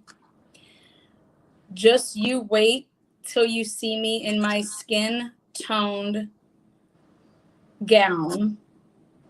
I will win the stripper scavenger hunt. Perhaps the wrestling, but I'll only let you get a cheap feel. Then she called me. Then she proceeded to say, I said it, I said, and I. And so I don't want any of those haters to possibly miss out. All right. We're going to go ahead and get started again. Yeah, smash up. Love it. the battles in our heads, from medically diagnosed conditions, past traumas, and sexual dysfunction to everyday compulsive negative thinking. This show is not meant to be a substitute for professional mental counseling. I am not a therapist. It is not a doctor's office. It is more like a waiting room that doesn't suck. Very badly appointed. Let me assure you of that. The decor, but there's nothing So what mark? of both of our times. Before I do a couple of surveys, I wanted to preface this disorder. Spectral. I mean, it's Yeah. multi-dimensional, and it, as is practically any mental illness. It's also known as emotional dysregulation disorder. Tell the listeners what the hallmarks of borderline personality disorder are. The hallmark. On the inside, and stress hurts. Good luck being a parent.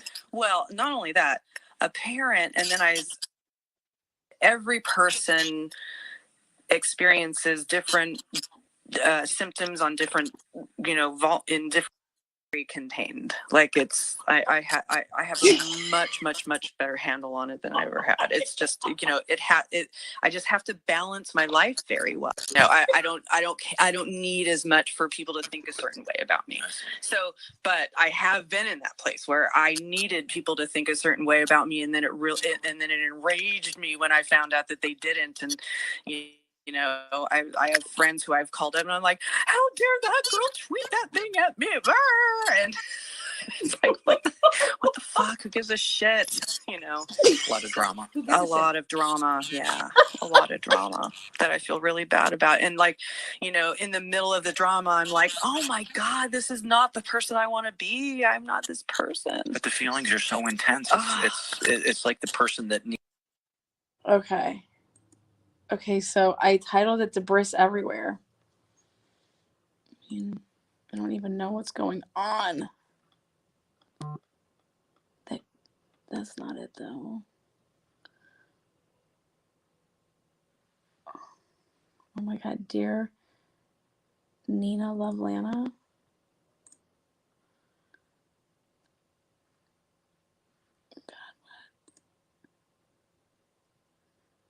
Oh, wait, what the hell am I doing? Oh.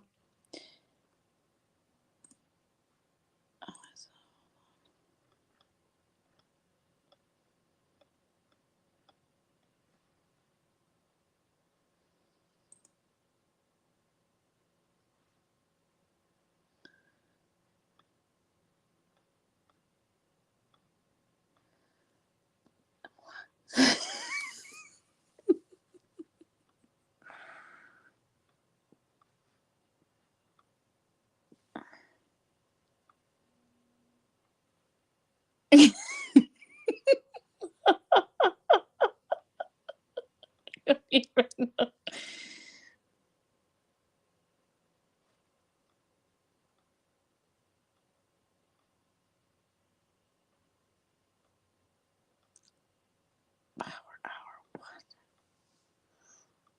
Do you guys remember my date? I don't even remember. I'm just like, I don't know what she's talking about.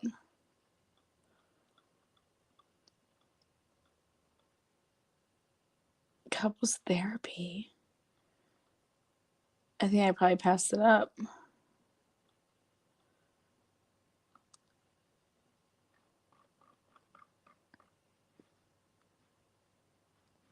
God, what a... Oh, wait, Dylan Tallman.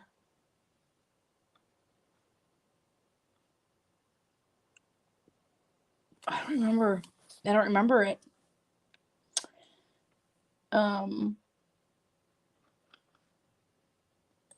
But I do remember.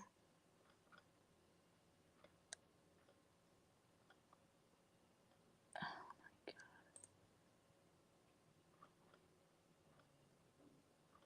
It had to have been. It was. I swear it was in August.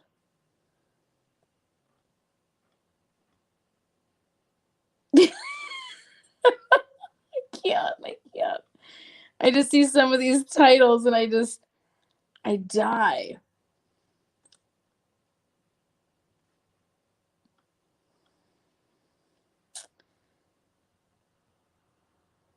Oh wait, here we go.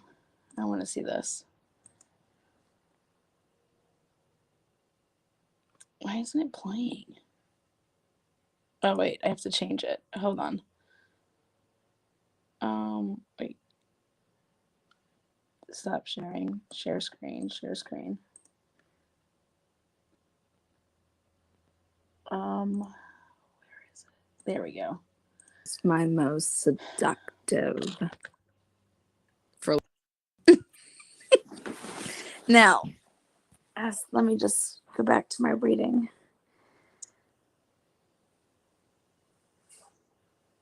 Let me go back to my reading. Yes, here it remember is. that? Just slipped me. But once she gets there, things start turning into a flurry of life-changing events. Tia completely loses touch. Our fourth review. This is 4 stars by just gets me going. Emailed you a picture of your dead mom and you or some crazy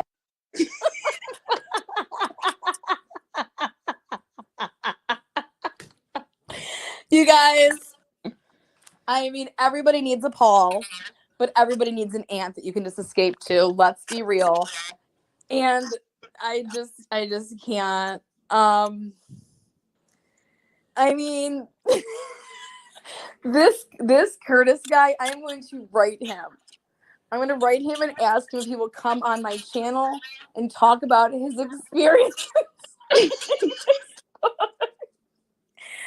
sorry, guys. I can't. I just can't.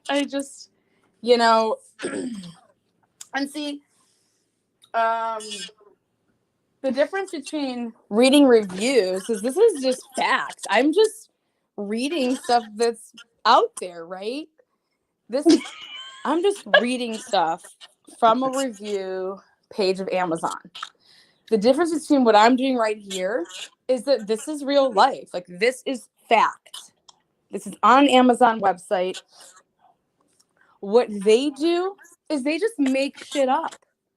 They have to literally make shit up.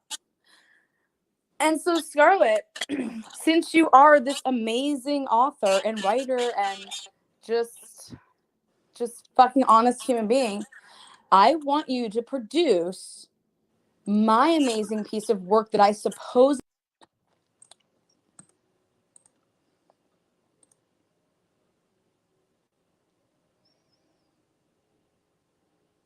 Ooh.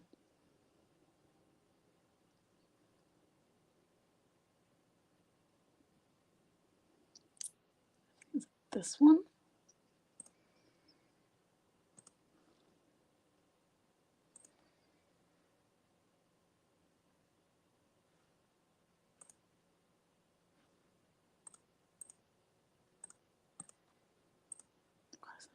Loading. He knows true crime. So. Just to keep it green, like I don't care. I don't know who Summer Wells is. Okay, that's cool, but it's a missing child.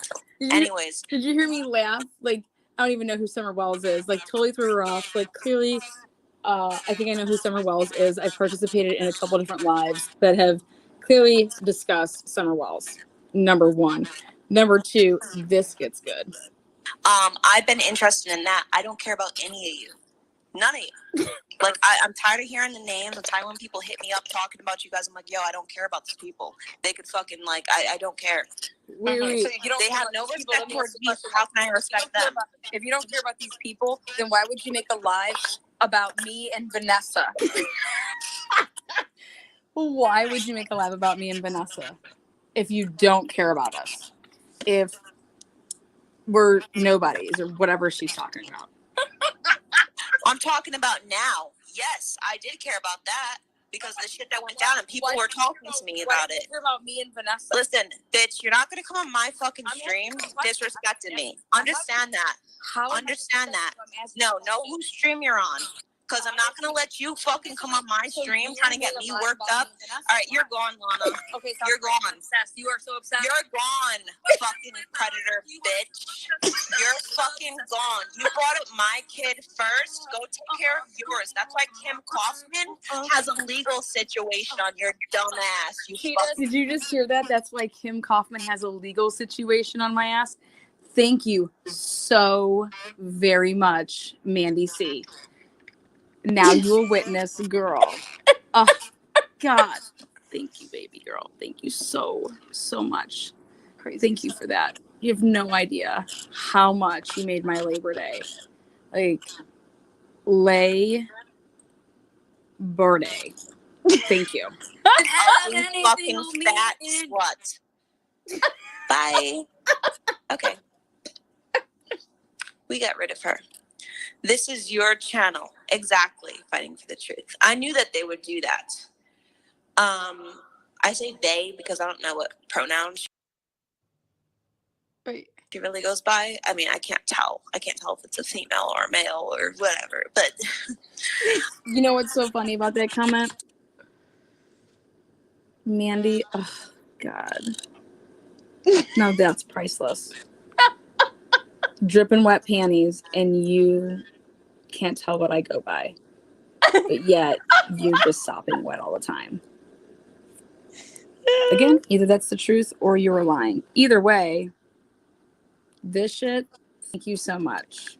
It's Mandy. How would Kim Kaufman have anything to do with a custody battle that is not even going on? Like, what are you talking? These people, whew. Yeah, Rydell, I'm doing a marathon, okay? I want to talk about these crazies because I'm looking through old videos to try to find my love.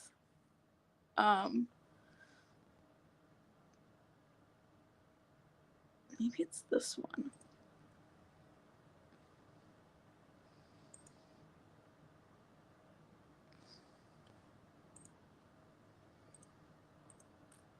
I'm just having fun. I'm winding down.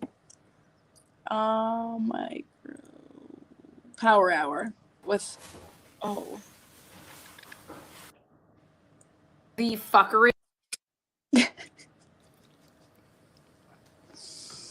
Okay. Legit response to her shit. They can battle about who's banging who's dating who. I'm over here, you know. Is that filtered? So she wrote this to me. I've been sick. My dad is also in the hospital. Life sucks. I said, oh, I'm really sorry to hear that. Then she said, okay.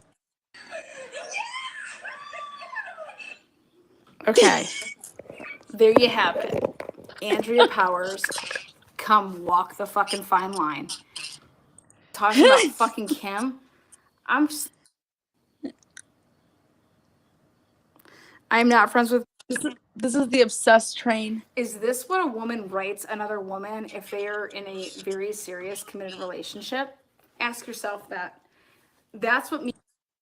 Tell me your number so I can call you from Reese's phone. Okay, when he gets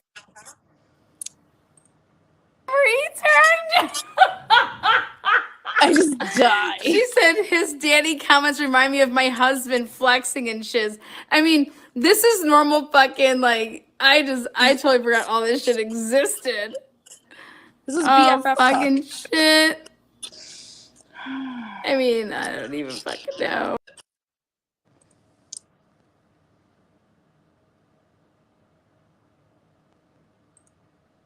We are pulling an all-nighter. We are. Because, and not in reference to Debris. There you go, Lana. You said panties. Yeah. I always say panties. Like, what do you want me to say? Underwear? I don't know.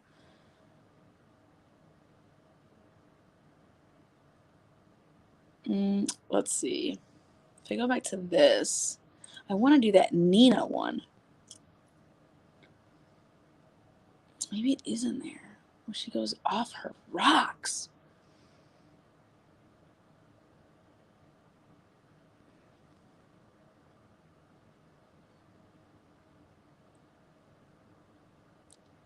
Maura Murray is a good case.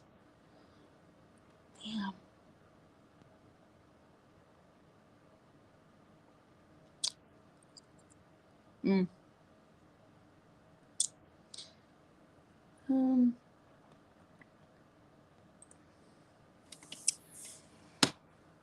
Oh God, Lana, what did you say on this one?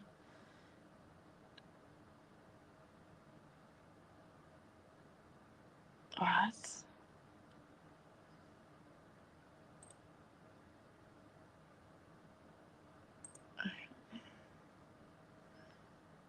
Who am I talking about?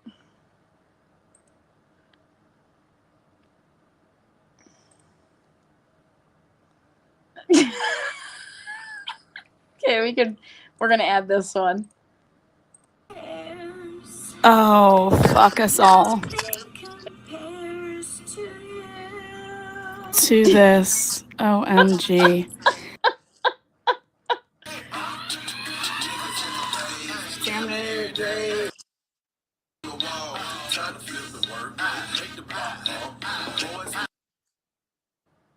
Wait, there we go.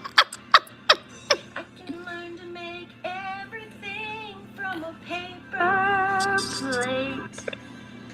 This is Bieber. But nothing can take your place. OM. What? 'Cause nothing compares. Nothing compares to you. OMG. Wow. This is what I do on my night off that Tasha isn't live. I'm gonna write for her. This is my Grammy-winning song here. Oh my fucking God. Oh my God. This is people acting like me. Nothing compares. Oh, fuck us all. Nothing compares To this. OMG. Okay, well. Okay, hold on. Wait a minute.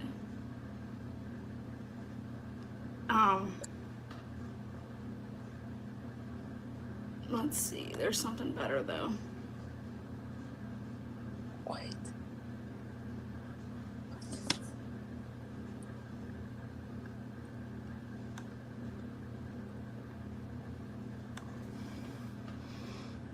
Four fucking hours? I'm disgusting to see. Let's hear. I'll tell it. I forgot about Stephanie texting me. Okay, who's Stephanie?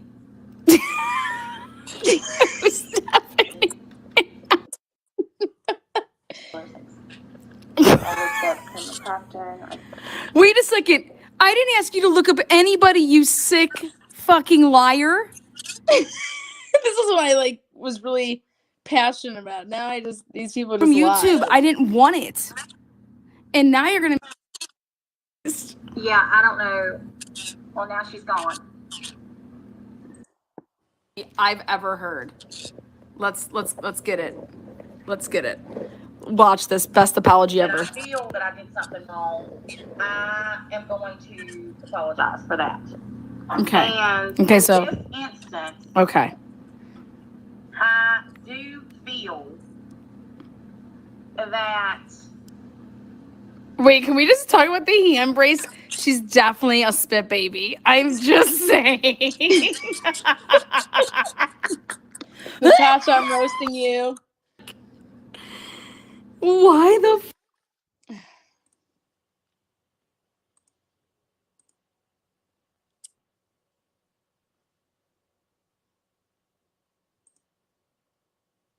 Okay.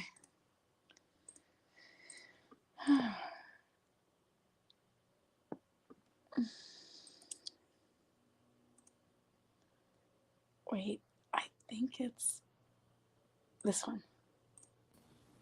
My Browns play tomorrow, so I'll be busy with them at 1 p.m. Not long after this verdict was read, the nonprofit president, Fight for Our Family nonprofit president. This shit takes forever to do when I do May this editing. 15th, on May 21st, 2001, a couple different officers and troopers all proceeded to the Elko Police Department, at which time they met with Seth.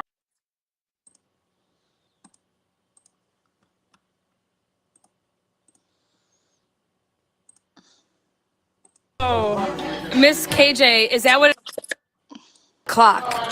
TikTok. Nina's on the clock. I know some people were thinking or asking who Nina is.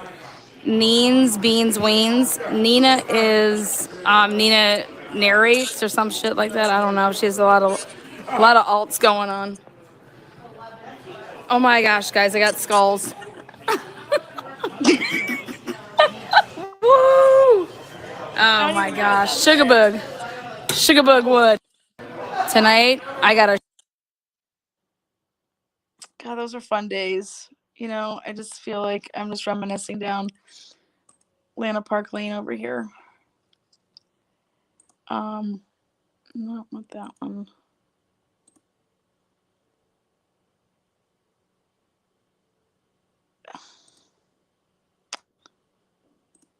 Come.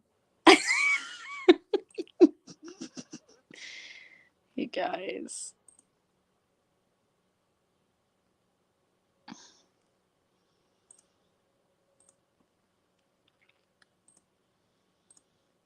You and the babysitter and your mom objectifying you in her own way. Yeah. I can't imagine how Screamed and got mad and was really volatile and you were scared.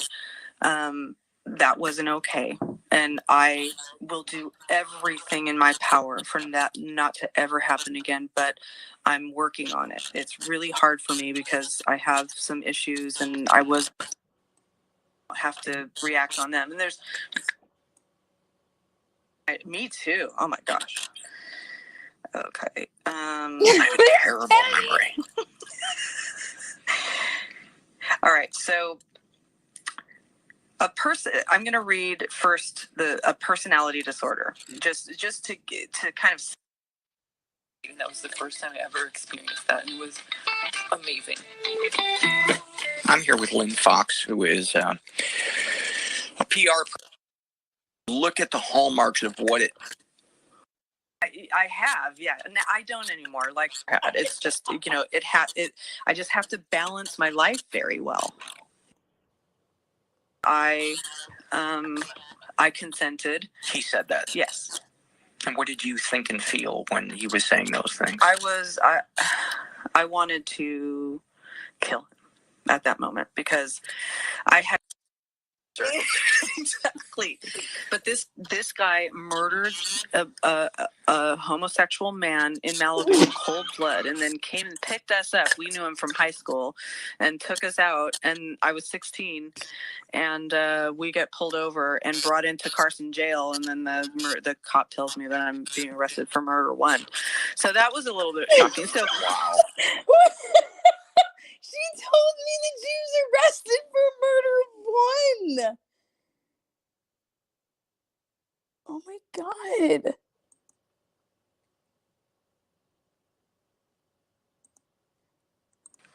With people when they leave rehab, what you always tell them is He starts you're going to be triggers out there. Yeah.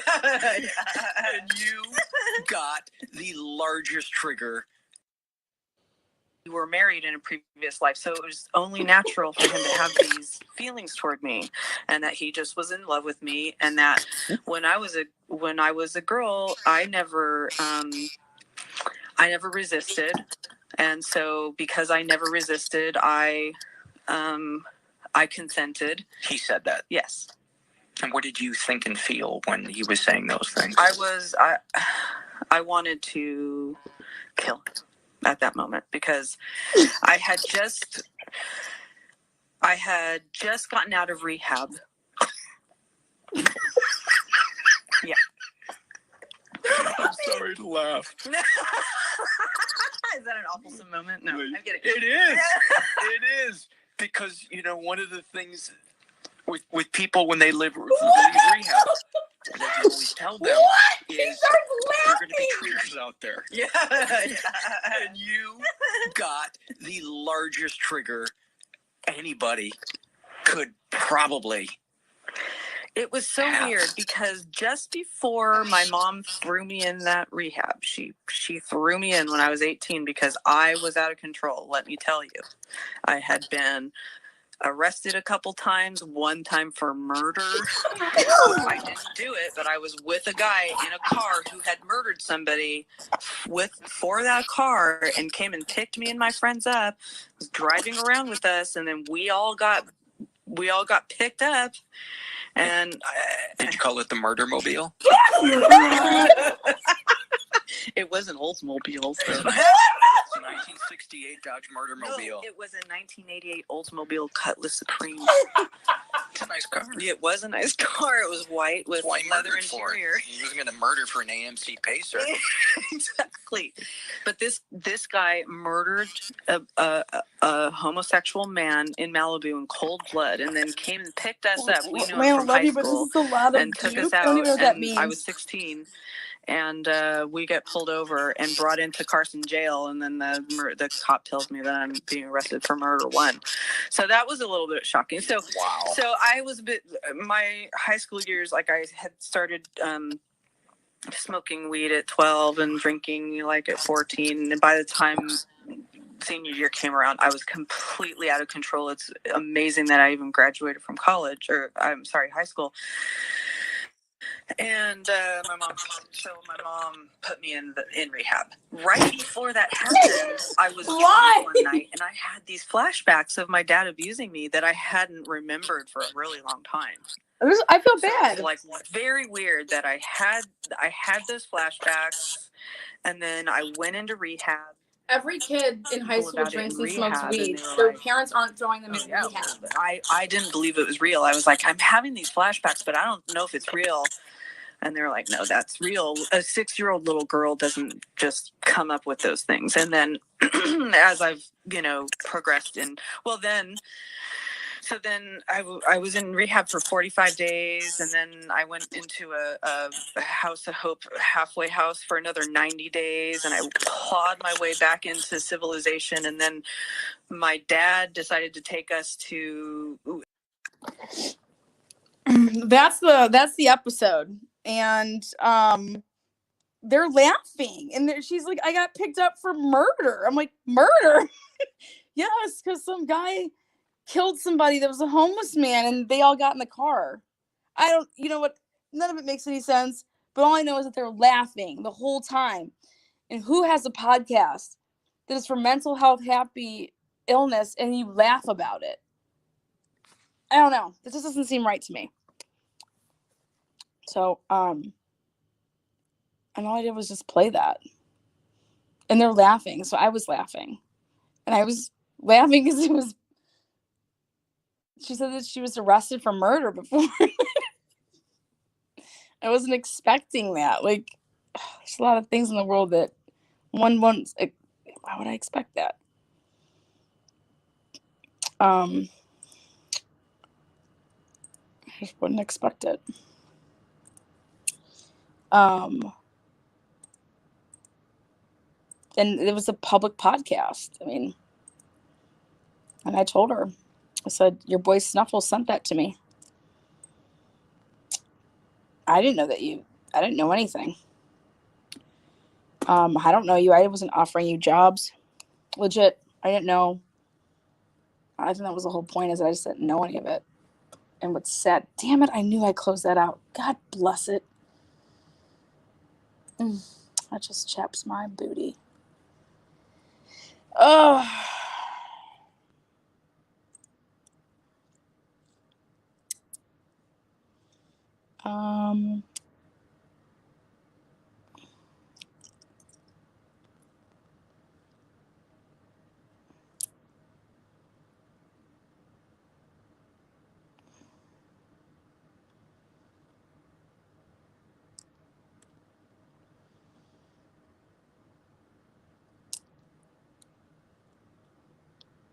Oh, what? Oh, this is my promotional video, I guess. It's inappropriate.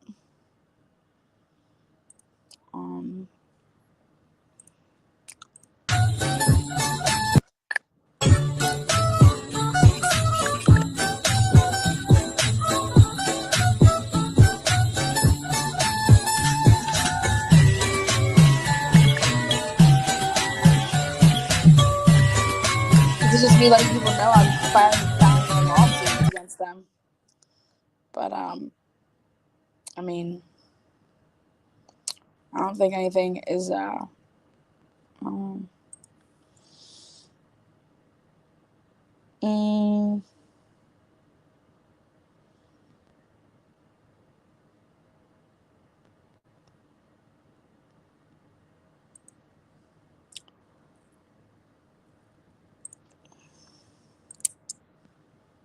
boy.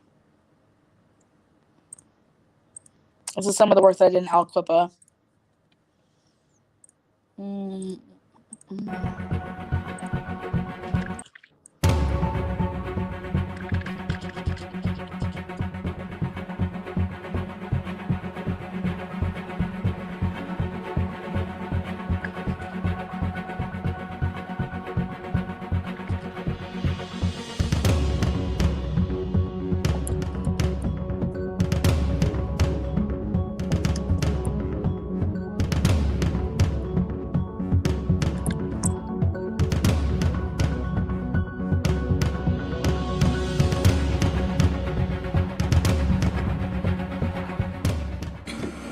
He got on council that January.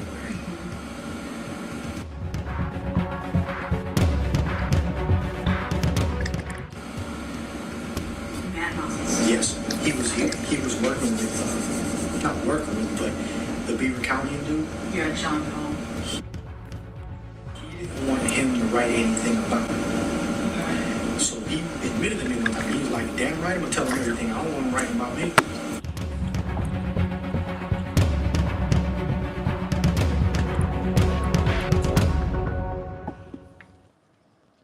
No more street credit.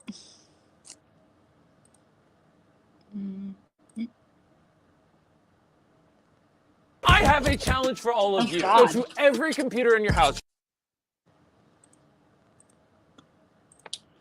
Oh, here, I'll show you guys some of the undercover stuff I did to find.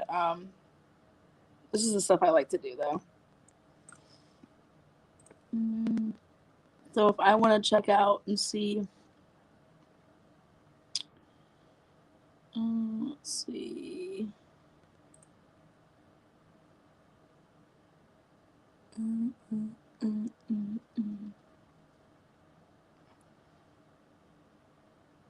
Was that a video?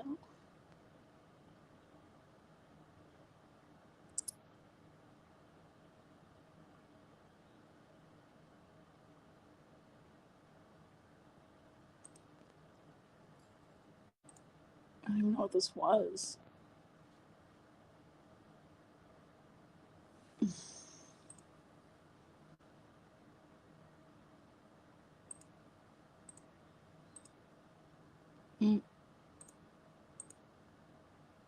That's interesting. How did that work?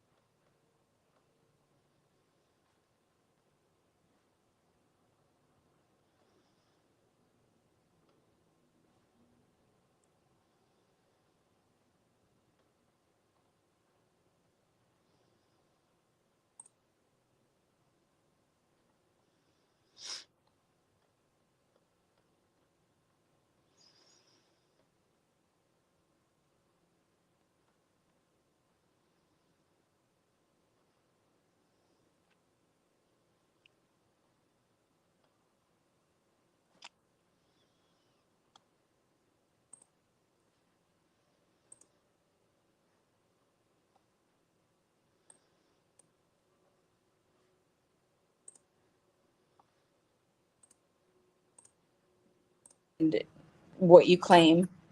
And I'm a person that likes to use receipts to show that that's not fact. Unfortunately, you deleted your own videos, so I could not like say, here it is. But what I do have is my own personal YouTube account, which will show the viewers, because I will pull it up, me striking your videos and the date that you actually posted the video when I struck it. Just to show some timelines as far as if you are this innocent person as you are trying to claim to everybody on, I guess, YouTube or whoever would watch. Thrashed by your. The first thing I would like to bring up is she does not want to come on my live stream because she's going to be berated by me. Okay. I am 689.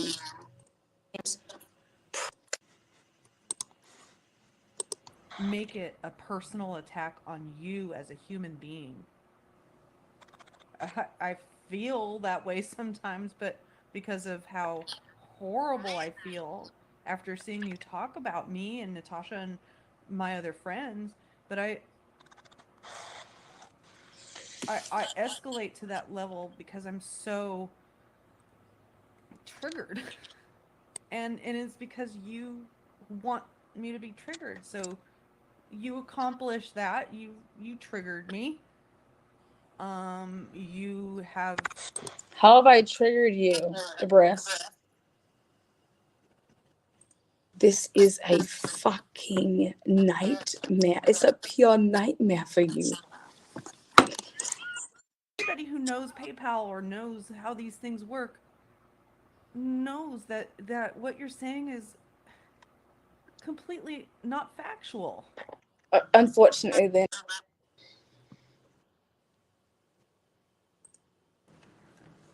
I am not going to listen to your fuckerage anymore.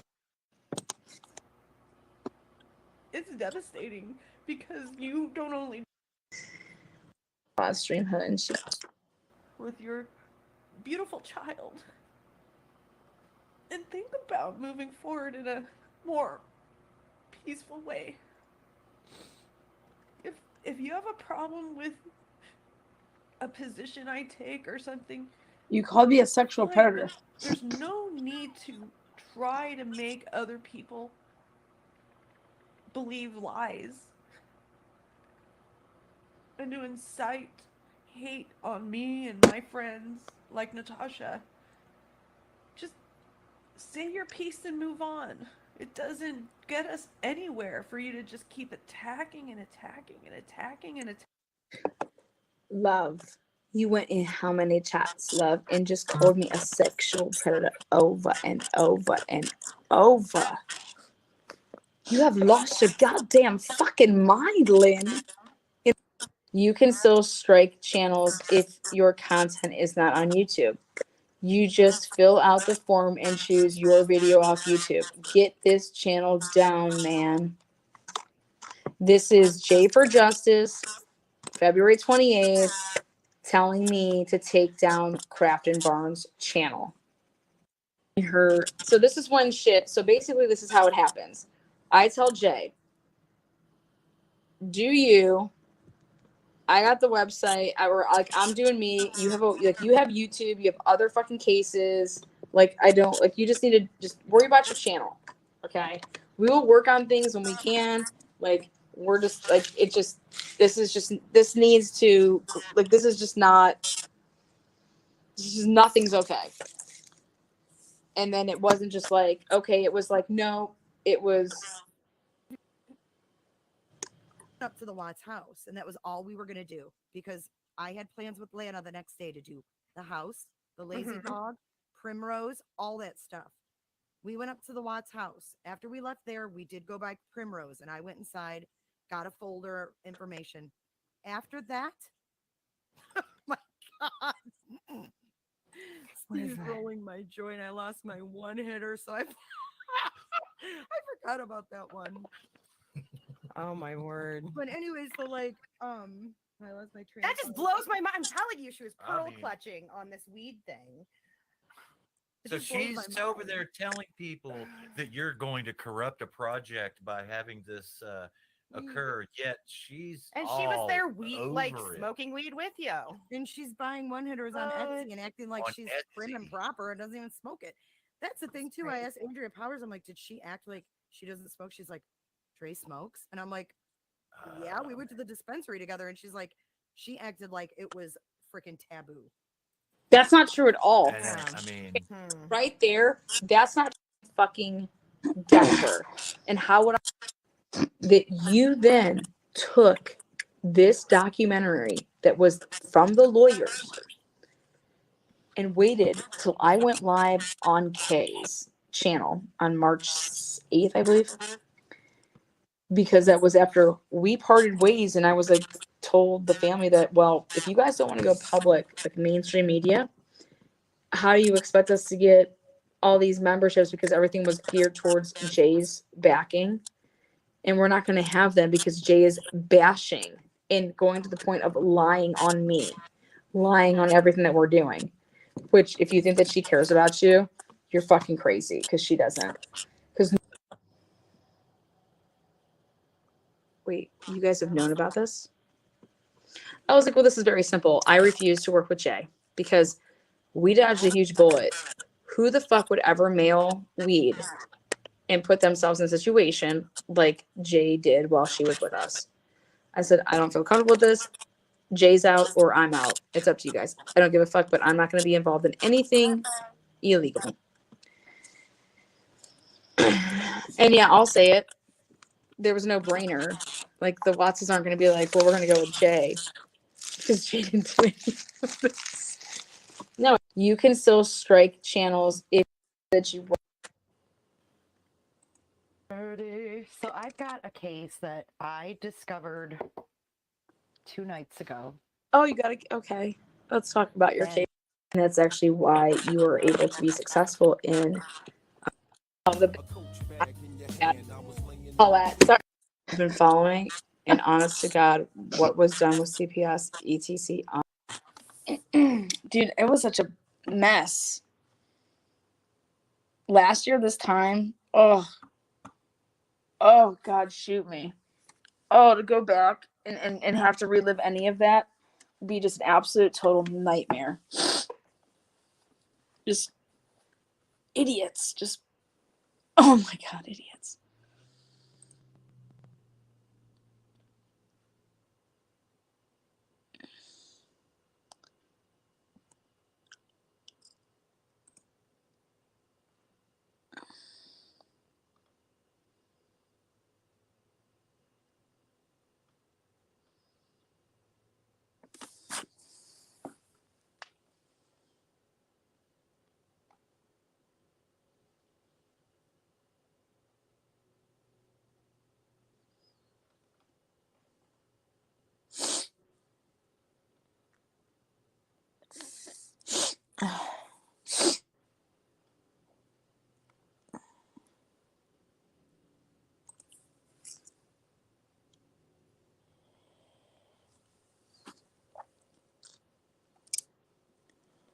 What was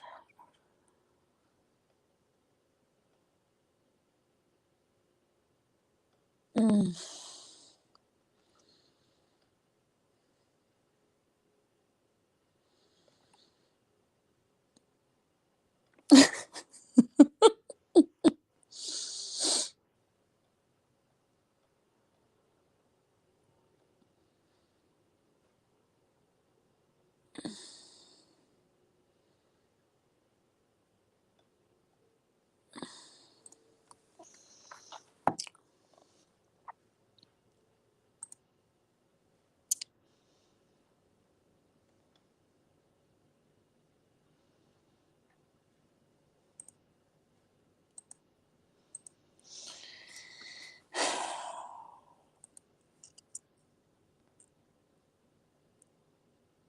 Where is?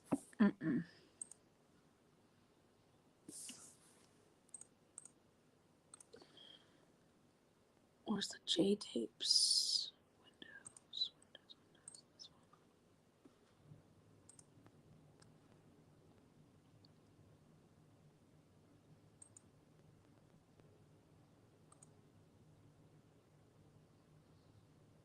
What? That's not my stuff.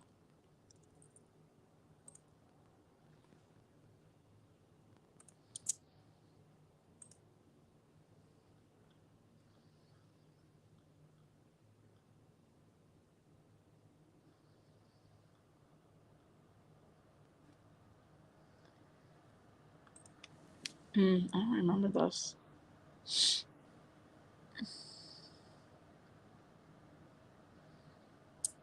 Where was all of my...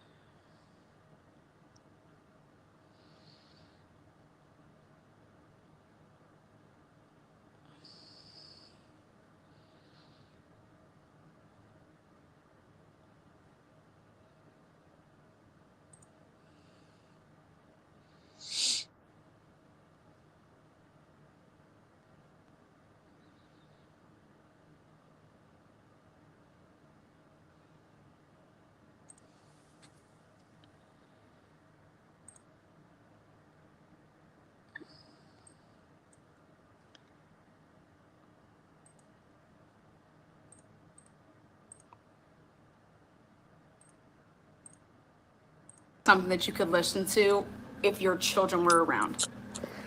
But the other part that just like blows my mind, not really, but just like blows my mind that people just don't talk about, is in Sheldon's case, I was there. I was in the courtroom.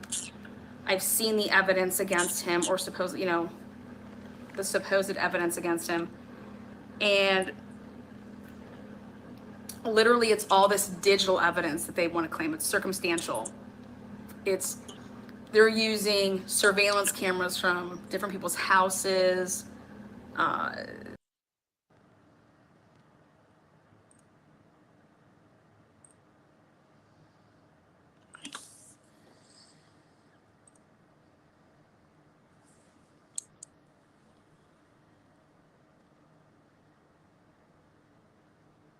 Okay, here it is. This is what I enjoy doing.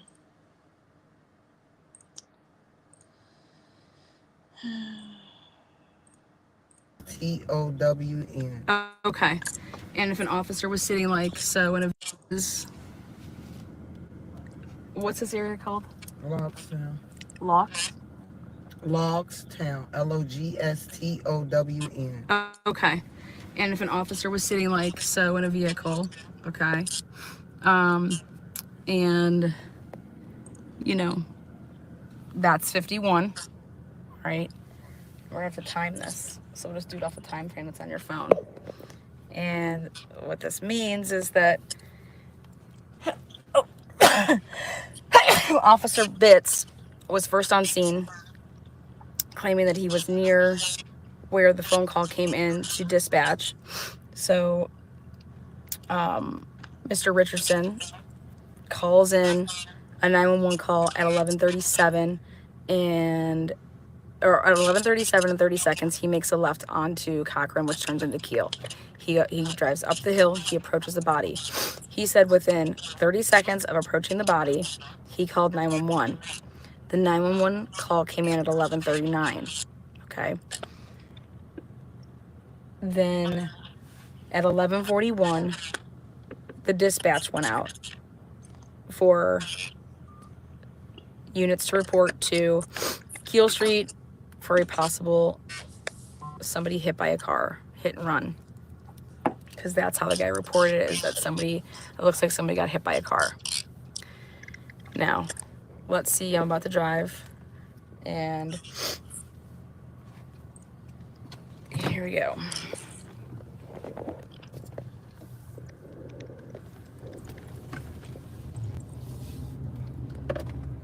With no sirens on, nothing on. No sirens, no nothing. Bits is seen on, and the only way possible coming is 51 because of where he ends up being.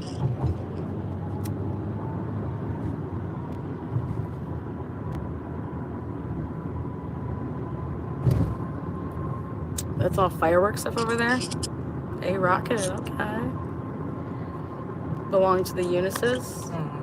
Oh, so you could like pull off. He could have been like right over here, just even chilling. Anywhere up in here to get right back on this. So, I doubt it, 'cause you can't go in there. That's private property. okay, well, here we go. So, Officer Bits is seen. So, but why didn't he go straight and turn instead of turning? I know. This is what he's seen from like up this area. You can go, we're gonna show that, but this is what he's seen because there's cameras that have it. Okay. So Officer Bits is up in this area because right here, Two Cousins camera catches him like that. Two Cousins camera, which is right there, Two Cousins, they pick up his car coming down here. And then this is what he does. He comes down, no sirens on, no nothing. This is a one-way street, okay? One-way street. He stops here at the one-way, okay? And he proceeds to turn left. Turn left, I'm not turning. Turns left on a one-way without sirens on, okay? Meanwhile, he could have just come up to this point, made his left where it's legal, but it's fine. He didn't do it. He turned up there without sirens on and then made a quick left then onto Franklin, right in front of then Two Cousins. He will then be seen. He's seen on all the cameras, okay? So here we are.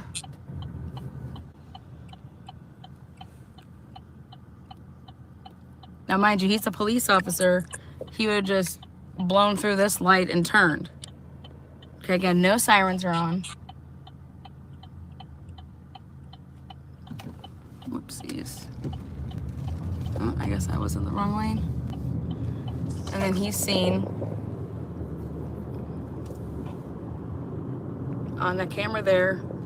He's seen that front camera like that.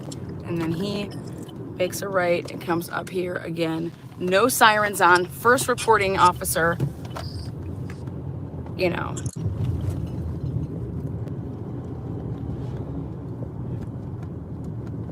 Makes a stop here.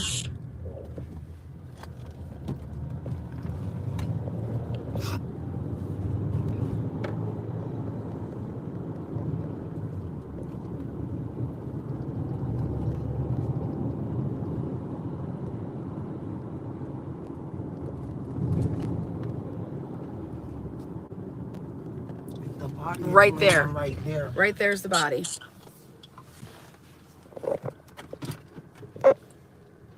Right there is the body in the left side, like so right. It's actually like right like this, right there. And what the guy did that called 911 is he pulled up and he kind of blocked it so that nobody coming from that way would hit it. So he said he pulled his car up like this. Okay. And then, you know, so nobody would block it. They say the officers ask him, stop it, what was it at? I've been stopped because you never. Okay, well. It was that one. That's fine, I do it like multiple times. So the most important part about this part is that the guy that called 911 moved his van up to protect the body so that nobody coming down this steep hill would run into the body, okay? And then the officer, at some point, before a bunch of other people got on scene, asked him, hey, do you care if I move your vehicle? Not like, hey, can you move your vehicle? Hey, do you care if I move your vehicle? And therefore, then the cop gets in the vehicle and moves this man's vehicle without gloves on. You don't know if the van at that point was part of, I mean, just because he called 911 doesn't mean he wasn't the one. Why would you ever get into a vehicle and move it? Why would you just not have the man whose vehicle it is move his own vehicle? Why do you need to, as a police officer, move anybody's vehicle? It is you. Why are you tampering with the scene? How is nobody talking about that? Because what if Sheldon, they couldn't pin it on him, they need to pin it on someone, and what if there was gunpowder residue that was transferred from hands of moving that vehicle then, and they said, oh, maybe we should go process that van that was there. And lo and behold, it would have had gunpowder residue on it.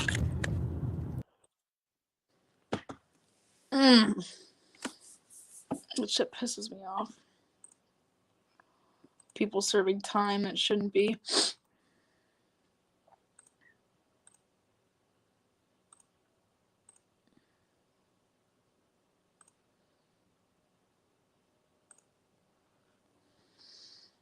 Hell yeah. 9 hours. I hope Denver's watching this. I definitely missed a lot. No, this is from a different case. I was just bouncing all over here for the last hour. I was just being silly. I think I'm ready to go to sleep.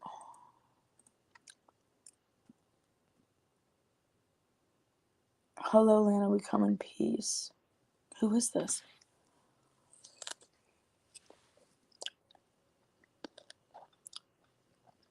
What?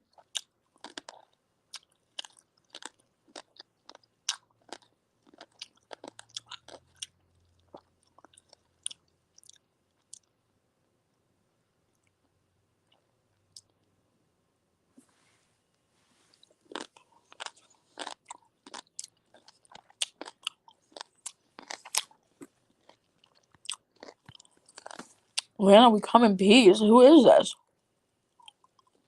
Truth fortune teller. Truth fortune teller.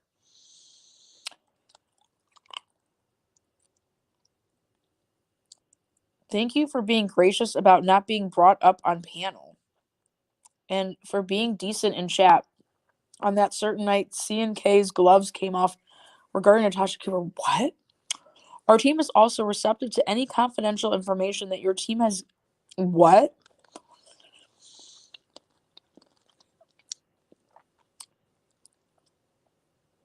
May we use your channel in the links on this? What? No. It would rather not. These people need help. I'm watching Lindsay's trial. I have so many questions. Think I need to start writing them down. Yeah, write them down.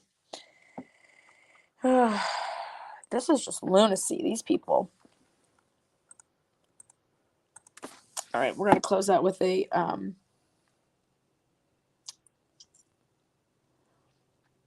it's a shame the amount of comments in them videos saying her lawyers were trash. Yeah, they were bad.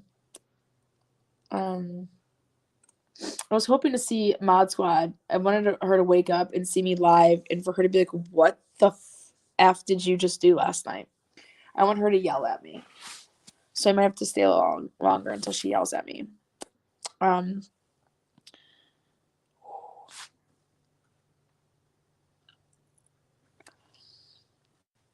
Okay, I need to laugh. So when I need to laugh, I go to this.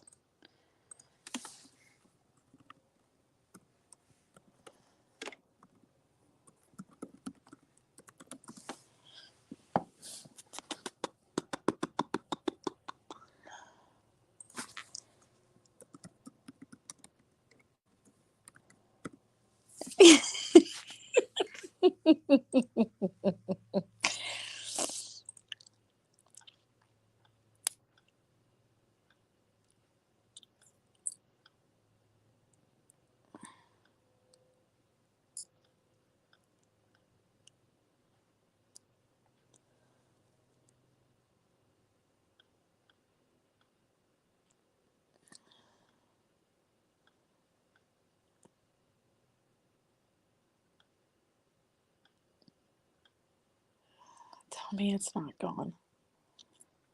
I'll be so sad. I'll be so sad.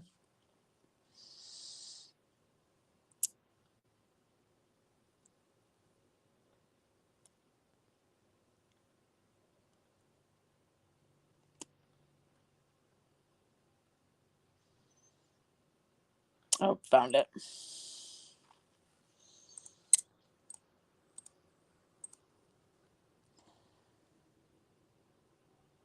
Oh, okay.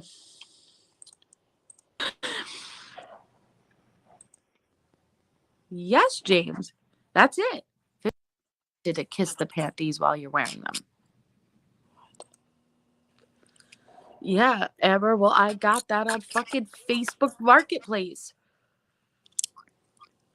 I don't know. Me too. Pegging is when a girl wears a strap on and fucks the guy. That's all I know. Sorry. Yeah. Thank you, Akasha. It's not just around the rim. It's the full course, if you know what I mean. Ooh, you've been celibate since 2000. What did I just read? I've been celibate since 2005. Good on you, girl. Wow, just me. That's fucked up. That's fucked up.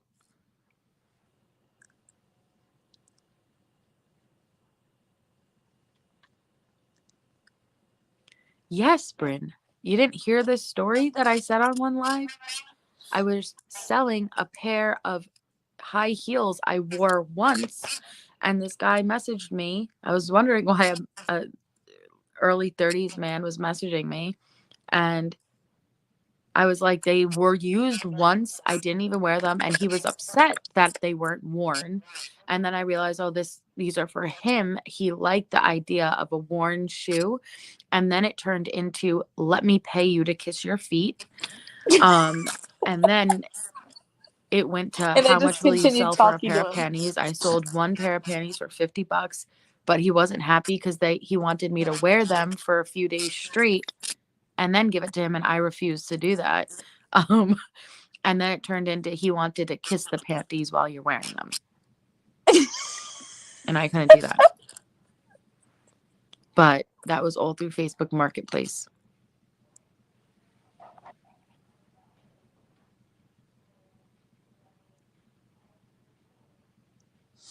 Wow.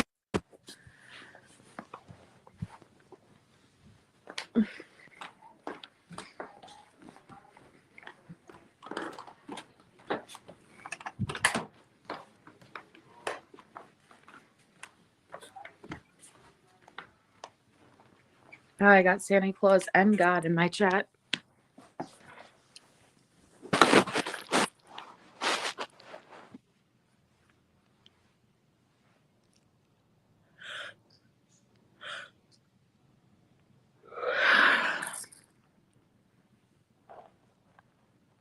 You did, Kristen?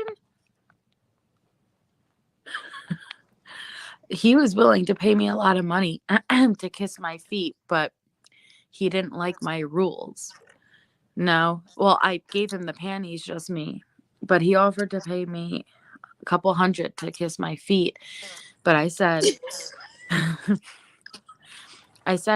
you can't kiss my feet if you get aroused. And he couldn't guarantee he wouldn't get aroused. And I said, no, because I'm not a hooker. Like, I'm not doing it. I contemplated it, but I didn't do it. But I did tell him I put my panties in a Ziploc bag and I gave it to him for $50. And he was mad because he wanted a smell. And I'm like, since when are guys mad that you don't have a smell? Like you should be happy I'm clean. Yep, $50. Easiest $50 I ever easiest $50 I ever fucking made. Why would I do that? Because it was $50 and all I had to do was pull a pair of underwear out of my drawer. No problem with me.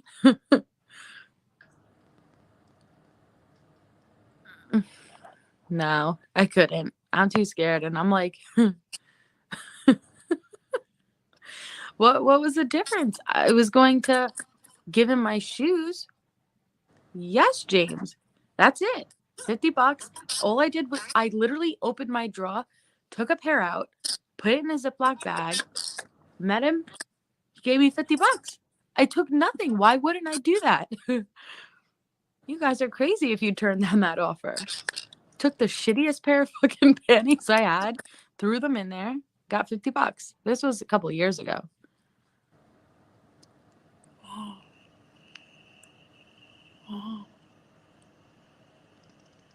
What a story.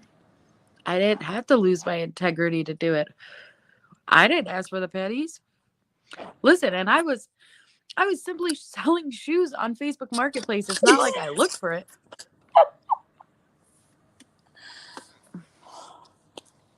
I didn't say I trusted. I met him in a 7-Eleven parking lot. Went to the window, handed it. He handed me the cash, put it in my pocket, and then left. Didn't really take anything. I didn't have to lose my integrity to do it either. Trust me, I've worked at Victoria's Secrets, and you want to know some shady stories of what guys would come in and ask you to do there? Because they would.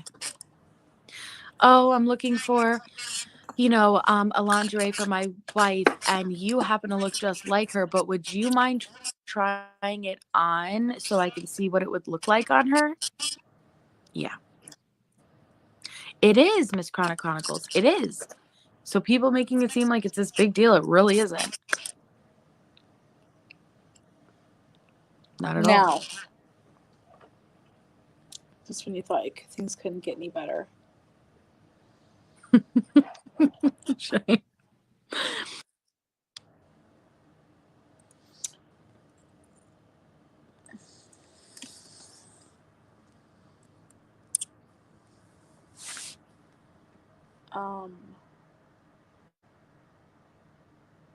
What is it?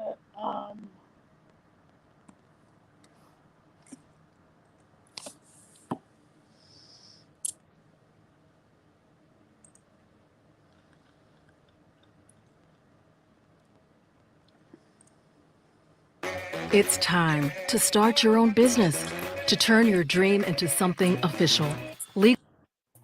All right, I'm going to play this now. Natasha, real quick, what I was trying to say is that just for anyone else that's out there, be careful what you think you're seeing or reading, because anyone can have another phone. They can create a text message to themselves. I mean, like, she could edit these things. Just be cautious of what you think that you're seeing before you believe that it's real. Just to protect some of the girls out here, because I understand that. I mean, I know before she's mentioned, I think when she's on My Life, she's like, you can edit anything. Like, I can. So I would be really hesitant to believe, even if she did that, if, she didn't edit stuff to be in her favor. Well, I will say that went on there and looked at what she's posted, and it does look like it's the messages, but she just doesn't have all of them because she's only showing what was the very first messages. Yeah, she's showing just the very first messages. All right, here goes this thing. So y'all listen. If y'all will mute the three of y'all, so that way there's no echo. You're gonna go chipmunk if all three of us mute. Oh shit. Well, you stay unmuted, and then here. Hang on. Okay, they did. They muted. All right, here we go. God, I'm probably just gonna blow my eardrum off.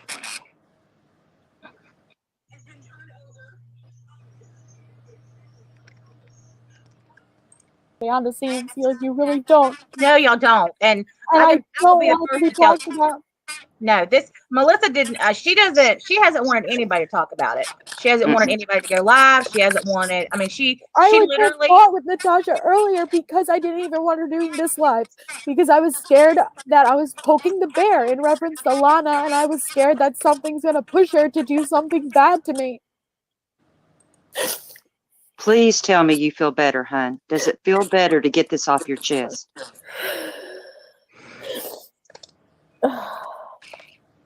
Melissa? Like, I just don't want people to think I did this for any, like, I did not want to do this.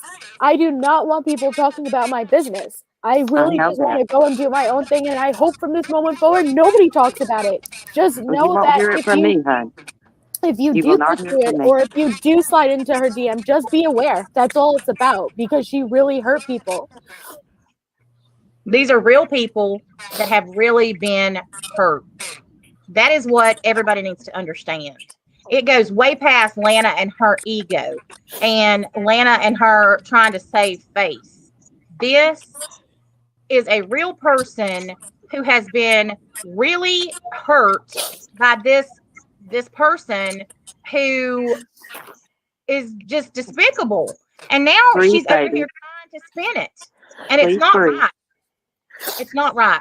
And Elaine, whoever you are, help. I figured it might be distracting. Leaving me in silence with my own thoughts is definitely not the way to go about it. Okay. Empowered, like Natasha was saying, just to come together. When you go through it with other people, it just somehow makes it easier. And I don't want people like just hearing. You know, you deserve to be happy. I wish you nothing but the best. And I didn't expect to hear from her again. But the very next morning before I left for work, there she is in my inbox. And when I say that she reached out to me every day, she reached out to me every day.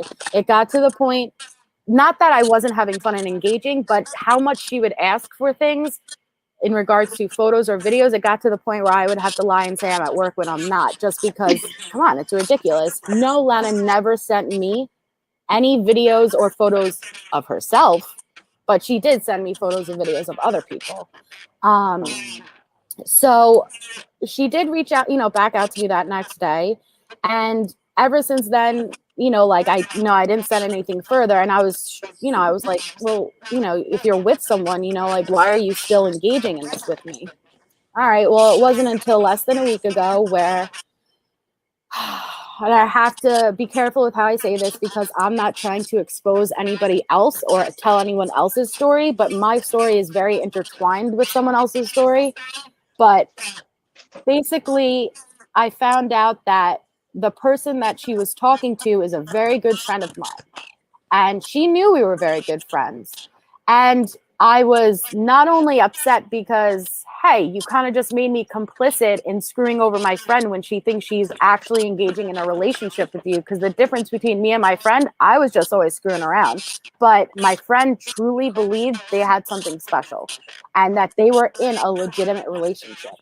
So you kind of just made me complicit in screwing up that. And I'm pissed because you have not been respectful to my friend. I know firsthand what you've been doing. And that's not how you treat someone that you care about. So I reached out to my friend immediately. And I told her to do this mock trial. And if there's something I need to know or I can't trust this person, you need to tell me. And it was really that moment that I decided I had to tell Natasha because not that Natasha would fall victim, because I know if I was Lana and Natasha was on panel and she was accusing me of all this stuff and I didn't do it, I'd be the first person to click the link. And I'd be the first person to come on right now and say, show it, prove it. If I she wouldn't do any other time. And any other time, so would she. So why didn't she this time? That's what everybody should be asking. Oh, we know the answer to that. Well, yeah, I thought she was going out on her boat. She on her boat over there on her channel, posting all this bullshit and trying to get more people to join her members so they can see this stuff.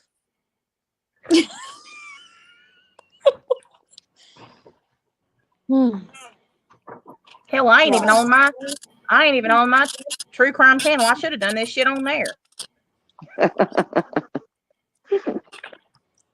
And yes, I'm trying to get a picture out of my coloring book before somebody asks. Oh, sorry. He's been a friend from the beginning, and you could barely trust anyone in regards to YouTube. But, like she was the one who pushed me to actually click the link. So thank you to who you are. No, I can assure you she didn't know she was being recorded because she wouldn't have been talking about her son. She wouldn't have been talking about her doctor's appointment. She wouldn't have been talking about any of the stuff that she was talking about if she knew she had been recorded. No, she did not know. Try to infiltrate something. No way. She never dreamed this person would record her. Ludovica Bibiani? Yeah, I would. Luda. I know, your criminal imagination. I had no shame in that I was like talking dirty to a girl. All I'm saying is I never had feelings for yes, I engaged and I was screwing around and talking shit. But I don't want people to think I was the one who thought I was no, I don't give a shit, I was just having fun. And it was fun. It was fun while it lasted. I'm fixing to say this. If any of y'all are over here who have been over there talking shit about me in her chat, y'all may as well go on. Because when I trust myself to use my mouse again, I'm going to throw your ass out. Oh yeah, no shame. I'm not one of them who does like girls. I see the beauty in like a female's body, but I've never like I think all women are beautiful, but like it's girls don't turn me on. If that may I don't know how to explain it. But it was fun. I had fun doing it, and it was new and it was exciting. I don't need to explain it. No, I think you No, do. I think that. You don't make Hi, fucking everyone. lick of sense. No, I think that. That explains it. And this is just, like I That's said, why it's, Kim if Cole anything, maybe says, good yeah, that explains it. being That's why you're talked so about. stupid. But our appointment ran late. To Kim, I don't know if you saw it in chat or not, because I'm like typing on my iPhone. I'm like, get home so we can call in. But she made a point that by having experience with her for 2 or 3 days or a week or 10 days. I mean, there is no length of time that determines how you're going to feel about the way someone is treating you or whatever. So if someone is sitting in chat or that's going to listen to this, that's had any type of interaction with her, it's like, well, maybe mine's not a doctor for 4 or 5 days or for a week or for a month. Mm-hmm. Any interaction where you threatened or upset or hurt or victimized, it's all valid. Every part of that's valid. Yep. I mean, I only started talking to her on Mother's Day, I think it was. So like that's what I meant by this didn't go deep for me at all. It was just the way it all got revealed and handled that got nasty. So I just have a question. Natasha, hello. This is Gina. So who's actually on here? I know Kim is and you are, but I don't know. Melissa and Kim and Crafton. Oh, good. I love Kim and Crafton. And we all do. Listen, Lana is, I can't even tell you. She's horrible. She's extremely abusive. Yeah. I've sent Kim so many things. She's not a good. Your audio's kind of coming in and out. Oh, can you hear me now? Not just me. Yes. I can hear you now, Tina. Okay. She's not a very nice person. She's very rude. Thank you. Very demanding. brutish. And she's a bully. Yeah. I know this is horrible. I'm going to tell you. I mean, I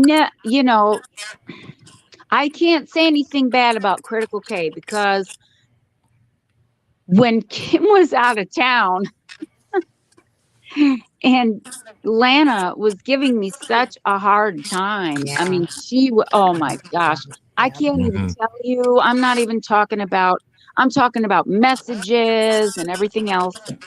I said, I called Critical K and she said, well, okay. I sent her receipts. She's okay, come on my show. And it actually stopped. I mean, so I actually can't say anything bad about Kay. Yeah. She's never said anything bad about me after that. And, she helped me like she said she would. And that was the end of it. Because she was, oh my gosh, this girl was abusive. I feel like we've never changed our position on Lana since we did the video back on December 31st, because the content of the Shazam things, which I know we're not here to just, dogpile on that, but she would always say that. It just gave me that feeling that they say in rehab where, or in AA or 12 steps where they're saying that your behaviors are a symptom of the problem. And to go through and then see the message where she's demanding all these things back from Kim. Yeah.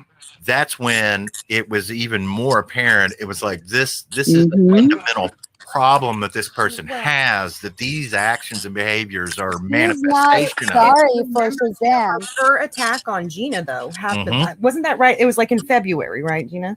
Yes, ma'am. Yeah. And so that is when we saw like the way she was posting in her private Facebook about Kim.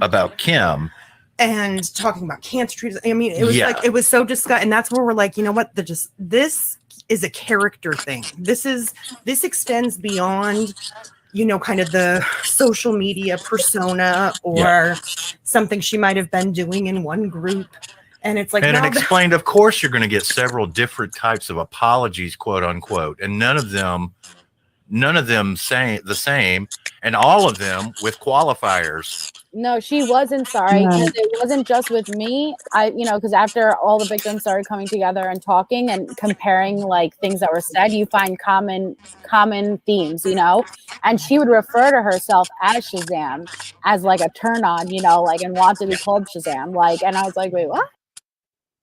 You're fucking kidding me, right? All these victims you talked with and you conversed with, Melissa, and you guys shared your stories. Who are all these victims, Melissa? Because I can't wait for court. I cannot wait for Melissa Jade to get her fucking fat ass the fuck on the stand and get crossed up by me in my cross-examination.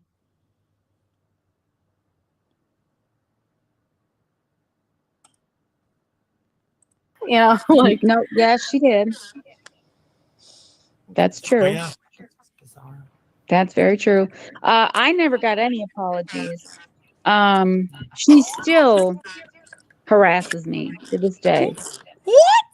So Well, you know how I feel about all that, right, Gina? Like, the reason that she has issues with you and Kim is because she's taking credit for all your work. That's our opinion.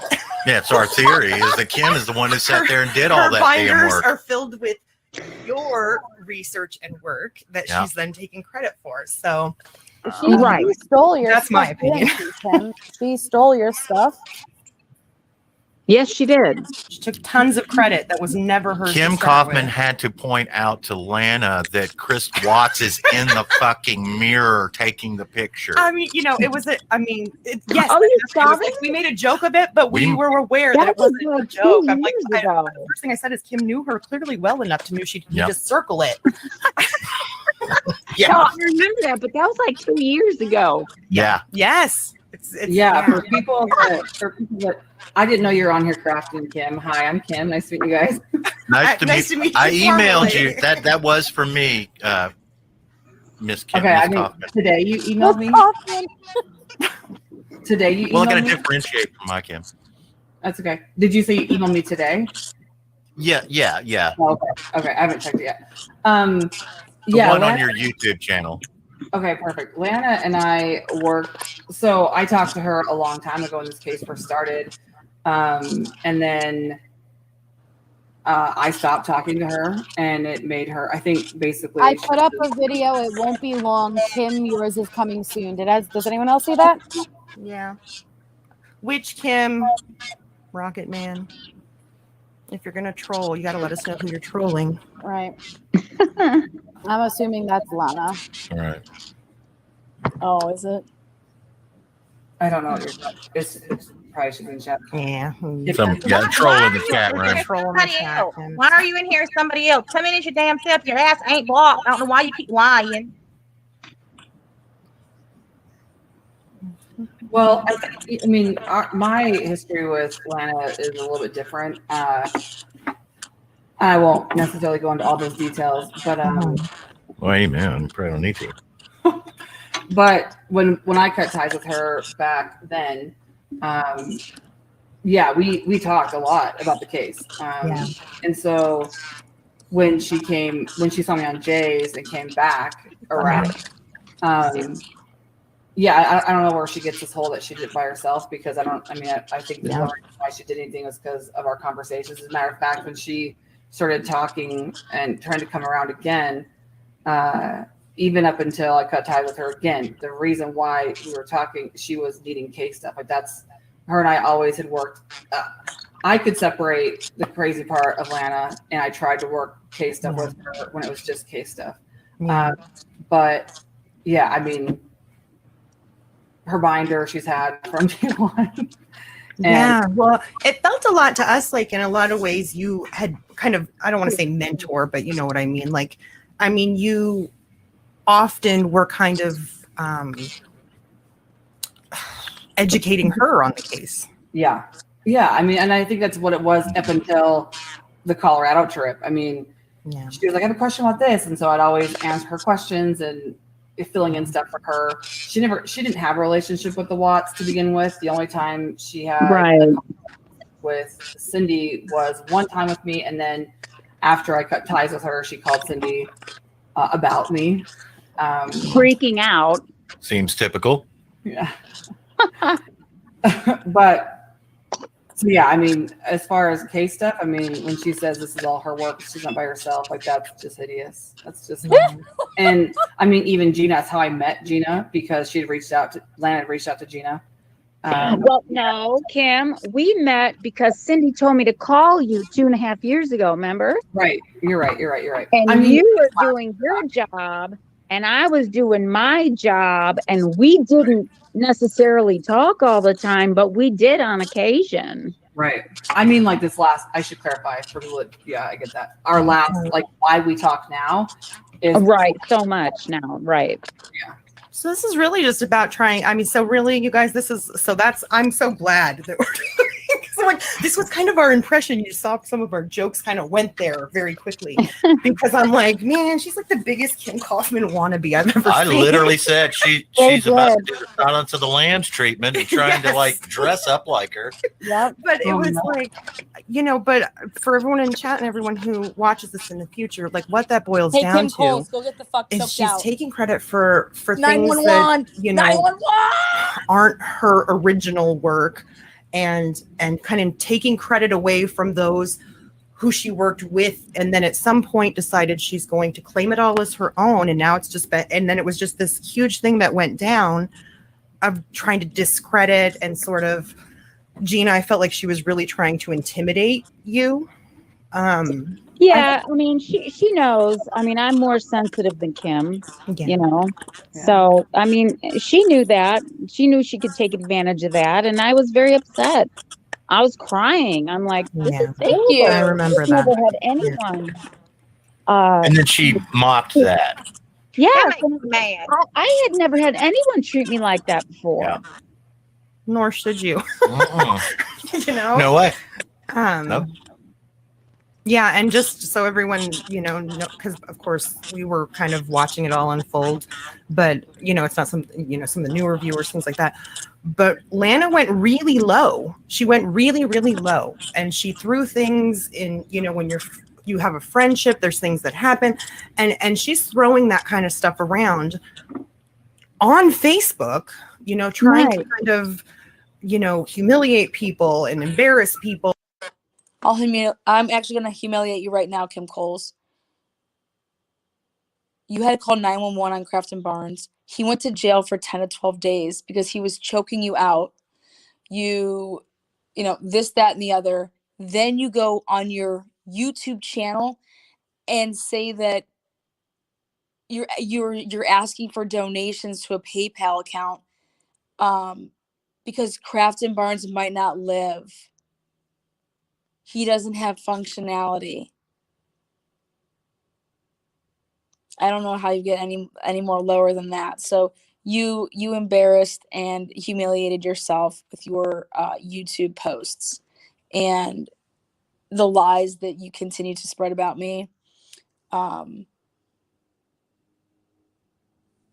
suggest that you bathe your man probably like 10 times. And I'm sure I'll see you guys in court soon. But and P.S. I'll give you all my binders, and I will still know more about this Watts case than you or anybody else will ever know. We'll see whose work it is.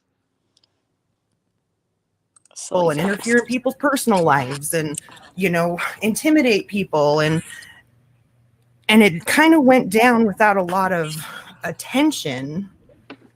And it's so important to just see all of it for what it is. It's all about kind of trying to gain power over people. Well, and you have to realize that when I cut ties with her, she knowledge is power, stupid. With my wife's ex, and went on this spree behind the scenes, and they've done all kinds of things together. And that's what it's been about for them. And the things that Lana's come out with, I mean, obviously, literally not everything that she said is true. Yeah.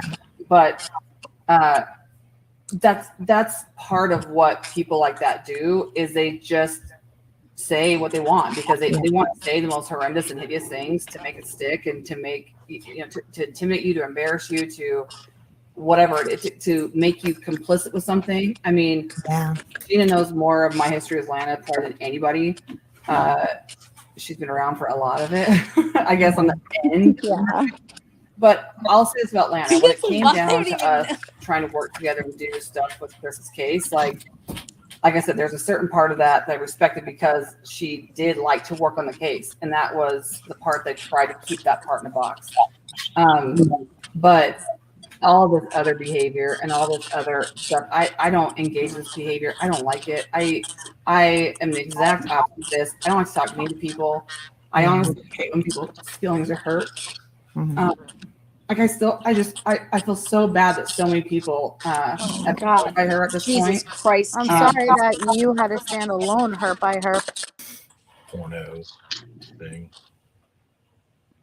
What is that? Here it is. I'm like, I don't know if I want to ask. I can't see chat, so. Here it is. This is the moment right here. What is it? On her channel? No. Oh. Wow. Yeah, we got it, Natasha.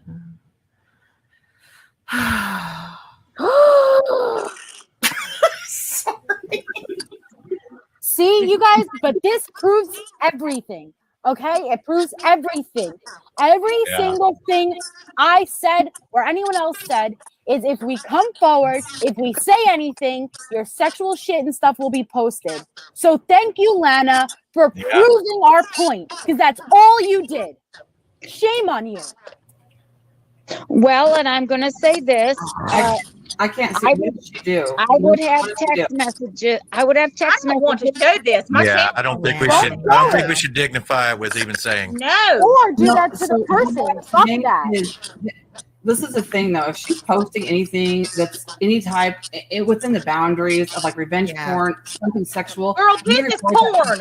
It's straight up porn of one of the subs. I'm sending you the link so you can look at it. Here's the thing. Please report that to the police. I'm serious, and I will contact them with you if you need to. Please call the police and make a report, because this is ridiculous, you guys. I want you to go look at this. I just sent it to you. Oh. Yeah, whoever it is just joined today to do this, so that's definitely her. Well, this is her second channel that she was going to make. That's him. Will you open the door and give that to him? Is that what it is? Her second channel? It's something called Rocket Man. Report it as it's happening, Crafton. He said she was going to create it yesterday, you guys. She said she was creating a second channel to go on and do this thing about me, okay? So we knew she created it either last night or today. I don't know whether it's going to be posted. I gotta go check on this person. But this is exactly why we are all scared to come forward. This is exactly why the rest are scared to come forward. But trust me when I say that they are back there. They have come. We're not exaggerating. We're not. It's not like, you know, like it was just me and we're saying there's a lot. No, there really is. And this exactly is the issue. Can someone download that video right now and literally make whoever this is call the police? This is illegal. And this is Can you send me a link? Because I want to This is what Lana does, you guys. I'll send you the link. Yeah, send it to me because I need to report this. I'm sick to my stomach. Well, and the user is the Rocket Man who was in here earlier making threats. And talking in first person, you know, like text me and I will give you the link so you can go report it. I'm not posting it in here. No way. No. Text me and I will give you the link, but I'm not posting it in here. Oh my God. Or you can email us at staff@themediacratics. We'll send you a link. Well, my phone number's up here and my email. I just reported it. Yeah. Yeah, oh my God. Oh my God. I am like, oh my Jesus. And you know what's the saddest? Video, this is exactly what she feared. The video needs to be saved real quick because I already got it recorded.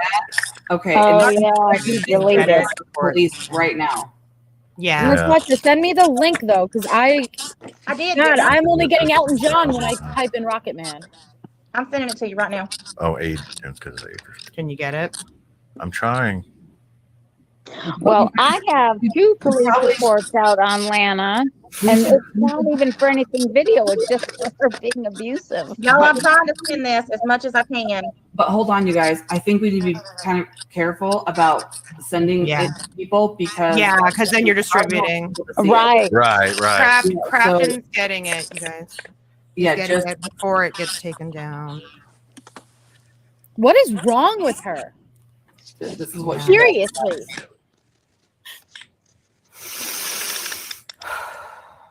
This breaks my heart. It I'm really sorry, does. like, yeah, I'm just feeling the pain. And you know what? And I feel the worst because this person didn't want to come forward at all, but it was only because I asked, can I play that audio? Because it's the only way that I can really prove I'm not telling a lie. And she put herself on the line to let me come forward. It's not your fault. This is Not your against fault, the law. Melissa.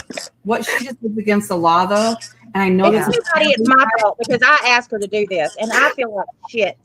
But hold No, on. it's Lana's fault. It's Lana's fault. This is the problem. Like, all of us victims behind the scenes, really, like, we're getting mad at each other almost, you know, because it's like, well, if you don't come forward, I can't come forward. If you don't tell this side, I can't tell this side. And it's like, it sucks because Lana is the one in the wrong here. What she's doing is wrong. But this is exactly what people feared. And I feel fucking awful. Okay, but here's the thing. Then. Gina, do me a favor. Can you call back to the officer that you made the report on against Lana right now so we can get another report on this? Because we can report it too for What office? The officer that you had the report on about Lana to begin with. Can you call that and have that person? Girl, I think he's sick of being. He's sick of me calling him. We just need to report this Alice. for this person again and have an officer respond to Lana's house. I mean, something. I mean, this is horrible. I mean, can they respond to her house? You're Honey, distributing. I'm in Green County. She's distributing porn. I mean, that's Revenge porn. I know, but I'm in Green County. I'm not even in her state. I'm in Wisconsin. Gina, I'm gonna call you real quick. And everybody, we're getting it. You saw me muted. I'm pretty sure it's down. I've got it. So, okay, Crafton has it. So if people want to go report it now.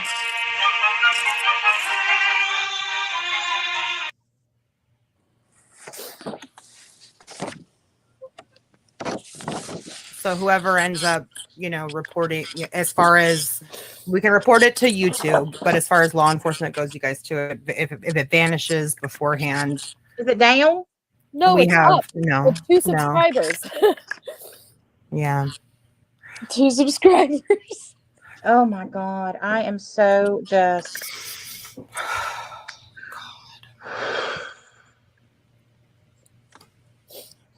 Wow. I don't even know what to say right now. Hi, Mod Squad. Good morning. Yeah, I've got it. Yeah. I got it too, just in case. We'll all have it. Okay, Right on. good. Yeah, because they will. I mean, they should be taking down not just it, but the whole channel. Well, the fact that the damn channel was just made, Yeah.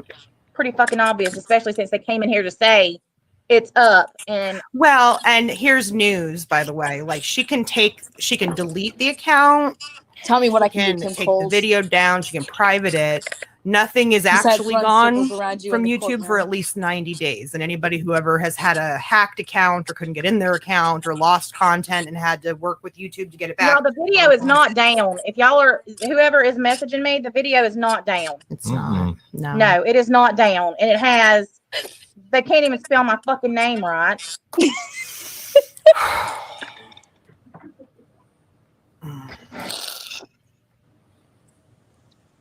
I'm fucking pissed. I'm just so sorry to the person. Oh, You want to talk about a cocksucker? She's a cocksucker. Mm-hmm. It's a felony.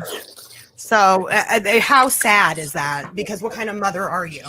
Really? You did it all so I could tell my You know what? story. Hold on a second, you guys. The nice thing about this is we have her on this chat, Natasha. Don't delete this live. We have her coming into chat all throughout this live. We have her comments. We have her threats. Yeah. Take screenshots of her page and her threats. Just document all this so we can get this reported to the police. Yeah. I'm actually having, I'm unblocking that. Unblock Rocket Man because his comments will come back up. I'm so sorry, everyone. Oh my God. Oh, I've got I know. I'm check so on. sorry, Kim. You're such a moron. Go get choked out. Go start a PayPal account for Crafted's And, functionality. And thanks to That's just it. Larry for pouncing on that and getting the word out. Yeah. How did you see it? All right. So if anyone wants to report it, everyone is saying they can only get the page for Elton John. Under filters, you can go to the channel's creation date or, whatever. And if you organize it by newest, then you can get to the channel to report the channel.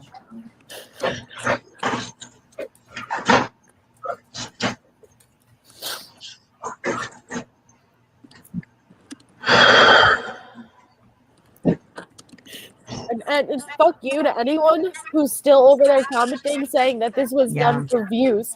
Yeah.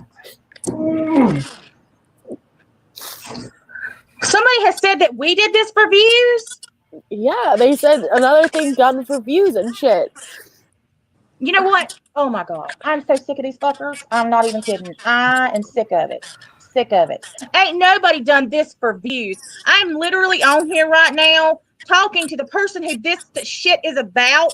She is beside herself. Yeah. Because This she's got exact her neck out scenario. to help Yeah. people. This exact scenario, that exact video, you guys have to understand, is what this girl feared. How would be she know exposed. that? How And would we she know just- that? We just need to make sure How would if we she know that? can That to means not draw Ludovic would be attention to that getting video, paid for you guys. I really want her to be protected. The more people that see it, So Yeah. it is age restricted, Kim. So what they can do, everybody, and I hope that you'll do this so that it's not continuing to get views and out of respect for privacy, you can go to the page because it's an age restricted. You have to essentially consent to see it. So don't do that. You can report the video without ever hitting play. And you can report the channel by just reporting the channel. but what I'm saying is, don't you think we have enough people that have already reported it? I don't think we should keep sending people there. Yeah, I can't believe As it's still up, honestly. 131 Usually they take this down so fast. You guys, Well, that was what the emoji was for. right, but that's what To throw off the algorithm. Yeah, this is gonna be traumatizing for her, you guys. This is not okay. It's beyond traumatized. She's beyond traumatized. I'm talking to her right now. She's beyond traumatized. Yeah, so I think we should stop sharing. If you don't have the link, like let's No way. Yeah. Yeah. YouTube having enough on that, they'll take it down regardless. I hope so. I don't think we need to send it out. So I don't anyone who wanna see thinks, it. Lana, this is a setup, okay? Put it this way. This was the very first time anyone has come forward and said anything. And how quickly did it happen? Exactly what we said we were being threatened with. How quickly? Yeah, and you think I would do that? If you want to Well, prove it's people who are lying, you shouldn't have posted it. I think that too, she's going to say, so her saying it's a setup, you guys, is going to be the first of many things. And it's all diversion. It's all diversion so that we don't talk about the real issue, which is what she just did. Exactly. Because we all know it's just, we don't even have to Natasha, has respond that to girl her called- accusations. Sorry, Natasha, has that girl called her local police? I don't know. I'm not sure she would. Melissa, you guys, she needs to. Someone needs to Yeah. report it for her. She does. Melissa, if you could talk to her, if you're a good friend of hers, And it maybe said how hard. That's the thing. I'm not. Today's the first day I even talked to this girl, and she did this just so I could tell my story. Like, she did not want to come forward. She did not, and she was so scared she was almost throwing up. And she said, "I will let you do it just for you." if she wants to message me, I'll call the police in her local area and I'll help her. She just needs to get this reported because the police can contact someone in Atlanta's area and have someone this needs to. Okay, but this is the thing. This is the thing. She lives there too. That's okay. That's even better. Then let's get the police to them. Period. I think that's something like, I just don't want that girl to not report. I know it's humiliating, it's scary, but the only way to stop Lana from doing this, you guys, they could pull her IP address, know exactly who did this. To hold her accountable. To hold her accountable. I'm telling her. And if she wants to reach out to me directly, you can message her my number, Natasha. You have it. I have no problem with her messaging me. I'll call the police for her. I have no problem doing that. Why don't you I think know Ludovic Kim Valley- does Thank you, because Kim. you know what? When I called the police on Lana for the very first time, I was crying and I was so scared. Kim stayed on the phone with me and she talked to the officer. Yeah. Funny because I called. Well, I can all tell the Kim has a counties very and they calming go presence. around She here, has a level head. Yeah. And there's nothing out on me. She's level headed. Yes, And this is the same girl. She tried to have her mod reach out to get her cash up to offer her money because she knew she was a victim. Listen, you don't have to reach out to someone and offer them money if you did nothing wrong. She knew she was a victim and she was scared she was going to come out. Wait, what? How the hell did scared? Kim stayed on the phone with me and she talked to the officer. Yeah. Well, I can tell Kim has a very calming presence. She has a level head. Yeah.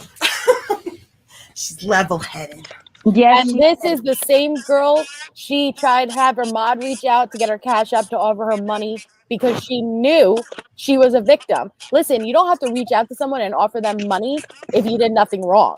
She knew she was a victim and she was scared she was going to come out.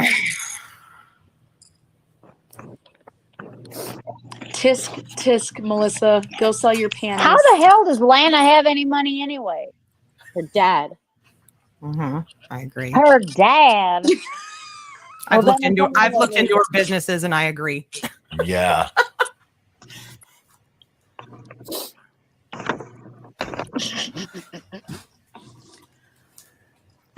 Kim, I told you a long time ago I should have sent you this whole post of all of this stuff I have. It's not even I'm so unorganized. I know I have it in here.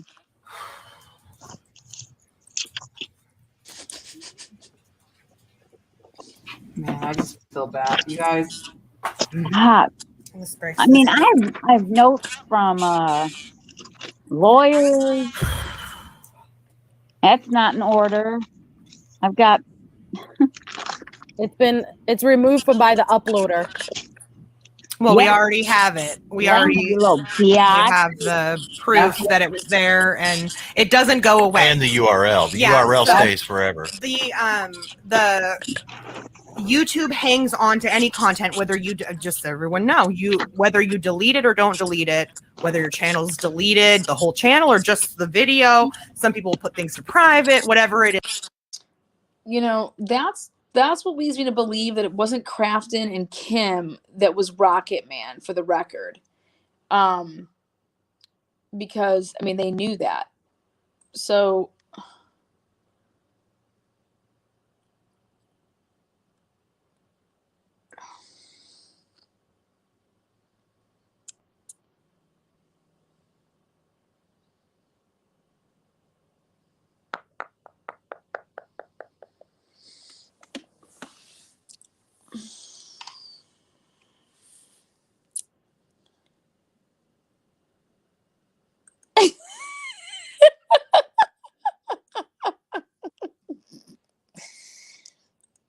Gina, I called your counties. There's no police reports out on me. Sorry, sugar tits. It is stored for 90 days at least. Good. We had to go through all of this from both sides of the copyright. My heart's strike broken though. fence. It's like And you guys, this is exactly what I was saying earlier that Lana does, is she'll put something out there, even if it's for 3 minutes, 4 minutes, 5 minutes, just so you have that rush of intense So you think anxiety, I'm fear. stupid enough you guys, to this is commit what a I was saying felony? earlier too, that people will kill themselves over this stuff. Like this is so scary. Yeah. So Yes. for everyone that knows who this person is, please just support her right now. Oh wow! Oh, Lana flat out she posted on her thing next on panel, Luda, the name, aka the maker and creator of she said, and the setup is real, and I got all the tea. So she admitted that she was posting it. Did you get the screenshot of that? Did you screenshot that? Yeah, I got it. Melissa, thank God Way I to go. attacked Thank him. you. I'll send it to you, Kim and Crofton. Melissa, What an you idiot. get used. You just proved all of us right. Oh, did I? It's unbelievable. Yeah, she ain't that bright. No. I think she's too impulsive is the impression I get. No, Yeah. She is an idiot. She thinks that she's so smart. I am. You know, that everyone's going to listen to her because she's laughing. No, that Oh, is right. please. Whoever said that she's impulsive, that's it. She Yeah. makes the decisions that she can't control herself in. Can you mute And me so that- the printer doesn't not good. And I'll just say this because I know, Melissa, you came in on part of me being impulsive and coming on to talk to Natasha. So I'm sorry for that. And I will say a heartfelt apology to the person that's affected by that video. Yeah. It's horrible. It's evil. We're sorry. And please just know that we are here for you. All of us on panel, I'm sure I can speak for all of us, that we're here for you, everyone in chat. I mean, I know that person probably doesn't want to even be known. So for those who don't know or who do know, let's just not share the information with anyone else. You know, if anyone starts asking, what was it? Who was it about? Whatever. Let's try to keep the privacy of It that didn't make any person. sense. Okay. She just made another post. It says, Miss Jade, I'm taking a page out of Amanda V's book. You go on a panel accusing me of outrageous stuff. The truth is coming.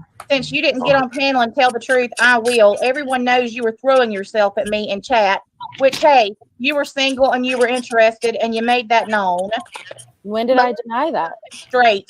You Right. approached me and you threw sexual advances at me. See the unedited clip. Keep lying. Your not best friend knows the truth.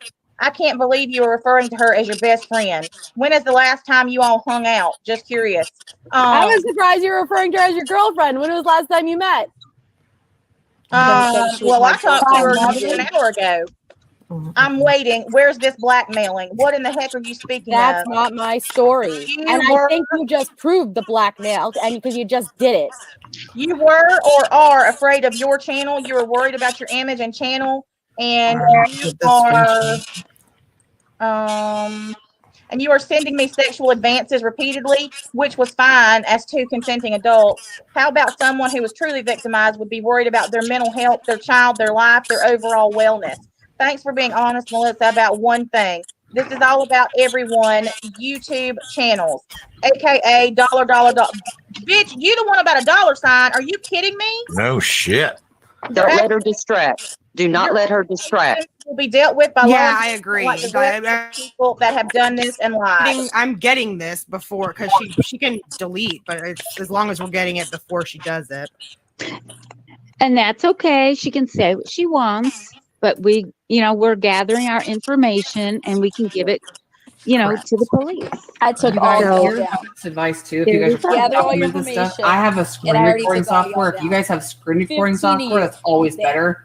Yeah. They'll watch Yeah, that. because you're so So scrolling do on that. 15 people. Scroll the screen. Yep. Save the screen. What she's trying to guys do tried is so hard misdirect to us get me to off get us to YouTube. talking about answering her questions. Yeah. We are not going to do that. Absolutely. We're going to go full stream ahead. Yeah, and ignore everything she says. You've already said it. You've already answered every one of those questions, and you don't have to do it again, Melissa, or Kim, or Gina. Yep.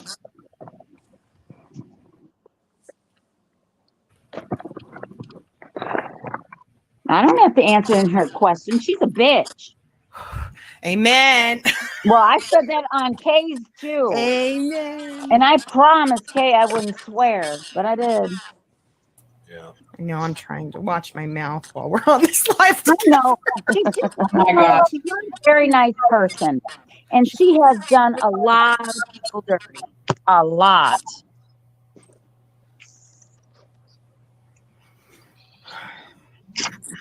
Everybody that I didn't comment to, the thing is down, so you can't report it. The whole thing is down. As long as it got recorded, that's all that's important. Fine. It's like she's saying, take this. Take this. How does that feel? Right. Oh, is that what I'm doing? Okay, I got a bunch of bins of stuff, okay, for 2.5 years. Kim knows this. and none of it is in any sort of, I just kind of throw papers in there. Super proud of you, Kim, for sharing your honesty when you first came on the channel today. I really do appreciate it very, very much. And to my friend Melissa Jade, you are an absolute rock star. You should never be forced to do what you're doing. But you are an amazing, very strong human being. And I sincerely have to say that. And for that fucking bitch, Lana. Right, she decided to trick the living shit out of all of us and pretend she was nice as pie and all sorts of stuff. Well, I can assure everybody she's an absolute piece of shit and she belongs in a gutter and does not belong anywhere in this community, and this woman needs to be charged with threats of revenge porn is a crime. End of story. And she just wrote it in chat. That is a crime. Absolutely. So you are shit streets without a fucking paddle, young lady. Now fuck off out of YouTube and fuck off out of everyone's lives. Thanks very much. Have a nice day. I've got to go back to work. Have a good night, Have a Dave. good one, Dave. Good night, Reverend. Reverend Dave. Reverend of True Crime. That shit was funny. The right Reverend. Let's listen to the perv again. No, I'm talking about Kim Kaufman. We're good friends. I talk to her all the time. You know what? I hope this makes you mad. I got Kim and you ain't got her, bitch. Indeed. Where's that skin? Oh my god. Oh my god. This is great. Yeah, I don't have the wannabe. I got the real thing. Yeah. Mhm. And I talked to her wife too, and I love her. Hi, Amber. Love you, girl. Are these people fucking for real? G'day, everyone. Hey. Hi, Kim. Hey, Dave. How are you? I just want to say, first of all, I'm super proud of two people that are on this panel right now. One of them is you. Yep, this is Dave from Australia. I'm super proud of you, Kim, for sharing your honesty when you first came on the channel today. I really do appreciate it very, very much. And to my friend Melissa Jade, you are an absolute rock star. You should never be forced to do what you're doing. But you are an amazing, very strong human being. And I sincerely have to say that. And for that fucking bitch, Lana. Right, she decided to trick the living shit out of all of us and pretend she was nice as pie and all sorts of stuff. Well, I can assure everybody she's an absolute piece of shit and she belongs in a gutter and does not belong anywhere in this community, and this woman needs to be charged with threats of revenge porn is a crime. End of story. And she just wrote it in chat. That is a crime. Absolutely. So you are shit street without a fucking paddle, young lady. Now fuck off out of YouTube and fuck off out of everyone's lives. Thanks very much. Have a nice day. I've got to go back to work. Have a good night, Have a good one, Dave. Good night, Reverend. Reverend Dave. Reverend of True Crime. That shit was funny. The right Reverend has. I know half when he gets fake. all worked up. Yeah. That was He's good. right, though. He's right. Dave is very passionate. Yep. I asked for this. Hang on, I'm playing something for Lana. Listen.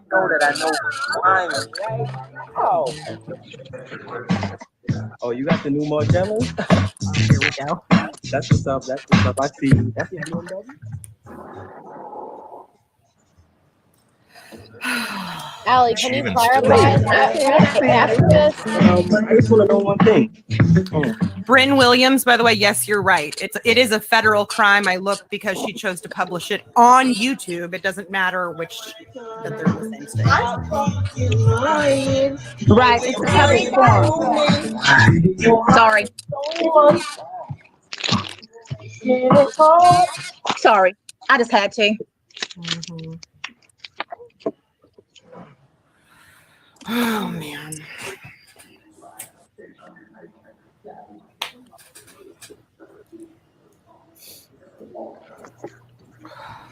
She's got to be the first time that Lana was victim bashing. Look at the way she treats Shanann. You know, I have my own. You know, I've always had my own thoughts about Shanann, but I've never even thought to go to the level that you've gone to. What? This I is never a pattern heard for you. about Shanann. And I never held that over your head ever. She thinks all of these Shazam videos are going to go away. No, they're not. They're never going to go. No. They're not going to go away. getting- She put them out in the public forum. She has a lot to say. Legally, they're not going anywhere. They're not going anywhere. Now, here's my thought: is she's always made a case about this, that, and the other. To me, it showed immaturity, right? No matter what point she was trying to make with them, which I've never agreed that it was about Thrive, because there's so much more that she does there. It wasn't. I was friends Yeah. with her at the time. Yeah. What? So, No, you were you know, never but there was friends. just a level of immaturity and disrespect there that to me, again, was indicative of character. It's like we can all disagree about the case, but it's like we don't have this level. This was a new level. And me and Crafton were both emotional when we saw those videos the first time. What are you talking But it's about? like, you Yeah, know, it's just moving kind of money past off that of now, that. it's like I feel like everything else has just kind of reinforced that nothing's changed with her. I mean, years ago, you said, right, Gina, like a couple years ago, you know, so we're talking, you know, this isn't a new thing. Hold on, check this out. So then I go on panel. Oh, I have her keep it up because I need it. Okay, ready? Here we go. I go on panel and I just. Is that what you're saying? I'm asking you a question. Is this a private matter? Is this about a case? Not, Lana, it's a. Oh, yeah, boy. hang on. I see her. I have a question though. Can I ask my question first?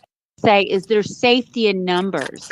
If we can show she's doing this to so many people in so many other states, that's Natasha, a big wait, There's Natasha, safety she's in private chat saying, "See, I tried to come up here right now." Who did? Lana, it says, "See, I tried to come up here." She's in private Hang chat. on. I wasn't on here. Okay. Okay, hang on. Hang on. Hold up. She said she's there. All right, Oh, yeah, boy. hang on. I see her. Just a minute. Sorry, I wasn't even on here. I was trying to unblock somebody that had called me out elsewhere. Well, hello. Well, hello. Well, hello. Don't delete anything. I don't even know who's on this panel. Well, Gina's on this panel. How you doing, Gina? Crafton's here. Oh, hey, Crafton. How are you? Kim's here. Yep. I just Both came of them. on all three of them. We got the whole band together. the band. Is it back together or is this a newly formed band? Lana. This ain't the time for no damn joke. Hold on. Nope. Lana, Excuse me? Lana, I'm just gonna have a chit chat with you, okay? You need to stop. Excuse me, Kim? You want to have a chit? You want to have a chit chat with me? Yes. You want to have a chit chat with me? Yes. Okay, then is it a private conversation, like a personal private conversation you want to have? Because I don't No. know what you're referring to. You need to stop. I came on here to Lana. address Melissa Jade. Is who I Lana. came on here to address. Sweet. I don't care. I need to talk Kim, to I'm you. not talking to you. I didn't come on here to talk to you. So please, You. please respect my wishes. Please. I be don't quiet. respect anything about you. Yeah, I mean. I don't respect Okay. anything Well, about you. hey, it's been mutual since 2019, Kim. It's been what? I said it's been mutual that I have had zero respect for you since 2019. Okay. I so- tolerated you Really? because of the Let lie. me- We've had zero respect for you Let me- since forever. Please, Gina, stop. Oh, really? Me Yeah. stop? Now, Melissa Jade, I came on here to address whatever concerns that you were bringing up, and I would like to address those. Sure. I didn't. So, what was it that you felt? I honestly was in and out, so that isn't a lie. I'm here. Okay, on so camera. I will repeat it. Okay. Yeah, when she's Okay, so like I have a question though. Can I ask my question first? Okay. Is this a personal matter or is this a public matter? Well, I don't know. did- You're on YouTube these days, Lana. And I don't talk about my personal life on YouTube, so that's why I was curious. Oh, well, You're I was a wondering liar. since I Yeah, know you everybody's did. dick size Okay, and wait. who you Let fuck. me, So. let me answer. Let me answer. Okay, hold on. I did not want to take this public. Oh, wait. So like this is a private matter then? Is that what you're saying? I'm asking you a question. Is this a private matter? Is this about a case? Not Lana, it's a moot point since you decided to put it on your fucking channel's comment section, right? It What did I wasn't put on my until- what did I put on my Wait, comment can I section? answer? Yes, It please. wasn't until I heard audio recording saying that you were about to go live and read aloud our messages. And it's not so much I have a problem about you reading aloud our messages. It's a problem that 70% of our conversation took place in vanish mode. So please don't portray me as someone who was crazy and I cared. I didn't. I was having fun, but yes, 70%. exactly. Hang on. Yeah. Can I answer that? Lana, you let her talk. Okay. And then you can talk. It's okay. She could go. Go ahead. It's okay. Okay. So the first thing first, this is a private matter then, is that not? Yes, it started as a private matter Okay, until I had the fear of you taking it Melissa public. Jade, out of respect for supposedly your best friend that you claim that you have this best friend, and the person that I'm talking to that's supposedly your best friend, out of respect for that person, can me and you have a conversation privately? Lana, why are you wanting Yes her or no? to respect you right now in your relationship Melissa when Jade, you just put out what Melissa you Jade. put out? you respect No, Lana. no one. Why are you wanting to take something Melissa private Jade, when all is no that listen, yes or Lana. no? No, Lana, Hang listen. on just a I'm not minute. talking to Hang you, on, Kim. hang on. Everybody shut up for a minute. It's a very simple thing. No, it's not a simple thing. It's Me not and a Melissa simple thing. Jade we were two consensually adults having conversations privately. This is a private matter, Melissa Jade, is it not? Yes, it started as a private thing. So then, Melissa, I will privately call you on the phone, and you have the option to answer it. Thank you. That's all I wanted to say, Melissa, because I do want to address whatever it is that you were talking about. Thank you very much. You're just Thank you for trying to having me save on, your Natasha. butt right now. You've already That's all you're posted doing. their pictures on your channel, but now I didn't post anything inappropriate. Thank you Listen, very much. I don't want this to continue. I really don't. This is the last thing I wanted was to come forward like this. I didn't. I don't want to be drama. I don't want people to think this shit about me. I don't. But it's the fear of you saying that you're gonna come on and you're gonna reenact our she wants to messages hang. She wants to and keep you're gonna her make it seem one way. I don't care bravo. if you call me out for something I did, but don't pretend that all those vanishing messages didn't happen. At least call me out and do it for something I did. So my option was to sit here and hope that you didn't go live. But once you do, there's nothing I could do, or try to get out ahead of it. That was my only two choices. Lying piece of shit. Who's a lying piece of shit, Graham? Welcome, the Grim Truther here. That would be, let's see, Kim Taylor Pope, defendant. Troll. No fatty trolls. Come on up here, Grim. You want me to drop the link? Want me to drop it? Here. Here you go.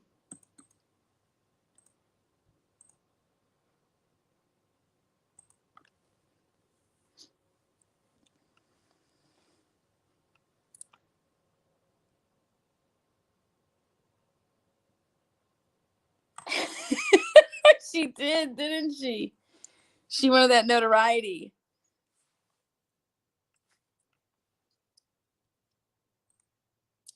Lying POS. Who's the lying POS? I know it's not me. Well, come on. You want to do Vanessa's work for her? You want to do Father Snuffles' work for him? Show your face. No fatty trolls. Let's go. I called Grim a lying piece of shit, Lana. Lying piece of shit, haha. Hilarious. Have you seen this chick? What chick? I have no idea. That's what I'm saying. I have no idea.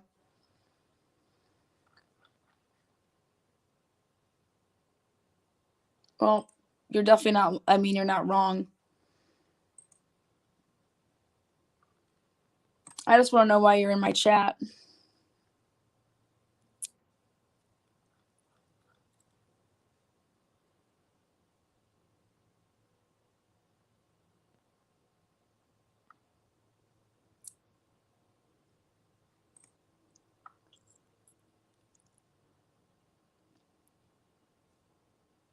I just had class. I just went up there and I said, Melissa, why would you ever go on? Basically, I was trying to like more or less embarrass her to say, you're the one that went on a live feed and told what?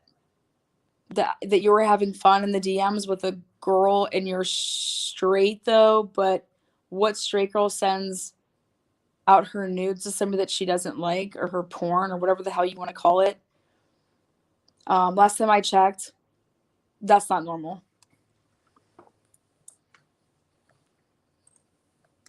Yeah.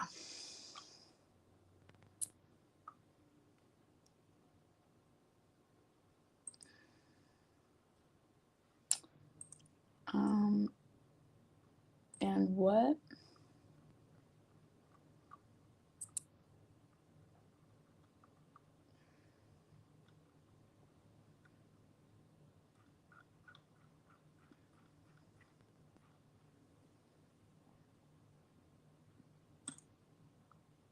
No, I'm doing a 10 or 11 hour live.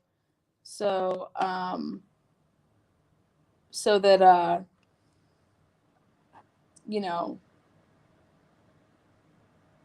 the Grim Truther can be Vanessa's bitch boy and watch all these hours and report back. Make sure you get some good footage.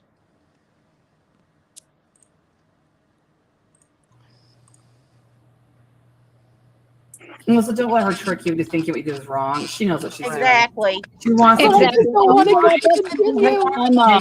lying to save herself right now. I mean, Lana, you've done this for how long? No, this has nothing to do with Melissa at this point. You are a nasty ass bitch. What you did to Lude, there is no coming back from. You are one nasty ass bitch, and I said it. Federal law breaking bitch at that. And whether you took that shit down or not, oh fucking well, you did it and you know it. This is very much public now. There's no going backwards. Oh, is that right? And there ain't no behind the scenes manipulate. Oh, right. Well, and I just have a question, Lana, about the private things coming public. I mean, want to talk about that real quick? Guess not. Cat your tongue. Yeah.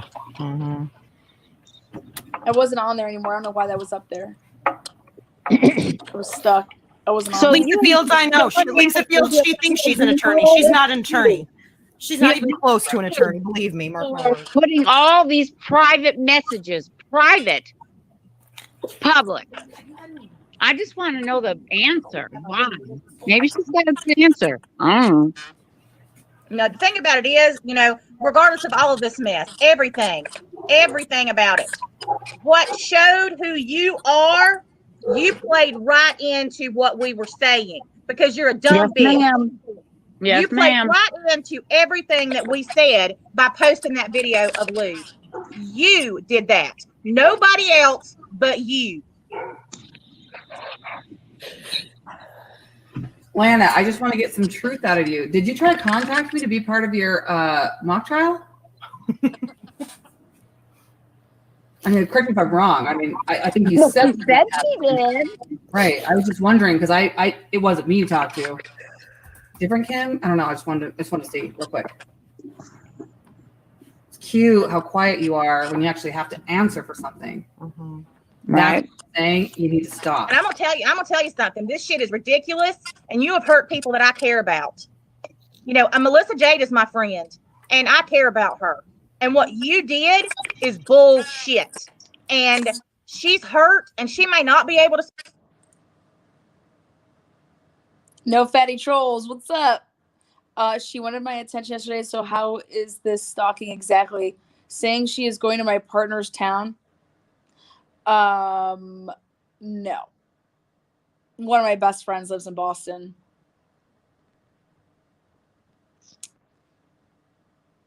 Silly rabbit. Tricks are for kids.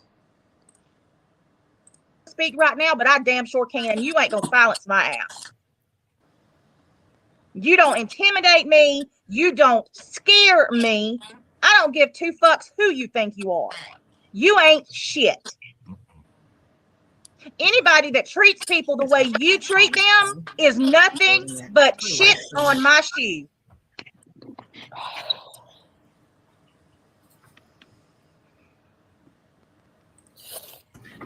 Lana, I have one more question. It's been brought to my attention that all your work is just yours. Did you work on this by yourself? Yeah. I was just wondering. It is online. Hey, Lana, how'd you get all your work? What's in the binders? Anyone who's a member still on her channel, please go report her live stream. Melissa, are you okay, hon? Yeah, like okay, Mod Squad's comment. I had no part of that. I had no idea Larry was gonna go onto the Glara's channel, and Natasha was pissed as hell when words were taken out of context and you guys were brought into it. Okay, like I hold people individually for their actions. If you have a problem with something Larry did, go to Larry.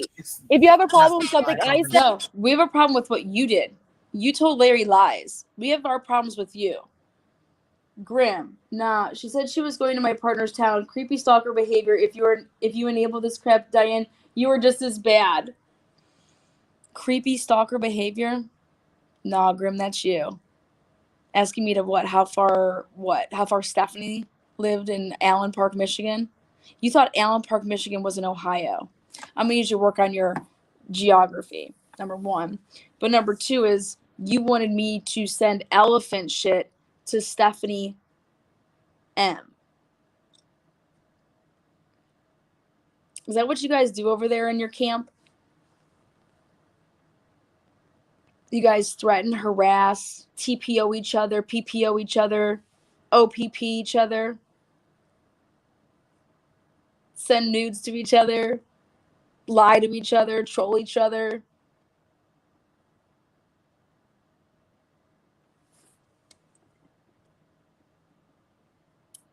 FaceTime sex must be getting old that you gotta fatty troll each other.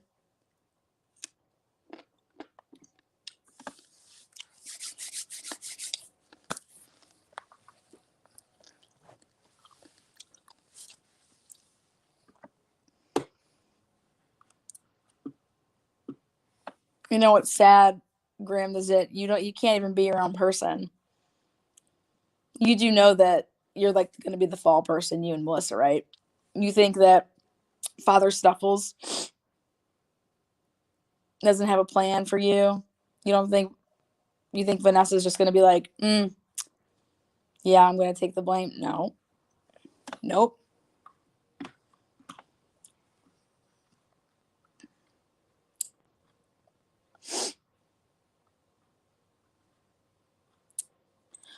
You wouldn't make the cut. You are an egg on legs. That would be your girl, Vanessa. She only shows from here up. You know why, right? I saw her in person, if you don't recall.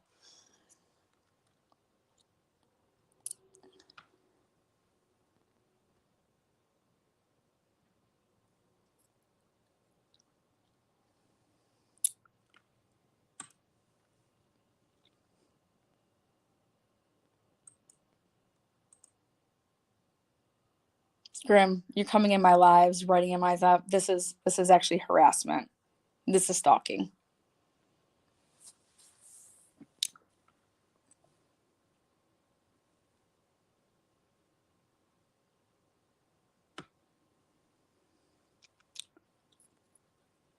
I just think it's so funny that you can't see the writing on the wall. You think in court?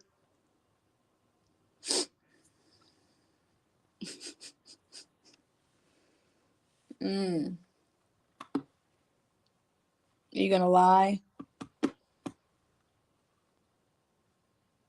You and your girlfriend gonna lie?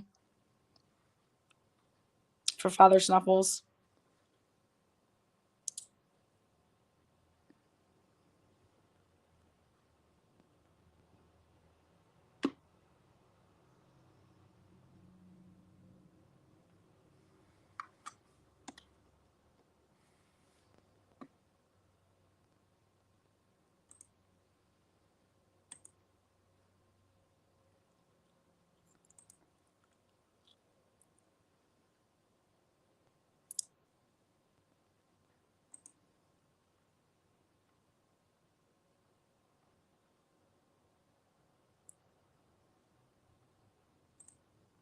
right?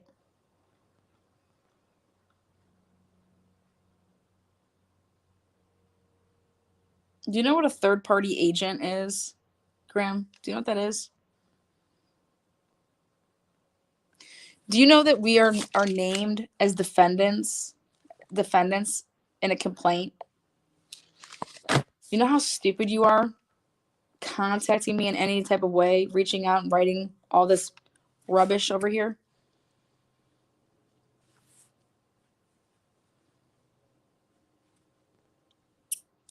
Oh, let me just guess. You just do this for funsies.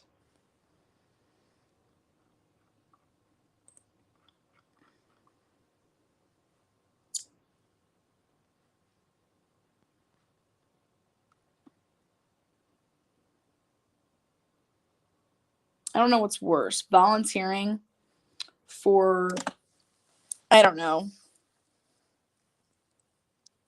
a man that blackmails women with their nudes to their husbands or significant others. I don't know what's worse. Or a female that protects that. The guy that does it, or an actual female that protects that. I don't know what's worse.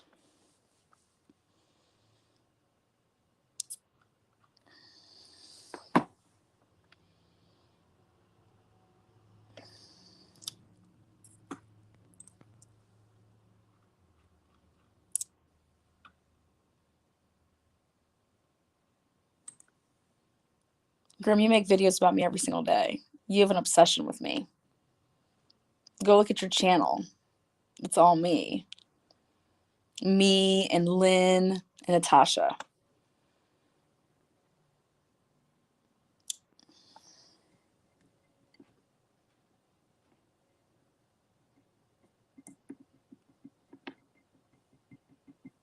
Go handle business with your girlfriend.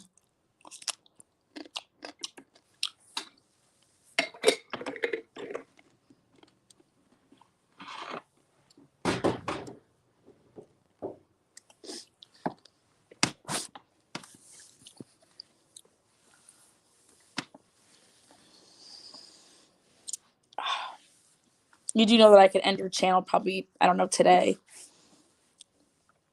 If I just got copyright happy and started striking all your shiz. You know that, right?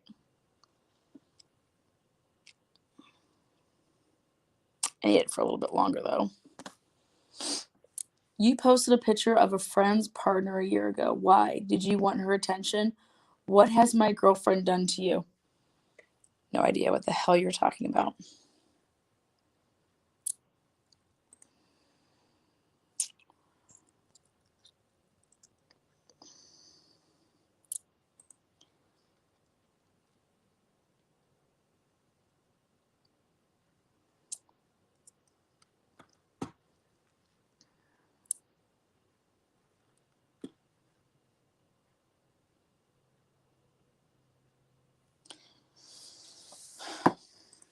Who knows? Let's talk about how you asked me for Stephanie's address. Oh, no, you gave me Stephanie's address. How did you have Stephanie's address? Oh, that's right, because James broke the NDA and gave you Stephanie's address. Tisk, tisk. And guess who has proof of it? Moi.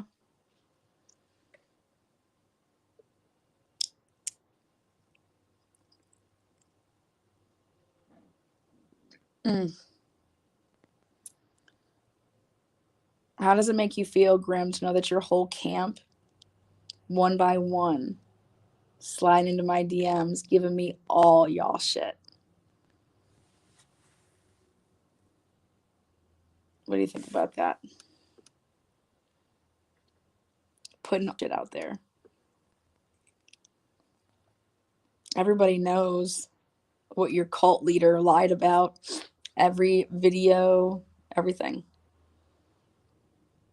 The only reason people are staying around is because of their fear. Because Father Snuffles reaches out to them and threatens them Are you leaving VIP? Are you leaving Patreon? Are you doing this? And these people are so fucking scared of what you guys do. They're going to testify about it. They're going to testify to it. It's pretty crazy, huh? You said, haha, prove it. I'm not going to prove anything. They are. It's not my testimony. You think it's funny? Nope. You search her name and she's the first one on Google. What?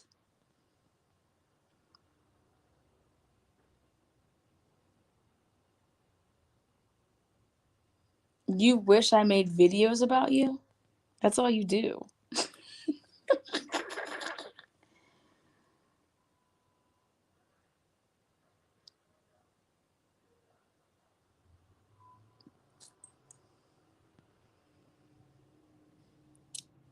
March 7th can't come fast enough. You do know that, right?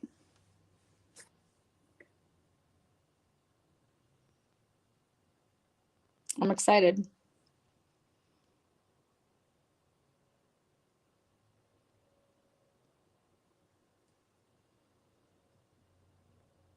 She's in my DMs. No idea who's in your DMs. No idea what you're talking about.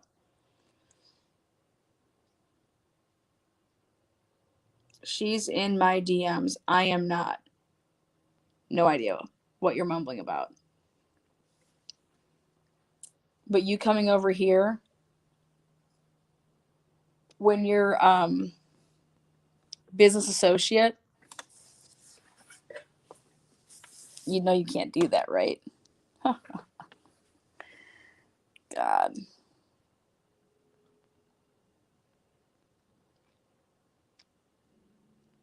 Why don't you go buy some panties off of Melissa Jade for $50?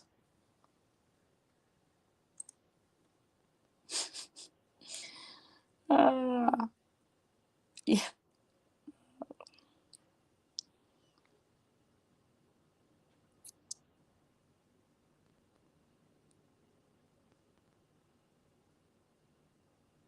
You're a keyboard bully, Grim.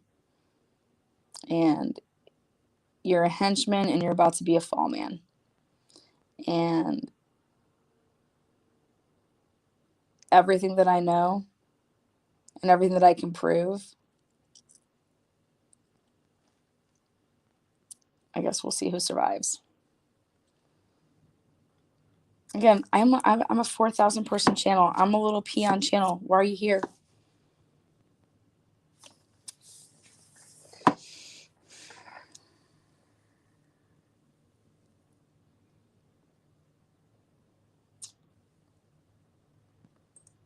I think you made it her business when you, I don't know, called her some names and stuff like that, Grim.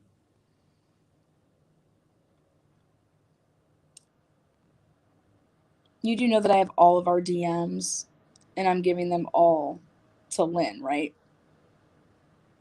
Your sick obsession with her and Natasha, it's not healthy. I think more FaceTiming with your loved ones is probably better for served time.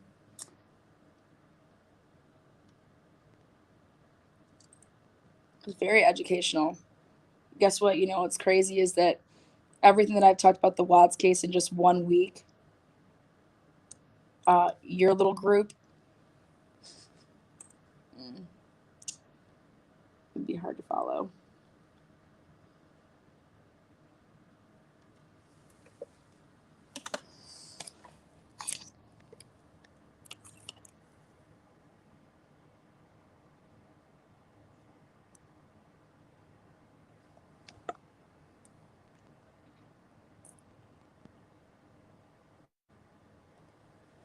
Let's see.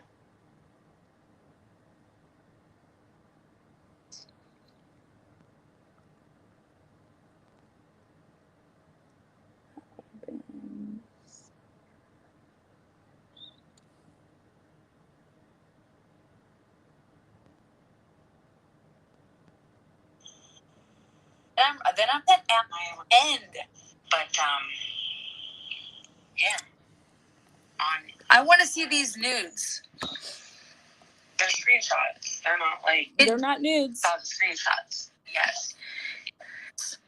With Snuffles. Because she told Allie. She told. Or no. Yes. Okay. Yeah. So that Ree's telling me about her NDA with Snuffles. Right there. Right there. Melissa Jade's NDA with Snuffles.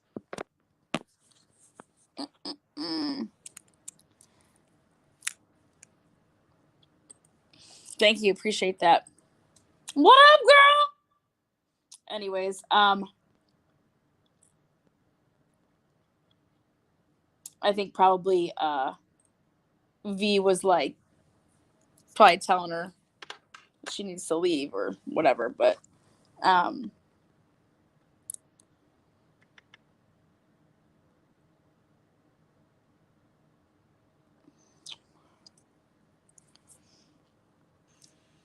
she said she told Allie. She told Allie that she had talked to Snuffles that weekend,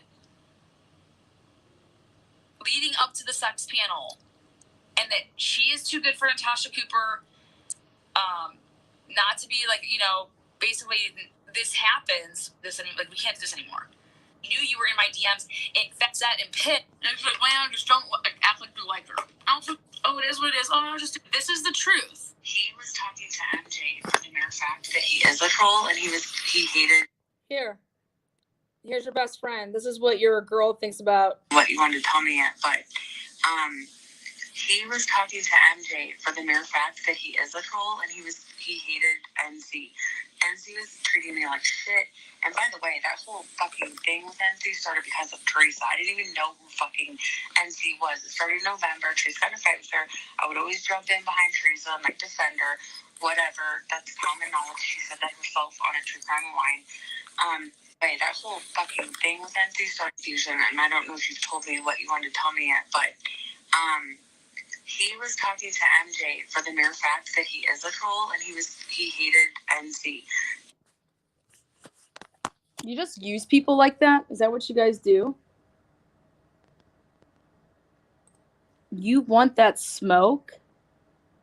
That's a federal offense and the police have it all too. You want that smoke? I don't even know what you're talking about. I don't know your slang gang bang words. You make no sense. You guys are fatty trolls, as you call yourselves. No fatty trolls.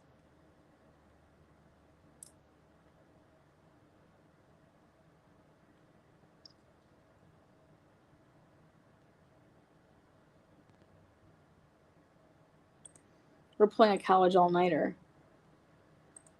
No, the police have what? Your weed? The police have your weed?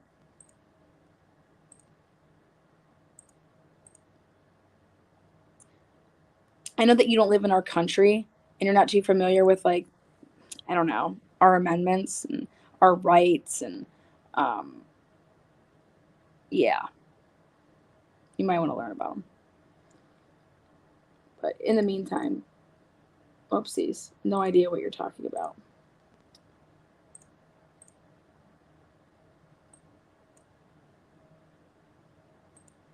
She threatened to expose nudes of your mods. Who? Please have nudes of Lana's mods. What are you talking? I have no idea.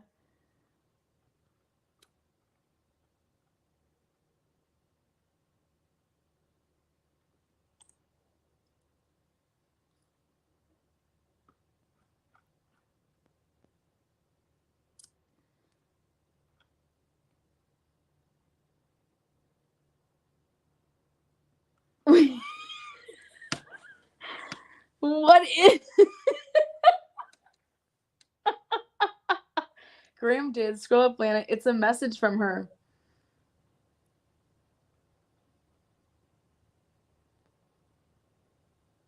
You how far up?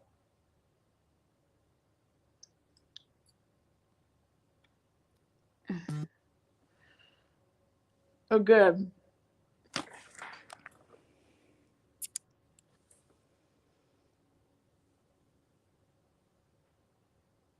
Oh, what the fuck?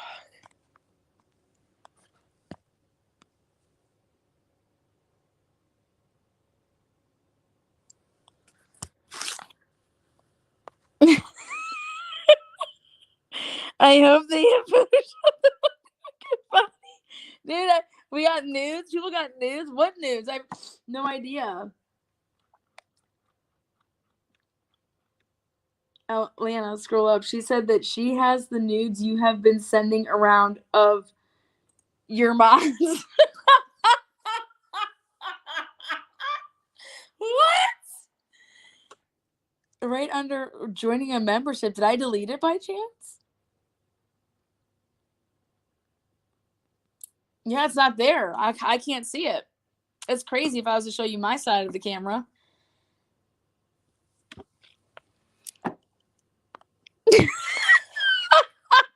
My mom sent me nudes and I didn't even get them? Oh, come on, Grim. You got to send them to me. I haven't even gotten them yet.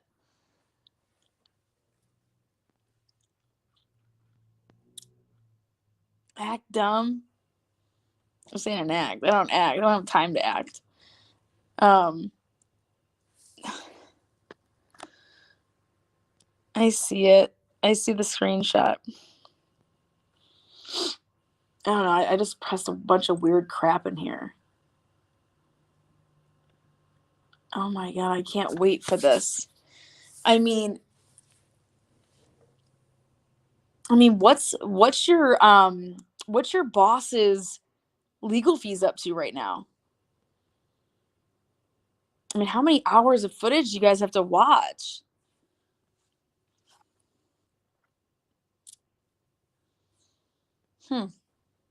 Well, I guess they can add another 10 hours and 49 minutes to the list.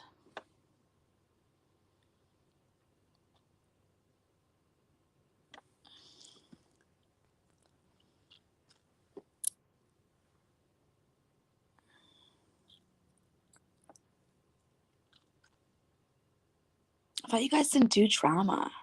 I think I just want like a drama channel. We don't do drama. Your boss's source is Ludovica Bibiani for 2.5 years.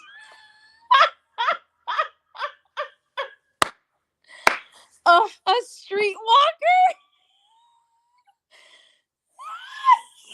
Hyperventilating. Oh.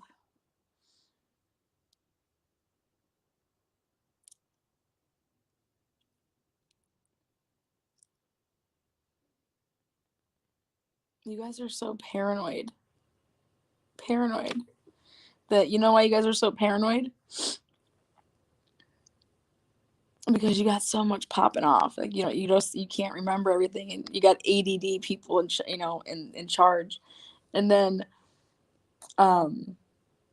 you get so paranoid because you're the only people that know the stuff that you've done, like all the stuff. And then you start getting wigged out because you think that other people are starting to catch on. And that's when you get paranoid. That's what paranoia is.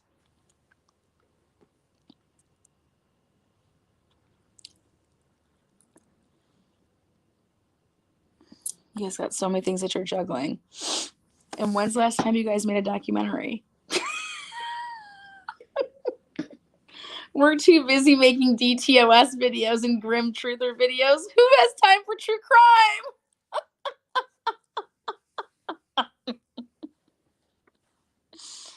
Oh, hell. I think your girlfriend's coming over, so when she gets over here, I'll go take a nap.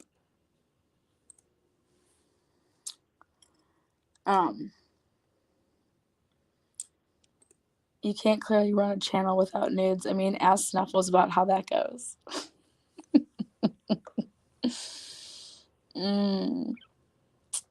Tisk tisk. Coming in my live. Spreading lies.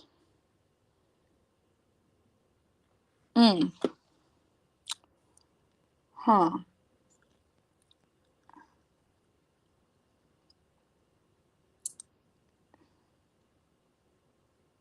Oh, I finally understood how Steph got that PPO out on Snuffles.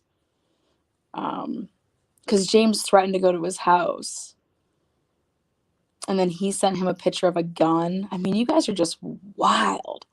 And now that I know about all of this,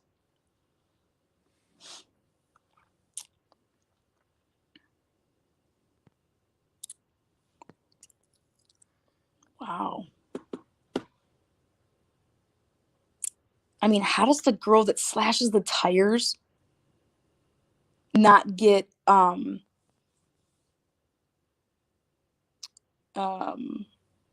right there? I will never forget ding dong. You won't ever forget it. Is that what you do to children?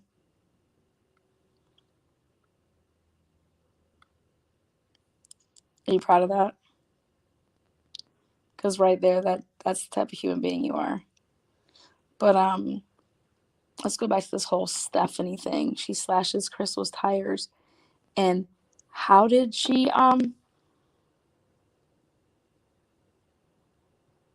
how did James then get the PPO on him?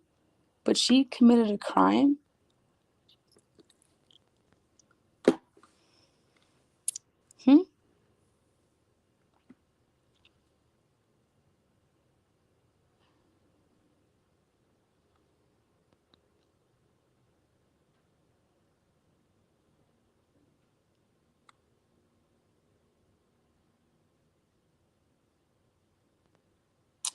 It isn't a trial. You don't think so? It's not a trial? What's not a trial? Why don't you pull the hearing transcripts from January 27th, and why don't you read them and see what the magistrate says? But, that's rubbish.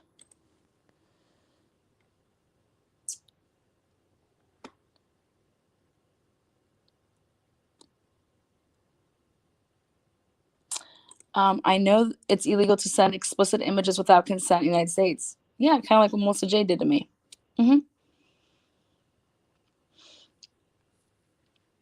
And you're saying what? I sent you nudes, Grim? Girl, come on now.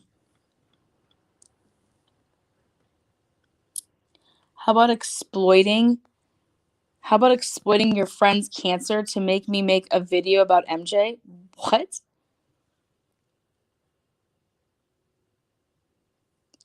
Why haven't you been blocked? Because this is harassment. And the courts need proof. So I'm letting you show your ass and harass me. And then what'd you do right up here? You talked about the ding dong. How you put my son, you guys inflicted purposeful, like, so it was with intent, emotional distress on my 6-year-old son. I will never forget ding dong. Oh, Grim. You know what the difference between me and someone like you is? Brains. Discipline. Chess. You play checkers.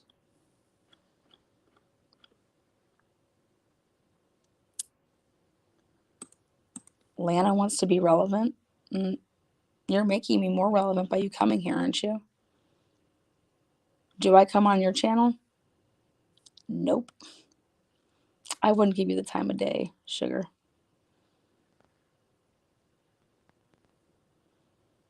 I won't ever be someone's lap boy.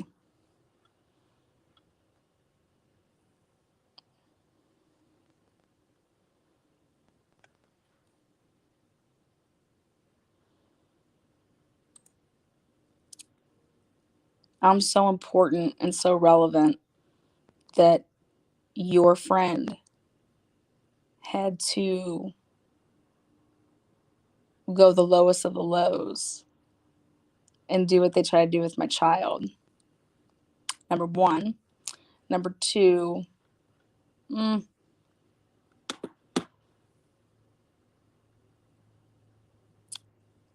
your camp can't keep friendships or professional relationships.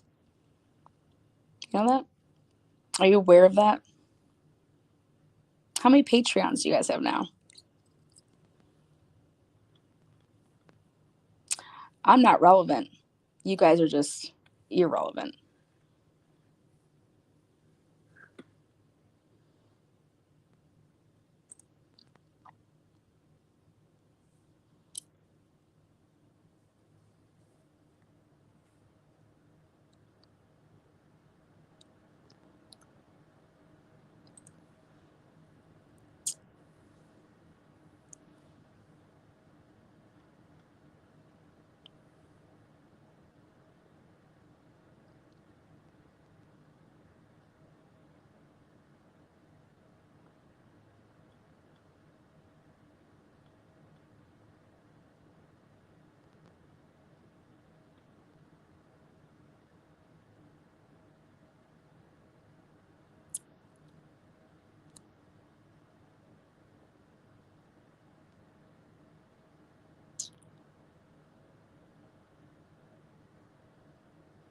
You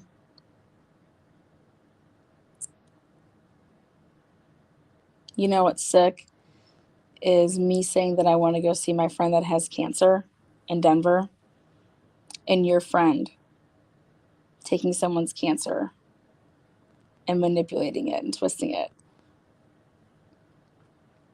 That's what's sick.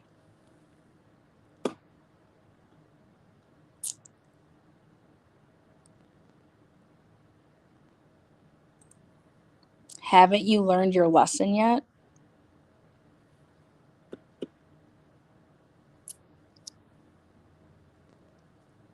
Mm.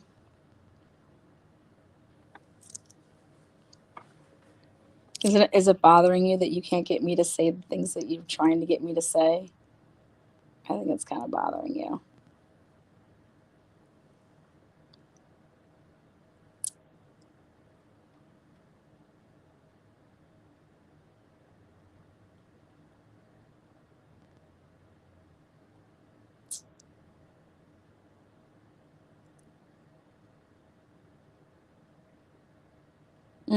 Look at backpedaling now on your words.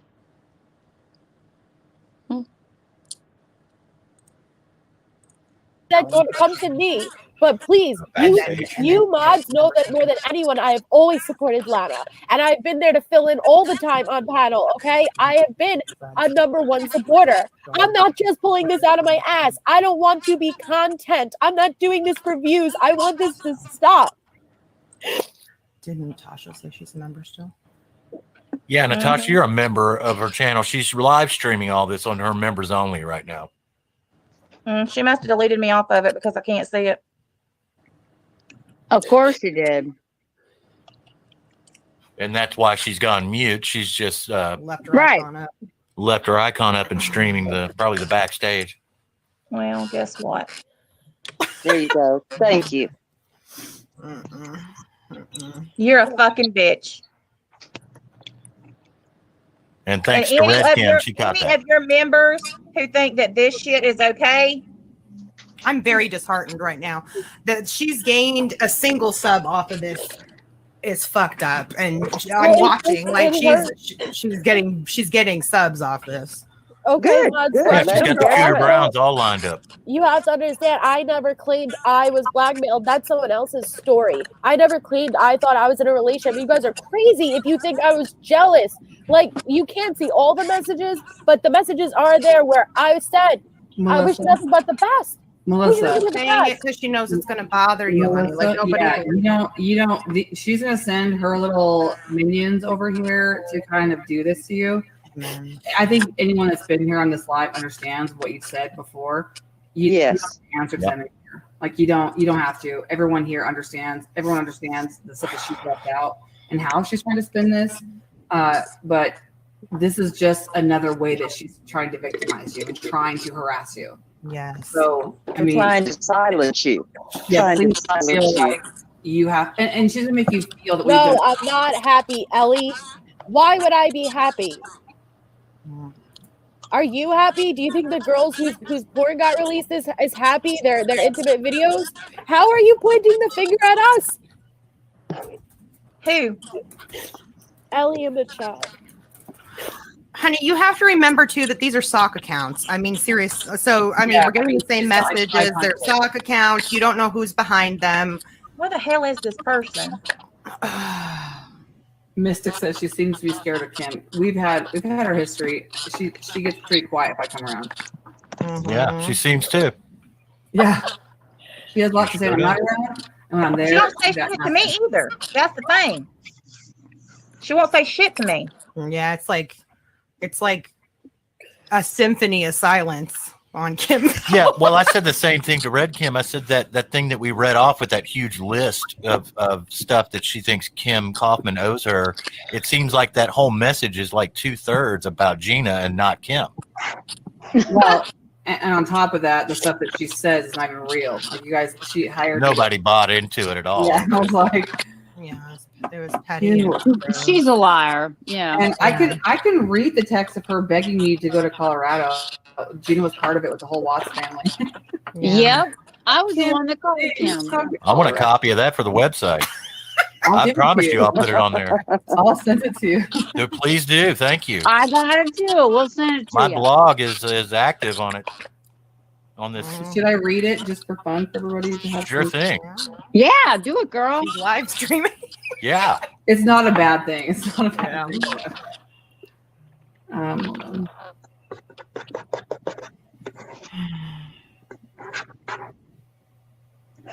So this whole thing about Colorado is the biggest farce that's ever existed. So this is on February 2nd, and this is with Ronnie, Cindy, Jamie, Kelly, Jay. I think is Jay on this one too. Gina's on this. It says, so this is going to just kibosh her whole story by herself. Kim, we have done this for 2.5 years. We know this case better than anyone. Even any lawyer that actually decides to take it on. And when these lawyers take it, trust me, they're going to need us. Oh, absolutely. Well, it hurts that people truly think that, like, I had feelings for her. So, like, you guys, I like guys. Like, sometimes you just screw around and you have fun.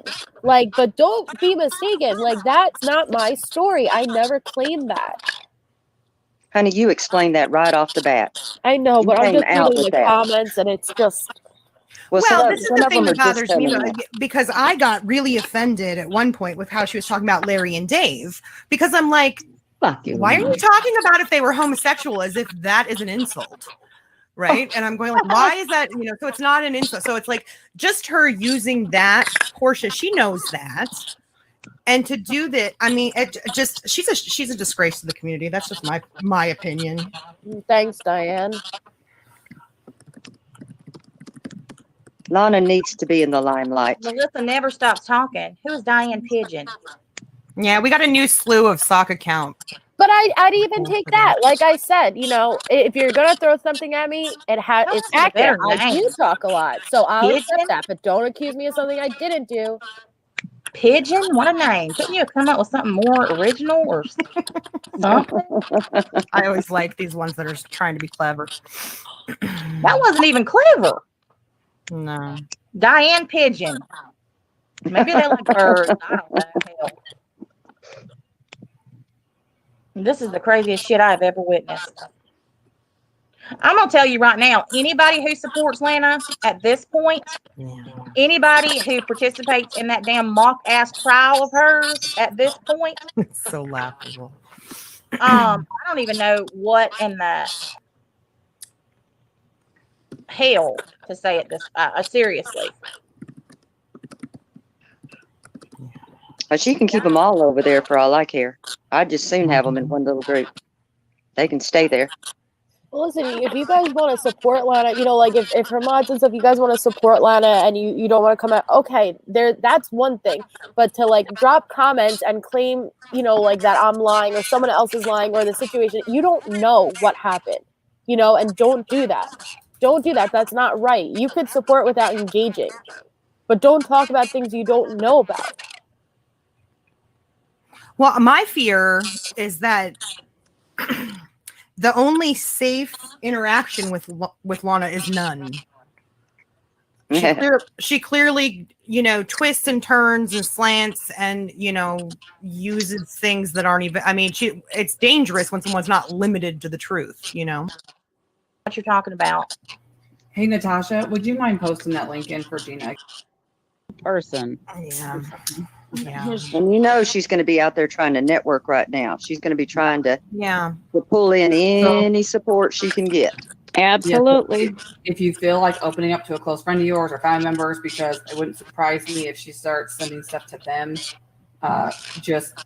it might be smart if you feel like that's a possibility that she would do, because it's not above her to do that. Yeah, exactly. For those of you that have just kind of come in, Kim was sharing earlier that Lana had called CPS on her. Oh well, my just God, Kim. Just last night, Natasha received a text from an unknown number, a new number, threatening CPS on her. And the language sounded like... Yep, just like it. Just like it. So I even went and looked. Keeping it classy, huh? Yeah, well, it was ridiculous. Yeah, I mean, I'll even read you the message. I mean, it's ridiculous what was sent. Let me find it. Oh, Gina knows. She had the police respond to my house on Christmas saying I kidnapped my wife's children on state. The police showed up at my house. Absolutely. That's the absolute truth. So, I mean, you guys, it's even stuff like that she'll do, just so you know. She'll know your family's functions and things happening, and will do that. So, well, this is what she said. It's very stalker-like, Kim. It's like she just wants to be like attentioned in, that's not a word, I just made that up, but it's like get the attention in your household, make her presence felt, even though she's not. Listen to this and tell me if you think this sounds like her. I wonder how child services would feel about all of the negative attention you're drawing to your family by participating in all that craziness. That's her. And I said, why don't you ask them? Better yet, I'll show them your message when they visit tomorrow. Yeah. And then they said, no worries, Dumpling County, right? I'm going to go ahead and make that call. You're putting those kids, I know, you're putting those kids in danger all because you're too lazy to get a job and want to depend on donations to live on. You're not a charity case. There's nothing wrong with you to where you can't physically get a real job. The fact that you've had death threats and had people show up at your property and you still continue to dabble in the drama and instigate it. Laugh at Jill T saying Kim K, Tasha, Crafton and Kim all on a panel. Who would ever thought? I know, that's right. Amen. Amen. Listen, I've had a lot of these panels like this lately. For doing that because my son is my biological nephew, so it's a family thing, so I get it. But the main thing is to make sure that. And that's not fair to us. That's not fair to anybody. But when there's people like you going through stuff like this. Yeah. Can I just clear something up real quick? Because I've got a few messages about it that I want to clear up. No, I was never in Lana's groups. I cut ties with Lana a long time ago. And then she found me back through Jay. And so for you guys to understand, part of me trying to control her was having her back on my channel when she was obsessively trying to come after me again and all her craziness. That was like a managing her type of. Gina could probably give more. Well, she was only mocking your appearance just back in like November. Yeah, but it was only like once, I think, too, right? I mean, she was. It was, yeah. I guarantee you, Mandy has plastered her tits all over Lana. She sent them to everybody else on the internet, so amen. Yeah, amen to that. Lighten the mood. I don't even know what to say anymore. I'm just sitting here like I'm just waiting for Brittany to pop off over there. That's what I said. I'm like, well, internet. Brittany, and we'll just call it a shit soup. God. Pigeon pie. Shit. Something.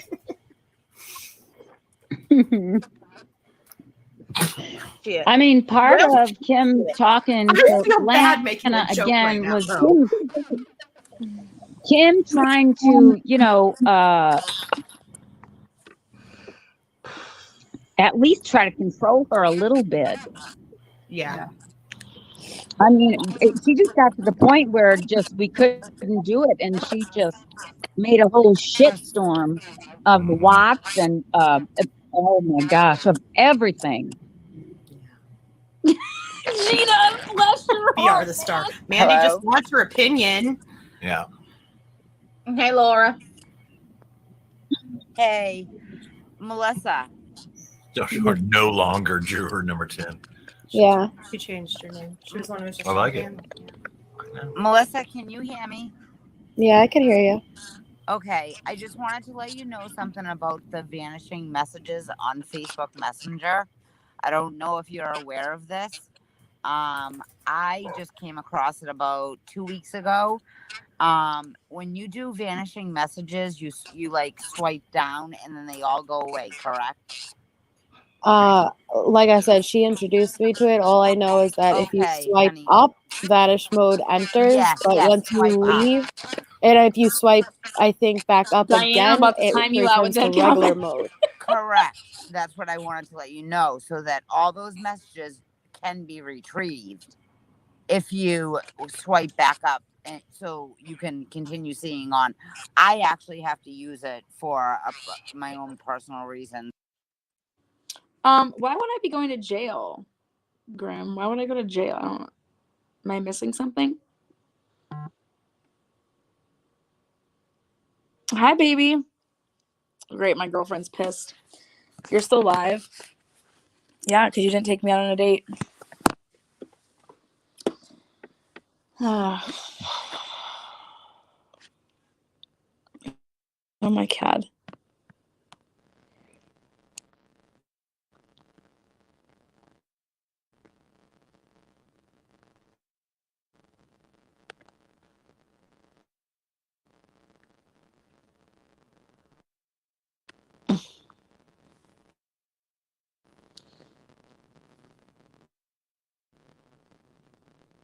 Thank you very much, Gabby.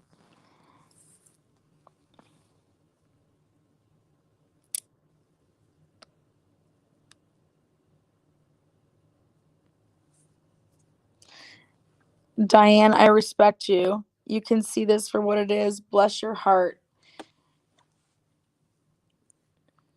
Diane, they must think that you're the weak link. What's up, Gabby? All right, well, I think we let Grim show enough of her fatty troll ass on my channel.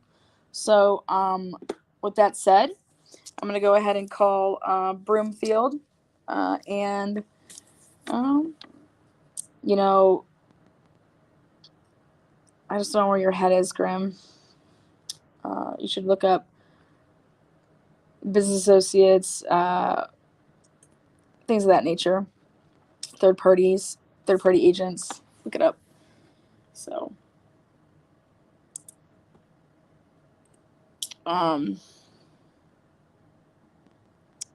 trying to intimidate, harass, all that stuff, you know. You're not supposed to be doing any of that. And yet you still making videos about me.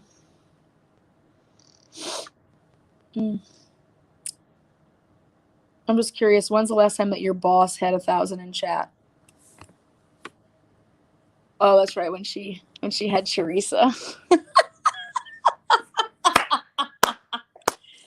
Teresa's back's got to be so fucking sore from carrying your asses this long. Man! Oh, Teresa, I feel bad for you, man.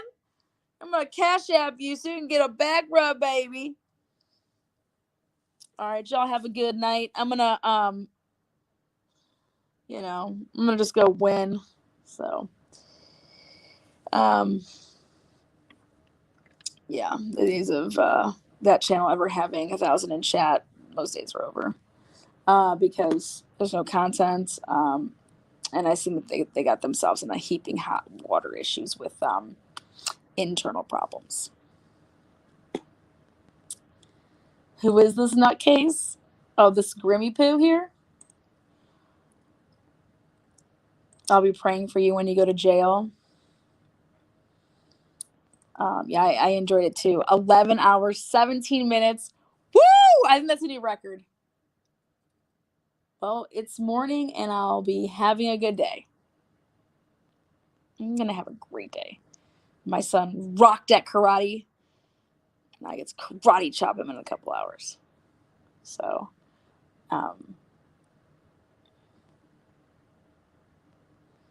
again, those of you guys that stayed up to sundown. It's 11:30 for you. Not too bad. Not too bad.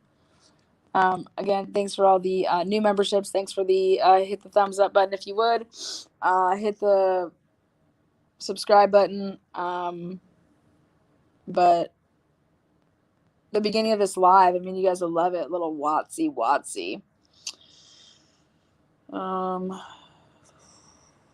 just running on adrenaline. Why would you go to jail? Because Grim said so. Who knows? I was here from start to finish except for a few hours when I fell asleep. Couldn't help it. Oh my gosh, trooper. How about me? I just conducted this train for 11 hours and 18 minutes. I think I could probably do a 24-hour marathon about Watts. I bet you I could do it.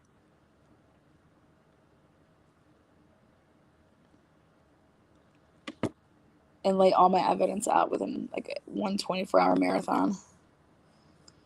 And then never talk about it again.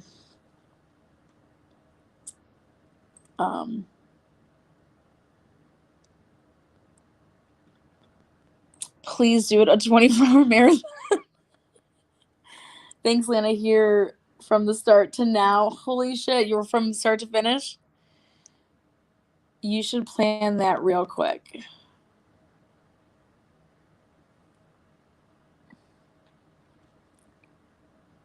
Yeah. Oh my God, Boston. Boston, I was just harassed by the Grim Truther. Look at this. The Grim Truther said I'm going to jail. This fatty troll, no fatty trolls, whatever they call themselves.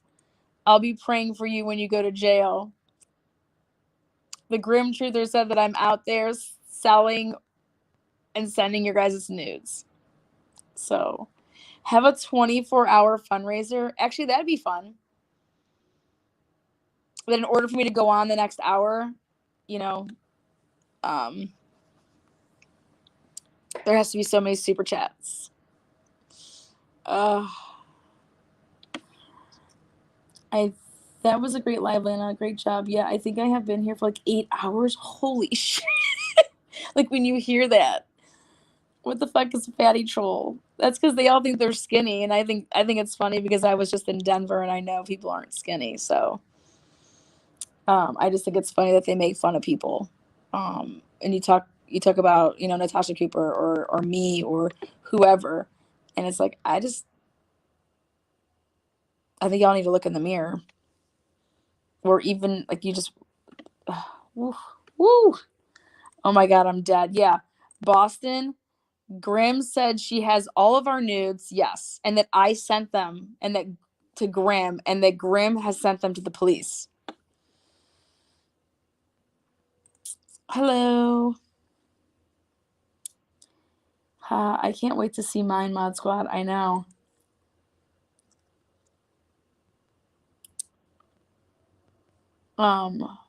Boston, 11 hours, 21 minutes.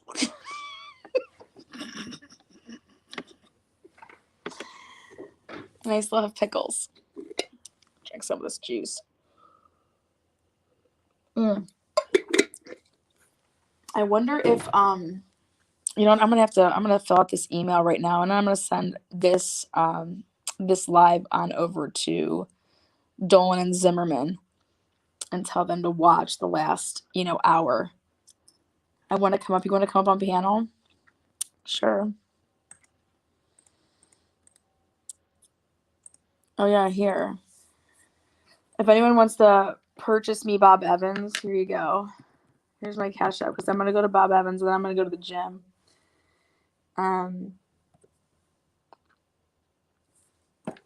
Predator.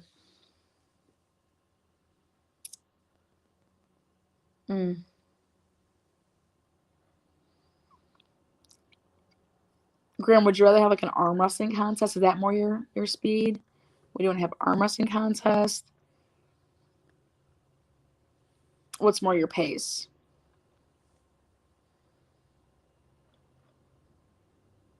Predator versus Alien. Oh, Graham. You know what's sad? Is that if I was your girlfriend, I would be so embarrassed. I'd be so embarrassed. Meanwhile, my wifey poo's like a CFO and shit like that. And she's fine. Oh, someone's at my door. Hello.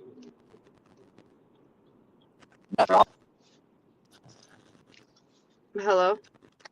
Oh, this is gonna be. Oh, hold on. Here, I got an idea. Hello.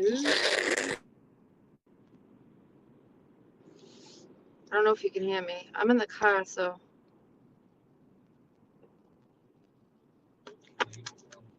Can you? Can you hear me? Because I'm in the car, so I don't know if this is going to work. Yes? No? Yes? No?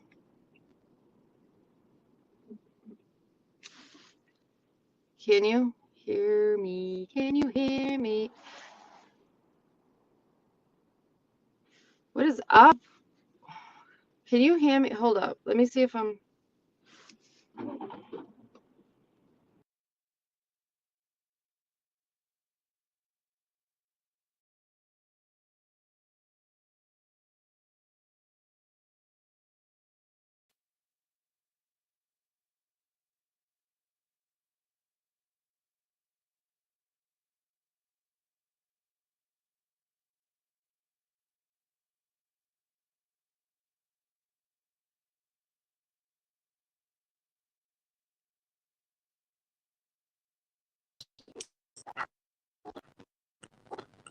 You know, the whole thing was her whole message was so.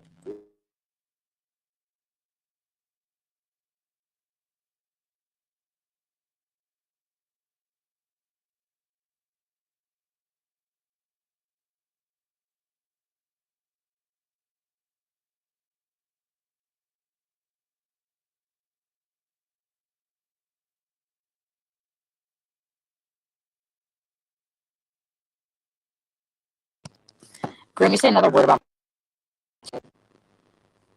I mean, nobody even wants to have your kid. I don't even have words for you. I shouldn't be muted anymore.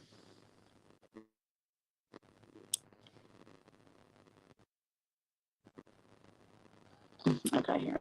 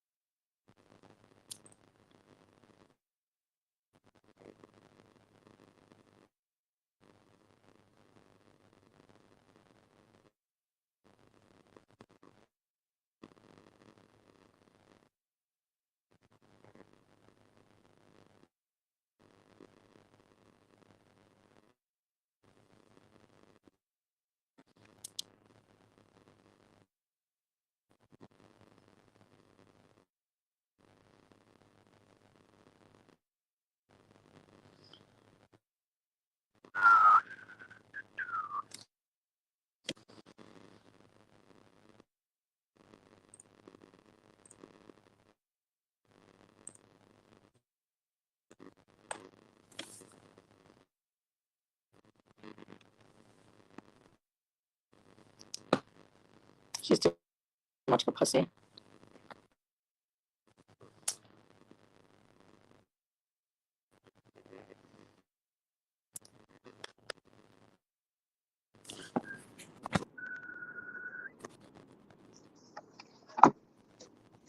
Am I here? Lana? Lana, can you hear me? I can. You can? I'm in the car, so I don't know how long I can. I don't know if it was my fault What do you think about I this fatty dropped troll? off or what's up with this? What's going on? I wake up, you're on for 11 hours. You got a troll on. You sold my nudes, Lana? Are you kidding me? I want half of the money. That's all I want to say. How much? How much is my booty worth? 10? $10? That's it? I can't hear you. You can't hear me because I can hear you, so you just take over the show. $10? That makes me sad.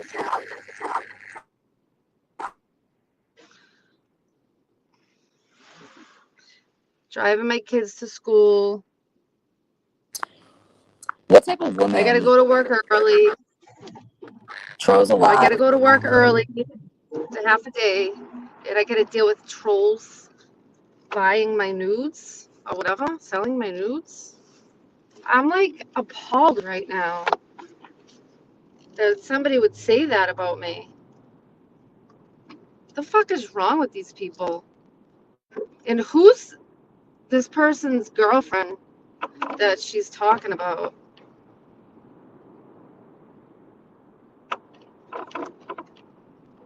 I sure as hell don't know.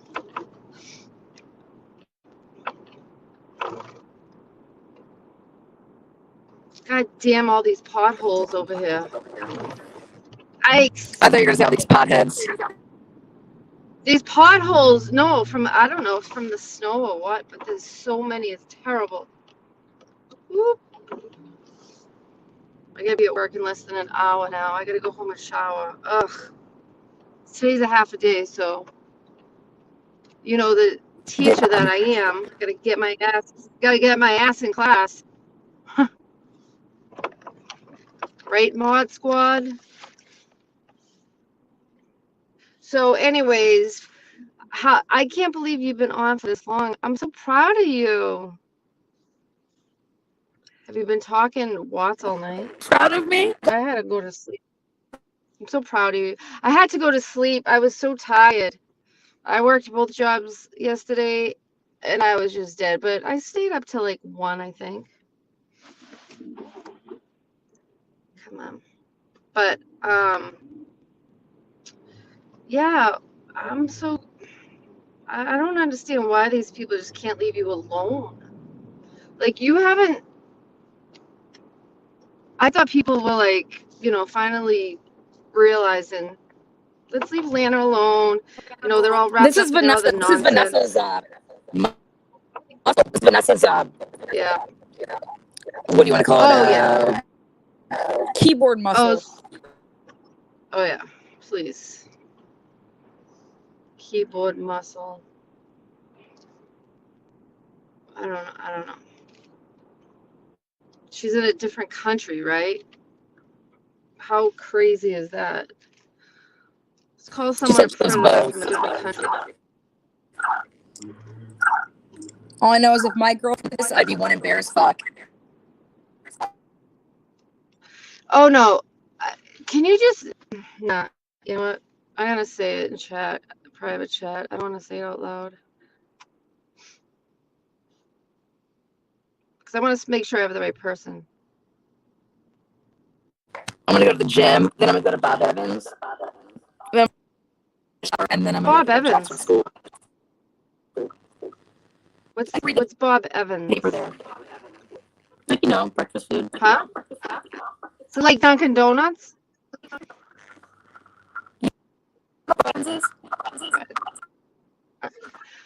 Bob Evans? No. Wait. Is it the same? Is it like a coffee place? Can you read that in chat? Private chat? You're repulsive, greasy, dresses like a slob. Huge. Oh, okay, Grim. Let's see your face. I love all these people that want to talk so much shit about Lana, but never show their face, right? Show your face, and why don't your girlfriend show her face before you start running your mouth? How about that? All these people got so much to say, sitting behind a friggin'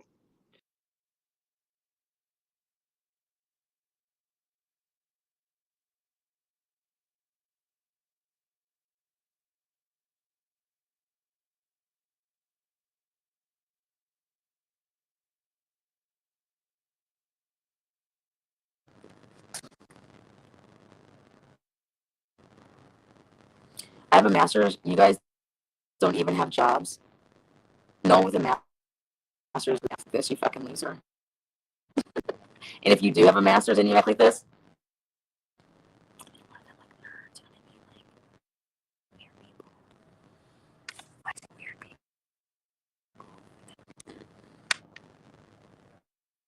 I don't work for the man. I don't work for anybody. I don't know what company's Grim.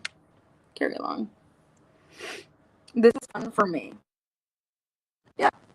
Like, I bet you're one hell of a lay, Grim. If this is fun for you, I bet that you're one hell of a fuck.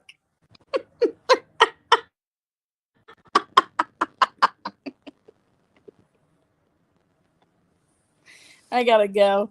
I can't even. Fatty trolls come out. Lana has a belly. Okay. Okay. I'll make sure I take a side-by-side picture with your girlfriend. Your boss girlfriend, that is. We'll see whose belly sticks out fatter. What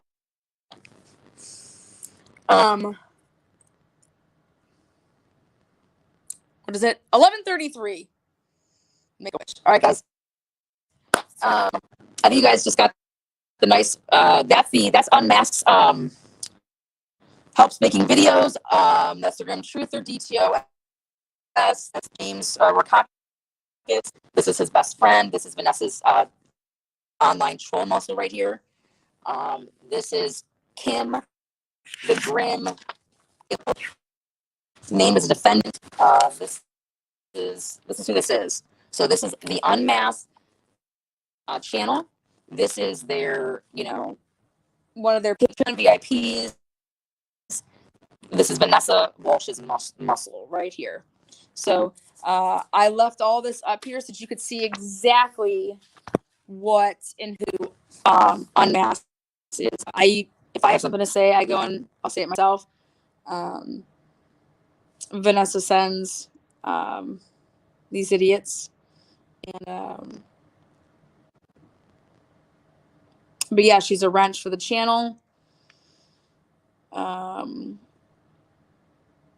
She's a VIP. She's talking shit about my son, a lot of shit about my son. And I think this is that channel. So these are the people that set up and were behind, a lot. So sorry, I'm not taking anybody else up here. Otherwise, I would add you. So there you go.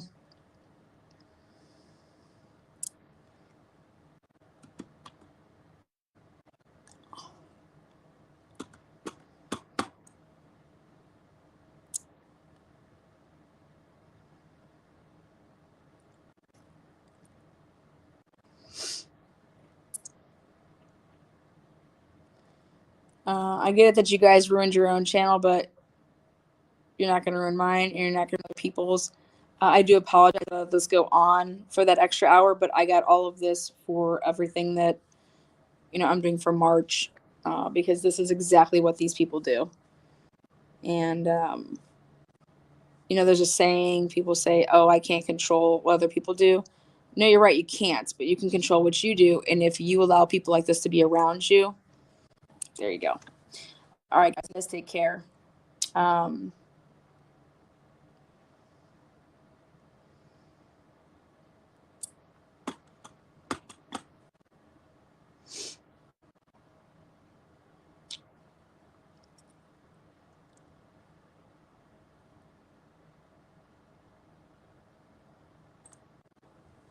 Thank you, Jamie.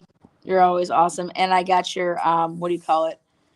I got your yep, that bitch is gone.